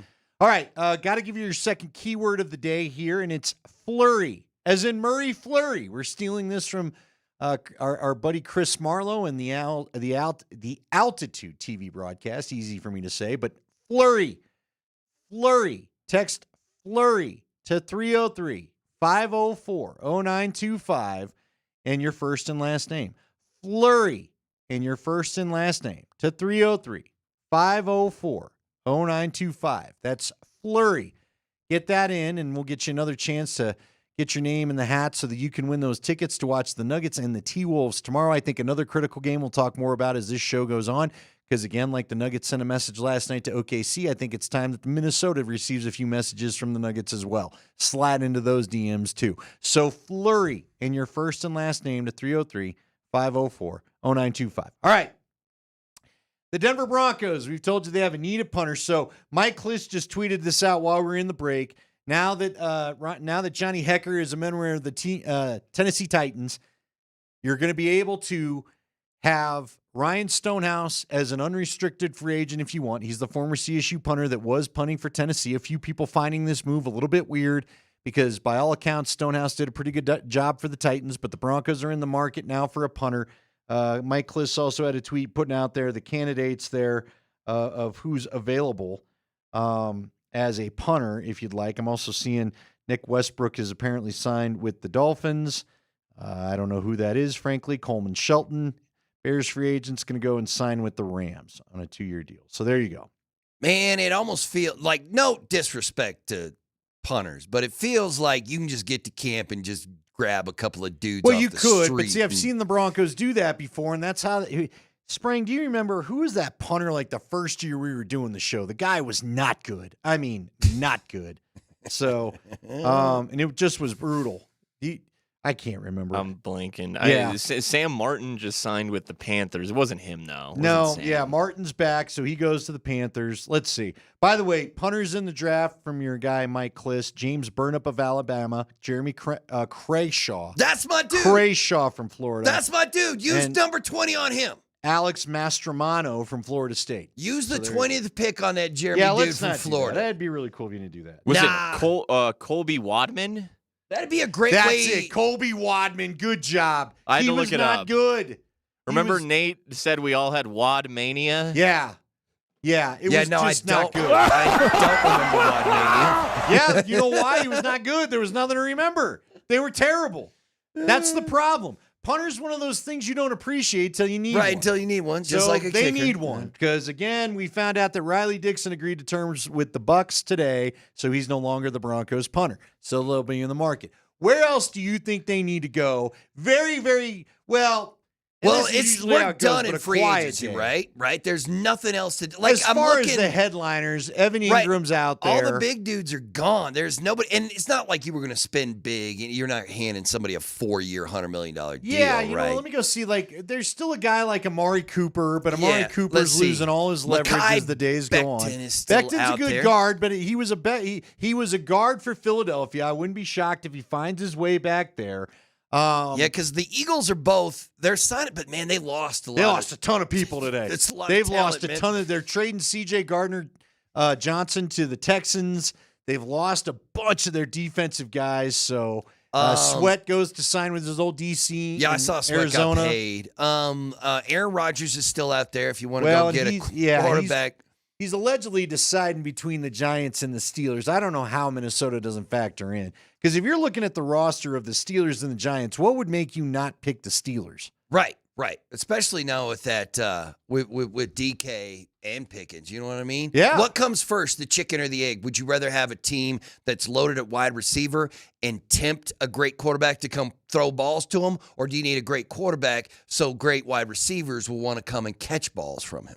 I would think Aaron Rodgers, if it's me, would want to go throw to DK Metcalf and George Pickens. Now, Listen, I don't know. that's 3 head cases all on No, one. I get and it, I but- mean, Mike Tomlin, I have faith that Mike Tomlin can handle it fine, but that's still like, man, that's a lot of drama in that wide receiver Oh, there room. is. There's no doubt. He's going to do yeoman's work. So Cam Robinson's still out there. Offensive tackle from Arizona, according to CBS Sports, unless I missed something. Stephon Diggs, Amari Cooper, both Well, you want to old- talk about old a and head busted? case, man. Yeah. I see again. No, I don't think Amari Cooper's not a head case. I think Amari Cooper 31 just is, years old? Maybe he's not. Like, again, if you can get him on a vet minimum deal, I'd take Amari Cooper, see what Okay. he's got. Why Yeah. not? I'm not giving Yeah. you a lot of money, though. Yeah. You've made your money if you're coming here. Let's see. 2 years ago, he had he went for 1,200 yards. So I don't know if Amari still got it, but I don't know what you'd pay him either. So Rico Dowdell's out there if you want a running back, and I know a few people on this station think the Broncos may sign a running back at some point. Joey Bosa. No. Too hurt all the time, not doing it.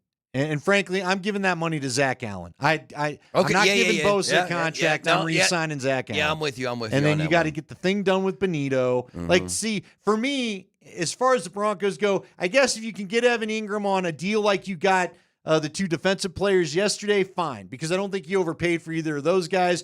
Both deals totaled, what, $30, $35 million? Okay, not major guaranteed money. So I like that. If Evan Ingram wants to sign for something like that, cool, I'm in. If you want to break the bank tight end deal, and he's really the only tight end left with Juwan Johnson off the board. Mm-hmm. A bunch of tight ends signed yesterday for lesser deals. So Ingram's going to have a market, and if I'm the Broncos, I'm not sure how aggressive I am in that market. See, the problem is a lot of the players left in free agency just aren't needs for the Broncos. Yeah. You need a bunch of guards and corners and you things like needed that. a tight end, but there is outside of Ingram. You're right. There's nobody. Conklin, no. There's no. Everybody's signed. Everybody has signed or re-signed. That whole group re-signed with their own team. Zach Ertz stayed with his team. Yeah. Remember to be texting Flurry to us. It's Flurry. Flurry is what you want to text to 303-504-0925. That's our Nuggets ticket word of the day. Flurry and your first and last name to 303-504-0925. There's none of these running backs that get me too excited. So you're going to like J.K. Dobbins is out there, and he's probably going to remain out there. Nick Chubb, here's the problem. Dobbins and Chubb are constantly hurt. Okay? Kareem Hunt, again. Man, you could have said that. You could say that about the two guys the No, Broncos I get that, just but signed. they're at least young. They're Yeah. at least young. I don't want you signing a stable full of guys that have injury problems. Mm-hmm. At least when you got guys like Cody Barton last year, or the safety. Who was the safety from Miami? Brandon Jones. Brandon Jones. Thank you. Those are guys that were savvy signings that stayed healthy for the most part and played for you this year. Mm-hmm. Matter of fact, Barton was a saving grace for you because Singleton got hurt and he ended up starting. So to me, you've taken your injury risk. That's cool. Like I said, because the tight end position is such a black hole for this team, I'm fine if you take a chance at the right price on Evan Ingram, but I'm not making you the highest paid tight end or anything silly like that. And then I'm drafting a couple. You know? Yeah, draft you a couple. Matter of fact, go ahead and use that one on the 20th pick on a tight end. Now, you right? know what? Spring had sent us an interesting tweet yesterday, and I'm pretty sure, Spring, we don't have an update on this, but Brett Perryman, the linebacker, was in town too. Denzel Perryman. Yeah. Excuse me. Both those guys are going to be adding 2 linebackers. I wouldn't have a problem either with. Well, go ahead and sign Von Miller. Right, Von's out there. All right. Does anybody want Von Miller back in the Denver unit? See, I knew this would come up at some point. Listen, I don't know how much he could help you, but I'm assuming that Von Miller will sign at least for one day and retire. He will as retire, a right? Bronco. You're right. Yeah, even if he But goes he's and not plays ready to somewhere else, retire. no, he's probably going to get. You're he's not going to try to looking get to get, paid like- 1 more year or 2 more years. Do you try to get the hometown discount? Nah, I don't even call Vaughn. I don't think. And No, I'm I with mean, you. Nothing against Vaughn. I just- love that. Yeah, I love him. But yeah, You no. got young guys. I continue can't. to. Yeah, I can't have you on this defense, man. Just like Joey Bosa. We just brought up Joey Bosa. Just like, yeah. nah, man, no, thanks. Again, if you want to show up for like a couple $1 million, maybe I'll think about it with some incentives. You know what I mean? But again, is he worth putting in front of some of the guys you have now? I mean, we've all watched Vaughn. What do you remember about Vaughn in the playoff game? Anything there, Spring? Like, I remember Vaughn. I feel like I don't remember. I was like, is this dude even on the field? Yeah, no. So, yeah, nothing. So, yeah, I don't, let me give you this. Let me tell you the quarterbacks that are still out there that you can grab. Not that the Broncos need one, but I would just like, I'm interested in your opinion on where these guys are going to land. Okay. You got Aaron Rodgers, we talked about. You got Russell Wilson. You got Jameis Winston. Jacoby Brissett just signed with Cardinals. Cardinals. Oh, he's Yeah. okay. So he's off the market. You got Marcus Mariota. You got Mason Rudolph. You got Joe Flacco. Well, you've still got Tennessee needs some kind of quarterback at some point, right? Because whether you're drafting one or not, I don't know what they're doing, but you can't stick with Will Levis. That's crazy. If they don't like Cam or Shedeur, and they just go defense at the first overall pick, now you got to trade. Does Mariota go back home? No. Then why not go Joe Flacco down there? No, because I hate Joe Flacco. That's fine. But they run that West Coast system that he's so adept at running. Yeah, nah, man. Listen, Joe Flacco he's done. He's washed. Here's the deal for the He's Steelers. done. The Steelers are. I saw a tweet today breaking it down as they're negotiating with Aaron Rodgers, but if it breaks down, they're just going to go do something with Russell Wilson. And apparently Wilson is hanging out to find out what that could be. The Giants are still trying to get in on Aaron Rodgers. Some people think that the Vikings may try to get Aaron Rodgers too. But of course, if you think you're going to play J.J. McCarthy, by all accounts on Get Up this morning, one of their insiders was saying Rodgers wants to play 2 more years. So if he does want to play 2 more years, are you really bringing him in to try to take time away from J.J. McCarthy? Nah, just play J.J. Right. Just play J.J. So, and I guess apparently, again, it was Schefter, I think, said one of the things, I think it was Schefter, one of the guys on the panel, the football panel of Get Up, or Orlovsky, one of them said the thing that's got Rodgers and some of these veteran quarterbacks a little bit spooked is they don't want to be the next Kirk Cousins, where you sign with the team, the Giants in particular, or the Raiders possibly, although the Raiders have got their thing figured out, or the Browns, and then you find out they're going to draft a guy, and then you end up halfway through the year, if you're not getting the job done, then all of a sudden you're sitting and you're stuck with a team, because it does not appear that the Falcons are going to release Kirk Cousins to this point. Well, there's more now. There's got to be beef between them, because Kirk Cousins is like, you know what? I was injured at the end of this. I was hurt at the end of the season. That's why I was playing bad. And the Falcons is like, he didn't tell us this. We had no idea he's hurt. What the hell is he talking about? You got to tell us if you're hurt, man. Kirk wants out of there. See, again, this is why, and I'm not, it worked out for the Broncos, so I'm not going to go back and relitigate this. But I did wish you could have played a little of this poker that they're playing with Kirk, with Russ, to try to get him. Because I think what's going on here is they know Kirk doesn't want to be there. Kirk has let them know he doesn't want to be there. But I'm sure the Falcons are like, all right, then give us some of that money back. Yeah. Rework your contract. And he's like, no. We will let you go, but we ain't taking the $50 million dead cap hit to let you go be a free agent and do a Russ deal. So we're going to try to make you give some money back before we release you, because they're going to be paying him till he's both. 40 years old if they go that route, right? Well, but I think this next year is the only year that's like of the bad money. Okay, left. so after this year, they can just be like, remember, thanks, Kirk's but no a year thanks. older. I think Kirk, at some point, I think they're gambling on Kirk saying, I can't waste a year of my career, man. I want to get out of this. Right, just. So I'm sure they're saying, then give some money back. Cool. We'll be cool. Yeah. Just give us some money back. I don't know. Yeah, and Mac Jones is still out there, right? Yeah, Mac Jones is a wild one. Listen, Justin Fields, Mac Jones, Wilson. We talked about this yesterday. It's amazing how guys you thought were going to be so great 3 years later just aren't. It's why all this stuff we do this time of year in the NFL, you need to kind of pump the brakes and say, all right, let's see how it plays out a little bit, right? Yeah. Even Bo had a great year last year. The Commanders, Jalen. Yeah, Jaden had a great year. Had a great year. Caleb wasn't great, but I bet you with Ben Johnson, they're going to be like I bet well, you puts they're up working on the offensive line. Yes, so they're going to put up better. some big numbers. So he's going to be good. All those guys though have to answer the bell again next year too. It's not just about doing it 1 year. Right. You know what? I heard somebody talking. Let me ask you this question. I heard somebody talking. Was it just today or yesterday where they were trying to explain why NFL quarterbacks have the sophomore slump, and they were like, well, it's because nobody has any tape on these dudes. Yeah. And then you get the offseason and you look at them, and then when you get them the next season, you're like, oh, we got something for Bo Nix. We got something for Bo this year. But at the same time, Well, I guess C.J. Stroud fell off from he had what I would call a sophomore slump, but they still made the playoffs, man, right? If it wasn't some of those shady I was calls honestly, against I the was a little Chiefs. surprised about the sophomore slump, though, for Stroud. I really thought he would avoid it.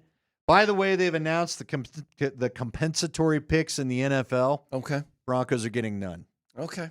So I just took a quick look They at don't that. get one from the Cowboys because they signed Javonte? No, that would be next year. If Javonte became a starter, then that would be next year, I think. It was so, man, the fan base around the Dallas Cowboys, I love y'all. Y'all are crazy. I saw they were already talking about that, like, could Javonte be the next Dallas Cowboys superstar? And I was like, yeah, man. I saw some of those tweets too. Now, Tom Pelissero had tweeted this out. I mentioned it to the guys on the podcast we did last night after the Dre Greenlaw signing, where I had said, Pelissero pointed out that Javonte did have his best game of his career against the Cowboys. So I'm sure they remember it. Yeah. But Cowboy fans, unfortunately, Bronco fans will tell you ain't getting that Javonte. Yeah. Otherwise, Javonte wouldn't be out there and be available for $3.5 million. Yeah. You know what I mean? Yeah. He can't run anymore. He doesn't have a second gear. And as the year went along last year, we all saw it, which it breaks my heart because I thought he had a real potential to have a nice little run as a running back, but you blow your knee up, and this is off in the face. Look, there's people wondering if CMC is going to be the same after what he's been dealing with. How about San Fran? San Fran's, did you see they're already down 11 of their 22 starters from the Super Bowl? Yeah, they told their fullback, told Kyle, Juszczyk is done. Bam, okay, get out would of here. you talk to Juszczyk here? Yes. I'm with you. Yes, I would. Why would yes, I mean? This offense likes a fullback. I don't know what that price tag is going to be, but I mean, if it's Can't the same be as too like hefty. what, There's only like a third of the teams that use a fullback. Right, like if Javonte is getting what he got $3 million, 1 year, $3 million. Yeah. You can give that to. What about a J.K. Dobbins? Would you talk to him? Or Yes. is that now? That's a guy that's got some injury history again. Yes, but you need. I mean, yeah, you need to. I mean, change that entire running back room. Do it. Talk to J.K. Draft Genty. Draft whoever it's going to be, man. Draft Hampton if he's there. Like, what he about might the be kid there. from Kansas that had that great game against Colorado? Sure, man. I'd keep him in mind. Yeah. I remember. Yeah. Although I don't know what his Devin name. Neal. Devin There Neal. you go. Yeah. The real deal, Devin Neal. Yeah. I would talk. Yeah, I'd bring him in too, man. I'd hand that ball off all the time. All day long? Yeah, instead of having Bo throwing it 45 times a game, just be like, here you go, Genty. See, I'm telling you, Juszczyk has got some great hands. I'd be. Well, he is not what you would call a classic joker, right? But No. could Sean Payton turn him into? Well, I mean, look, before Janikowski had some great hands. Not Janikowski. Yeah, you're Who's thinking our, of the kicker that we were Janos, our 22 Janos. Yeah. Andy Janovich.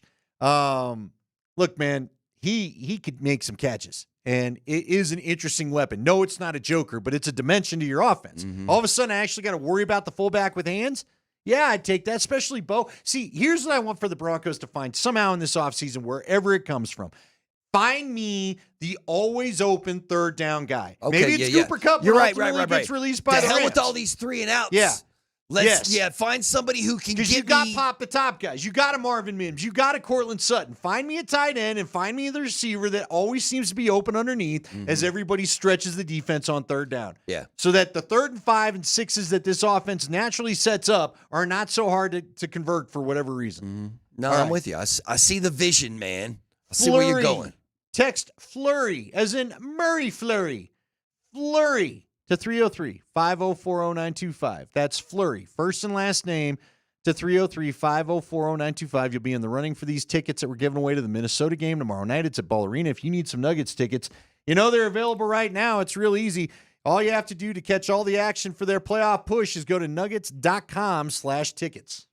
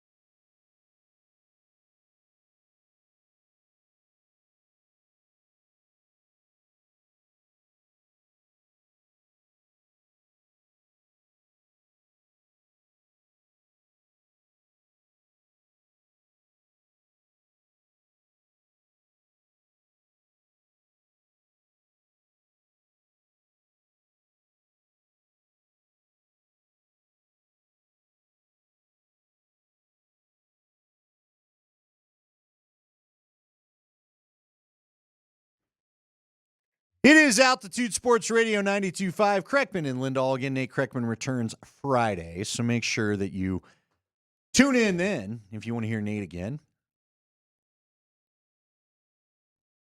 303-504-0925 is our text line. That's a Shop Mazda text line. If you'd like to shoot us a text, please feel free to do so. One price, one person, 1 hour for that Mazda, Shop Mazda text line. All right. I do have a fun little halftime contest I got to get your thoughts on here. But before we get to that. Yeah. MPJ. Michael Porter Jr. Yeah, see, I'm with you. The most interesting athlete, you talked about it in the beginning of the hour, the most interesting athlete when it comes to, and it's not always a good interesting, but the most interesting athlete when it comes to the Nuggets is Jamal Murray. Yeah. Because there have been times where he is the Jamal Murray we all know and love. Mm-hmm. And then there's other times where, look, he had 17 in the Sunday game, but 17 just wasn't enough. We need a little bit more for you. Now, Jamal, I think, knows, especially with the new contract extension that kicks in next year, he's going to wear the mantle of pressure because of that. But what about Michael Porter Jr.? He's the guy that we were all so thrilled right before the All-Star break, or before actually, I guess, he hurt his hamstring, right? Yeah, he had those 30-point games. Good, yeah. So good, so aggressive. Probably had the best back-to-back games I've ever seen him play. Right.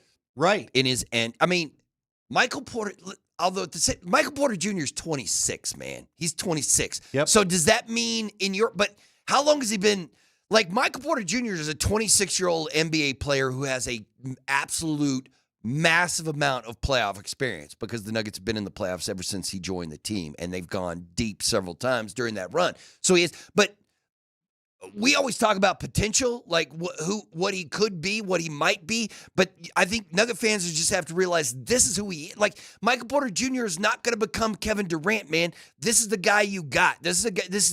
He's going to shoot the rock for you. He's going to knock down a bunch of threes, and he's going to be okay on defense. But MPJ is who he is now. Like I don't see a next step or a next level to his game. Do you? Do you think Mike can take it a little bit higher? I'm with you. I think you put it out there perfectly. There's been enough years that you've got to assume that MPJ, he's a ride. Right. This is how the many player guys that you have completely changed their game at this time in their NBA career? But here's all I would ask is can you just get your 3-point shooting consistency back? Because, again, that's what makes it dangerous. But he and Jamal are wild. Again, I got the box scores pulled up from this back-to-back series, right? Check out Michael Porter Jr.'s plus-minus on Sunday. That's what I'm talking about. On Sunday, he's a minus 33. Last night, he's a plus 10. Jamal's a minus 17 on Sunday. Last night, he's a plus 14. So a complete swing. Yeah. Like, again, if you're going to – and the good news is in a playoff series, you'd have to go 7 games. You got to get 4 wins. So there's time to have a bad game, right? Hopefully the Nuggets sent a message to Oklahoma City last night. If we end up playing each other in the playoffs, you better get ready. This is going to be a different deal, right? But we can't have – it's just what drives me nuts about this team is that insane swing. Yeah. And the easiest number to go off of is the plus-minus right now. Now, again, Jamal Murray scores 17 points and ends up with 34 last night, right? Again, that Jamal Murray is what you go win the championship with. Michael Porter Jr., probably not his greatest game, but he still chipped in. He chipped in 24 points last night. That's what you need to be able to have a comfortable win like you did in a tough place to play. Michael Porter Jr. sometimes he has problem being consistent in the same game. Right. You know what I mean? Where he'll have a great first quarter, and then there used to be. I wish I remember this guy's name. There was an NBA player who played for George Karl back when he was the coach of those great Sonics teams with Sean Kemp and Gary Payton on them.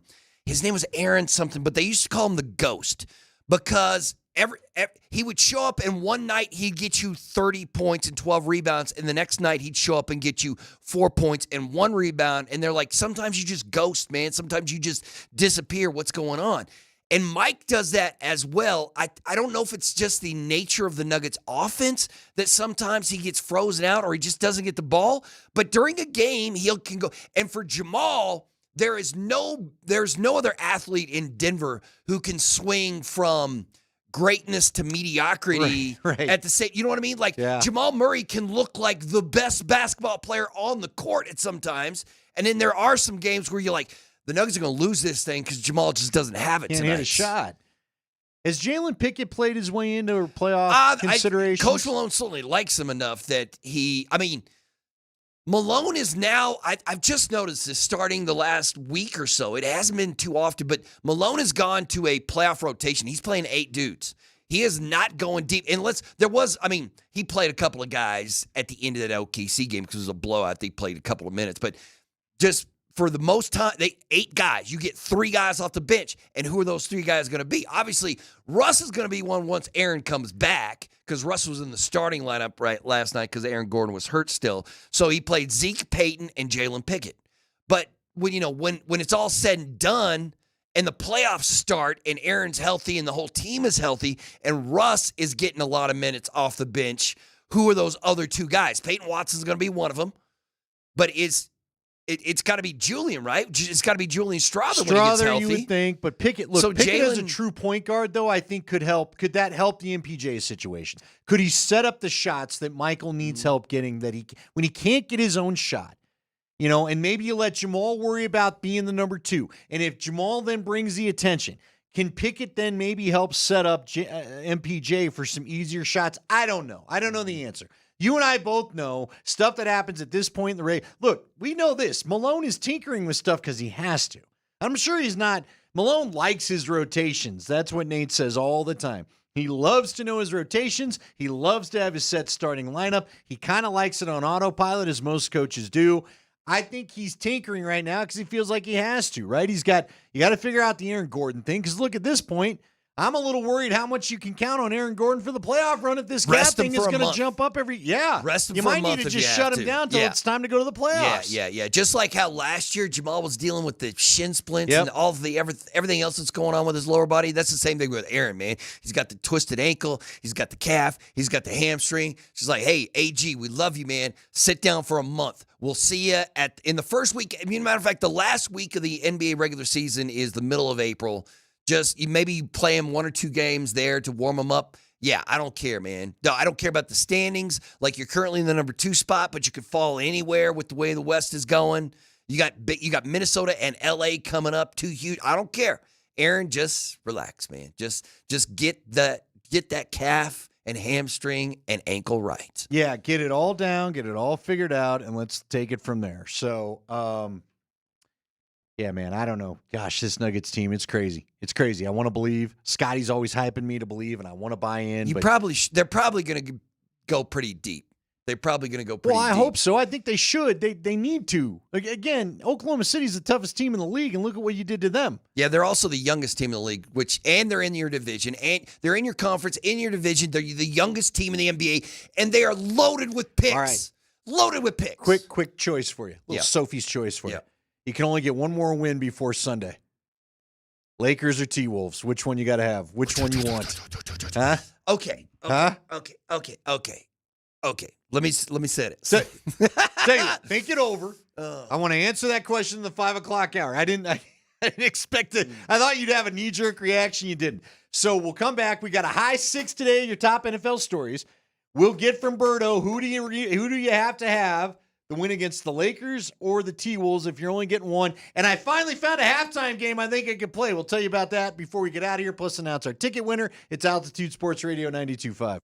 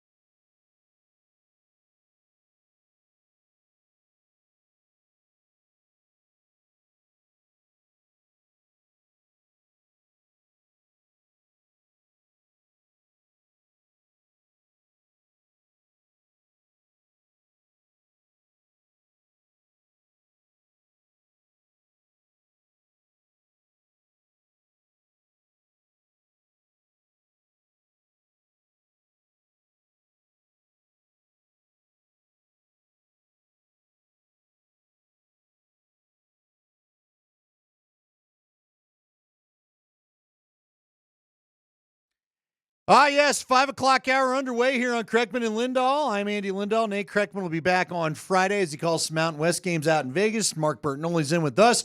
Berto's going to bring you coverage of the Avs and the Wild at the bottom of the hour, which means we got to get to it. It's the High Five. What you got, Mark Springer? It's the High Five. It's brought to you by Bet365. Whatever the moment, it is never ordinary. At Bet365, let's start with another big Broncos free agent signing. This news came down right after we got off the air yesterday. We were out early for Nuggets Thunder. So here we go. The Broncos have agreed to terms on a 3-year deal worth $35 million with inside linebacker Dre Greenlaw. Yeah, this could be a great signing for the Denver Broncos. Now, of course, he tore his Achilles in the Super Bowl a couple years ago.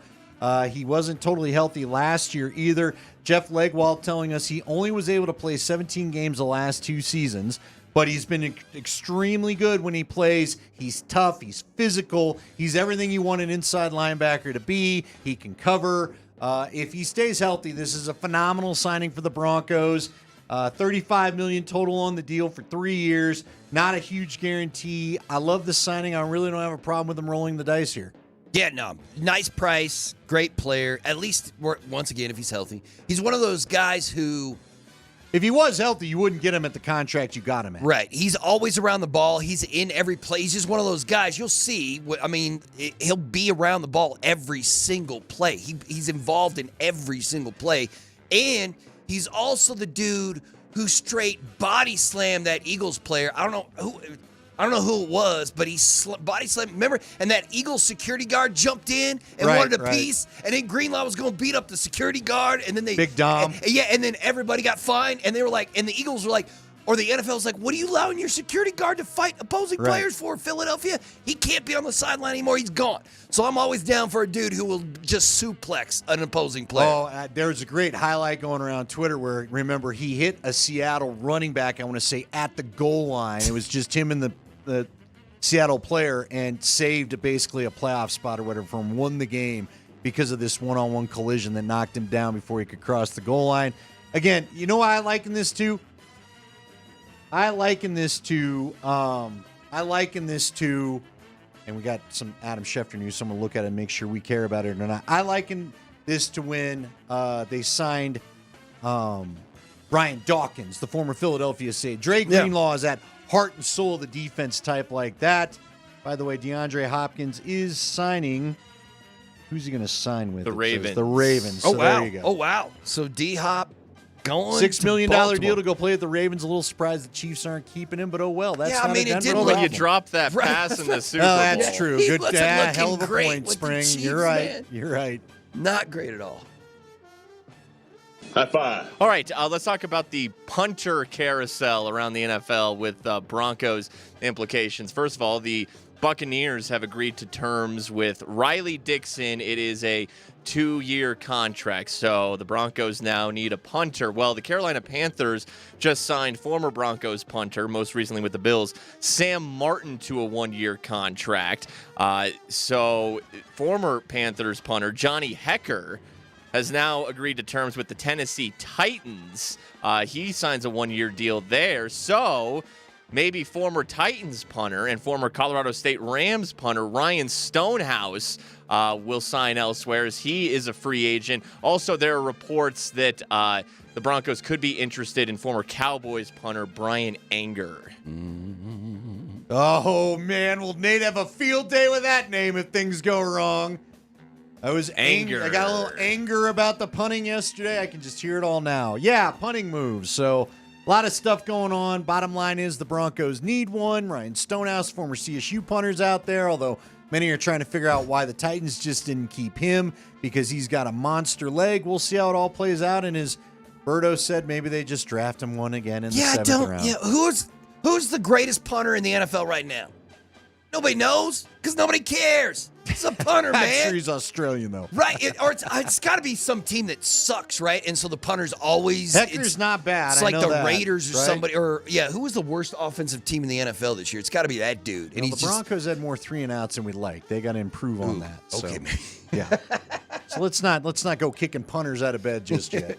High five. All right, tight end news. Broncos need a tight end. Well, they won't be signing Juwan Johnson. He has agreed to re-sign with the Saints. It is the 3-year deal, $21 million guaranteed. Could be worth up to $34.5 million. On the Evan Ingram front, he came to Denver Sunday night, had dinner with the Broncos brass, and then was at the Broncos facility for a large portion of the day on Monday, but he left without a contract. Yeah, and last I saw, apparently he's visiting the Chargers, so I can't confirm if I don't know if that's real or not. Right.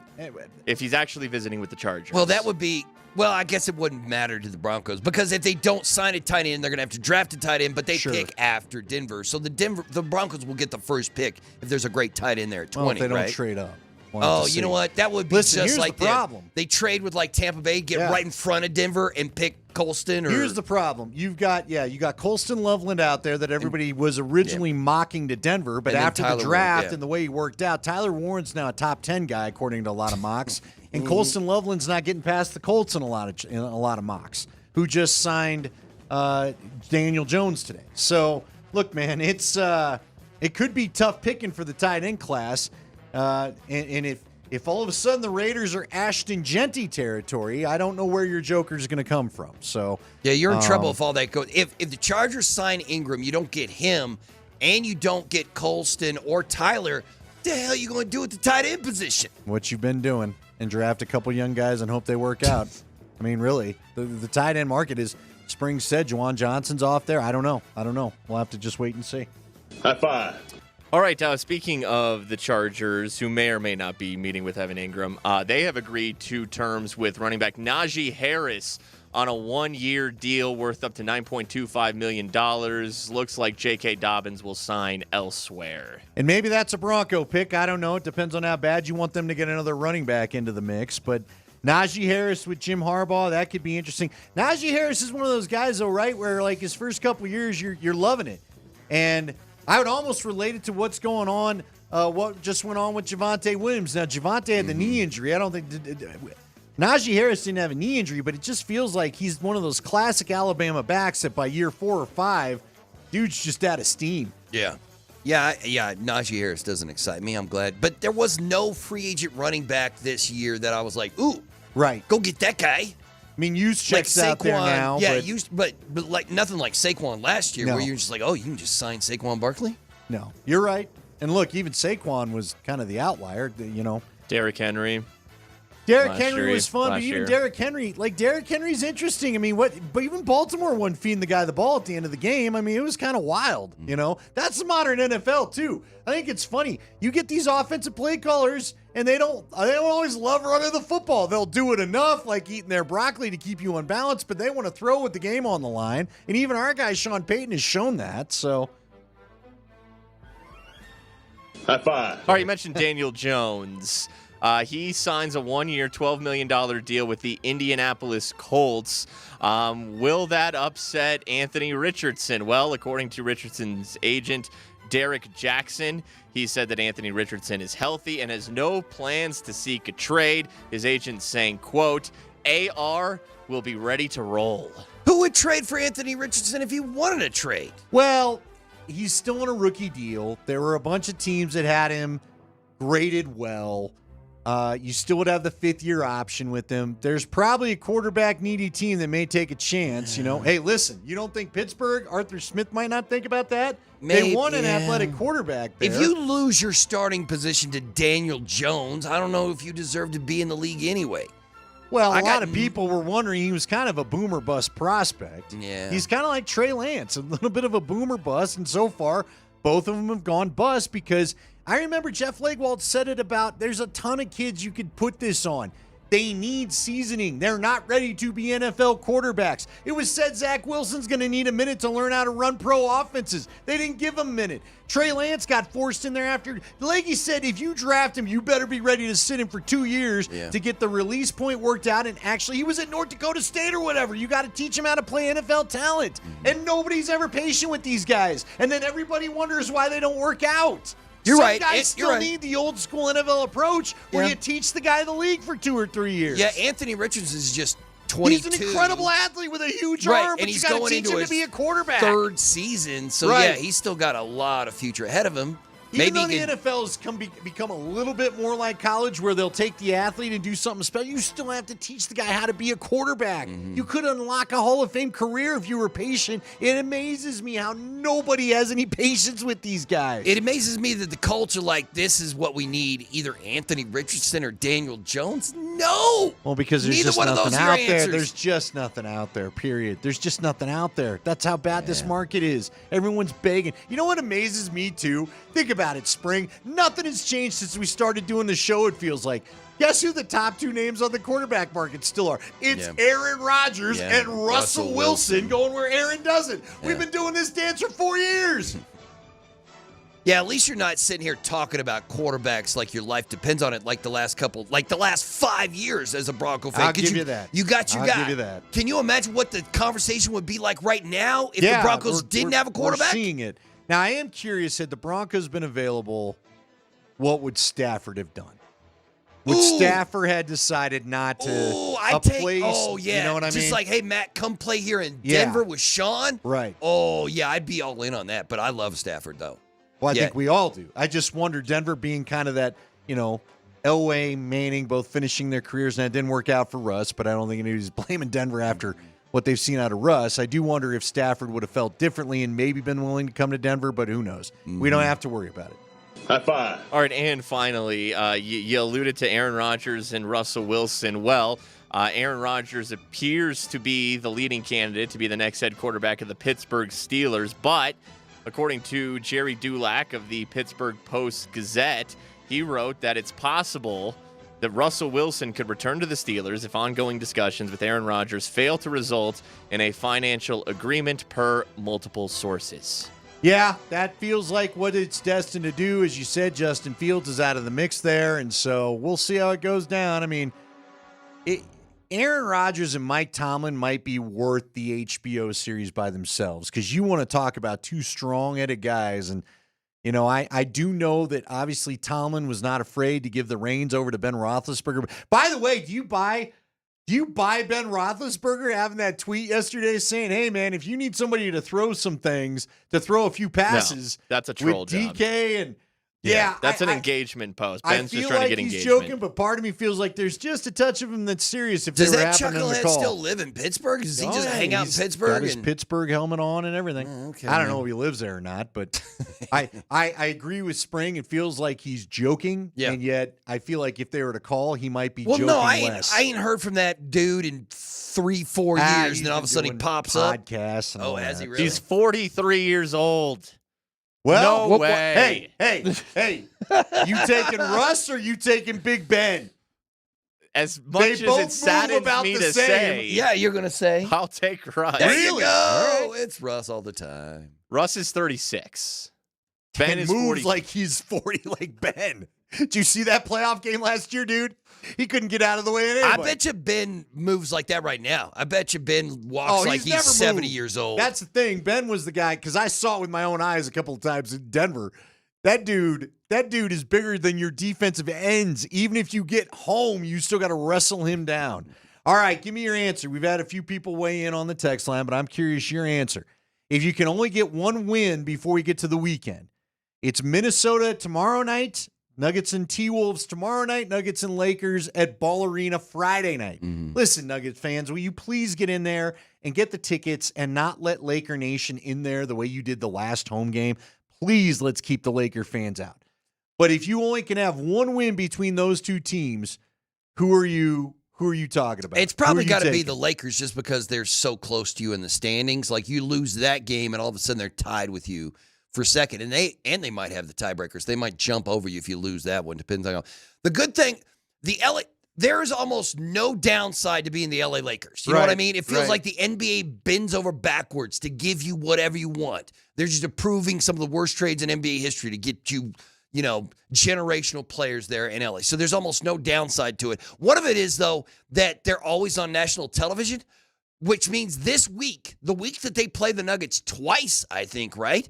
The LA Lakers have one of the most brutal schedules I've ever seen. They play 6 games in 8 days. You shouldn't, like, that's stupid. That's too many damn games. So they're going to come in Friday night just exhausted without LeBron, without, you know what I mean? They're going to have Luka in the lineup, but they're going to be tired and they're going to be broken. And I think tomorrow's Timberwolves game is probably going to be the more competitive game. I bet you the Nuggets run the Lakers out of the gym Friday night. Yeah, here's my thing. I feel like you've got to send a message to Minnesota that you don't have it on us the way that you do.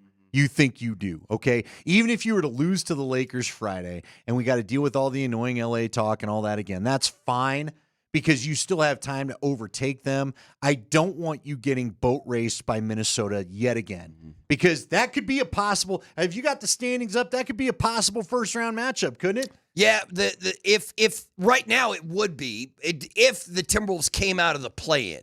Because if they came out of they're in the 7. If they came out of the play-in, they would play the 2 seed in the West. That would be Denver.